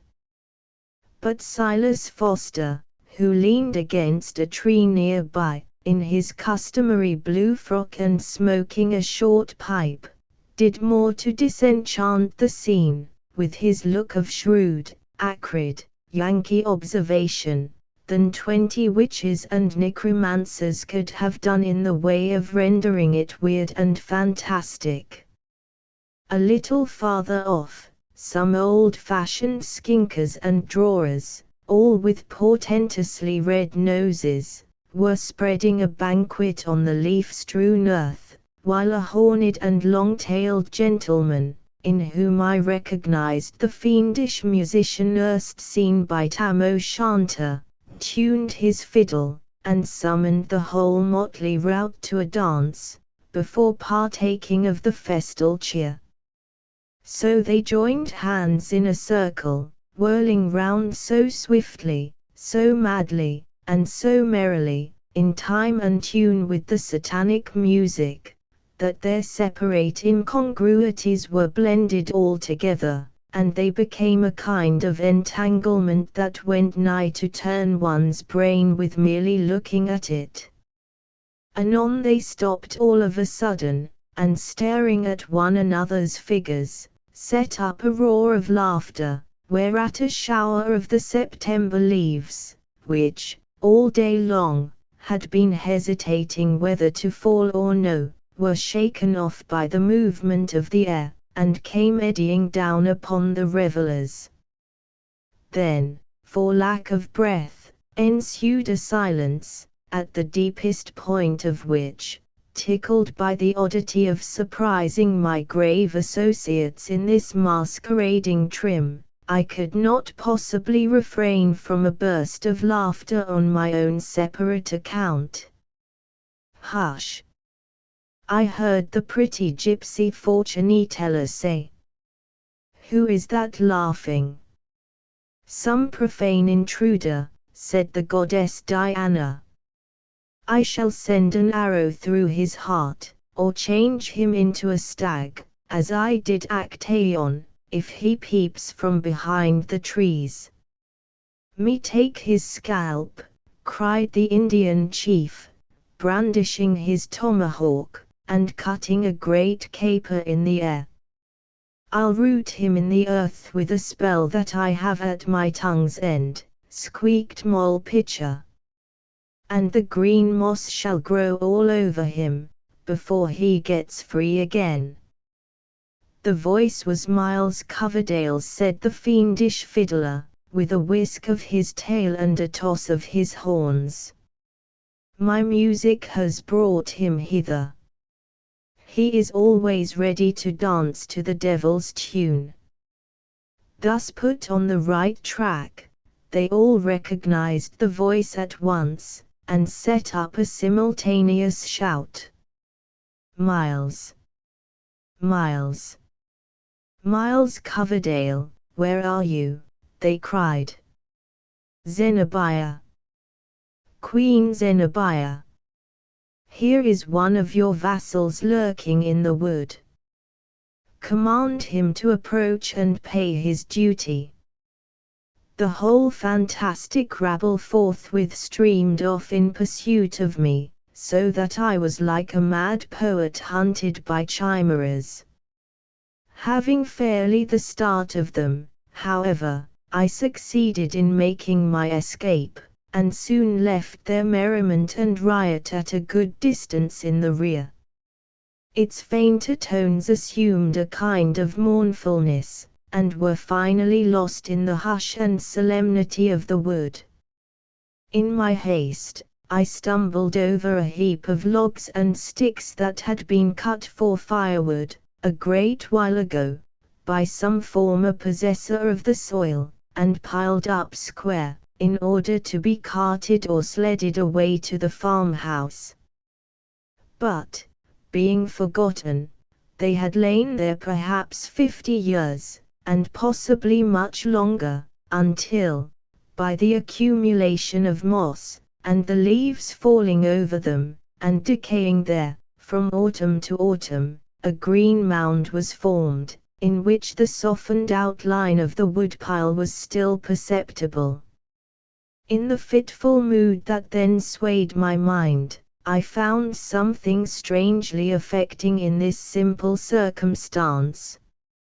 I imagined the long-dead woodman, and his long-dead wife and children, coming out of their chill graves, and essaying to make a fire with this heap of mossy fuel. From this spot I strayed onward, quite lost in reverie, and neither knew nor cared whither I was going, until a low, soft, well-remembered voice spoke, at a little distance. "There is Mr. Coverdale." "Miles Coverdale," said another voice, and its tones were very stern. "Let him come forward, then." "Yes, Mr. Coverdale," cried a woman's voice, clear and melodious, but, just then, with something unnatural in its chord, "you are welcome. But you come half an hour too late, and have missed a scene which you would have enjoyed." I looked up and found myself nigh Eliot's pulpit, at the base of which sat Hollingsworth, with Priscilla at his feet and Zenobia standing before them. XXV the three together. Hollingsworth was in his ordinary working dress. Priscilla wore a pretty and simple gown, with a kerchief about her neck, and a calash, which she had flung back from her head, leaving it suspended by the strings. But Zenobia, whose part among the maskers, as may be supposed, was no inferior one, appeared in a costume of fanciful magnificence, with her jeweled flower as the central ornament of what resembled a leafy crown, or coronet. She represented the Oriental princess by whose name we were accustomed to know her. Her attitude was free and noble, yet, if a queen's, it was not that of a queen triumphant, but dethroned, on trial for her life, or, perchance, condemned already. The spirit of the conflict seemed, nevertheless, to be alive in her.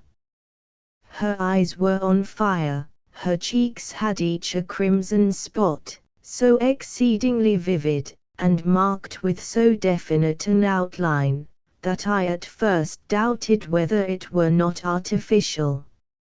In a very brief space, however, this idea was shamed by the paleness that ensued, as the blood sunk suddenly away.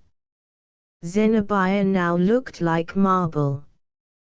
One always feels the fact, in an instant, when he has intruded on those who love, or those who hate, at some acme of their passion that puts them into a sphere of their own, where no other spirit can pretend to stand on equal ground with them. I was confused, affected even with a species of terror, and wished myself away.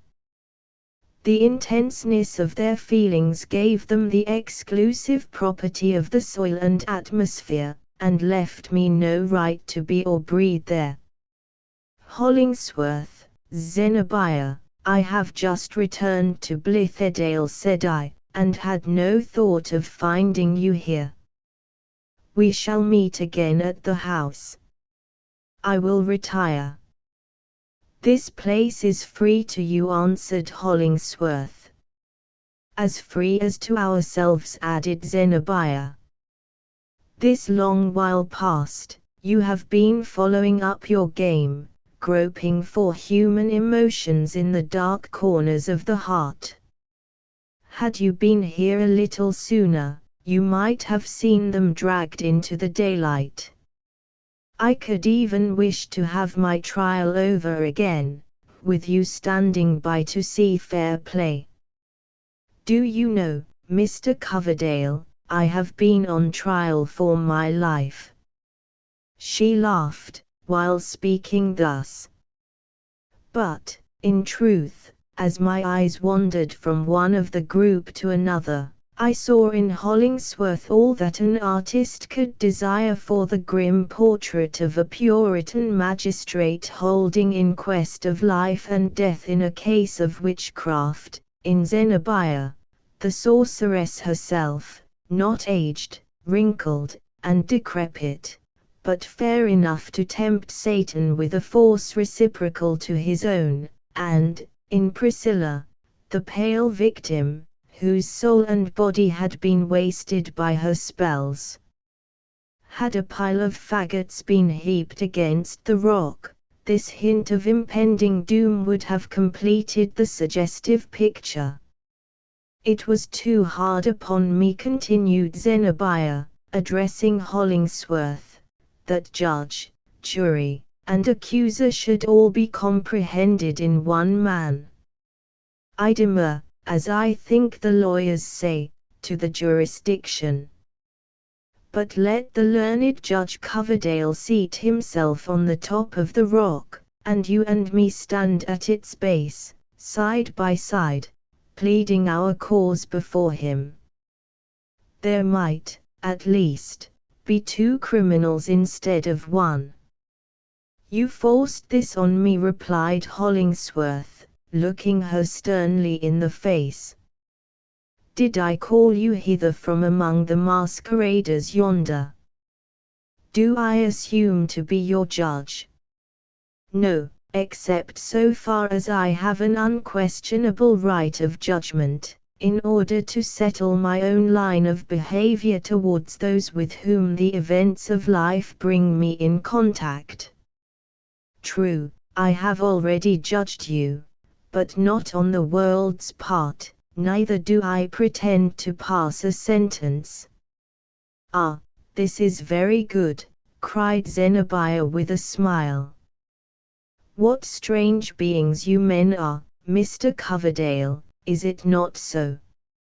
It is the simplest thing in the world with you to bring a woman before your secret tribunals, and judge and condemn her unheard, and then tell her to go free without a sentence.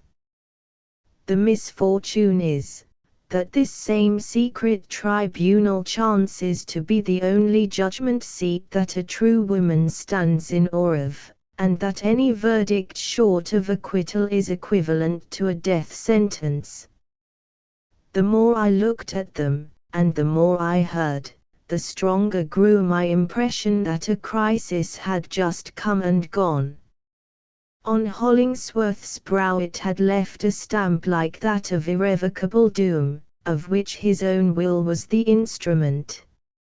In Zenobia's whole person, beholding her more closely, I saw a riotous agitation, the almost delirious disquietude of a great struggle, at the close of which the vanquished one felt her strength and courage still mighty within her, and longed to renew the contest. My sensations were as if I had come upon a battlefield before the smoke was as yet cleared away. And what subjects had been discussed here? All, no doubt, that for so many months past had kept my heart and my imagination idly feverish. Zenobia's whole character and history, the true nature of her mysterious connection with Westervelt, her later purposes towards Hollingsworth, and, reciprocally, his in reference to her, and, finally, the degree in which Zenobia had been cognizant of the plot against Priscilla, and what, at last, had been the real object of that scheme. On these points, as before, I was left to my own conjectures. One thing, only, was certain. Zenobia and Hollingsworth were friends no longer. If their heartstrings were ever intertwined, the knot had been adjudged an entanglement, and was now violently broken. But Zenobia seemed unable to rest content with the matter in the posture which it had assumed. "Ah! Do we part so?" exclaimed she, seeing Hollingsworth about to retire. "And why not?" said he, with almost rude abruptness. "What is there further to be said between us?" "Well, perhaps nothing," answered Zenobia, looking him in the face, and smiling. "But we have come many times before to this grey rock, and we have talked very softly among the whisperings of the birch trees. They were pleasant hours. I love to make the latest of them, though not altogether so delightful, loiter away as slowly as may be. And, besides, you have put many queries to me at this, which you designed to be our last interview, and being driven, as I must acknowledge, into a corner, I have responded with reasonable frankness. But now, with your free consent, I desire the privilege of asking a few questions, in my turn. I have no concealments, said Hollingsworth. We shall see, answered Zenobia. I would first inquire whether you have supposed me to be wealthy. On that point, observed Hollingsworth, I have had the opinion which the world holds. And I held it likewise, said Zenobia. Had I not, heaven is my witness, the knowledge should have been as free to you as me. It is only 3 days since I knew the strange fact that threatens to make me poor, and your own acquaintance with it, I suspect, is of at least as old a date. I fancied myself affluent. You are aware, too, of the disposition which I purposed making of the larger portion of my imaginary opulence, nay, were it all, I had not hesitated. Let me ask you, further, did I ever propose or intimate any terms of compact, on which depended this, as the world would consider it, so important sacrifice? You certainly spoke of none, said Hollingsworth. Nor meant any, she responded. I was willing to realize your dream freely, generously, as some might think, but, at all events, fully, and heedless though it should prove the ruin of my fortune. If, in your own thoughts, you have imposed any conditions of this expenditure, it is you that must be held responsible for whatever is sordid and unworthy in them. And now one other question. Do you love this girl? O Zenobia, exclaimed Priscilla, shrinking back, as if longing for the rock to topple over and hide her. Do you love her? Repeated Zenobia. Had you asked me that question a short time since, replied Hollingsworth, after a pause, during which, it seemed to me, even the birch trees held their whispering breath, I should have told you, no. My feelings for Priscilla differed little from those of an elder brother, watching tenderly over the gentle sister whom God has given him to protect. And what is your answer now? Persisted Zenobia. I do love her, said Hollingsworth, uttering the words with a deep inward breath, instead of speaking them outright. As well declare it thus as in any other way. I do love her. Now, God be judge between us, cried Zenobia, breaking into sudden passion, which of us two has most mortally offended him? At least, I am a woman, with every fault, it may be, that a woman ever had, weak, vain, unprincipled, like most of my sex, for our virtues, when we have any, are merely impulsive and intuitive, passionate, too, and pursuing my foolish and unattainable ends by indirect and cunning, though absurdly chosen means, as an hereditary bond-slave must, false, moreover, to the whole circle of good, in my reckless truth to the little good I saw before me, but still a woman. A creature whom only a little change of earthly fortune, a little kinder smile of him who sent me hither, and one true heart to encourage and direct me, might have made all that a woman can be. But how is it with you? Are you a man? No, but a monster. A cold, heartless, self-beginning and self-ending piece of mechanism. With what, then, do you charge me? Asked Hollingsworth, aghast, and greatly disturbed by this attack. Show me one selfish end, in all I ever aimed at, and you may cut it out of my bosom with a knife. It is all self, answered Zenobia with still intenser bitterness. Nothing else, nothing but self, self, self. The fiend, I doubt not, has made his choicest mirth of you these 7 years past, and especially in the mad summer which we have spent together. I see it now. I am awake, disenchanted, disenthralled.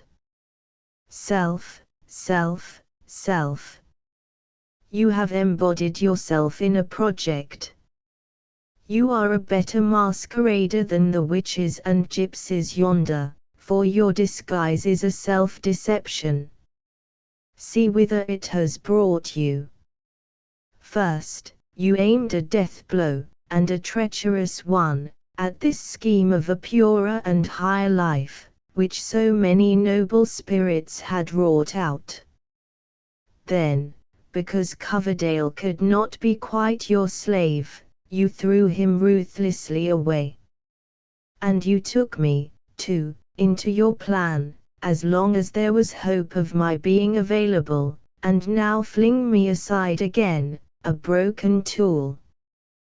But, foremost and blackest of your sins, you stifled down your inmost consciousness, you did a deadly wrong to your own heart, you were ready to sacrifice this girl, whom, if God ever visibly showed a purpose, he put into your charge, and through whom he was striving to redeem you. This is a woman's view, said Hollingsworth, growing deadly pale, a woman's, whose whole sphere of action is in the heart, and who can conceive of no higher nor wider one. Be silent, cried Zenobia imperiously. You know neither man nor woman. The utmost that can be said in your behalf, and because I would not be wholly despicable in my own eyes, but would fain excuse my wasted feelings, nor own it wholly a delusion, therefore I say it, is, that a great and rich heart has been ruined in your breast. Leave me, now. You have done with me, and I with you. Farewell. Priscilla, said Hollingsworth, come. Zenobia smiled. Possibly I did so too. Not often, in human life, has a gnawing sense of injury found a sweeter morsel of revenge than was conveyed in the tone with which Hollingsworth spoke those 2 words. It was the abased and tremulous tone of a man whose faith in himself was shaken, and who sought, at last, to lean on an affection. Yes, the strong man bowed himself and rested on this poor Priscilla. Oh, could she have failed him, what a triumph for the lookers-on! And, at first, I half imagined that she was about to fail him. She rose up, stood shivering like the birch leaves that trembled over her head, and then slowly tottered, rather than walked, towards Zenobia. Arriving at her feet, she sank down there, in the very same attitude which she had assumed on their first meeting, in the kitchen of the old farmhouse. Zenobia remembered it. Ah, Priscilla, said she, shaking her head, how much is changed since then. You kneel to a dethroned princess. You, the victorious one. But he is waiting for you. Say what you wish, and leave me. We are sisters, gasped Priscilla. I fancied that I understood the word and action. It meant the offering of herself, and all she had, to be at Zenobia's disposal. but the latter would not take it thus. "True, we are sisters," she replied, and, moved by the sweet word, she stooped down and kissed Priscilla, but not lovingly, for a sense of fatal harm received through her seemed to be lurking in Zenobia's heart. "We had one father. You knew it from the first, but a little while, else some things that have chanced might have been spared you. But I never wished you harm. You stood between me and an end which I desired. I wanted a clear path. No matter what I meant. It is over now. Do you forgive me?" "Oh Zenobia," sobbed Priscilla, "it is I that feel like the guilty one."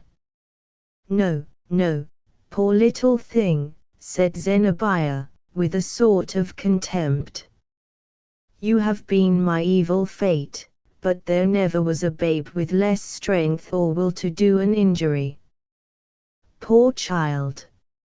Methinks you have but a melancholy lot before you, sitting all alone in that wide, cheerless heart, where, for aught you know, and as I, alas, believe, the fire which you have kindled may soon go out.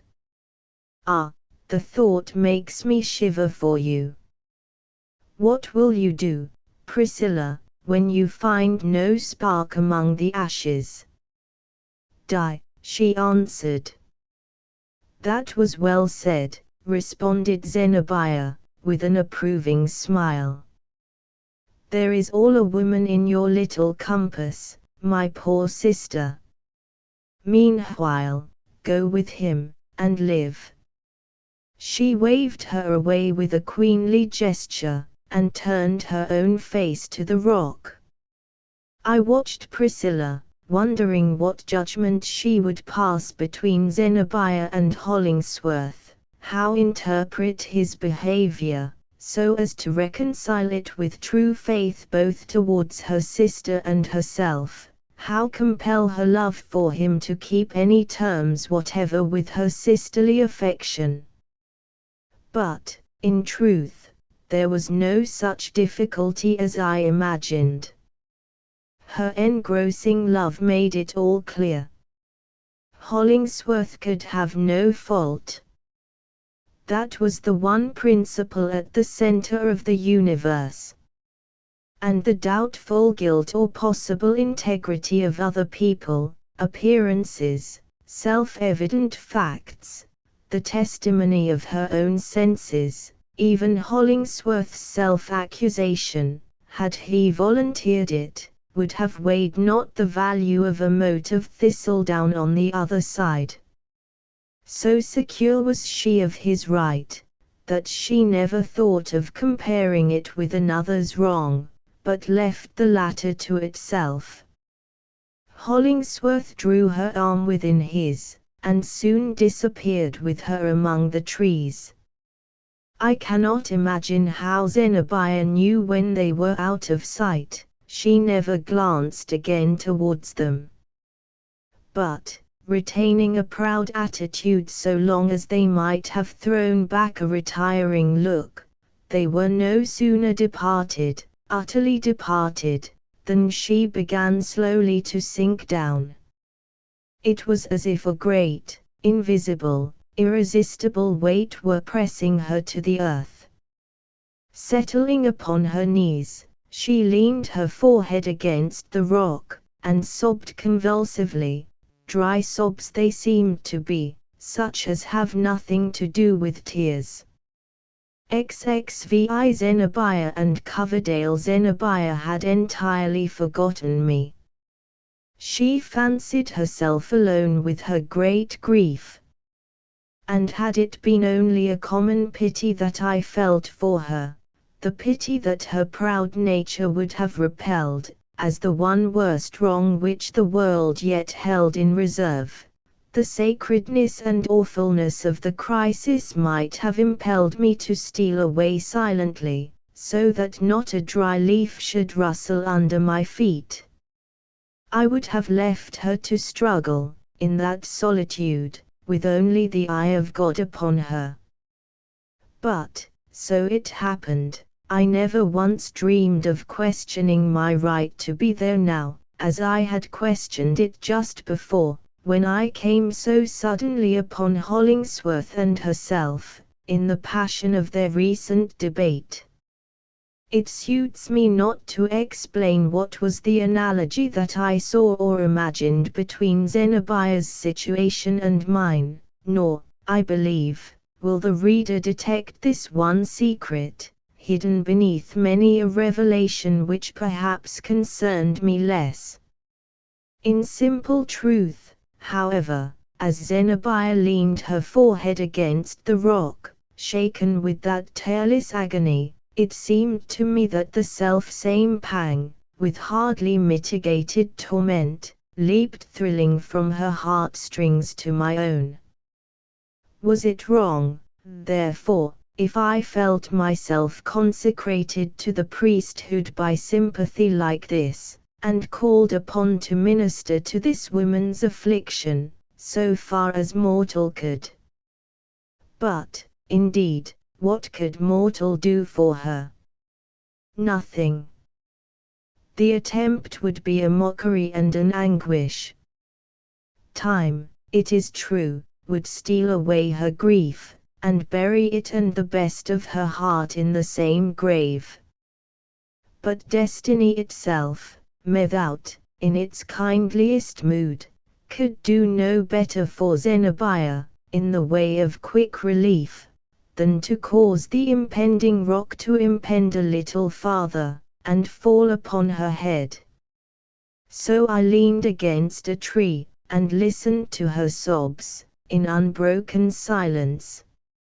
She was half prostrate, half kneeling, with her forehead still pressed against the rock.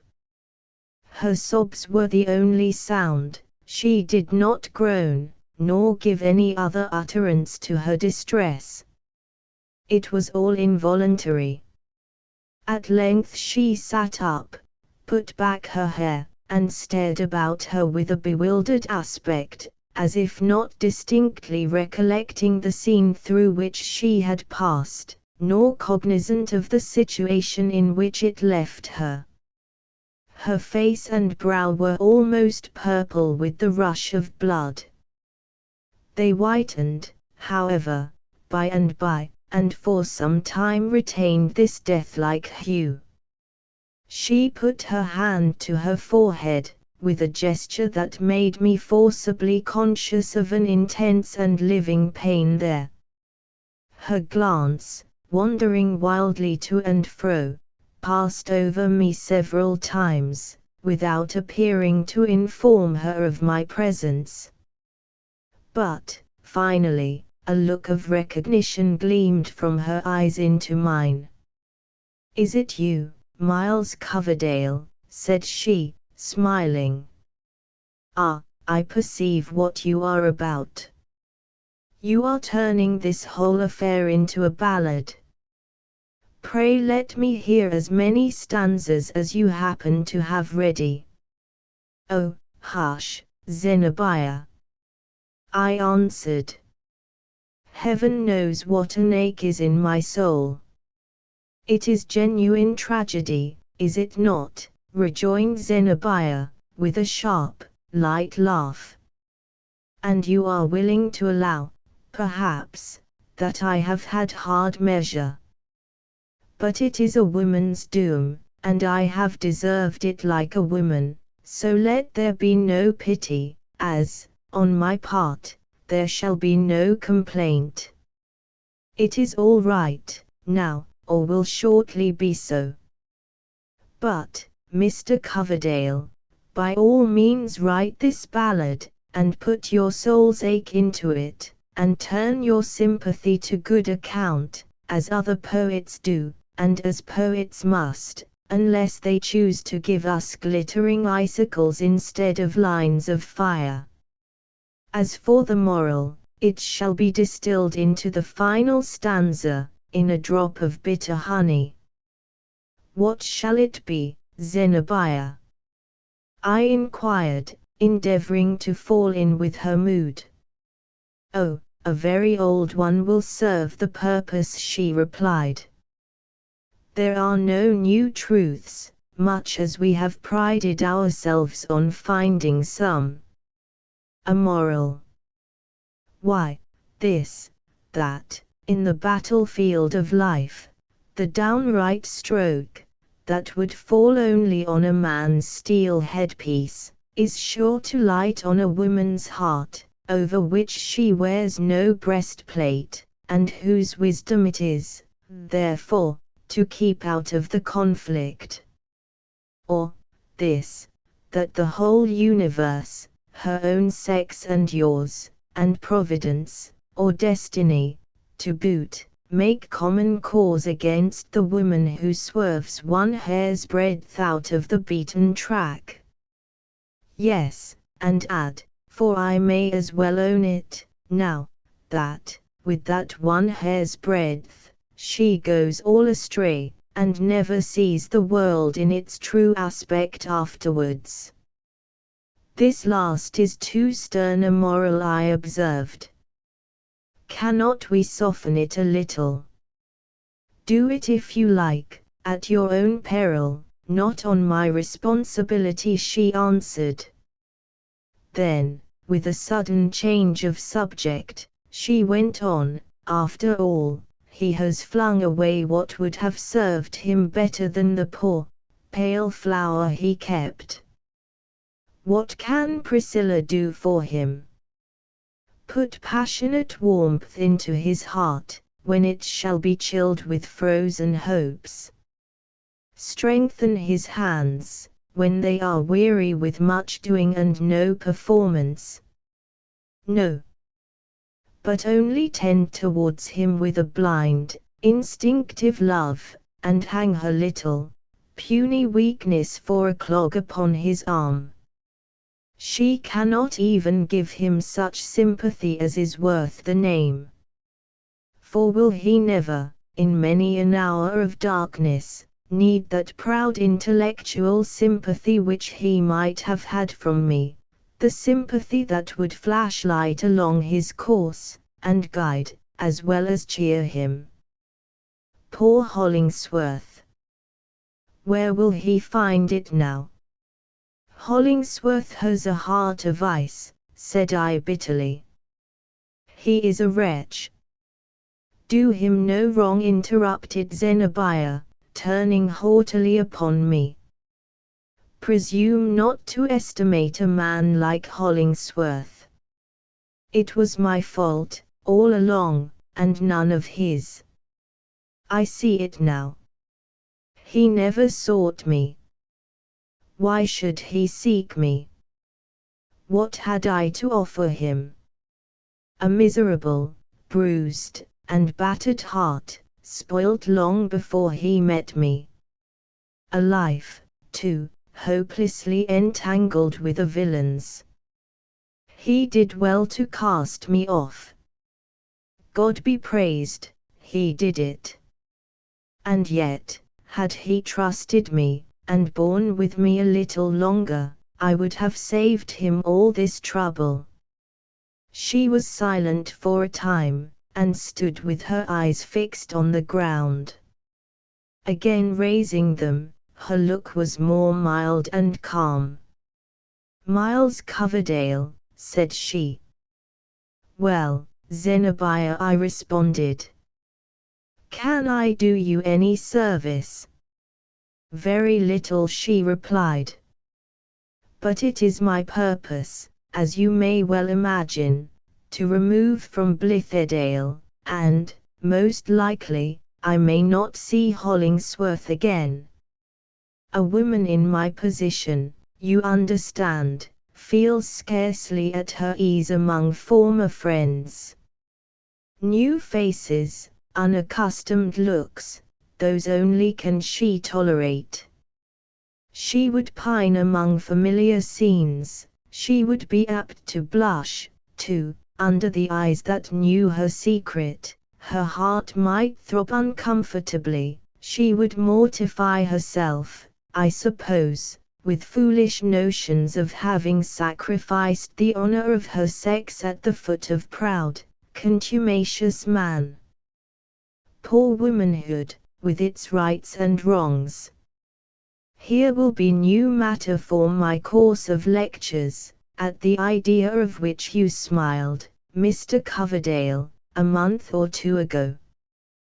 But, as you have really a heart and sympathies, as far as they go, and as I shall depart without seeing Hollingsworth, I must entreat you to be a messenger between him and me.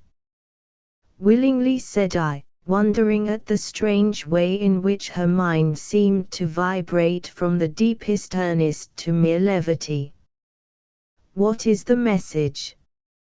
True, what is it? Exclaimed Zenobia. After all, I hardly know. On better consideration, I have no message. Tell him something pretty and pathetic, that will come nicely and sweetly into your ballad, anything you please, so it be tender and submissive enough. Tell him he has murdered me. Tell him that I'll haunt him. She spoke these words with the wildest energy. And give Priscilla, this.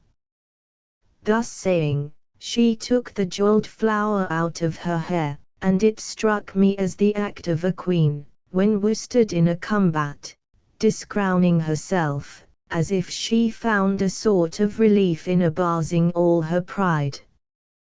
Bid her wear this for Zenobia's sake, she continued. She is a pretty little creature, and will make as soft and gentle a wife as the veriest Bluebeard could desire. Pity that she must fade so soon. These delicate and puny maidens always do. 10 years hence, let Hollingsworth look at my face and Priscilla's, and then choose betwixt them. Or, if he pleases, let him do it now. How magnificently Zenobia looked as she said this! The effect of her beauty was even heightened by the over-consciousness and self-recognition of it, into which, I suppose, Hollingsworth's scorn had driven her. She understood the look of admiration in my face, and, Zenobia to the last, it gave her pleasure. It is an endless pity, said she, that I had not bethought myself of winning your heart, Mr. Coverdale, instead of Hollingsworth's. I think I should have succeeded, and many women would have deemed you the worthier conquest of the two.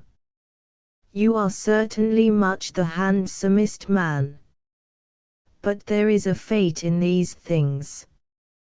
And beauty, in a man, has been of little account with me since my earliest girlhood, when, for once, it turned my head. Now, farewell. Zenobia, whither are you going? I asked. No matter where, said she. But I am weary of this place, and sick to death of playing at philanthropy and progress. Of all varieties of mock life, we have surely blundered into the very emptiest mockery in our effort to establish the one true system. I have done with it, and Blithedale must find another woman to superintend the laundry, and you, Mr. Coverdale, another nurse to make your gruel, the next time you fall ill. It was, indeed, a foolish dream. Yet it gave us some pleasant summer days, and bright hopes, while they lasted. It can do no more, nor will it avail us to shed tears over a broken bubble. Here is my hand. Adieu. She gave me her hand with the same free, whole-souled gesture as on the first afternoon of our acquaintance, and, being greatly moved, I bethought me of no better method of expressing my deep sympathy than to carry it to my lips. In so doing, I perceived that this white hand, so hospitably warm when I first touched it, 5 months since, was now cold as a veritable piece of snow. "How very cold!" I exclaimed, holding it between both my own, with the vain idea of warming it. "What can be the reason? It is really deathlike." "The extremities die first, they say," answered Zenobia, laughing. "And so you kiss this poor, despised, rejected hand. Well, my dear friend, I thank you. You have reserved your homage for the fallen. Lip of man will never touch my hand again. I intend to become a Catholic, for the sake of going into a nunnery. When you next hear of Zenobia, her face will be behind the black veil, so look your last at it now, for all is over. Once more, farewell." She withdrew her hand, yet left a lingering pressure, which I felt long afterwards. So intimately connected as I had been with perhaps the only man in whom she was ever truly interested, Zenobia looked on me as the representative of all the past, and was conscious that, in bidding me adieu, she likewise took final leave of Hollingsworth, and of this whole epoch of her life. Never did her beauty shine out more lustrously than in the last glimpse that I had of her. She departed, and was soon hidden among the trees. But, whether it was the strong impression of the foregoing scene, or whatever else the cause, I was affected with a fantasy that Zenobia had not actually gone, but was still hovering about the spot and haunting it. I seemed to feel her eyes upon me. It was as if the vivid coloring of her character had left a brilliant stain upon the air. By degrees, however, the impression grew less distinct. I flung myself upon the fallen leaves at the base of Eliot's pulpit. The sunshine withdrew up the tree trunks and flickered on the topmost boughs. Grey twilight made the wood obscure, the stars brightened out, the pendant boughs became wet with chill autumnal dews. But I was listless, worn out with emotion on my own behalf and sympathy for others, and had no heart to leave my comfortless lair beneath the rock. I must have fallen asleep, and had a dream, all the circumstances of which utterly vanished at the moment when they converged to some tragical catastrophe, and thus grew too powerful for the thin sphere of slumber that enveloped them. Starting from the ground, I found the risen moon shining upon the rugged face of the rock, and myself all in a tremble. Say midnight. It could not have been far from midnight when I came beneath Hollingsworth's window, and, finding it open, flung in a tuft of grass with earth at the roots, and heard it fall upon the floor. He was either awake or sleeping very lightly, for scarcely a moment had gone by before he looked out and discerned me standing in the moonlight. "Is it you, Coverdale?" he asked. "What is the matter? Come down to me, Hollingsworth." I answered. "I am anxious to speak with you." The strange tone of my own voice startled me, and him, probably, no less. He lost no time, and soon issued from the house door, with his dress half arranged. Again, "What is the matter?" he asked impatiently. "Have you seen Zenobia?" said I, since you parted from her at Eliot's pulpit?" "No," answered Hollingsworth, "nor did I expect it." His voice was deep, but had a tremor in it. Hardly had he spoken, when Silas Foster thrust his head, done up in a cotton handkerchief, out of another window, and took what he called, as it literally was, a squint at us. "Well, folks, what are ye about here?" he demanded. "Aha!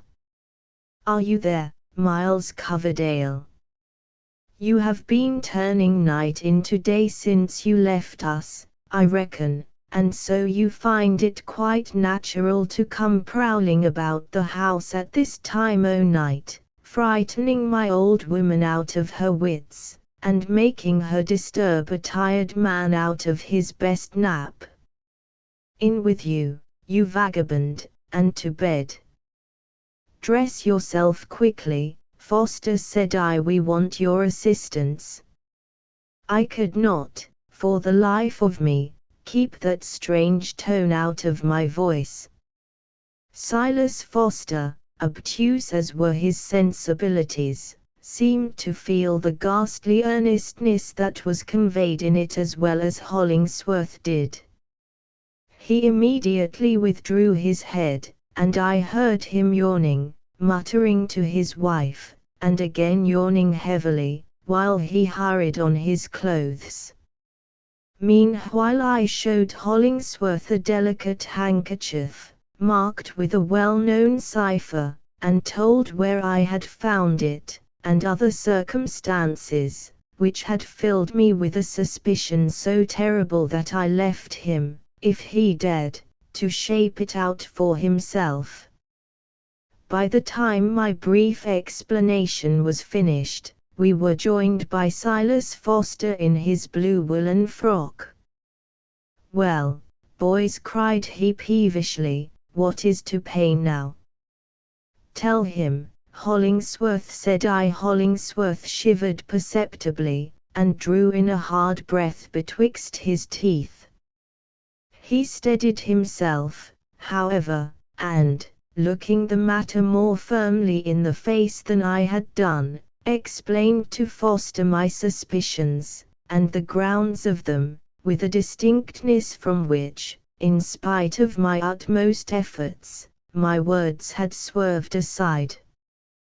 The tough-nerved yeoman, in his comment, put a finish on the business, and brought out the hideous idea in its full terror, as if he were removing the napkin from the face of a corpse. "And so you think she's drowned herself?" he cried. I turned away my face. "What on earth should the young woman do that for?" exclaimed Silas, his eyes half out of his head with mere surprise. "Why, she has more means than she can use or waste, and lacks nothing to make her comfortable, but a husband, and that's an article she could have, any day. There's some mistake about this, I tell you." "Come," said I, shuddering, "let us go and ascertain the truth." "Well, well," answered Silas Foster, "just as you say. We'll take the long pole, with the hook at the end, that serves to get the bucket out of the draw-well when the rope is broken. With that, and a couple of long-handled hay rakes, I'll answer for finding her, if she's anywhere to be found." Strange enough. Zenobia drown herself? No, no, I don't believe it. She had too much sense, and too much means, and enjoyed life a great deal too well. When our few preparations were completed, we hastened, by a shorter than the customary route, through fields and pastures, and across a portion of the meadow, to the particular spot on the river bank which I had paused to contemplate in the course of my afternoon's ramble. A nameless presentiment had again drawn me thither, after leaving Eliot's pulpit. I showed my companions where I had found the handkerchief, and pointed to 2 or 3 footsteps, impressed into the clayey margin, and tending towards the water. Beneath its shallow verge, among the water weeds, there were further traces, as yet unobliterated by the sluggish current, which was there almost at a standstill. Silas Foster thrust his face down close to these footsteps, and picked up a shoe that had escaped my observation, being half imbedded in the mud. "There's a kid shoe that never was made on a Yankee last," observed he. "I know enough of shoemaker's craft to tell that. French manufacture, and see what a high instep. And how evenly she trod in it. There never was a woman that stepped handsomer in her shoes than Zenobia did." Here he added, addressing Hollingsworth, "Would you like to keep the shoe?" Hollingsworth started back. "Give it to me, Foster," said I. "I dabbled it in the water, to rinse off the mud, and have kept it ever since." Not far from this spot lay an old, leaky punt, drawn up on the oozy riverside, and generally half full of water. It served the angler to go in quest of pickerel, or the sportsman to pick up his wild ducks. Setting this crazy bark afloat, I seated myself in the stern with the paddle, while Hollingsworth sat in the bows with the hooked pole, and Silas Foster amidships with a hay rake. "It puts me in mind of my young days," remarked Silas, "when I used to steal out of bed to go bobbing for hornpouts and eels. Hi-ho, well, life and death together make sad work for us all. Then I was a boy, bobbing for fish, and now I am getting to be an old fellow, and here I be, groping for a dead body. I tell you what, lads, if I thought anything had really happened to Zenobia, I should feel kind o' sorrowful. I wish, at least, you would hold your tongue," muttered I. The moon, that night, though past the full, was still large and oval, and having risen between 8 and 9 o'clock, now shone aslantwise over the river, throwing the high, opposite bank, with its woods, into deep shadow, but lighting up the hither shore pretty effectually.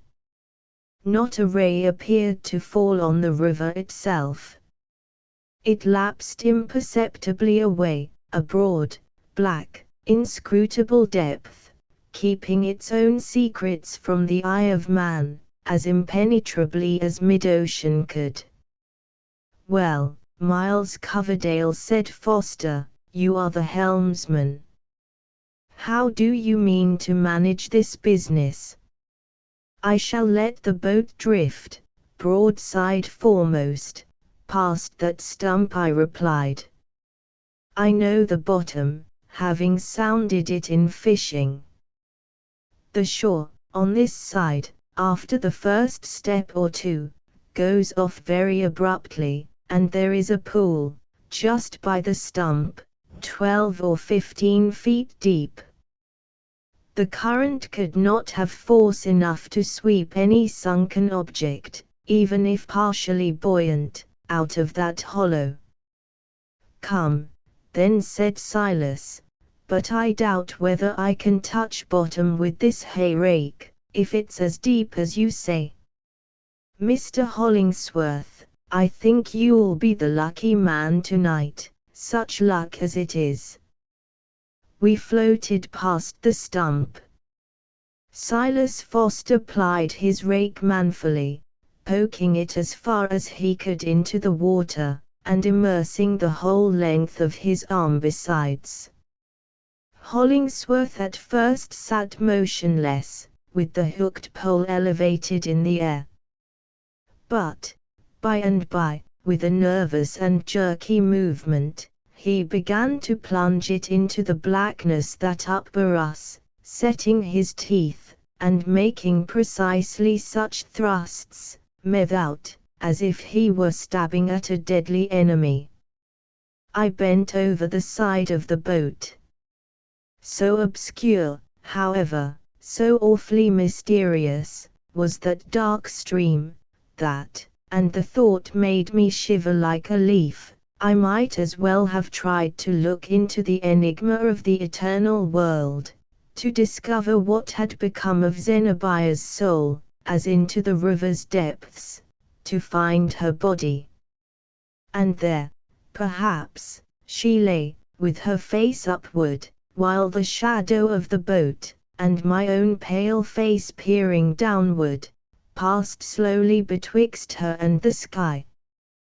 Once, twice, thrice, I paddled the boat upstream, and again suffered it to glide, with the river's slow, funereal motion, downward.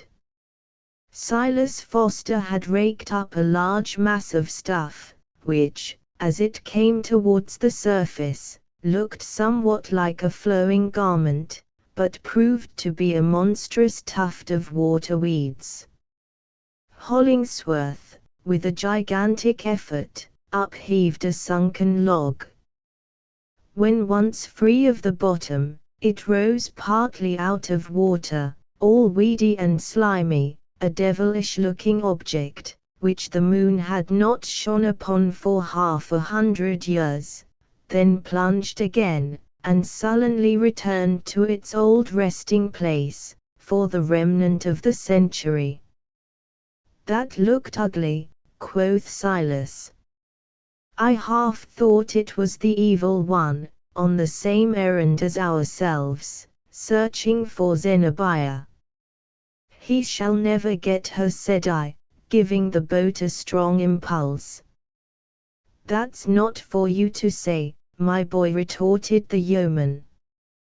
"Pray God he never has, and never may. Slow work this, however. I should really be glad to find something." "Pshaw! What a notion that is, when the only good luck would be to paddle, and drift, and poke, and grope, hereabouts, till morning, and have our labor for our pains. For my part, I shouldn't wonder if the creature had only lost her shoe in the mud, and saved her soul alive, after all. My stars! How she will laugh at us, tomorrow morning. It is indescribable what an image of Zenobia, at the breakfast table, full of warm and mirthful life, this surmise of Silas Foster's brought before my mind. The terrible phantasm of her death was thrown by it into the remotest and dimmest background, where it seemed to grow as improbable as a myth. "Yes, Silas, it may be as you say," cried I. The drift of the stream had again borne us a little below the stump, when I felt, yes, felt, for it was as if the iron hook had smote my breast, felt Hollingsworth's pole strike some object at the bottom of the river. He started up, and almost overset the boat. "Hold on," cried Foster, "you have her." Putting a fury of strength into the effort, Hollingsworth heaved amain, and up came a white swash to the surface of the river. It was the flow of a woman's garments. A little higher, and we saw her dark hair streaming down the current. Black river of death, thou hadst yielded up thy victim. Zenobia was found. Silas Foster laid hold of the body, Hollingsworth likewise grappled with it, and I steered towards the bank, gazing all the while at Zenobia, whose limbs were swaying in the current close at the boat's side. Arriving near the shore, we all three stepped into the water, bore her out, and laid her on the ground beneath a tree. "Poor child," said Foster, and his dry old heart, I verily believe, vouchsafed a tear. "I'm sorry for her." Were I to describe the perfect horror of the spectacle, the reader might justly reckon it to me for a sin and shame. For more than 12 long years I have borne it in my memory, and could now reproduce it as freshly as if it were still before my eyes. Of all modes of death, methinks it is the ugliest. Her wet garments swathed limbs of terrible inflexibility. She was the marble image of a death agony. Her arms had grown rigid in the act of struggling, and were bent before her with clenched hands. Her knees, too, were bent, and, thank God for it, in the attitude of prayer. Ah, that rigidity! It is impossible to bear the terror of it. It seemed, I must needs impart so much of my own miserable idea, it seemed as if her body must keep the same position in the coffin, and that her skeleton would keep it in the grave, and that when Zenobia rose at the day of judgment, it would be in just the same attitude as now. One hope I had, and that too was mingled half with fear. She knelt as if in prayer. With the last, choking consciousness, her soul, bubbling out through her lips, it may be, had given itself up to the Father, reconciled and penitent. But her arms, they were bent before her, as if she struggled against Providence in never-ending hostility.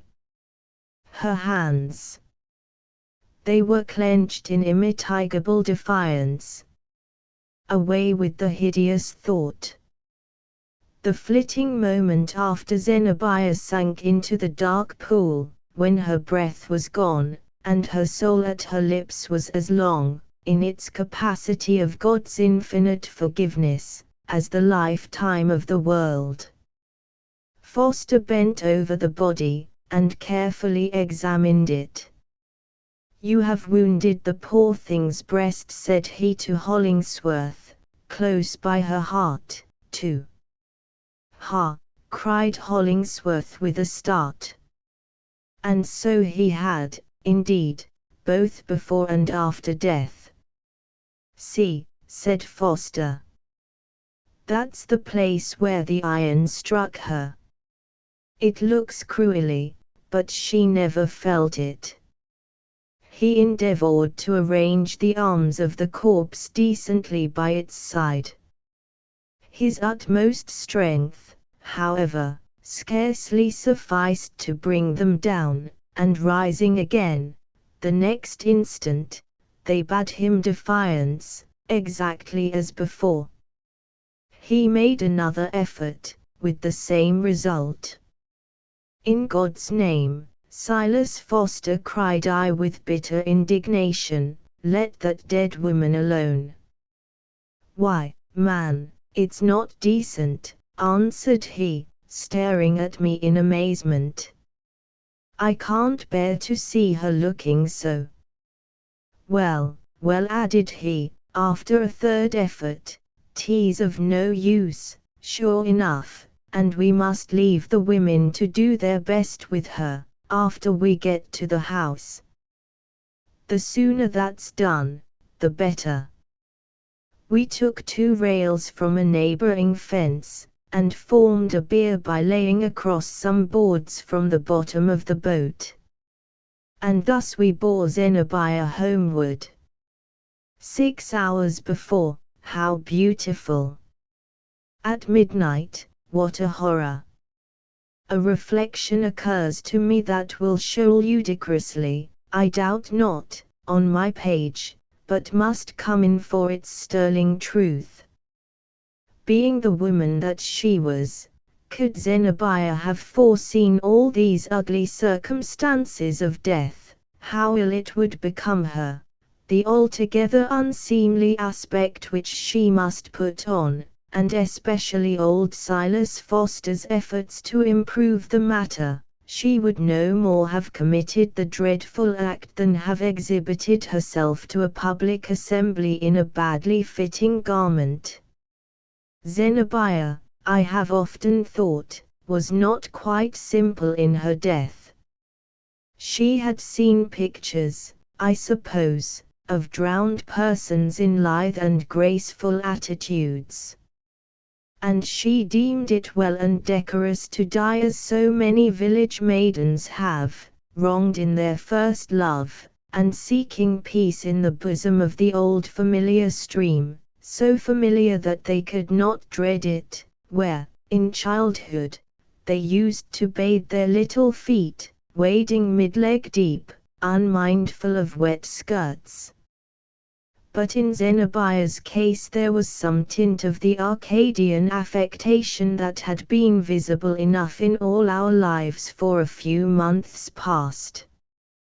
This, however, to my conception, takes nothing from the tragedy. For, has not the world come to an awfully sophisticated pass, when, after a certain degree of acquaintance with it, we cannot even put ourselves to death in whole-hearted simplicity? Slowly, slowly, with many a dreary pause, resting the bier often on some rock or balancing it across a mossy log, to take fresh hold, we bore our burden onward through the moonlight, and at last laid Zenobia on the floor of the old farmhouse. By and by came 3 or 4 withered women and stood whispering around the corpse, peering at it through their spectacles, holding up their skinny hands, shaking their night-capped heads, and taking counsel of one another's experience what was to be done. With those tire women we left Zenobia. Xxate Blithedale pasture Blithedale, thus far in its progress, had never found the necessity of a burial ground. There was some consultation among us in what spot Zenobia might most fitly be laid. It was my own wish that she should sleep at the base of Eliot's pulpit, and that on the rugged front of the rock the name by which we familiarly knew her, Zenobia, and not another word, should be deeply cut, and left for the moss and lichens to fill up at their long leisure. But Hollingsworth, to whose ideas on this point great deference was due, made it his request that her grave might be dug on the gently sloping hillside, in the wide pasture, where, as we once supposed, Zenobia and he had planned to build their cottage. And thus it was done, accordingly. She was buried very much as other people have been for hundreds of years gone by. In anticipation of a death, we Blithedale colonists had sometimes set our fancies at work to arrange a funereal ceremony, which should be the proper symbolic expression of our spiritual faith and eternal hopes, and this we meant to substitute for those customary rites which were moulded originally out of the Gothic gloom, and by long use, like an old velvet pall, have so much more than their first death smell in them. But when the occasion came we found it the simplest and truest thing, after all, to content ourselves with the old fashion, taking away what we could, but interpolating no novelties, and particularly avoiding all frippery of flowers and cheerful emblems. The procession moved from the farmhouse. Nearest the dead walked an old man in deep mourning, his face mostly concealed in a white handkerchief, and with Priscilla leaning on his arm. Hollingsworth and myself came next. We all stood around the narrow niche in the cold earth, all saw the coffin lowered in, all heard the rattle of the crumbly soil upon its lid, that final sound, which mortality awakens on the utmost verge of sense, as if in the vain hope of bringing an echo from the spiritual world. I noticed a stranger to most of those present, though known to me, who, after the coffin had descended, took up a handful of earth and flung it first into the grave. I had given up Hollingsworth's arm, and now found myself near this man. It was an idle thing, a foolish thing, for Zenobia to do, said he. She was the last woman in the world to whom death could have been necessary. It was too absurd. I have no patience with her. Why so? I inquired, smothering my horror at his cold comment, in my eager curiosity to discover some tangible truth as to his relation with Zenobia. If any crisis could justify the sad wrong she offered to herself, it was surely that in which she stood. Everything had failed her, prosperity in the world's sense, for her opulence was gone, the heart's prosperity, in love. And there was a secret burden on her, the nature of which is best known to you. Young as she was, she had tried life fully, had no more to hope, and something, perhaps, to fear. Had Providence taken her away in its own holy hand, I should have thought it the kindest dispensation that could be awarded to one so wrecked. You mistake the matter completely, rejoined Westervelt. What, then, is your own view of it? I asked. Her mind was active, and various in its powers, said he. Her heart had a manifold adaptation, her constitution an infinite buoyancy, which, had she possessed only a little patience to await the reflux of her troubles, would have borne her upward triumphantly for 20 years to come.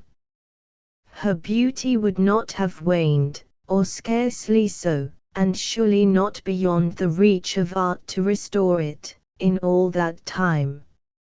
She had life's summer all before her, and 100 varieties of brilliant success.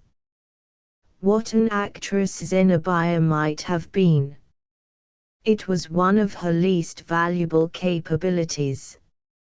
How forcibly she might have wrought upon the world, either directly in her own person, or by her influence upon some man, or a series of men, of controlling genius. Every prize that could be worth a woman's having, and many prizes which other women are too timid to desire, lay within Zenobia's reach. In all this I observed, there would have been nothing to satisfy her heart. Her heart, answered Westervelt contemptuously. That troublesome organ, as she had hitherto found it, would have been kept in its due place and degree, and have had all the gratification it could fairly claim. She would soon have established a control over it. Love had failed her, you say. Had it never failed her before? Yet she survived it, and loved again, possibly not once alone, nor twice either. And now to drown herself for yonder dreamy philanthropist. Who are you, I exclaimed indignantly, that dare to speak thus of the dead? You seem to intend a eulogy, yet leave out whatever was noblest in her, and blacken while you mean to praise. I have long considered you as Zenobia's evil fate. Your sentiments confirm me in the idea, but leave me still ignorant as to the mode in which you have influenced her life. The connection may have been indissoluble, except by death. Then, indeed, always in the hope of God's infinite mercy, I cannot deem it a misfortune that she sleeps in yonder grave. No matter what I was to her, he answered gloomily, yet without actual emotion. She is now beyond my reach. Had she lived, and hearkened to my counsels, we might have served each other well. But their Zenobia lies in yonder pit, with the dull earth over her. 20 years of a brilliant lifetime thrown away for a mere woman's whim. Heaven deal with Westervelt according to his nature and deserts, that is to say, annihilate him. He was altogether earthy, worldly, made for time and its gross objects, and incapable, except by a sort of dim reflection caught from other minds, of so much as one spiritual idea. Whatever stain Zenobia had was caught from him, nor does it seldom happen that a character of admirable qualities loses its better life because the atmosphere that should sustain it is rendered poisonous by such breath as this man mingled with Zenobia's. Yet his reflections possessed their share of truth. It was a woeful thought, that a woman of Zenobia's diversified capacity should have fancied herself irretrievably defeated on the broad battlefield of life, and with no refuge, save to fall on her own sword, merely because love had gone against her. It is nonsense, and a miserable wrong, the result, like so many others, of masculine egotism, that the success or failure of woman's existence should be made to depend wholly on the affections, and on one species of affection, while man has such a multitude of other chances, that this seems but an incident. For its own sake, if it will do no more, the world should throw open all its avenues to the passport of a woman's bleeding heart. As we stood around the grave, I looked often towards Priscilla, dreading to see her wholly overcome with grief. And deeply grieved, in truth, she was. But a character so simply constituted as hers has room only for a single predominant affection. No other feeling can touch the heart's inmost core, nor do it any deadly mischief. Thus, while we see that such a being responds to every breeze with tremulous vibration, and imagine that she must be shattered by the first rude blast, we find her retaining her equilibrium amid shocks that might have overthrown many a sturdier frame. So with Priscilla, her one possible misfortune was Hollingsworth's unkindness, and that was destined never to befall her, never yet, at least, for Priscilla has not died. But Hollingsworth, after all the evil that he did, are we to leave him thus, blessed with the entire devotion of this one true heart, and with wealth at his disposal to execute the long contemplated project that had led him so far astray? What retribution is there here? My mind being vexed with precisely this query, I made a journey, some years since, for the sole purpose of catching a last glimpse of Hollingsworth, and judging for myself whether he were a happy man or no. I learned that he inhabited a small cottage, that his way of life was exceedingly retired, and that my only chance of encountering him or Priscilla was to meet them in a secluded lane, where, in the latter part of the afternoon, they were accustomed to walk. I did meet them, accordingly. As they approached me, I observed in Hollingsworth's face a depressed and melancholy look that seemed habitual. The powerfully built man showed a self-distrustful weakness, and a childlike or childish tendency to press close, and closer still, to the side of the slender woman whose arm was within his. In Priscilla's manner there was a protective and watchful quality, as if she felt herself the guardian of her companion, but, likewise, a deep, submissive, unquestioning reverence, and also a veiled happiness in her fair and quiet countenance. Drawing nearer, Priscilla recognized me, and gave me a kind and friendly smile, but with a slight gesture, which I could not help interpreting as an entreaty not to make myself known to Hollingsworth. Nevertheless, an impulse took possession of me, and compelled me to address him. "I have come," Hollingsworth said I, "to view your grand edifice for the reformation of criminals. Is it finished yet?" "No, nor begun," answered he, without raising his eyes. "A very small one answers all my purposes." Priscilla threw me an upbraiding glance. But I spoke again, with a bitter and revengeful emotion, as if flinging a poisoned arrow at Hollingsworth's heart. "Up to this moment," I inquired, "how many criminals have you reformed?" "Not one," said Hollingsworth, with his eyes still fixed on the ground. "Ever since we parted, I have been busy with a single murderer." Then the tears gushed into my eyes, and I forgave him, for I remembered the wild energy, the passionate shriek, with which Zenobia had spoken those words, "Tell him he has murdered me. Tell him that I'll haunt him." And I knew what murderer he meant, and whose vindictive shadow dogged the side where Priscilla was not.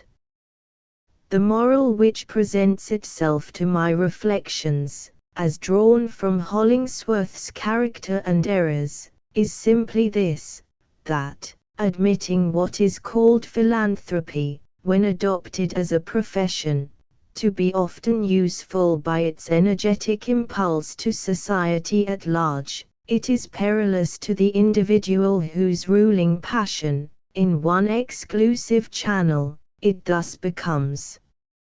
It ruins, or is fearfully apt to ruin, the heart, the rich juices of which God never meant should be pressed violently out and distilled into alcoholic liquor by an unnatural process, but should render life sweet, bland, and gently beneficent, and insensibly influence other hearts and other lives to the same blessed end.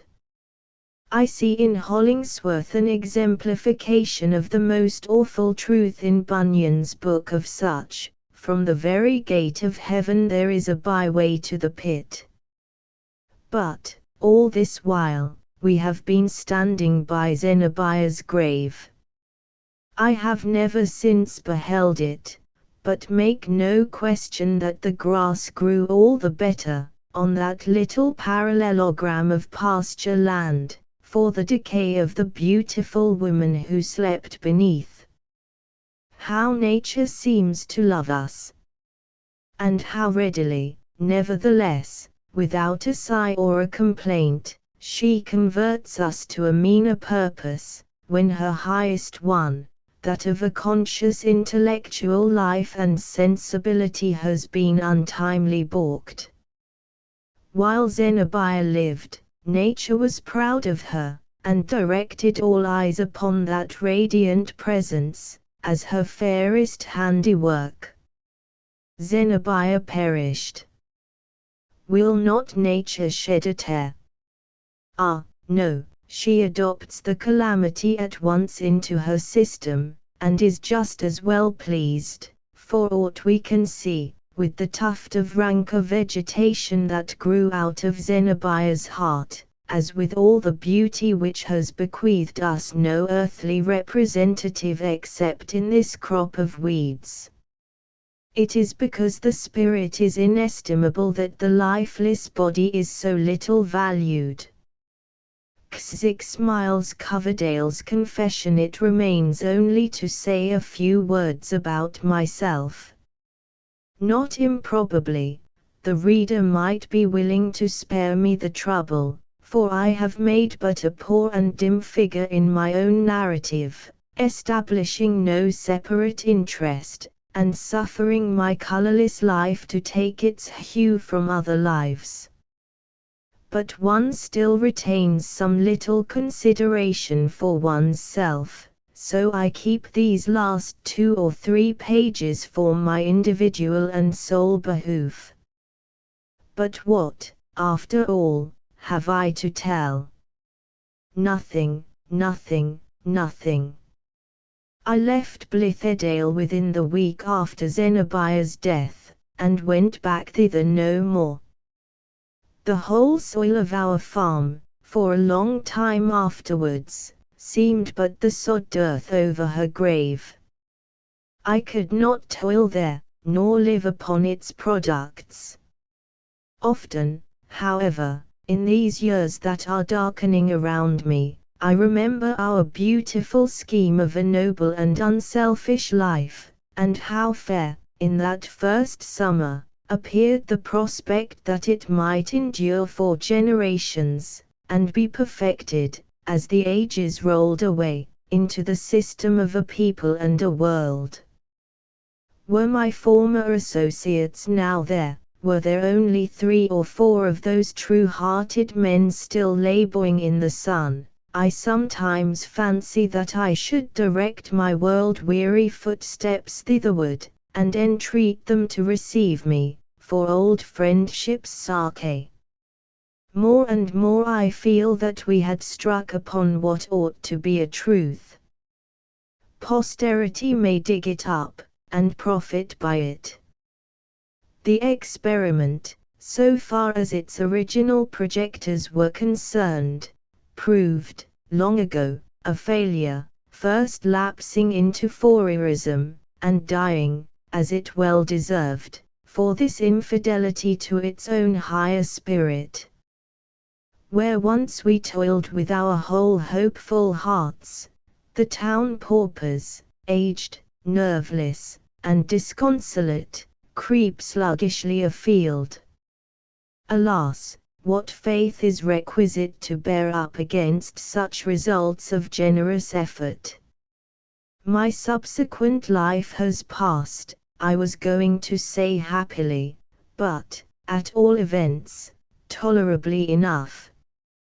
I am now at middle age, well, a step or 2 beyond the midmost point, and I care not a fig who knows it, a bachelor, with no very decided purpose of ever being otherwise. I have been twice to Europe, and spent a year or 2 rather agreeably at each visit. Being well-to-do in the world, and having nobody but myself to care for, I live very much at my ease, and fare sumptuously every day. As for poetry, I have given it up, notwithstanding that Dr. Greifswald, as the reader, of course, knows, has placed me at a fair elevation among our minor minstrelsy, on the strength of my pretty little volume, published 10 years ago. As regards human progress, in spite of my irrepressible yearnings over the Blithedale reminiscences, let them believe in it who can, and aid in it who choose. If I could earnestly do either, it might be all the better for my comfort. As Hollingsworth once told me, I lack a purpose. How strange! He was ruined, morally, by an overplus of the very same ingredient, the want of which, I occasionally suspect, has rendered my own life all an emptiness. I by no means wish to die. Yet, were there any cause, in this whole chaos of human struggle, worth a sane man's dying for, and which my death would benefit, then, provided, however, the effort did not involve an unreasonable amount of trouble, methinks I might be bold to offer up my life.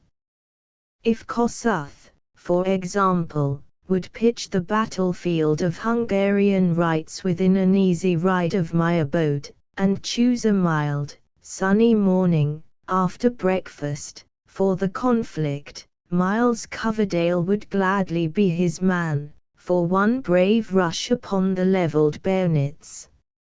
Further than that, I should be loath to pledge myself. I exaggerate my own defects. The reader must not take my own word for it, nor believe me altogether changed from the young man who once hoped strenuously, and struggled not so much amiss. Frostier heads than mine have gained honor in the world, frostier hearts have imbibed new warmth, and been newly happy. Life, however, it must be owned, has come to rather an idle pass with me. Would my friends like to know what brought it thither? There is one secret, I have concealed it all along, and never meant to let the least whisper of it escape, one foolish little secret, which possibly may have had something to do with these inactive years of meridian manhood, with my bachelorship, with the unsatisfied retrospect that I fling back on life, and my listless glance towards the future. Shall I reveal it? It is an absurd thing for a man in his afternoon, a man of the world, moreover, with these 3 white hairs in his brown moustache and that deepening track of a crow's foot on each temple, an absurd thing ever to have happened, and quite the absurdest for an old bachelor, like me, to talk about. But it rises to my throat, so let it come. I perceive, moreover, that the confession, brief as it shall be, will throw a gleam of light over my behavior throughout the foregoing incidents, and is, indeed, essential to the full understanding of my story. The reader, therefore, since I have disclosed so much, is entitled to this one word more. As I write it, he will charitably suppose me to blush, and turn away my face. I myself, was in love, with Priscilla. End of the Project Gutenberg ebook. The Blithedale Romance ****. Updated editions will replace the previous one, the old editions will be renamed. Creating the works from print editions not protected by U.S. copyright law means that no one owns a United States copyright in these works. So the Foundation, and you, can copy and distribute it in the United States without permission and without paying copyright royalties. Special rules, set forth in the general terms of use part of this license, apply to copying and distributing Project Gutenberg trademark symbol electronic works to protect the Project Gutenberg trademark symbol concept and trademark.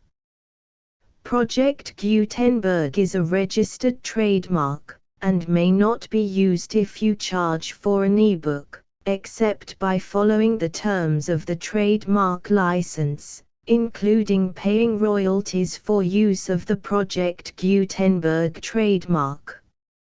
If you do not charge anything for copies of this ebook, complying with the trademark license is very easy.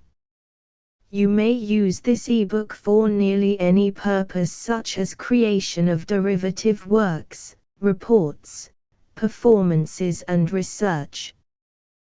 Project Gutenberg ebooks may be modified and printed and given away. You may do practically anything in the United States with ebooks not protected by U.S. copyright law.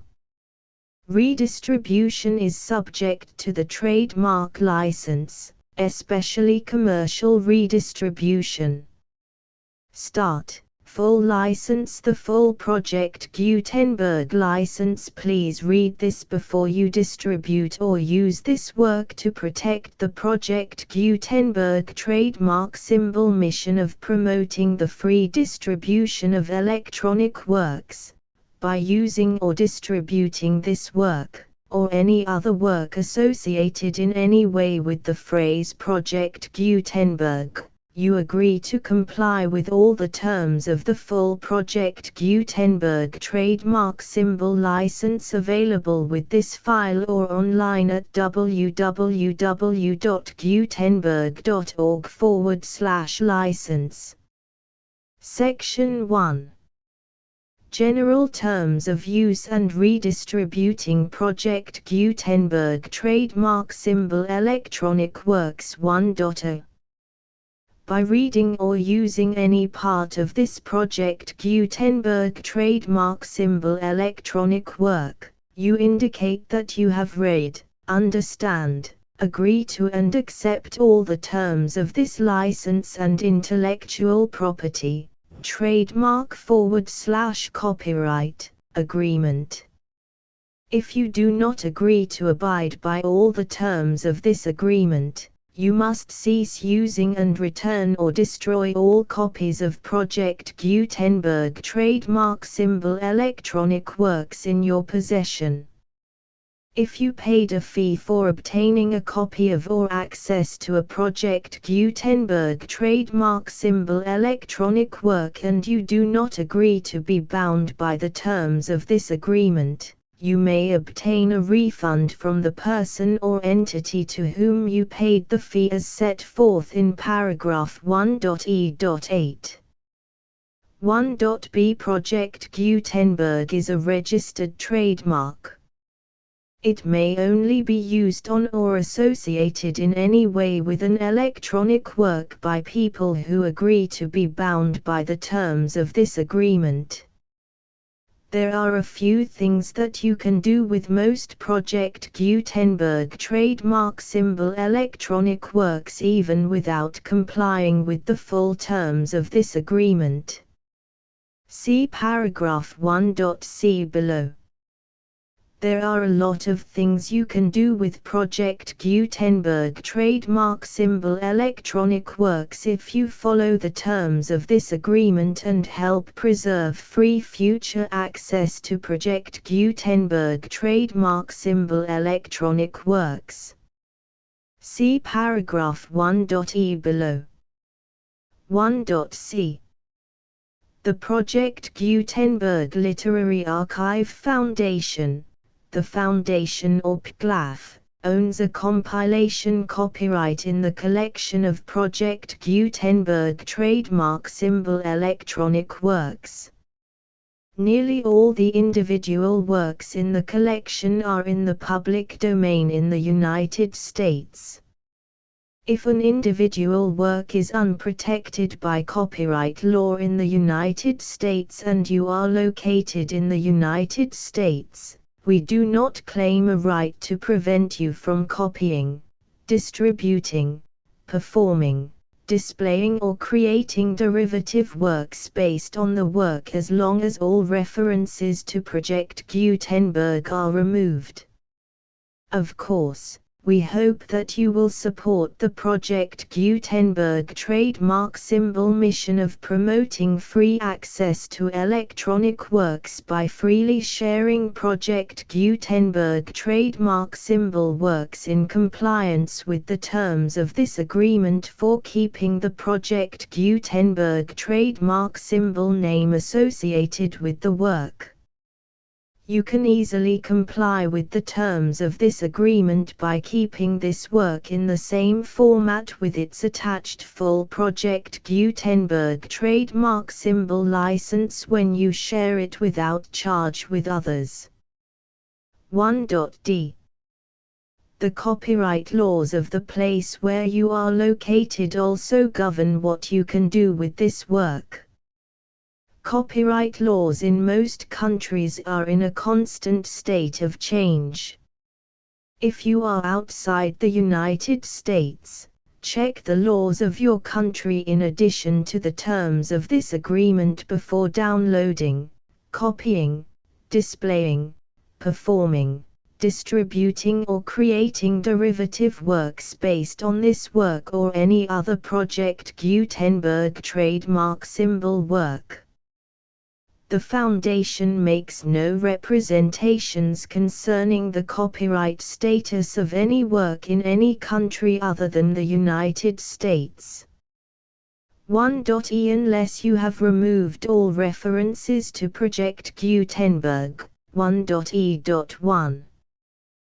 The following sentence, with active links to, or other immediate access to, the full Project Gutenberg trademark symbol license must appear prominently whenever any copy of a Project Gutenberg trademark symbol work, any work on which the phrase Project Gutenberg appears, or with which the phrase Project Gutenberg is associated, is accessed, displayed, performed, viewed, copied or distributed.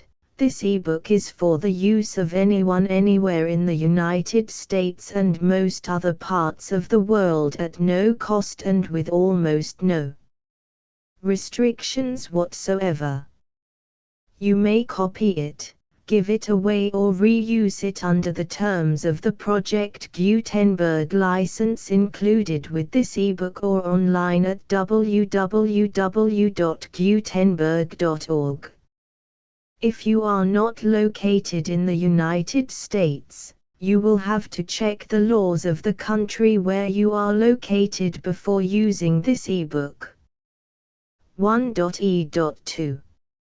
If an individual Project Gutenberg trademark symbol electronic work is derived from texts not protected by U.S. copyright law, does not contain a notice indicating that it is posted with permission of the copyright holder, the work can be copied and distributed to anyone in the United States without paying any fees or charges. If you are redistributing or providing access to a work with the phrase Project Gutenberg associated with or appearing on the work, you must comply either with the requirements of paragraphs 1.e.1 through 1.e.7 or obtain permission for the use of the work and the Project Gutenberg trademark symbol trademark as set forth in paragraphs 1.e.8 or 1.e.9. 1.e.3. If an individual Project Gutenberg trademark symbol electronic work is posted with the permission of the copyright holder, your use and distribution must comply with both paragraphs 1.e.1 through 1.e.7 and any additional terms imposed by the copyright holder. Additional terms will be linked to the Project Gutenberg trademark symbol license for all works posted with the permission of the copyright holder found at the beginning of this work. 1.e.4. Do not unlink or detach or remove the full Project Gutenberg trademark symbol license terms from this work, or any files containing a part of this work or any other work associated with Project Gutenberg trademark symbol. 1.e.5. Do not copy, display, perform, distribute or redistribute this electronic work, or any part of this electronic work, without prominently displaying the sentence set forth in paragraph 1.e.1 with active links or immediate access to the full terms of the Project Gutenberg trademark symbol license. 1.e.6. You may convert to and distribute this work in any binary, compressed, marked up, non-proprietary or proprietary form, including any word processing or hypertext form. However, if you provide access to or distribute copies of a Project Gutenberg trademark symbol work in a format other than plain vanilla ASCII or other format used in the official version posted on the official Project Gutenberg trademark symbol website, www.gutenberg.org, you must, at no additional cost, fee or expense to the user, provide a copy, a means of exporting a copy, or a means of obtaining a copy upon request, of the work in its original plain vanilla ASCII or other form. Any alternate format must include the full Project Gutenberg trademark symbol license as specified in paragraph 1.e.1. 1.e.7. Do not charge a fee for access to, viewing, displaying, performing, copying or distributing any Project Gutenberg trademark symbol works unless you comply with paragraph 1.e.8 or 1.e.9. 1.e.8. You may charge a reasonable fee for copies of or providing access to or distributing Project Gutenberg trademark symbol electronic works provided that you pay a royalty fee of 20% of the gross profits you derive from the use of Project Gutenberg trademark symbol works calculated using the method you already use to calculate your applicable taxes. The fee is owed to the owner of the Project Gutenberg trademark symbol trademark, but he has agreed to donate royalties under this paragraph to the Project Gutenberg Literary Archive Foundation. Royalty payments must be paid within 60 days following each date on which you prepare, or are legally required to prepare, your periodic tax returns. Royalty payments should be clearly marked as such and sent to the Project Gutenberg Literary Archive Foundation at the address specified in Section 4, Information about donations to the Project Gutenberg Literary Archive Foundation. You provide a full refund of any money paid by a user who notifies you in writing, or by email, within 30 days of receipt that he does not agree to the terms of the full Project Gutenberg trademark symbol license. You must require such a user to return or destroy all copies of the works possessed in a physical medium and discontinue all use of and all access to other copies of Project Gutenberg trademark symbol works. You provide, in accordance with paragraph 1.f.3, a full refund of any money paid for a work or a replacement copy, if a defect in the electronic work is discovered and reported to you within 90 days of receipt of the work. You comply with all other terms of this agreement for free distribution of Project Gutenberg trademark symbol works. 1.e.9.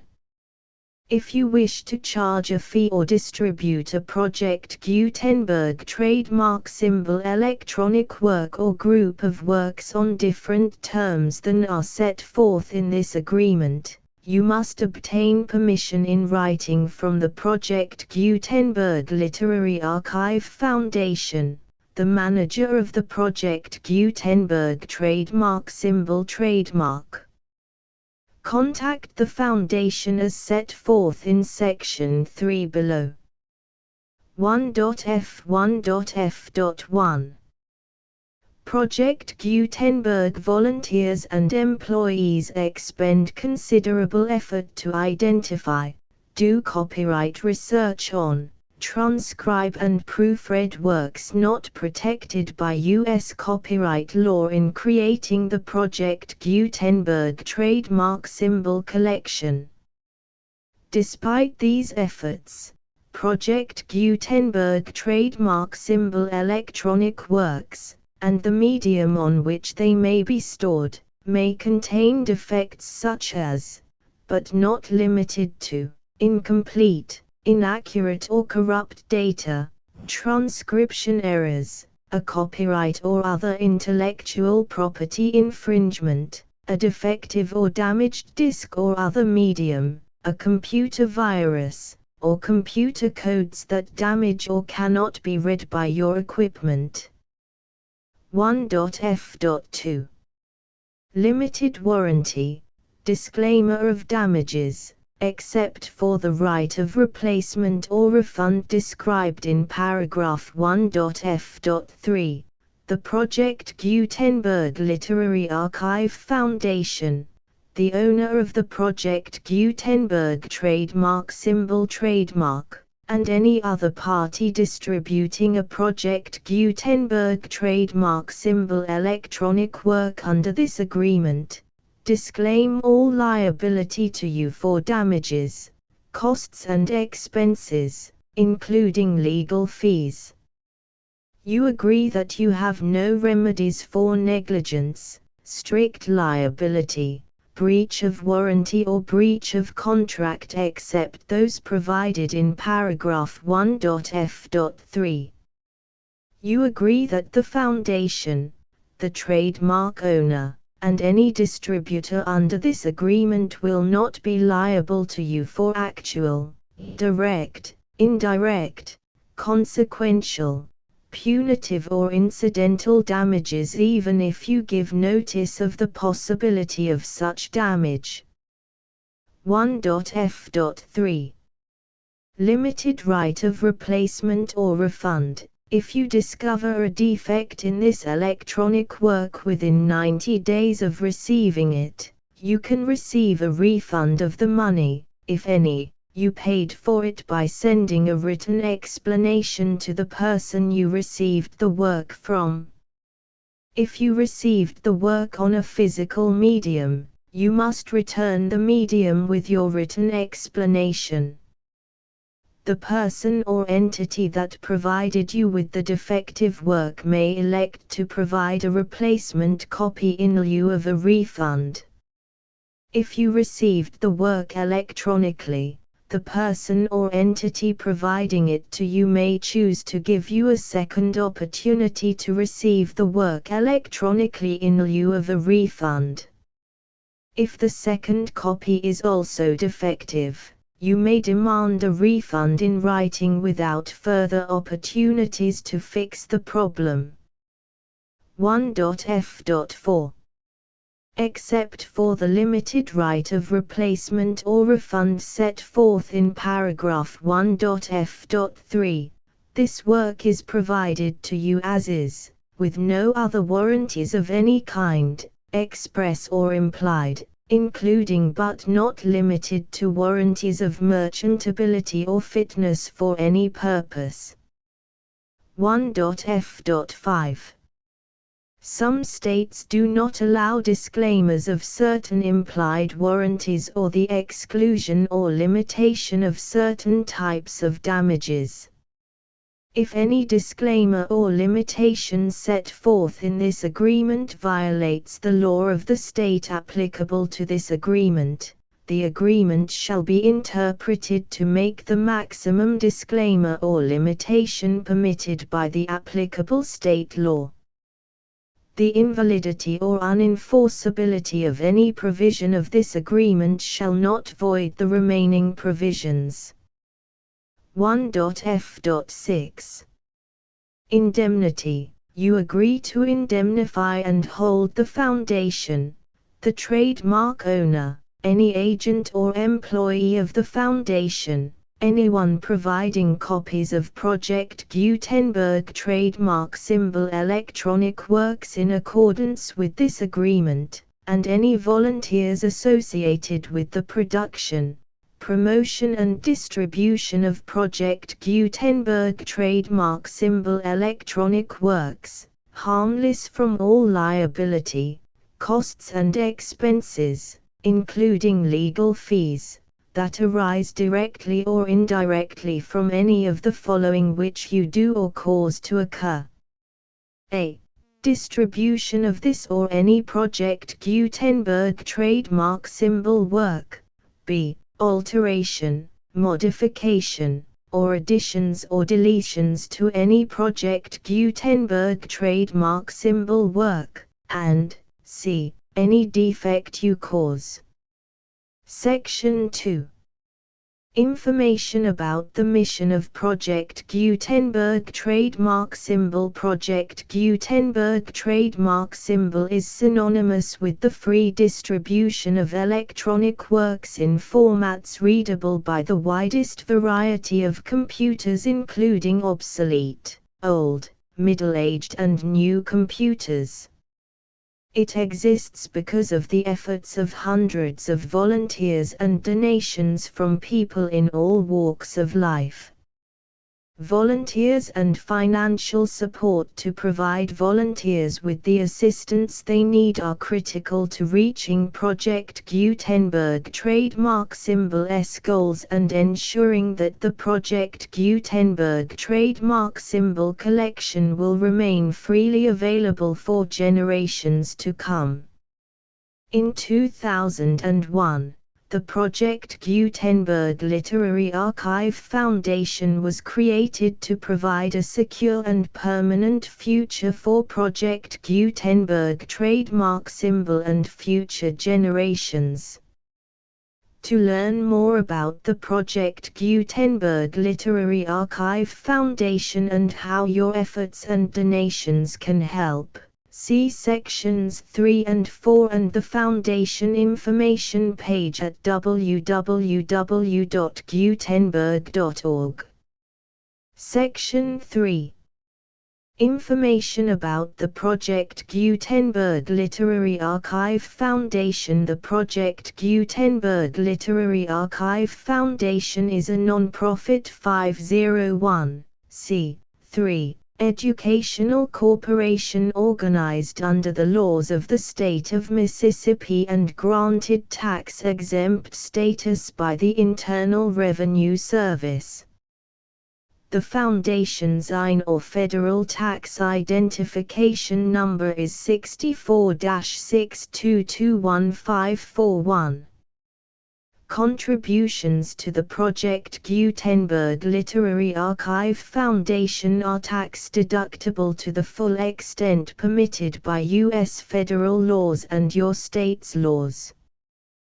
The Foundation's business office is located at 809 North 1500 West, Salt Lake City, UT 84116. 801-596-1887. Email contact links and up-to-date contact information can be found at the Foundation's website and official page at www.gutenberg.org/contact section 4. Information about donations to the Project Gutenberg Literary Archive Foundation. Project Gutenberg trademark symbol depends upon and cannot survive without widespread public support and donations to carry out its mission of increasing the number of public domain and licensed works that can be freely distributed in machine-readable form accessible by the widest array of equipment, including outdated equipment. Many small donations, $1 to $5,000, are particularly important to maintaining tax-exempt status with the IRS. The Foundation is committed to complying with the laws regulating charities and charitable donations in all 50 states of the United States. Compliance requirements are not uniform and it takes a considerable effort, much paperwork and many fees to meet and keep up with these requirements. We do not solicit donations in locations where we have not received written confirmation of compliance. To send donations or determine the status of compliance for any particular state, visit www.gutenberg.org/donate.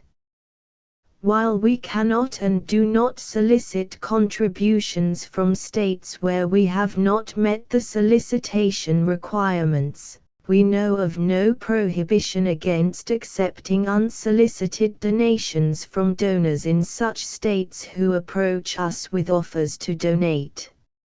International donations are gratefully accepted, but we cannot make any statements concerning tax treatment of donations received from outside the United States. U.S. laws alone swamp our small staff. Please check the Project Gutenberg web pages for current donation methods and addresses. Donations are accepted in a number of other ways, including checks, online payments and credit card donations. To donate, please visit www.gutenberg.org/donate. Section 5. General information about Project Gutenberg trademark symbol Electronic Works. Professor Michael S. Hart was the originator of the Project Gutenberg trademark symbol concept of a library of electronic works that could be freely shared with anyone. For 40 years, he produced and distributed Project Gutenberg trademark symbol ebooks with only a loose network of volunteer support. Project Gutenberg trademark symbol ebooks are often created from several printed editions, all of which are confirmed as not protected by copyright in the US unless a copyright notice is included. Thus, we do not necessarily keep ebooks in compliance with any particular paper edition. Most people start at our website, which has the main PG search facility, www.gutenberg.org.